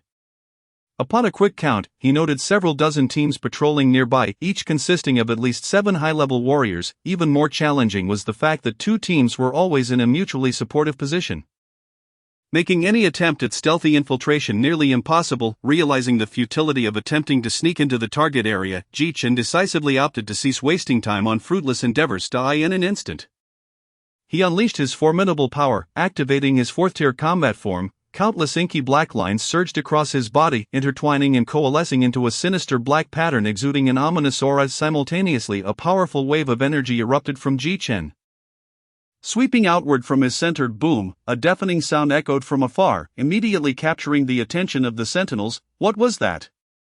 The soldiers atop the watchtower gaped in astonishment at the distant commotion. They soon discerned a shadow as dark as ink rapidly approaching them. As if seeking to engulf the very heavens and earth. As the shadow drew near, the sentinels finally recognized its true form, a young man entirely enveloped in black lines, emanating an eerie and terrifying aura. Witnessing this sight, the soldiers' faces paled, their bodies trembling involuntarily, as one of them shouted in panic, "Enemy attack! Someone come quickly!" In an instant, a piercing horn sounded from within the checkpoint, shattering the tranquil dusk, an alarm signaling an external invasion. Upon hearing the resounding horn, two well-trained squads immediately became alert, their sharp gazes fixed on the rapidly approaching shadow. They swiftly mobilized, preparing for combat. Each soldier was battle-hardened, with formidable strength. Even the weakest among them possessed martial prowess at the 5th tier. While the two strongest reached the impressive 8th tier, such a powerful formation, even among the Imperial Guard of the Ji Kingdom, would be second only to Ji Chuan, the vice-commander. This was merely two teams, underscoring the formidable defenses in place, akin to an impregnable fortress. "Who goes there?" bellowed the lead guard, a warrior of the 8th tier, his voice booming with authority as he unleashed a formidable aura. Advancing towards Ji Chen, though the 8th tier was considered an absolute expert among low-grade factions, to Ji Chen, who had activated his 4th tier form, these martial adversaries were akin to paper, easily crushed. In that moment, Ji Chen charged forth with the ferocity of a tiger pouncing into a flock of sheep, easily overwhelming the soldiers with his sheer physical strength. No matter how the guards struck him, their weapons failed to breach his defenses. Conversely, every punch Ji Chen threw effortlessly pierced through the bodies of his adversaries. In a mere instant, 12 warriors lay defeated on the ground. However, at that moment, Ji Chen suddenly sensed a flurry of spirit pigeons taking flight from within the checkpoint, soaring in all directions. Clearly someone inside was beginning to relay information. After all, this was one of the most crucial treasures in Yin country, directly monitored by the imperial family. Should news of this invasion spread, it would undoubtedly provoke a swift and overwhelming response from the entire Yanlong County, potentially attracting forces from neighboring regions as well. Thus, time was of the essence, and Ji Chen was racing against the clock. While he was not intimidated by the power of this county, the significance of his next actions was paramount, and he aimed to avoid any disturbances. Fortunately, Yang Tsunghu's troops had already fully penetrated Yin country. At this moment, all eyes were focused on the front lines of battle. Chapter 65, the Earthflame Crystal having successfully breached the multiple layers of defense. Without a moment's hesitation, Ji Chen swiftly ascended the rugged path leading to the mountain summit. In the brief span of half a tea session, he reached the mountainside. The temperature here was already exceedingly high, unbearable and scorching, as if it could turn a person to cinders. Such an oppressive environment was intolerable for an ordinary individual, without the formidable strength of a martial artist at the 5th realm or above. Lingering here for long would be a daunting task. At that moment, Ji Chen comprehended why Yang Tsunghu dared to assert that the Yin Kingdom's extraction of this spiritual vein must be exceedingly limited. Without delay, he quickened his pace, darting towards the mountain like an arrow released from its bow. As he drew nearer to the summit, he keenly sensed that the temperature around him was still rising. Moreover, he noticed that between the valleys, the once barren crevices of rock were now witnessing the flow of magma. This seething magma seemed to be the Earth's furious blood, radiating boundless heat and destructive power. Spreading outward, undoubtedly, this volcano was a genuine active volcano, poised to erupt at any moment. After enduring nearly half an hour of arduous climbing, Ji Chen finally reached the peak. However, the sight before him left him utterly astounded. At the center of the summit loomed a colossal volcanic crater, measuring several zhang in diameter. Thick, billowing smoke continuously emanated from the crater, resembling fierce dragons soaring into the sky. A pungent odor and scorching heat assailed his senses, the intensity akin to that of purgatory. At that moment, Ji Chen's gaze sharpened, fixating intently on the direction of the crater. He could distinctly feel waves of intense spiritual energy surging forth, akin to roaring fire dragons ascending to the heavens. Judging solely by the purity of this energy, there was no doubt the scale and quality of this spiritual vein likely surpassed that of the ice crystal vein beneath Hanjiang. At this juncture, an uncontrollable ecstasy surged within Ji Chen's heart. Without a moment's hesitation, he resolutely leaped into the seemingly bottomless volcanic crater. Upon entering, Ji Chen was astonished to discover a colossal stone staircase leading into the depths. This staircase resembled a dragon coiled upon the ground, its grandeur and magnificence unparalleled. Its width was sufficient to accommodate several people walking side by side, yet its surface was uneven, with streams of searing magma flowing like rivulets. Suddenly Ji Chen's mind echoed with the childish voice of Pang Jing. "Master, something seems amiss here." "Pang Jing, what have you sensed?" Ji Chen inquired curiously. "There is a faint trace of demonic energy," Pang Jing replied. Hearing this, a flicker of surprise crossed Ji Chen's eyes. Could it be that other demonic beasts were utilizing this spiritual vein for cultivation? He couldn't help but recall that during his previous encounter beneath Hanjiang, he had encountered a 6th-level demonic beast, the Black Python, which had been harnessing the energy from the spiritual vein to enhance its power. However, Ji Chen soon realized a pressing issue: this place was clearly under the control of the Yin Kingdom. How could they allow a demonic beast to freely extract spiritual crystals here? Something was amiss. There must be a deeper mystery. Ji Chen furrowed his brows deep in thought. After a brief contemplation, he resolved to investigate further to uncover the truth. Thus, without hesitation, Ji Chen stepped onto the staircase, advancing deeper into the heart of the volcano, each step accompanied by the sounds of flowing magma beneath his feet and the pervasive heat enveloping him. Suddenly, after walking for a while, a low, hoarse roar emanated from the depths. What is that?" Upon hearing this terrifying roar, Ji Chen's expression instantly changed. The sound was not one that an ordinary demonic beast could produce.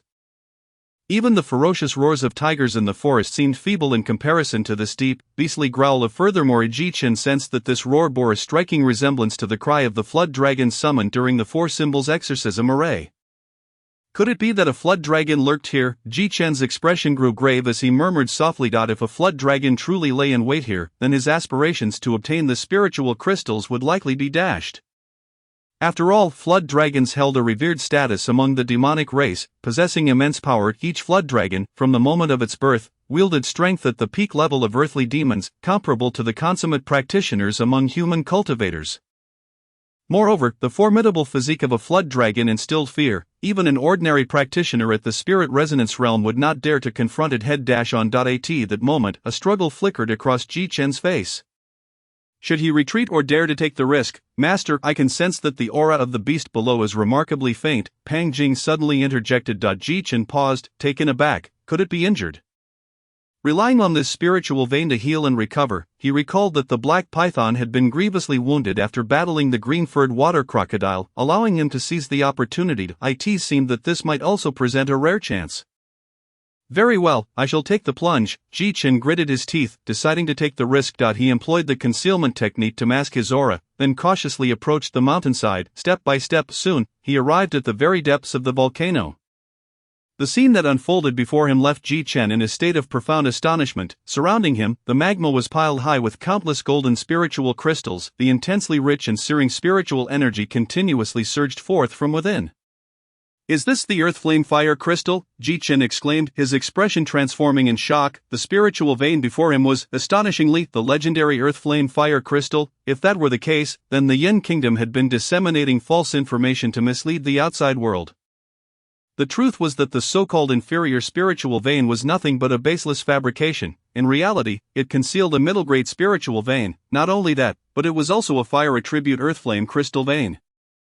However, at this moment, what shocked Ji Chen even more was the colossal creature lying at the heart of the magma, covered in dense, inky black dragon scales, a fearsome flood dragon. Yet, at this moment, it was severely wounded. Emitting low, pained growls, its enormous dragon eyes resembling massive bells hung heavily, exuding an aura of extreme weakness. Its massive body was pierced by 10 enormous iron chains, firmly anchoring it to the hard rock below. These rough iron chains shimmered with a bright oily black sheen, evidently of low-grade spiritual treasures. Otherwise, they would not have been able to restrain such a terrifying flood dragon. Suddenly Ji Chen's eyes widened in shock as he realized that the once invulnerable reverse scale, the dragon's vital weak point, had vanished, replaced by a horrifying gaping wound. As the black-scaled flood dragon quivered in agony, crimson blood flowed ceaselessly from the wound, dripping onto the cold ground and forming pools of shocking blood. To his astonishment, Ji Chen noticed 6 deep, shadowy channels hidden beneath the flood dragon's massive form. These channels were oddly constructed, seemingly designed to direct the flood dragon's heart's blood, which flowed continuously towards the surrounding earth flame fire crystals. Each precious drop of blood nourished and cultivated the fire crystals, causing them to radiate increasingly intense and dazzling brilliance. Witnessing this bizarre spectacle, Ji Chen couldn't help but furrow his brows tightly. murmuring to go so far as to utilize the flood dragon's heart's blood to cultivate the earth flame fire crystals. This is no ordinary endeavor. At that moment, Pang Jing spoke thoughtfully. Master, I believe this may not be an ordinary flood dragon. Ji Chen, intrigued and puzzled, inquired, Vo, does this flood dragon possess other extraordinary traits? After a brief pause, Pang Jing responded affirmatively. If I am not mistaken, this flood dragon's blood flows with half-pure true dragon blood. And its bloodline purity is remarkably high. It undoubtedly belongs to a high-ranking dragon clan. What? Ji Chen exclaimed in astonishment, but he noted that Pang Jing's wording indicated only half. He then asked, could the other half be from the bloodline of a beast outside the dragon clan? It was not surprising that Ji Chen made such an association. Dragons were notoriously known for their lecherous nature. Generally speaking, high-ranking dragons often mated with various creatures of exceptional bloodlines, resulting in countless branches of dragon kin. However, Ji Chen could never have anticipated that Pang Jing's next revelation would strike him like a thunderbolt, leaving him utterly dumbfounded. The other half appears to be related to the bloodline of the human race. Upon hearing this, Ji Chen's eyes widened in disbelief, his expression filled with incredulity. How is this possible? A half-dragon? Ji Chen had never imagined that within this seemingly inconsequential Yanlong volcano, there could exist a taboo being born of the union between dragon and human. Should this news spread, it would undoubtedly shock the entire Great Martial Territory. Alas, it was better to keep matters simple. The pressing priority was to gather these spiritual crystals. This was of utmost importance. Regaining his composure, Ji Chen transformed into a formidable beast. He swiftly collected all the earth flame fire crystals before him into the Kanglan space. After a brief assessment, he estimated that there were approximately 800 crystals here, which amounted to the equivalent of 8,000 inferior spiritual crystals. I've struck it rich. Ji Chen could hardly contain his joy. The thought of reaping the rewards of the dragon's blood nurturing the crystals filled him with secret delight.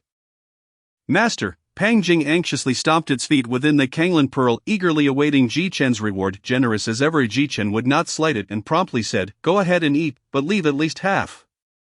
After receiving Ji Chen's consent, Pang Jing's eyes immediately transformed into crescent moons of joy. In an instant, she dove into the Kanglan pearl, activating her mode of indulgence. Instantly, the entire Kanglan pearl erupted with a dazzling blue radiance. Ji Chen observed as countless blue light specks began to twinkle faintly on the surface of the Kanglan pearl. Although their numbers remained scarce, they were diligently striving towards the goal of occupying 20% of the area. After Ji Chen had swept away all the spiritual crystals, his gaze involuntarily returned to the black dragon before him. Upon sensing Ji Chen's gaze, the black dragon struggled to open its dragon eyes. Fixating them on Ji Chen, Ji Chen scrutinized the creature before him, a peculiar sensation stirring within his heart. He discerned a hint of pleading in its eyes, a yearning for survival. This desire stirred Ji Chen's emotions. It also left him perplexed. For reasons unknown, he felt an uncanny familiarity with those eyes, though he could not place whose they resembled. Just as he was lost in thought, his gaze inadvertently fell upon the bloodied holes punctured by chains on its body. Suddenly, Ji Chen had an epiphany. He finally understood the source of that familiarity. Those eyes mirrored his own from a time long past. At that time, he too had been equally innocent, having committed no wrong, yet undeservedly faced misfortune, burdened with a wretched fate. Such an unjust treatment ignited his ire, and now, in the eyes of this creature, he beheld the same sorrow and helplessness, possessing the bloodlines of both humans and dragons. It was doomed to be unrecognized by either lineage, leading to its current plight. Ji Chen's voice resonated solemnly, echoing within the vast volcano. One's origins cannot be chosen. This is not your fault, yet there will always be those who define your destiny by it. Ha, the world has always been thus. Perhaps due to its human lineage, the black-scaled giant dragon seemed to comprehend Ji Chen's words, its eyes reflecting profound melancholy. Pang Jing, is there a method to control this black dragon henceforth? Ji Chen ultimately could not bear to witness this creature, whose fate paralleled his own, perish here. Master, you must consider carefully. It may bring about catastrophic calamity from within the Kanglan pearl. Pang Jing's voice chirped cheerfully. You can feast on mid-grade spiritual crystals now, all thanks to its dragon blood nurturing you. Master, it's merely a small dragon person. What trouble could it possibly bring? Pang Jing's sudden change of demeanor elicited a chuckle from Ji Chen. Master, within my memory inheritance lies a method of soul imprinting. By simply using my essence blood to inscribe a mark in its mind, I can control its life and death at any moment. Returning to the matter at hand, Pang Jing imparted this imprinting technique into Ji Chen's consciousness. Subsequently, Ji Chen stepped forward to the wounded black dragon, gazing down at it, and spoke in a deep voice, I can save you. and ensure you remain unnoticed by the world, but you must understand the great troubles this may invite, and I require your absolute loyalty. Ji Chen's tone was grave. The black dragon seemed to comprehend human speech. Understanding the implications of Ji Chen's words, bound by chains, it strained to shake its head and let out a roar. Sensing its goodwill, Ji Chen's expression softened. Release your consciousness, do not resist. Thereafter Ji Chen inscribed the soul mark within the black dragon's mind. Instantly, he felt an extraordinary connection establishing between himself and the black dragon, a connection of absolute control. Chapter 67, Pang Jing falls asleep. After planting the soul imprint, Ji Chen finally exhaled in relief. He was certain he had fully mastered the formidable black dragon before him. He then softly instructed Pang Jing within his mind, refine a larger essence sphere to heal its wounds.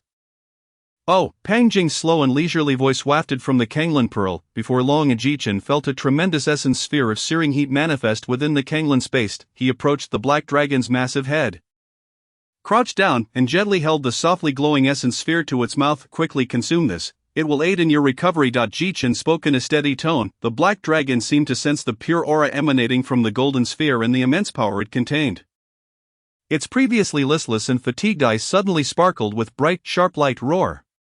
Accompanied by a deep and joyful roar, the black dragon did not hesitate. It laboriously turned its head and opened its cavernous mouth to swallow the essence sphere whole. In that instant, a wave of scorching warmth coursed down its throat and settled in its belly. A marvelous and comforting sensation swiftly enveloped its entire being. It widened its eyes, intently experiencing the upheaval occurring within. Especially when the supremely pure spiritual energy surged forth like a roaring tide, rapidly spreading to every corner of its body. The black dragon's eyes filled with astonishment, seemingly unable to fathom how such a small orb could contain such overwhelming and pristine spiritual energy. As time elapsed, the powerful energy within the essence sphere gradually released, merging completely with the black dragon's colossal form. Soon a faint golden radiance began to envelop its massive body, akin to a mysterious shield encasing it. All the wounds, large and small, upon its body were healing at an astonishing pace. Even the grievous injury on the reverse scale, which had been severely damaged, miraculously ceased bleeding, and the horrific wound began to scab over. However, the reverse scale armor is the innate creation of dragons, harboring the most formidable and terrifying power of the dragon race. Once lost, it is exceedingly difficult to regenerate. Before long, the black dragon closed its eyes, entering a state of complete immersion and recovery, wholeheartedly beginning to mend its injuries. Just then, within the depths of Ji Chen's mind, atop the essence of Kanglin, the Kanglin Pearl floated, emitting a crystalline ice-blue glow. The area that was once merely lit up to 1/10 began to expand continuously. As Pang Jing continued to absorb energy, the illuminated blue area was rapidly approaching 20%. Ji Chen felt a stir in his heart and instinctively sank into the Kanglin space to investigate. Upon doing so, he nearly gasped in shock. The golden light circle, which had been nearly filled to capacity, now contained only about 1/4 of the originally piled-up earth flame fire crystals. This meant that, without considering the quantity used to heal the black dragon in just a brief moment, this little glutton had unknowingly consumed nearly 600 mid-grade spiritual crystals. Moreover, these were exceedingly precious attribute spiritual crystals. Ji Chen stood there dumbfounded, with a bead of sweat forming on his forehead. His original plan was to use these spiritual crystals to cultivate a group of Qi control realm experts for the Ji Nation. Now it seemed that the remaining crystals would scarcely suffice even for his own cultivation. Alas, eat on, who else could possibly consume more than you? Ji Chen shook his head helplessly, chuckling, however, despite his slight reluctance regarding those spiritual crystals. He felt no displeasure. After all, the significance of Pang Jing and the Kanglin Pearl to him had transcended all else. Moreover, just as Ji Chen withdrew his consciousness from the Kanglin space, he distinctly perceived the surface of the Kanglin Pearl suddenly illuminating approximately 20% of its area. Simultaneously, the previously incessantly chattering Pang Jing fell silent. Clearly, this gluttonous little creature had succumbed to a deep slumber after devouring such a vast amount of energy. Ji Chen could not help but feel a surge of anticipation. Upon Pang Jing's awakening, would it bring forth more unexpected surprises? With this thought, a subtle smile graced Ji Chen's lips. However, as his mood settled, Ji Chen's gaze slowly swept across the desolate interior of the volcano. The surroundings were suffused with searing magma, waves of heat surging forth, and the place once occupied by the spiritual crystals was now barren. On the flat circular platform, only he and the enormous black dragon, tightly bound by chains, remained. In a moment of boredom, Ji Chen's thoughts shifted, and he formed a gesture with his hand, summoning a sharp longsword. With a casual flourish, a dazzling golden sword light sliced through the air. Racing forth like a bolt of lightning, in the blink of an eye, the sword light collided with the massive chains. Clang! With a crisp and resounding metallic clash, the long sword and the iron chain met. Erupting with a thunderous roar that reverberated through the heavens, crackle, crackle, in an instant sparks flew, resembling a brilliant display of fireworks illuminating the night sky, scattering countless radiant fiery fragments. Ji Chen's heart jolted, involuntarily exclaiming in astonishment. He widened his eyes, fixated on the front, his face a mask of disbelief. Before him, the robust iron chain, in the face of his full-powered strike with the splitting gold sword chi, exhibited no reaction whatsoever. Remaining as solid as rock, leaving not even a single scratch. It should be noted that the previous strike contained his formidable power. If faced with an ordinary opponent, even those who had just entered the chi control realm would find it impossible to withstand so easily. Truly, such chains capable of restraining a ferocious beast are extraordinary. Ji Chen could not help but marvel. After a careful examination, Ji Chen was astonished to discover that the other end of the chain was tightly embedded within the very walls of the Yanlong volcano. Should he recklessly attempt to sever or destroy the mountain to free the chain, it could potentially trigger catastrophic consequences, causing the entire volcano to erupt. At that time, Ji Chen, trapped within the mountain's depths, would find himself in an inescapable predicament, with no hope of survival. Clearly, the individual who set this trap was meticulous, having anticipated various outcomes and prepared countermeasures. With no alternative, Ji Chen resolved to try and damage the chain. Humph! Accompanied by a low, cold snort, a chilling aura suddenly erupted from Ji Chen's body. In an instant, black patterns began to crawl up the surface of his form. These dark patterns formed into bizarre designs, emanating a terrifying aura that instilled fear. However, what was even more astonishing was, beneath the surface of that flesh, marked by dark veins, countless blue meridians pulsated faintly, harboring a terrifying power. Undoubtedly, at this moment, Ji Chen had ceased to hold back his strength. Chapter 68, Purple Extreme Sword Flame. Ji Chen walked steadily toward one of the chains binding the black dragon. Each step resonated with a heavy sound, as if bearing an immense weight, leaving imprints upon the rocky ground. Approaching the colossal form of the black dragon, Ji Chen extended his hands and grasped the exceptionally thick iron chain firmly. Suddenly, an explosive surge of power erupted from his body, and he pulled with all his might. In an instant, the terrifying strength capable of tearing apart ordinary demons surged forth like a flood breaking its dam, pouring entirely into the chain. The chain trembled violently, producing a series of deafening clinks. Crack, crack. The links of the chain pressed against one another, grinding and producing a cacophony that echoed throughout the vicinity. Instantly, the magma at the entrance of the volcanic cave quivered slightly, accelerating its flow. Particularly, the two iron links tightly gripped by Ji Chen began to show signs of deformation under the immense pressure, yet they were still far from breaking. After a strenuous standoff, Ji Chen ultimately relinquished his efforts and let the chain drop heavily to the ground with a resounding thud. Beads of sweat adorned Ji Chen's brow as he gasped for breath. His gaze fixed gravely upon the chains binding the black dragon, pondering in silence. What material is this chain forged from? It is astonishingly resilient. This chain must be exceedingly close to being a mid-grade spiritual treasure. Ji Chen contemplated. At this moment, beyond the magnificent and unending Flame Dragon mountain range, thousands of imposing Flame Dragon guards filled the area, each wielding various weapons, their expressions solemn, standing at the ready as if prepared to confront any potential crisis. Before these thousands of guards stood two extraordinarily imposing figures. One was a middle-aged man with slightly graying hair at the tips, standing tall like a pine, his face resolute and cold, with deep, sharp eyes exuding an aura of authority without the need for anger. This middle-aged man was none other than the younger brother of the current Flame Emperor, the Lord of Flame Dragon County, Prince Yen Sanyan. Beside Prince Yen Sanyan stood another figure even more striking. Clad in resplendent golden-red armor, he resembled a towering mountain, emanating an overwhelming sense of pressure. This man was the renowned and fearsome leader of the Flame Dragon Guards, Governor Jun Nanjua. Rumors spoke of his unfathomable power, and few knew his true realm. However, according to external whispers, his cultivation was on par with Ji Nan, the commander of the Imperial Forest Army of Ji Country. Both standing at the pinnacle of the first realm of Qi manipulation, such terrifying strength commanded respect and awe from anyone. At this moment, Governor Jun Nanjua furrowed his brow, his eyes filled with confusion, and he could not help but voice his thoughts. Prince Yen, why have you not yet commanded us to charge in and capture that rogue? Upon hearing this, a bittersweet smile flickered across Yen Sanyan's face as he gently shook his head, his tone tinged with helplessness as he replied, "This volcanic forbidden zone has been strictly decreed by His Majesty. Regardless of what transpires here, we are not permitted to intrude, otherwise we shall face severe penalties." Upon hearing this, Jun Nanjua's expression grew increasingly restless, yet he ultimately restrained his impulse, keeping his profound gaze fixed upon the mysterious volcanic forbidden zone. What secrets lie hidden within? Could it possibly surpass a low-grade spiritual vein? Jun Nanjua muttered to himself. Although it had long been rumored that this place was a low-grade spiritual vein, no one had ever emerged alive from within except for the Flame Emperor, who each time returned with high-quality spiritual crystals. Had it not been for this, the rumors would likely have been dismissed entirely. As a high-ranking official, Jun Nanjua could not believe that the depths of the volcano were merely a spiritual vein. This doubt lingered in his mind like an incantation, swirling endlessly, refusing to dissipate. Nevertheless, despite his overwhelming curiosity, Jun Nanjua was acutely aware of the Flame Emperor's temperament, daring not to overstep even a single inch.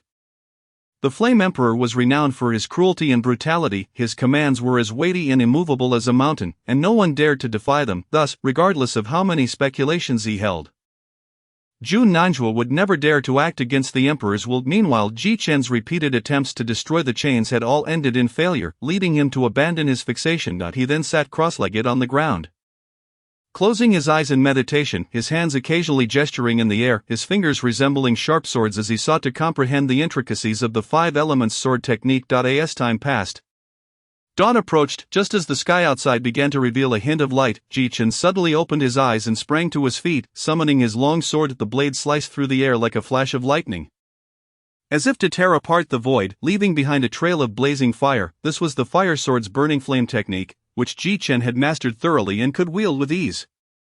However, something unexpected occurred. Within the blazing sea of fire ignited at the tip of his sword, a mysterious purple dot emerged. Initially minuscule, it swiftly expanded at an astonishing rate. In an instant, the once blazing and radiant sea of flames trembled violently as if struck by a powerful force.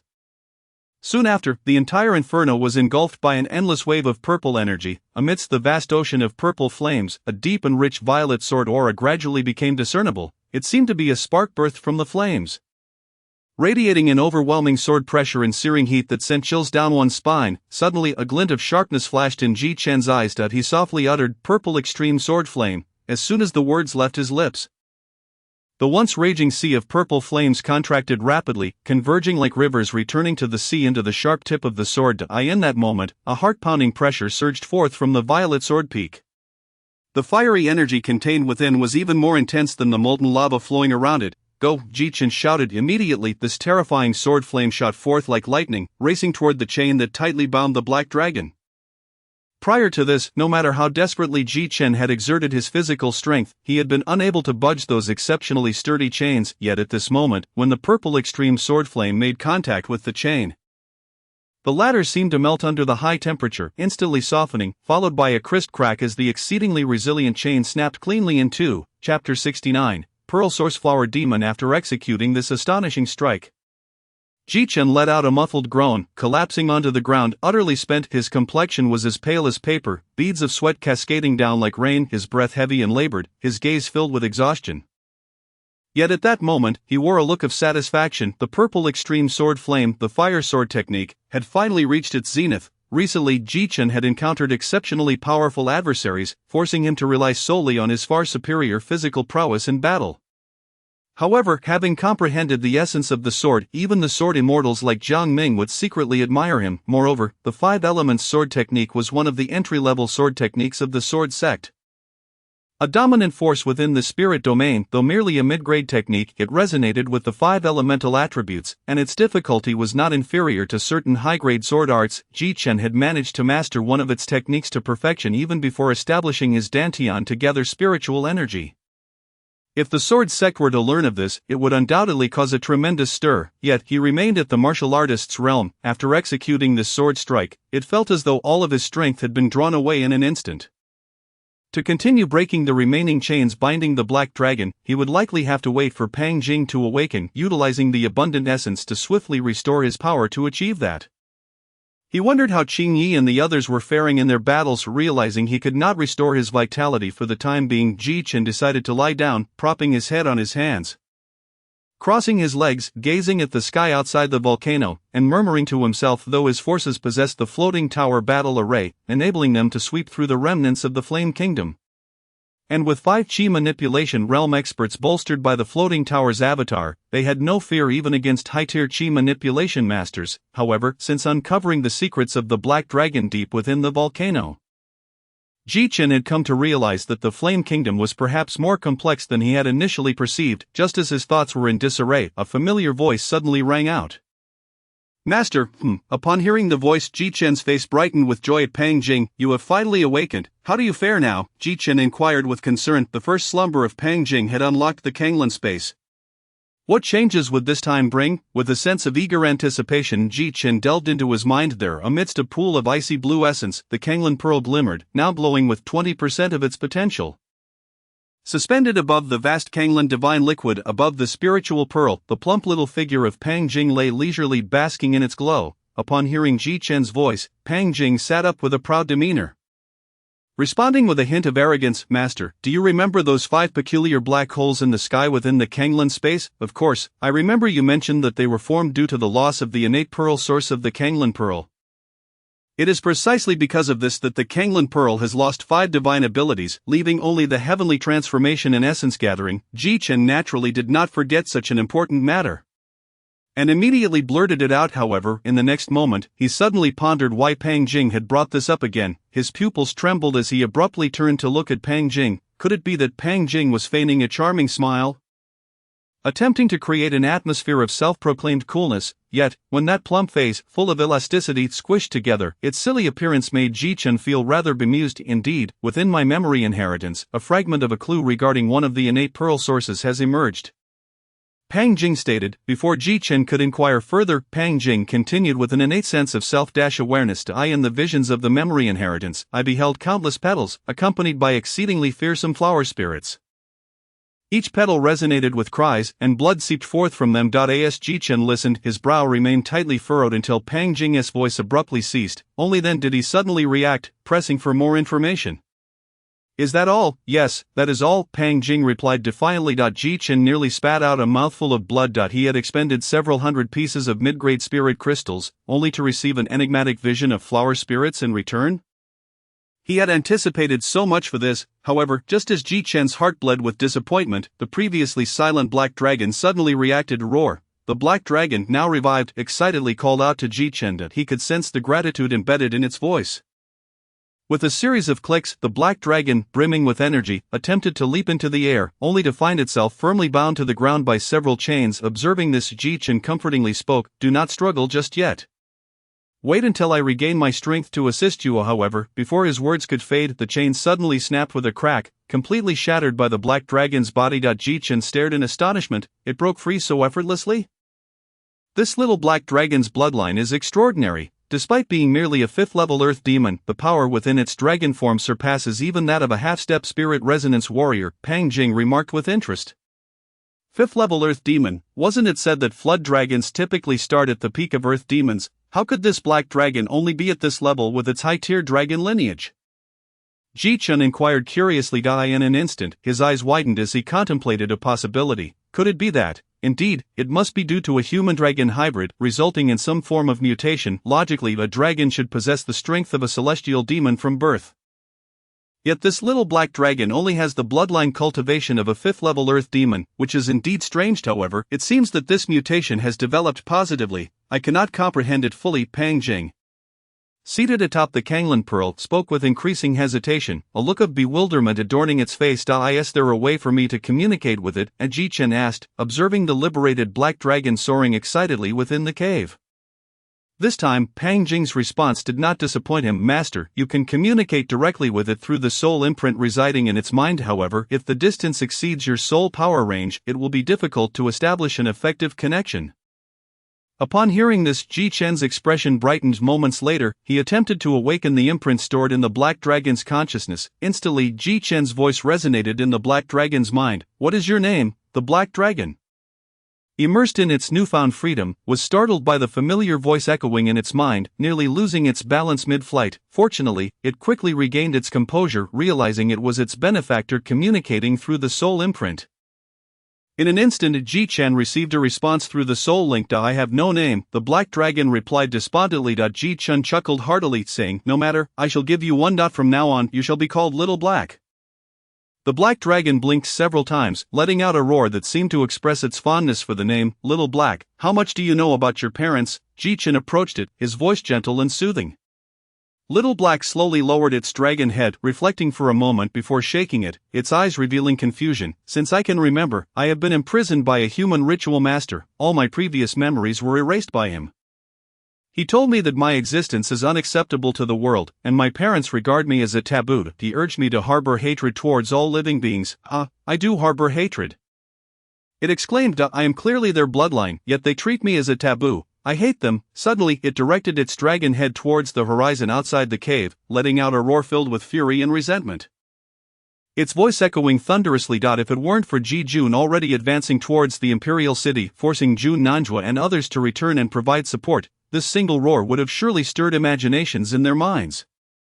Jichin sensed a violent fluctuation in Little Black's soul through the soul imprint, which was dangerously close to spiraling out of control. Oh no, he thought. Little Black, calm down, think carefully. If you truly were regarded as a taboo, how could you be born? Jichen's words struck deep within Little Black's soul like a heavy hammer, instantly bringing it to a state of tranquility.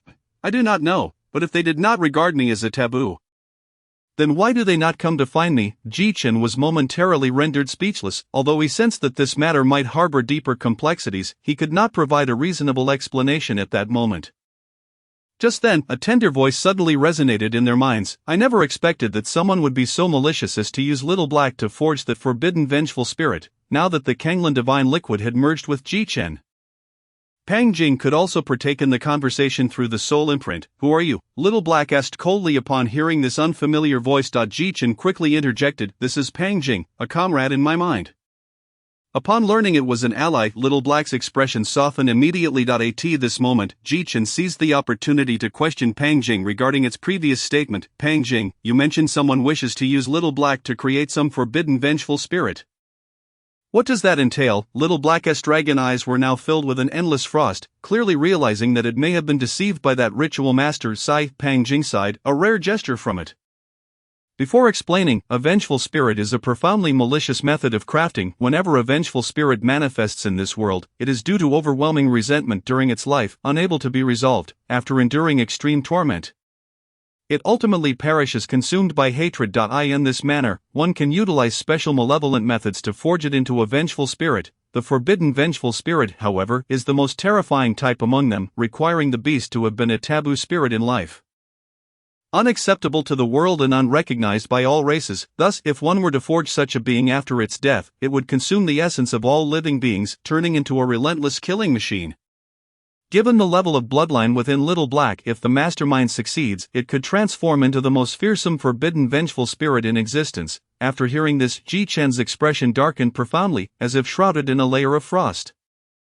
He had initially thought that the hardships he had endured were already sufficiently tragic, but now, upon learning of Little Black's plight, an indescribable sorrow and anger welled up within him. Jichen clenched his fists tightly, his nails digging deeply into his palms, struggling to suppress the tumult of emotions within. Yet, when he met Little Black's sorrowful dragon eyes, he could not help but feel his heart tremble. That moment, immense tears rolled down Little Black's face, glistening in the light as they streamed down its cheeks, its tearful expression reminiscent of a human's, evoking a sense of compassion in onlookers. Perhaps it was the half-human blood flowing through its veins that allowed it to experience sadness and pain so vividly.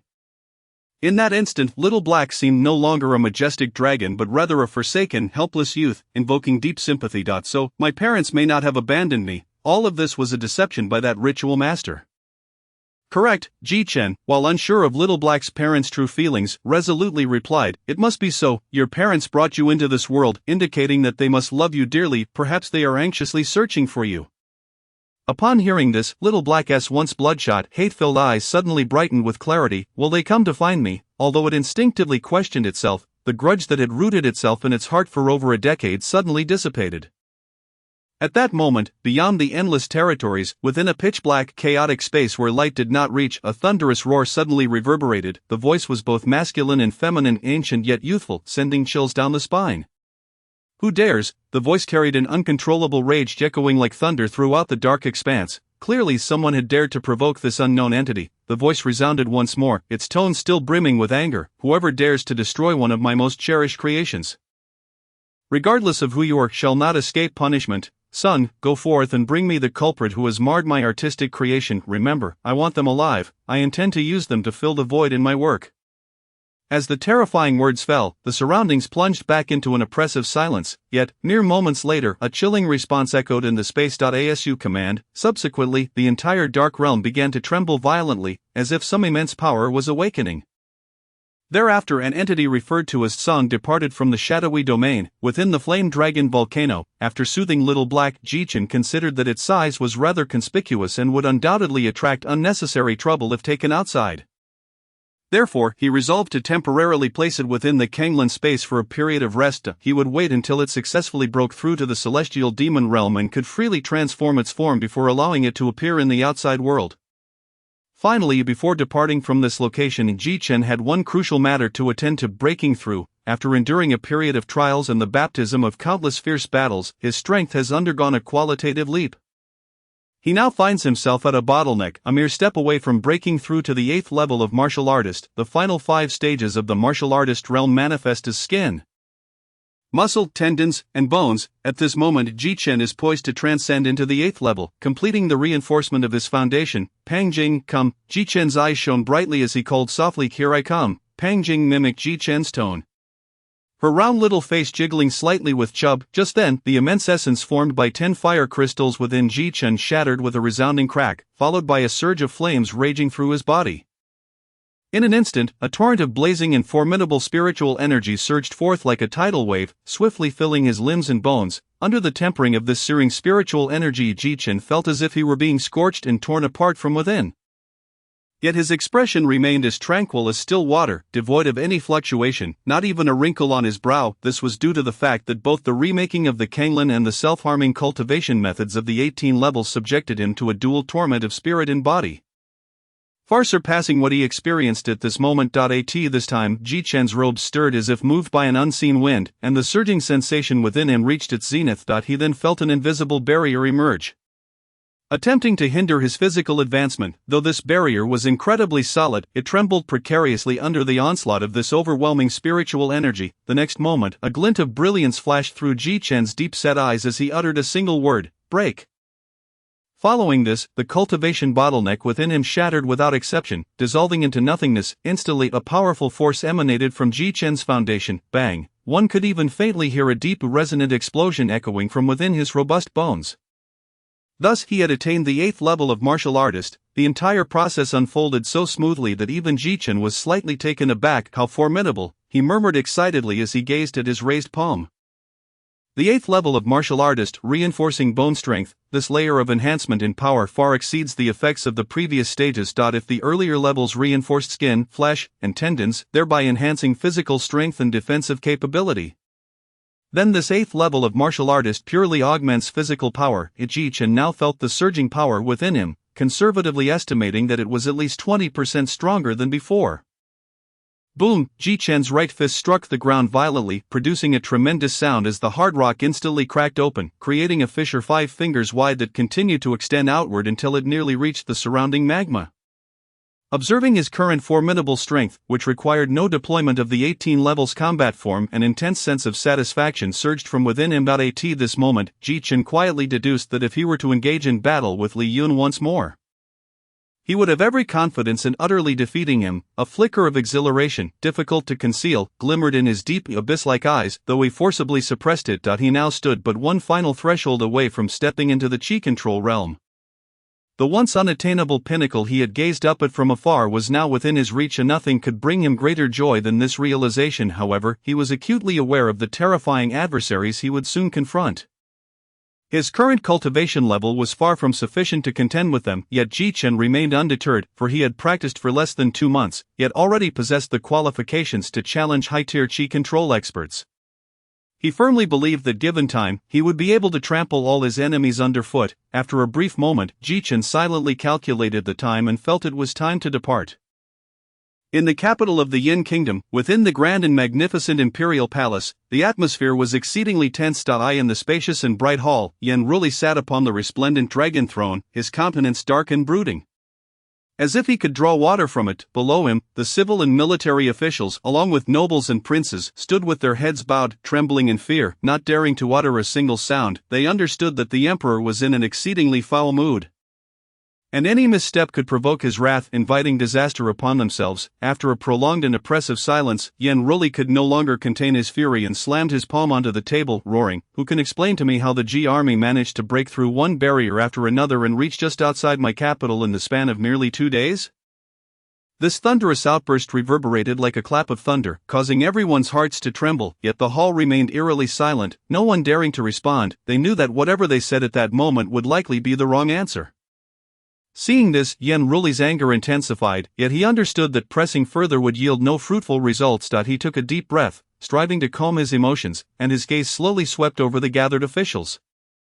Suddenly, he noticed that the normally present Jun Nanju was conspicuously absent from the crowd. Yen Ruli's brow furrowed tightly, a glimmer of dissatisfaction flickering in his eyes, and he questioned sternly, in such a critical moment, "How could Jun Nanju not be here? What on earth has transpired?" A profound silence enveloped the court as the officials remained silent, their hearts filled with trepidation. Finally, an official stepped forward, trembling as he replied, "Your Majesty, according to what I know, the governor learned of an intruder in the Yanlong volcano and immediately went to Yanlong County to assess the situation." "What?"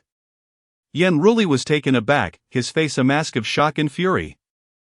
The Yanlong volcano was the prison that contained the Black Dragon. How could any intruder dare to trespass? His aura surged violently, casting a powerful pressure over the entire court. The official who had spoken found himself at the forefront. Feeling Yen Ruli's piercing gaze and terrifying oppression, his complexion paling as he nearly faltered. He hastily added, "But Your Majesty, please rest assured, it is said that Governor Jun has received the news and is hastening back to the capital on horseback.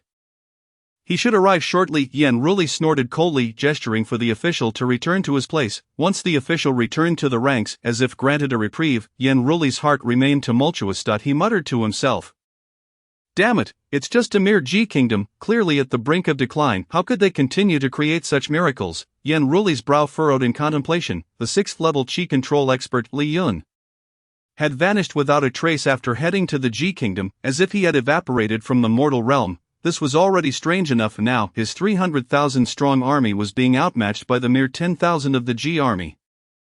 Where even Yen Shuixing had been slain on the spot, this had entirely exceeded his expectations. Could it be that a powerful force was aiding the G kingdom from behind? Yen Ruli found it difficult not to speculate in this direction, and soon he connected it to the Xianling sect. It must be so. Aside from the Xianling sect, no other force would have reason to support a rapidly declining G kingdom. However, Yen Ruli could not fathom why Yilinger had already been taken away by the Holy Land.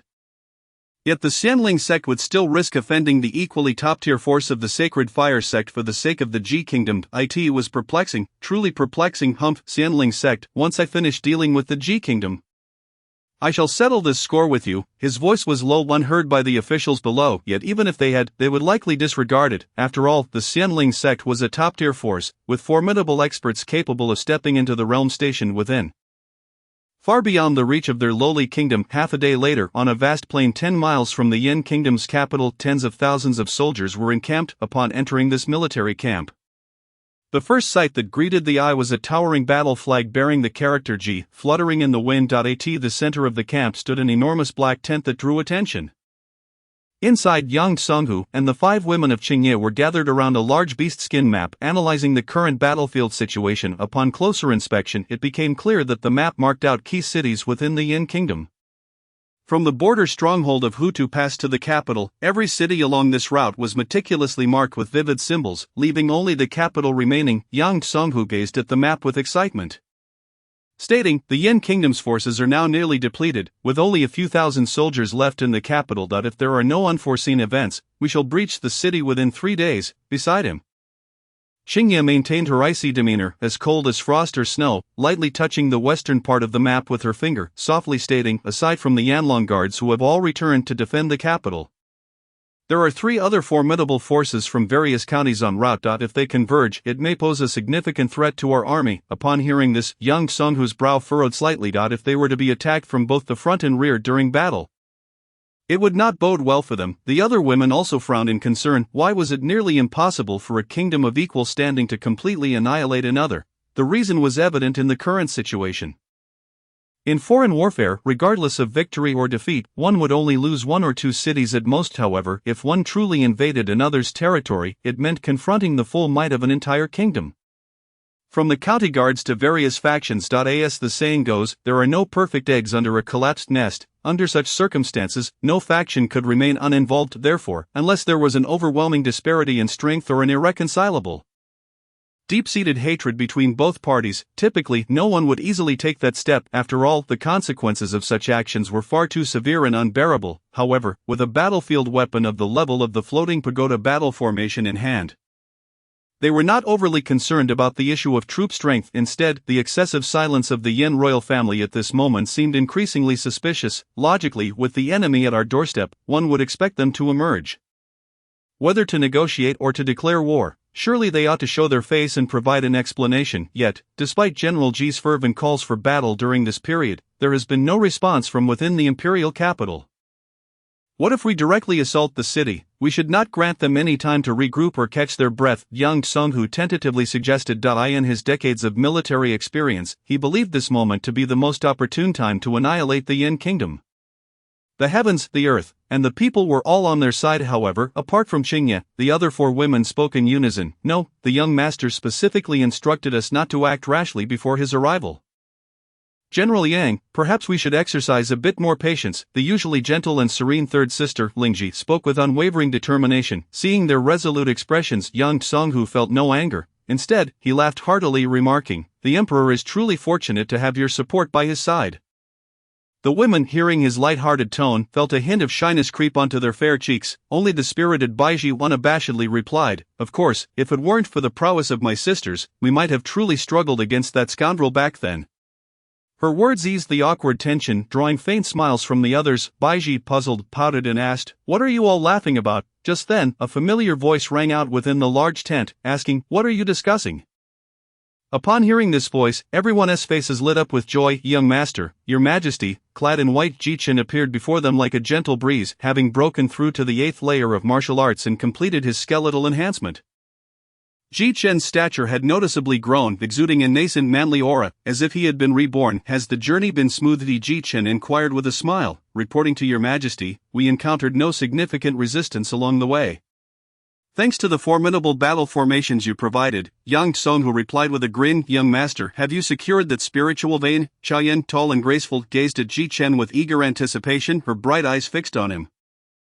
The others also looked at him curiously, eager to learn the outcome. Ji-Chen smiled slightly, then waved his hand in the air, causing a flash of golden light. Instantly, a pile of densely packed fire crystals appeared on the ground, radiating immense heat that nearly overturned the entire tent. "These are indeed fire attribute spirit crystals." The crowd gasped in astonishment at the sight of such a mountain of spirit crystals, almost instinctively exclaiming, "No, could this wave of energy be from medium-grade spirit crystals?" Yang Tsung-hu exclaimed, his eyes wide with disbelief. Ji-Chen laughed heartily, declaring, "General Yang, here are 50 medium-grade inferno fire crystals for you. I hope you can utilize them well and nurture some capable commanders." Upon hearing that all these spirit crystals were entrusted to him, Yang Tsung-hu's face flushed with excitement. 50 medium-grade spirit crystals are equivalent to 500 low-grade ones. He had never encountered such a bounty in his life. With fervor, he responded, "Thank you, your majesty. I will surely make good use of these spirit crystals to cultivate a strong cadre for the Ji army." Ji-Chen then fixed his gaze into the distance, his voice resonating with authority. "Relay to the army, we shall attack the imperial city in 2 hours." "Yes, your majesty," Yang Tsung-hu replied, promptly stowing away the spirit crystals and heading out to arrange the battle preparations. Meanwhile, Baiji clung to Ji-Chen's arm, pouting in discontent. "Humph, young master is biased. We received no spirit crystals." Ji-Chen affectionately ruffled her hair, chuckling softly. "How could I forget about you? Look what I have." With a flourish, Ji-Chen produced 5 golden essence orbs. Holding them in his palm, Baiji, standing close, could feel the abundant spiritual energy contained within them. Her sparkling eyes turned crescent-shaped as she exclaimed, "Thank you, young master." She promptly took the orbs and distributed them among her sisters. "These orbs contain significant spiritual power. Be sure to refine them with care and do not act too hastily," Ji-Chen cautioned gently. The young women nodded in agreement, signaling their understanding. Ji-Chen then instructed them to return. Once the others had departed, the vast military tent was left with only him. Ji-Chen took a deep breath. Fully immersing his consciousness into the Kanglan space, there he saw Xiaohe diligently refining the spirit crystals wholly devoted to his training. Suddenly Ji Chen's eyes widened in disbelief. He was astonished to discover that in merely half a day's time, Xiaohe's aura had inexplicably risen to the 7th layer of Earth Demon. It is known that each breakthrough within the Earth Demon realm requires immense time and effort, let alone several consecutive breakthroughs, yet Xiaohe achieved this remarkable feat in such a short span, a talent so astounding it was truly frightening. Chapter 73. The battle commences after Xiaohe's breakthrough to the 7th layer of Earth Demon. He showed no sign of complacency, preparing to stabilize his cultivation. His massive dragon body began to rhythmically twist, each movement brimming with strength and momentum. Simultaneously, his jet-black scales unfurled with his movements, his aura surging as a formidable pressure gradually emanated. At that moment, a white figure suddenly appeared before him. Roar! Xiaohe's once proud head lowered in a display of submission upon recognizing the newcomer. The fearsome dragon aura vanished without a trace, replaced by an indescribable joy. He excitedly roared and swiftly flew to Ji Chen's side, nuzzling against him with great affection. Ji Chen stroked his head, a faint smile gracing his lips as he remarked, "Xiaohe, your training speed truly makes me envious." Roar! Hearing this, Xiaohe joyfully let out a resounding dragon's roar, adopting a proud demeanor. Clearly, he understood the magnitude of his talent. At that moment, the disgruntled voice of Pang Jing echoed in Ji Chen and Xiaohe's minds. Xiaohe has been rather unrestrained. The last 100 inferno fire crystals were devoured by him, leaving only a meager remnant over there. Upon hearing this, Ji Chen's body jolted, his eyes going wide as an intense wave of anxiety surged within him. His gaze involuntarily drifted to the side when he saw that the once towering pile of spirit crystals had dwindled to a mere handful. Darkness clouded his vision, nearly causing him to faint. Fortunately, Xiaohe reacted swiftly, supporting him just in time to spare Ji Chen the embarrassment of falling. Once he regained his footing, Ji Chen repeatedly patted his chest, attempting to reassure himself. "It's all right. Old things must make way for new ones." However, despite his attempts, he could not suppress the profound pain and loss he felt deep within, for those lost spirit crystals held immense significance for him. After a prolonged moment, he finally regained his composure. "Brother, I'm sorry, I couldn't control myself." Xiaohe's dragon eyes darted away, his voice barely a whisper. "Brother." Ji Chen blinked in surprise, his expression momentarily frozen. At that moment, Pang Jing's voice echoed solely in Ji Chen's mind. In terms of age, he is but a child among the dragon race, and in his memory, the master is likely the only one who has shown him kindness. Thus he regards you as family. Understanding this, Ji Chen burst into a hearty laugh, turning his gaze to Xiaohe, and said jovially, "No need to worry, it's merely some spirit crystals. If you desire more in the future, I shall find them for you." At this moment, Pang Jing's heart raced with turmoil. "Oh no, the future rations may very well be cut in half." Roar! Upon hearing this, Xiaohe immediately erupted into joyous cheers. Ji Chen's consciousness then withdrew from the Kanglan space. "Pang Jing, based on your observation, what realm do you believe Xiaohe currently occupies?" Ji Chen inquired, should he encounter an opponent at the first layer of spirit insight. Xiaohe would likely stand a slightly better chance of victory, Pang Jing replied. Spirit insight combat capability. Ji Chen couldn't help but gasp in astonishment, though he had harbored similar suspicions. Hearing it confirmed still left him in awe. Yet, moments later, a smile of relief spread across his face. With Xiaohe here, we have gained formidable support in critical moments. At the imperial city of the Yin Kingdom, atop the city walls, a soldier stationed at the fortifications remarked to his companion, "Do you think we could withstand an all-out assault from the Ji army?" The other man shook his head, replying, "Unlikely. The governor has returned, and the forces from Yanlong, Yanshan, and Yanqing are on their way. Perhaps we still have a chance." Before he could say more, a low, ominous horn echoed in the distance. The faces of all the soldiers atop the walls changed dramatically. The horn grew louder, drawing nearer. Countless figures began to emerge in the distance. "The Ji army is coming." The soldiers trembled, their voices quaking with tension, everyone prepared for battle, when suddenly a figure clad in crimson armor called out, "Soldiers of the Yanlong Guard." His powerful voice quickly steadied the trembling soldiers. Meanwhile, within the palace, Yan Ruli gazed into the distance, as if sensing the approaching Ji army from such a far-off place. "Young brother Yang, the one who harmed your esteemed disciple is now just outside the imperial city," Yan Ruli said to the man in black robes below. The man clad in black is named Yang Jun, a prodigious disciple ranked 5th within the inner sanctum of the sacred fire sect, and also the senior brother of Li Yun, sharing the same master. His prowess has reached the 8th level of the Qi manipulation realm. He has come here with the singular purpose of avenging Li Yun. At this moment Yang Jun spoke darkly, "Rest assured, Emperor Yan, the Holy Sun has instructed me to assist the Yin Kingdom in this endeavor. I shall eradicate all foes above the Qi manipulation level." Yen Sili, the Dragon of Flame, beamed with delight and responded with a hearty laugh. "In that case, I must first express my gratitude to young brother Yang," with the resounding call of the charge.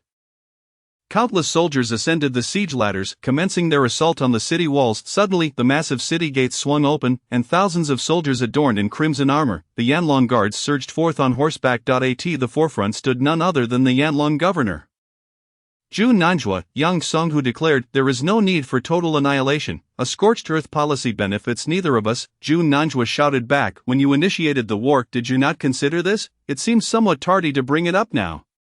Yang Songhu retorted from atop his steed with an imposing demeanor. Aware of his shortcomings, Jun Nanjua chose not to argue further. His sole focus was on stalling Ji Jun for as long as possible until reinforcements could arrive. With over 10,000 Yanlong Guards and an additional 20,000 soldiers, if they focused on defense, there might still be a chance to hold back Ji Jun's forces. Yang Songhu's gaze quickly shifted to Ji Chen, who understood the unspoken message and nodded slightly in response. With silent consent, Yang Songhu commanded, "Miss Qingye, form the formation." Upon hearing this, Qingye immediately infused her spiritual energy into the prepared battle array, with the others following suit with practiced precision.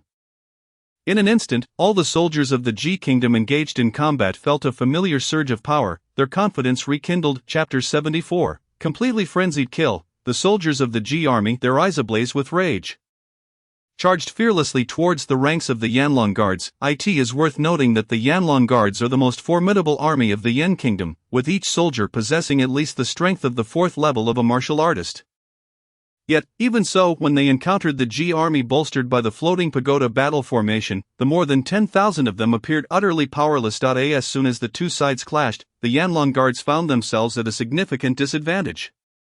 At this moment, Jun Nanjua surveyed the unfolding scene with a somber expression. Drawing on his profound cultivation and years of high-ranking experience, he deduced that the Ji army possessed an exceptionally sophisticated battle formation.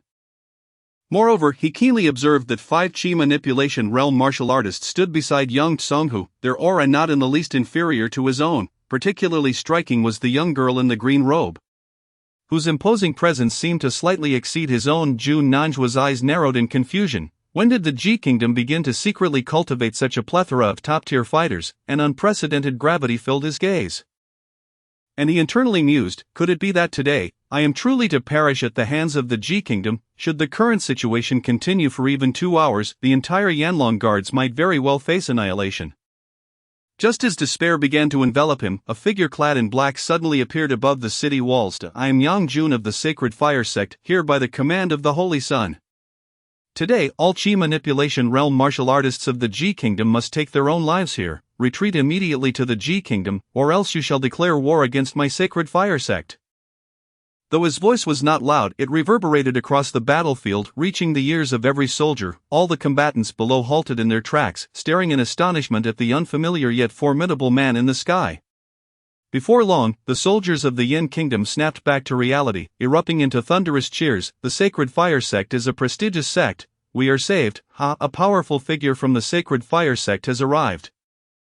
Those Ji Kingdom scoundrels are doomed. Did you hear? This esteemed individual demands that the Ji Kingdom's Qi manipulation realm martial artists commit suicide. Who can rival such authority? Heaven bless our Yin Kingdom." The previously despairing Yin army was instantly invigorated by Yang Jun's appearance, igniting fervent discussions. Meanwhile, the soldiers of the Ji Kingdom were momentarily stunned by Yang Jun's imposing declaration, hesitating and withdrawing to regroup behind Ji Chen. "He's incredibly strong, far surpassingly Yun," exclaimed Yun Chu, petite and frowning atop her steed. Xingye, with a composed expression, coldly remarked, "Even if I were to enhance our defenses with the floating pagoda form, it may be difficult to prevent him from targeting others.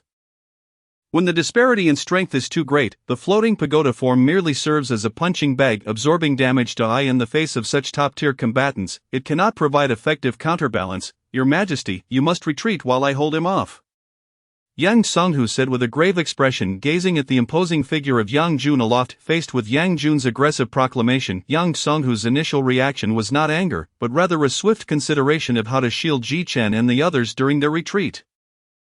The reason was simple. Yang Jun's strength was overwhelming, rendering him utterly devoid of the courage to resist. More critically, Yang Jun's backing was the behemoth of a prestigious sect, the Sacred Fire sect.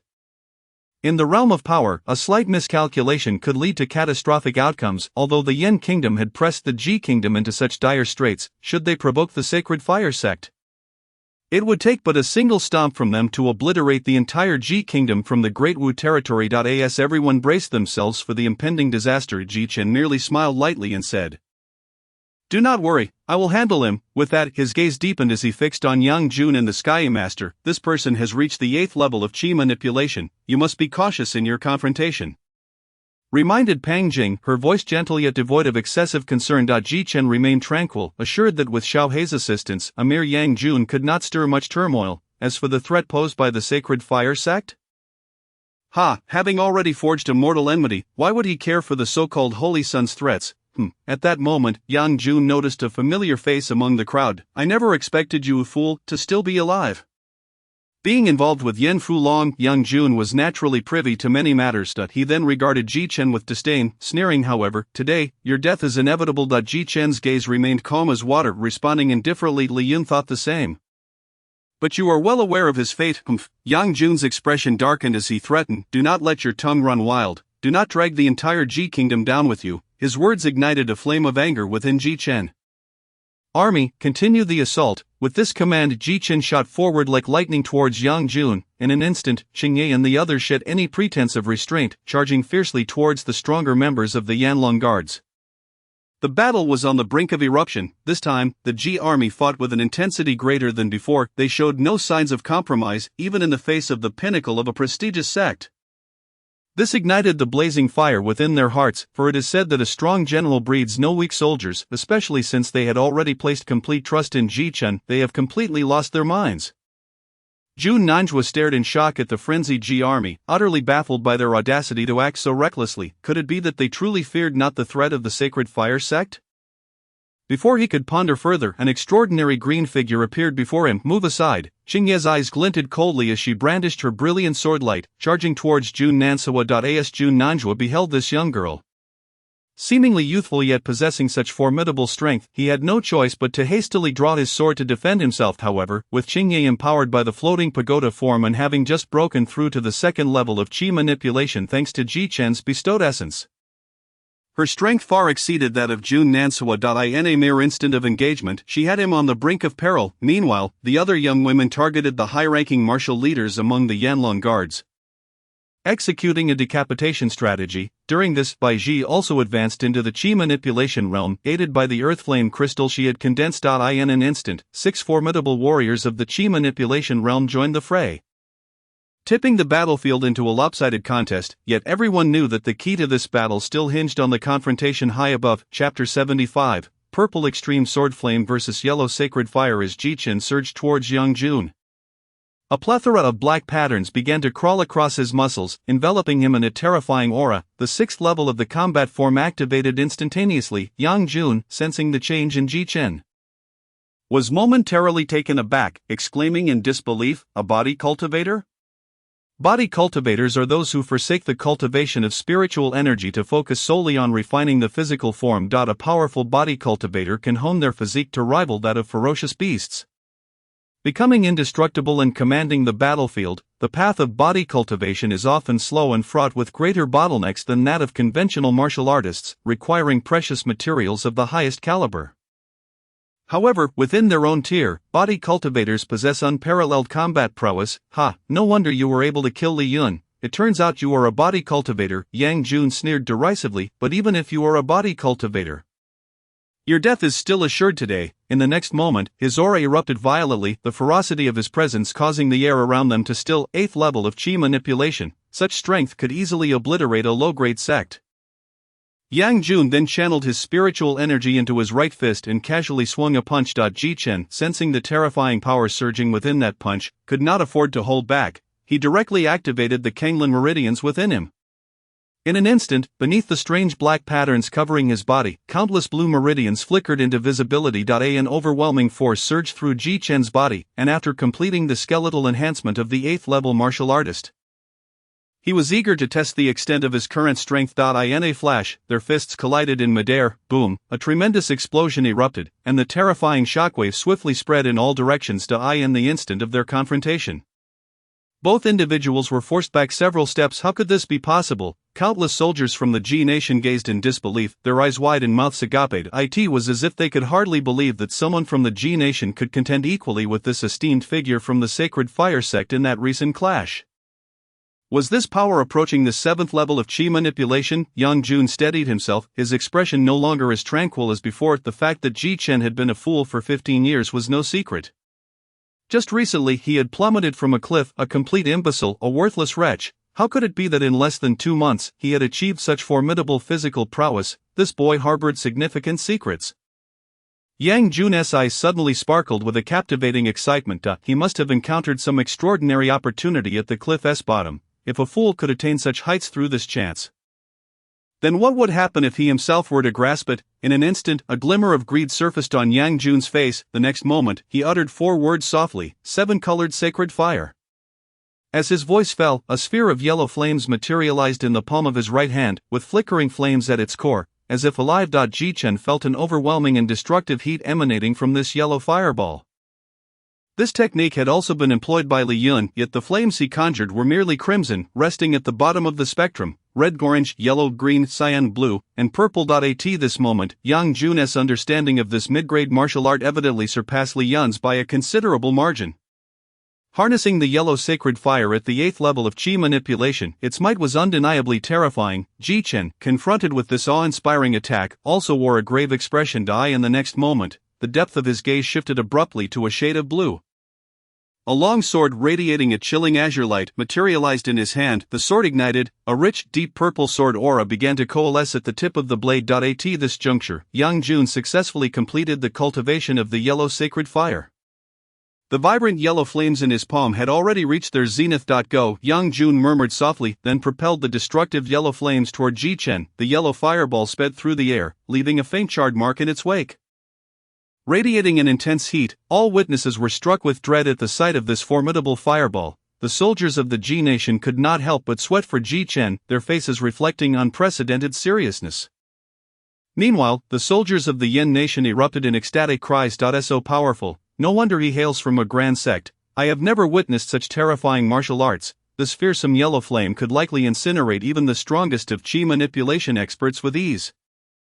That person seemed to lack even the cultivation of chi manipulation. This strike would surely leave him as nothing but dust. As Ji Chen watched the yellow flames rush toward him, his expression tightened slightly. Yet at this moment, the purple radiance upon his sword also gathered the searing power capable of incinerating the heavens, just as the yellow fireball was about to descend upon Ji Chen. He made his move, purple extreme sword flame. As the words left his lips, the intensely rich purple sword aura surged forth, colliding with the yellow fireball, with a deafening explosion that reverberated through the sky.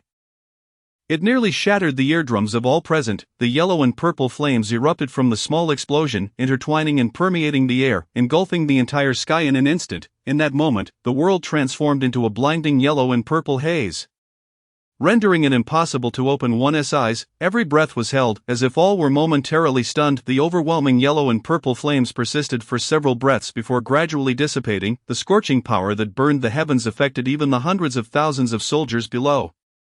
The two figures at the center of the explosion were left in a state of uncertainty regarding their fates. The entire sequence transpired swiftly, from Ji Chen charging at Yang Jun to this moment. It had barely taken 15 breaths. As the smoke cleared, the scene gradually came into focus. At that moment, two figures, their garments tattered, began to plummet from the sky. Clearly both Yang Jun and Ji Chen had been severely affected by the catastrophic force. Young master, in an instant, 5 graceful figures ascended into the air, their delicate arms collectively cradling Ji Chen's form. They gently rotated together before descending to the ground. Young master, are you alright? Bai Ji delicately wiped the soot from Ji Chen's face, her voice tinged with a hint of tears. At that moment, Ji Chen struggled to open his weary eyes, responding with a wry smile. Don't worry, I won't die. Immediately after, Ji Chen discreetly crushed a spirit essence prepared by Fat Jing, initiating his recovery. A surge of spiritual energy flowed into his body, restoring a hint of color to his pale visage. Gradually, Ji Chen managed to sit up. Fortunately, the combat form of the heavy tower art was formidable. Otherwise, he would have been in real danger. He murmured to himself that the impact from the explosion had not significantly affected Ji Chen, had it not been for the exhausting effort of the purple extreme sword flame.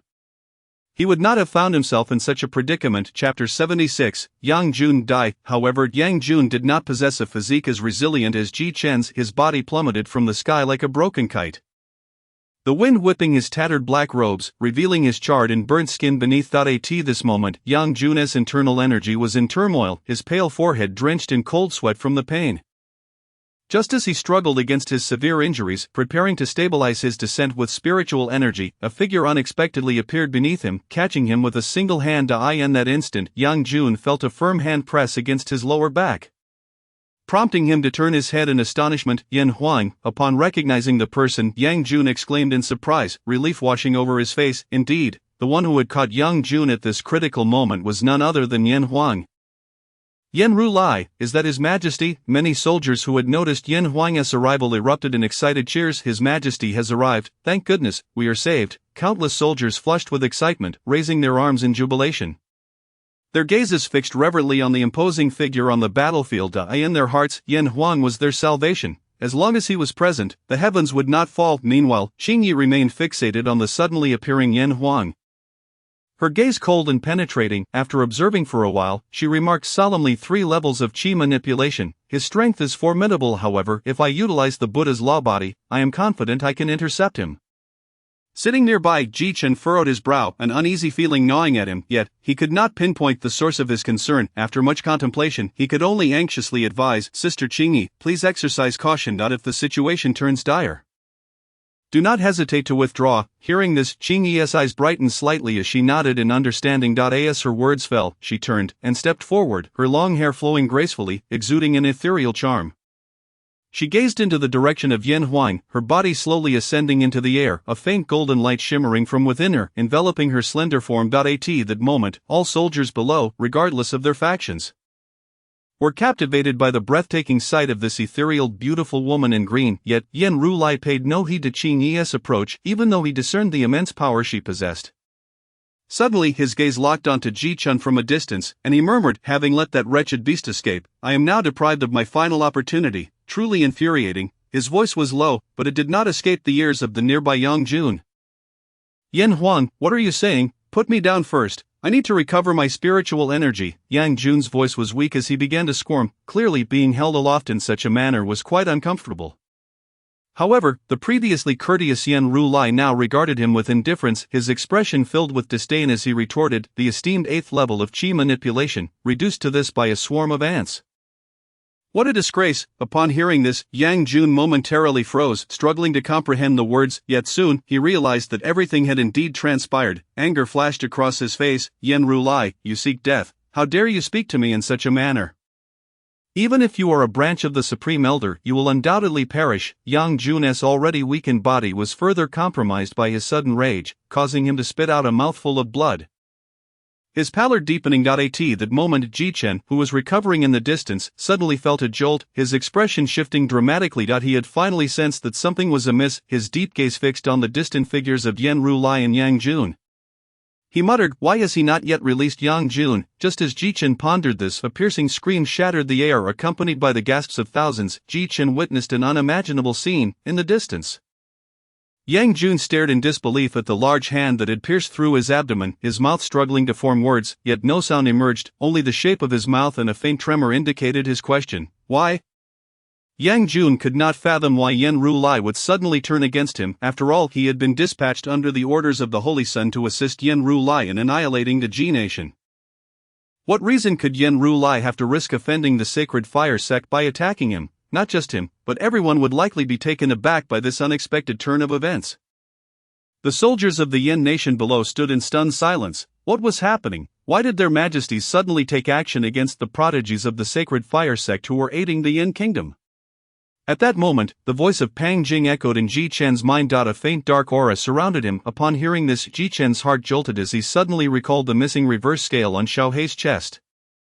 Could it be? Meanwhile, Yen Ru-Lai, facing Yang Jun's puzzled expression, sneered coldly and said, I originally thought you could subdue them, allowing me to remain hidden a little longer. However, I never anticipated that you, worthless as you are, Couldn't even eliminate a mere martial artist. With a cruel smile, he licked the blood dripping from his face and continued, "Rather than let you continue to embarrass yourself, why not assist me and help me take that final step?" As his words fell, his hand pierced through Yang Jun's abdomen, abruptly grasping at the location of his dantian, and with a fierce grip he crushed Yang Jun's dantian. A vast amount of spiritual energy erupted into the air, transforming into countless strands of crimson spiritual energy, about to disperse into the world. However, at that moment, Yen Ruli's cold eyes suddenly narrowed, and he opened his mouth to inhale forcefully. That immense suction instantly drew all the crimson spiritual energy into his mouth. After a full 10 breaths, he had absorbed all of the energy. At this point, Yang Jun was already beyond saving. He never expected to meet his end in such a remote corner, drained of his spiritual power. After absorbing this energy, Yen Ruli carelessly tossed the withered Yang Jun aside as if discarding a dead dog. Suddenly, a terrifying black aura began to emanate from his body, gradually spreading outwards. Soon after, a massive black cocoon began to take shape in the air. Chapter 77. The terrifying black cocoon. At this moment, the onlookers were filled with a sense of fear and unease. Even the soldiers of the Yin Kingdom felt unsettled after witnessing Yen Ruli's earlier actions. Yet, at that moment, Yen Ruli's face was alight with a sense of enjoyment and thrilling anticipation. Countless strands of eerie black energy flowed from his body like threads, intertwining and coiling around one another. Gradually, an enormous black cocoon formed in the air, harboring a sinister and chilling power. "Master, this is bad." Pang Jing's voice carried a hint of urgency. "If he succeeds in merging with Xiao Hei's reverse scale, his strength will likely undergo a tremendous transformation." "What?" Ji Chen's expression changed drastically. He never imagined someone could fuse with the most precious reverse scale of the Dragon Clan. This was truly unprecedented. The Dragon Clan, the sovereign of the demon races, was regarded as powerful and mysterious in the eyes of the world. Few dared to hunt the Dragon Clan, and even fewer understood them. How could the Flame Emperor possibly know the method to fuse with the Dragon Clan's reverse scale? Could he be the ritual master Xiao Hei spoke of? Quickly Ji Chen shook his head, deeming it unlikely, yet numerous questions lingered in his mind. He knew that if Yen Ruli was allowed to complete the fusion smoothly, not only would Xiao Hei's reverse scale be irretrievable, but perhaps all of them would find themselves in grave danger today. With this thought, Ji Chen immediately spoke to the others. "We must stop him at once. If he breaks free from the cocoon and completes his transformation, no one here will be able to restrain him." Upon hearing this, Yang Songhu and the others instantly understood the gravity of the situation. They rose, channeling their spiritual energy, and attacked the black cocoon that continued to harden in the air. In an instant, Lingji and the other 4 women summoned their swords, conjuring a tempest of sword energy, weaving together to form an impenetrable net that enveloped the black cocoon. However, in the face of such a fierce assault, the mysterious black cocoon remained suspended in midair, completely unfazed. At this moment, the 2 only Qi manipulation second realm warriors, Xing Yi and Yang Songhu, acted almost simultaneously. Having guarded the border for years, Yang Songhu had learned a lethal combat technique. His long, silver hair billowed in the wind, emanating an invisible aura. Suddenly, a sharp whistle pierced the air, as if to rend space itself. A silver blade of light, infused with a murderous intent, sliced through the sky, creating a deafening sound of wind. In an instant, Yang Songhu's all-out strike crashed into the black cocoon with a thunderous impact. With a resounding boom, this strike, infused with the peak power of the Qi manipulation second realm, truly struck the dark cocoon, leaving a deep gash the width of half a finger. The black cocoon trembled slightly from the blow. In that instant, an abundance of black mist escaped from the gash, transforming into countless strange currents that scattered away. This development ignited hope in the hearts of the onlookers. This monstrous entity was not invulnerable.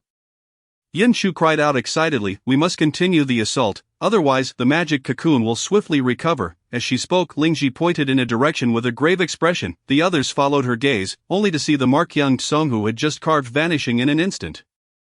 Subsequently, an even colder and more terrifying aura erupted violently. Just as this aura surged, a brilliant azure swordlight, akin to a thread in the sky, accompanied by an overwhelming sword force, fell upon the black cocoon, forcefully interrupting its rising momentum. This sword light emanated from Qingye's hand, though her cultivation was not as deep as Yang Songhu's. The sword technique she practiced, the sword transformation divine method, was a sacred grade cultivation technique. The power of her sword far surpassed the lethality of Yang Songhu's strike. It was this very sword that caused Yen Ruli, who was hidden within the colossal black cocoon, to suffer a grievous blow. At this crucial moment, his technique was forcibly interrupted, and he couldn't help but spit out a mouthful of pitch-black blood. At this moment, one side of Yen Ruli's face was already covered in dark dragon scales. Making his countenance look exceptionally grotesque and terrifying, he emitted a low growl from his throat. Simultaneously, outside, four black vines suddenly erupted from the surface of the massive black cocoon like lightning, racing through the air with astonishing speed. Lunging directly at Ching Yai in an instant, the numerous women present could not help but cry out in alarm, "Second sister, be careful," as the cries rang out, for sharp sword energy shot into the sky almost simultaneously. Attempting to intercept the four ferocious black vines, however, it was evident that the attacks they hastily unleashed were far from sufficient to halt the oncoming assault. When Qingyi faced the four enormous black vines, which resembled ghostly arms surging towards her, a grave expression flickered across her usually calm face. With nowhere to evade, she resolutely swung her sword, unleashing a circular strike with unyielding momentum, holding nothing back. In an instant, the azure sword light collided with the four clawing black vines. Sizzle, sizzle, sizzle, a series of sparks erupted. The black vines were unexpectedly so resilient. However, after Qingyi's strike failed to yield results, the four black vines surged towards her, swiftly ensnaring her delicate figure. Then, the vines tightened abruptly, preparing to drag Qingyi back into the black cocoon. Second sister, Miss Qing. Several Qi manipulation realm cultivators were frantic, soaring into the air towards the black vines that were pulling Qingyi toward the cocoon. Yet, one person's movements were faster than theirs. A figure, enveloped in a dazzling light of black, blue, and purple, streaked through the air like lightning, darting past them in an instant. Young master, the women cried out in excitement upon seeing Ji Chen take action. At this moment, Ji Chen, replenished by the powerful spiritual energy of his essence, had returned to his peak strength. He summoned all his power, his eyes shimmering with a deep icy blue glow, as the mysterious black patterns on his body pulsed with the rhythm of his muscles. The sword in his hand radiated an overwhelming heat, charged with a devastating aura, striking towards the rapidly shortening black vines. The once indestructible black vines shattered under Ji Chen's violet sword light, disintegrating into countless dark fragments that scattered downwards. Ji Chen swiftly caught the falling Qingyi, exerting his strength to tear apart the vines that bound her. At that moment, a single, massive black vine, 10 times thicker than before, surged forth from the cocoon, sweeping across. Ji Chen's eyes narrowed, and he immediately pushed Qingyi away, his own aura surging as he swung his sword towards the colossal black vine. However, this time, the black vine struck like a whip, shattering his sword. As the black vine approached Ji Chen, its tip suddenly opened, transforming into a massive mouth composed of countless tendrils, swallowing Ji Chen whole. Subsequently, the black vine rapidly retracted, pulling him back into the cocoon. Meanwhile, a surge of demonic energy swirled around the cocoon, forming a barrier. Chapter 78, The Terrifying Yan Ruli.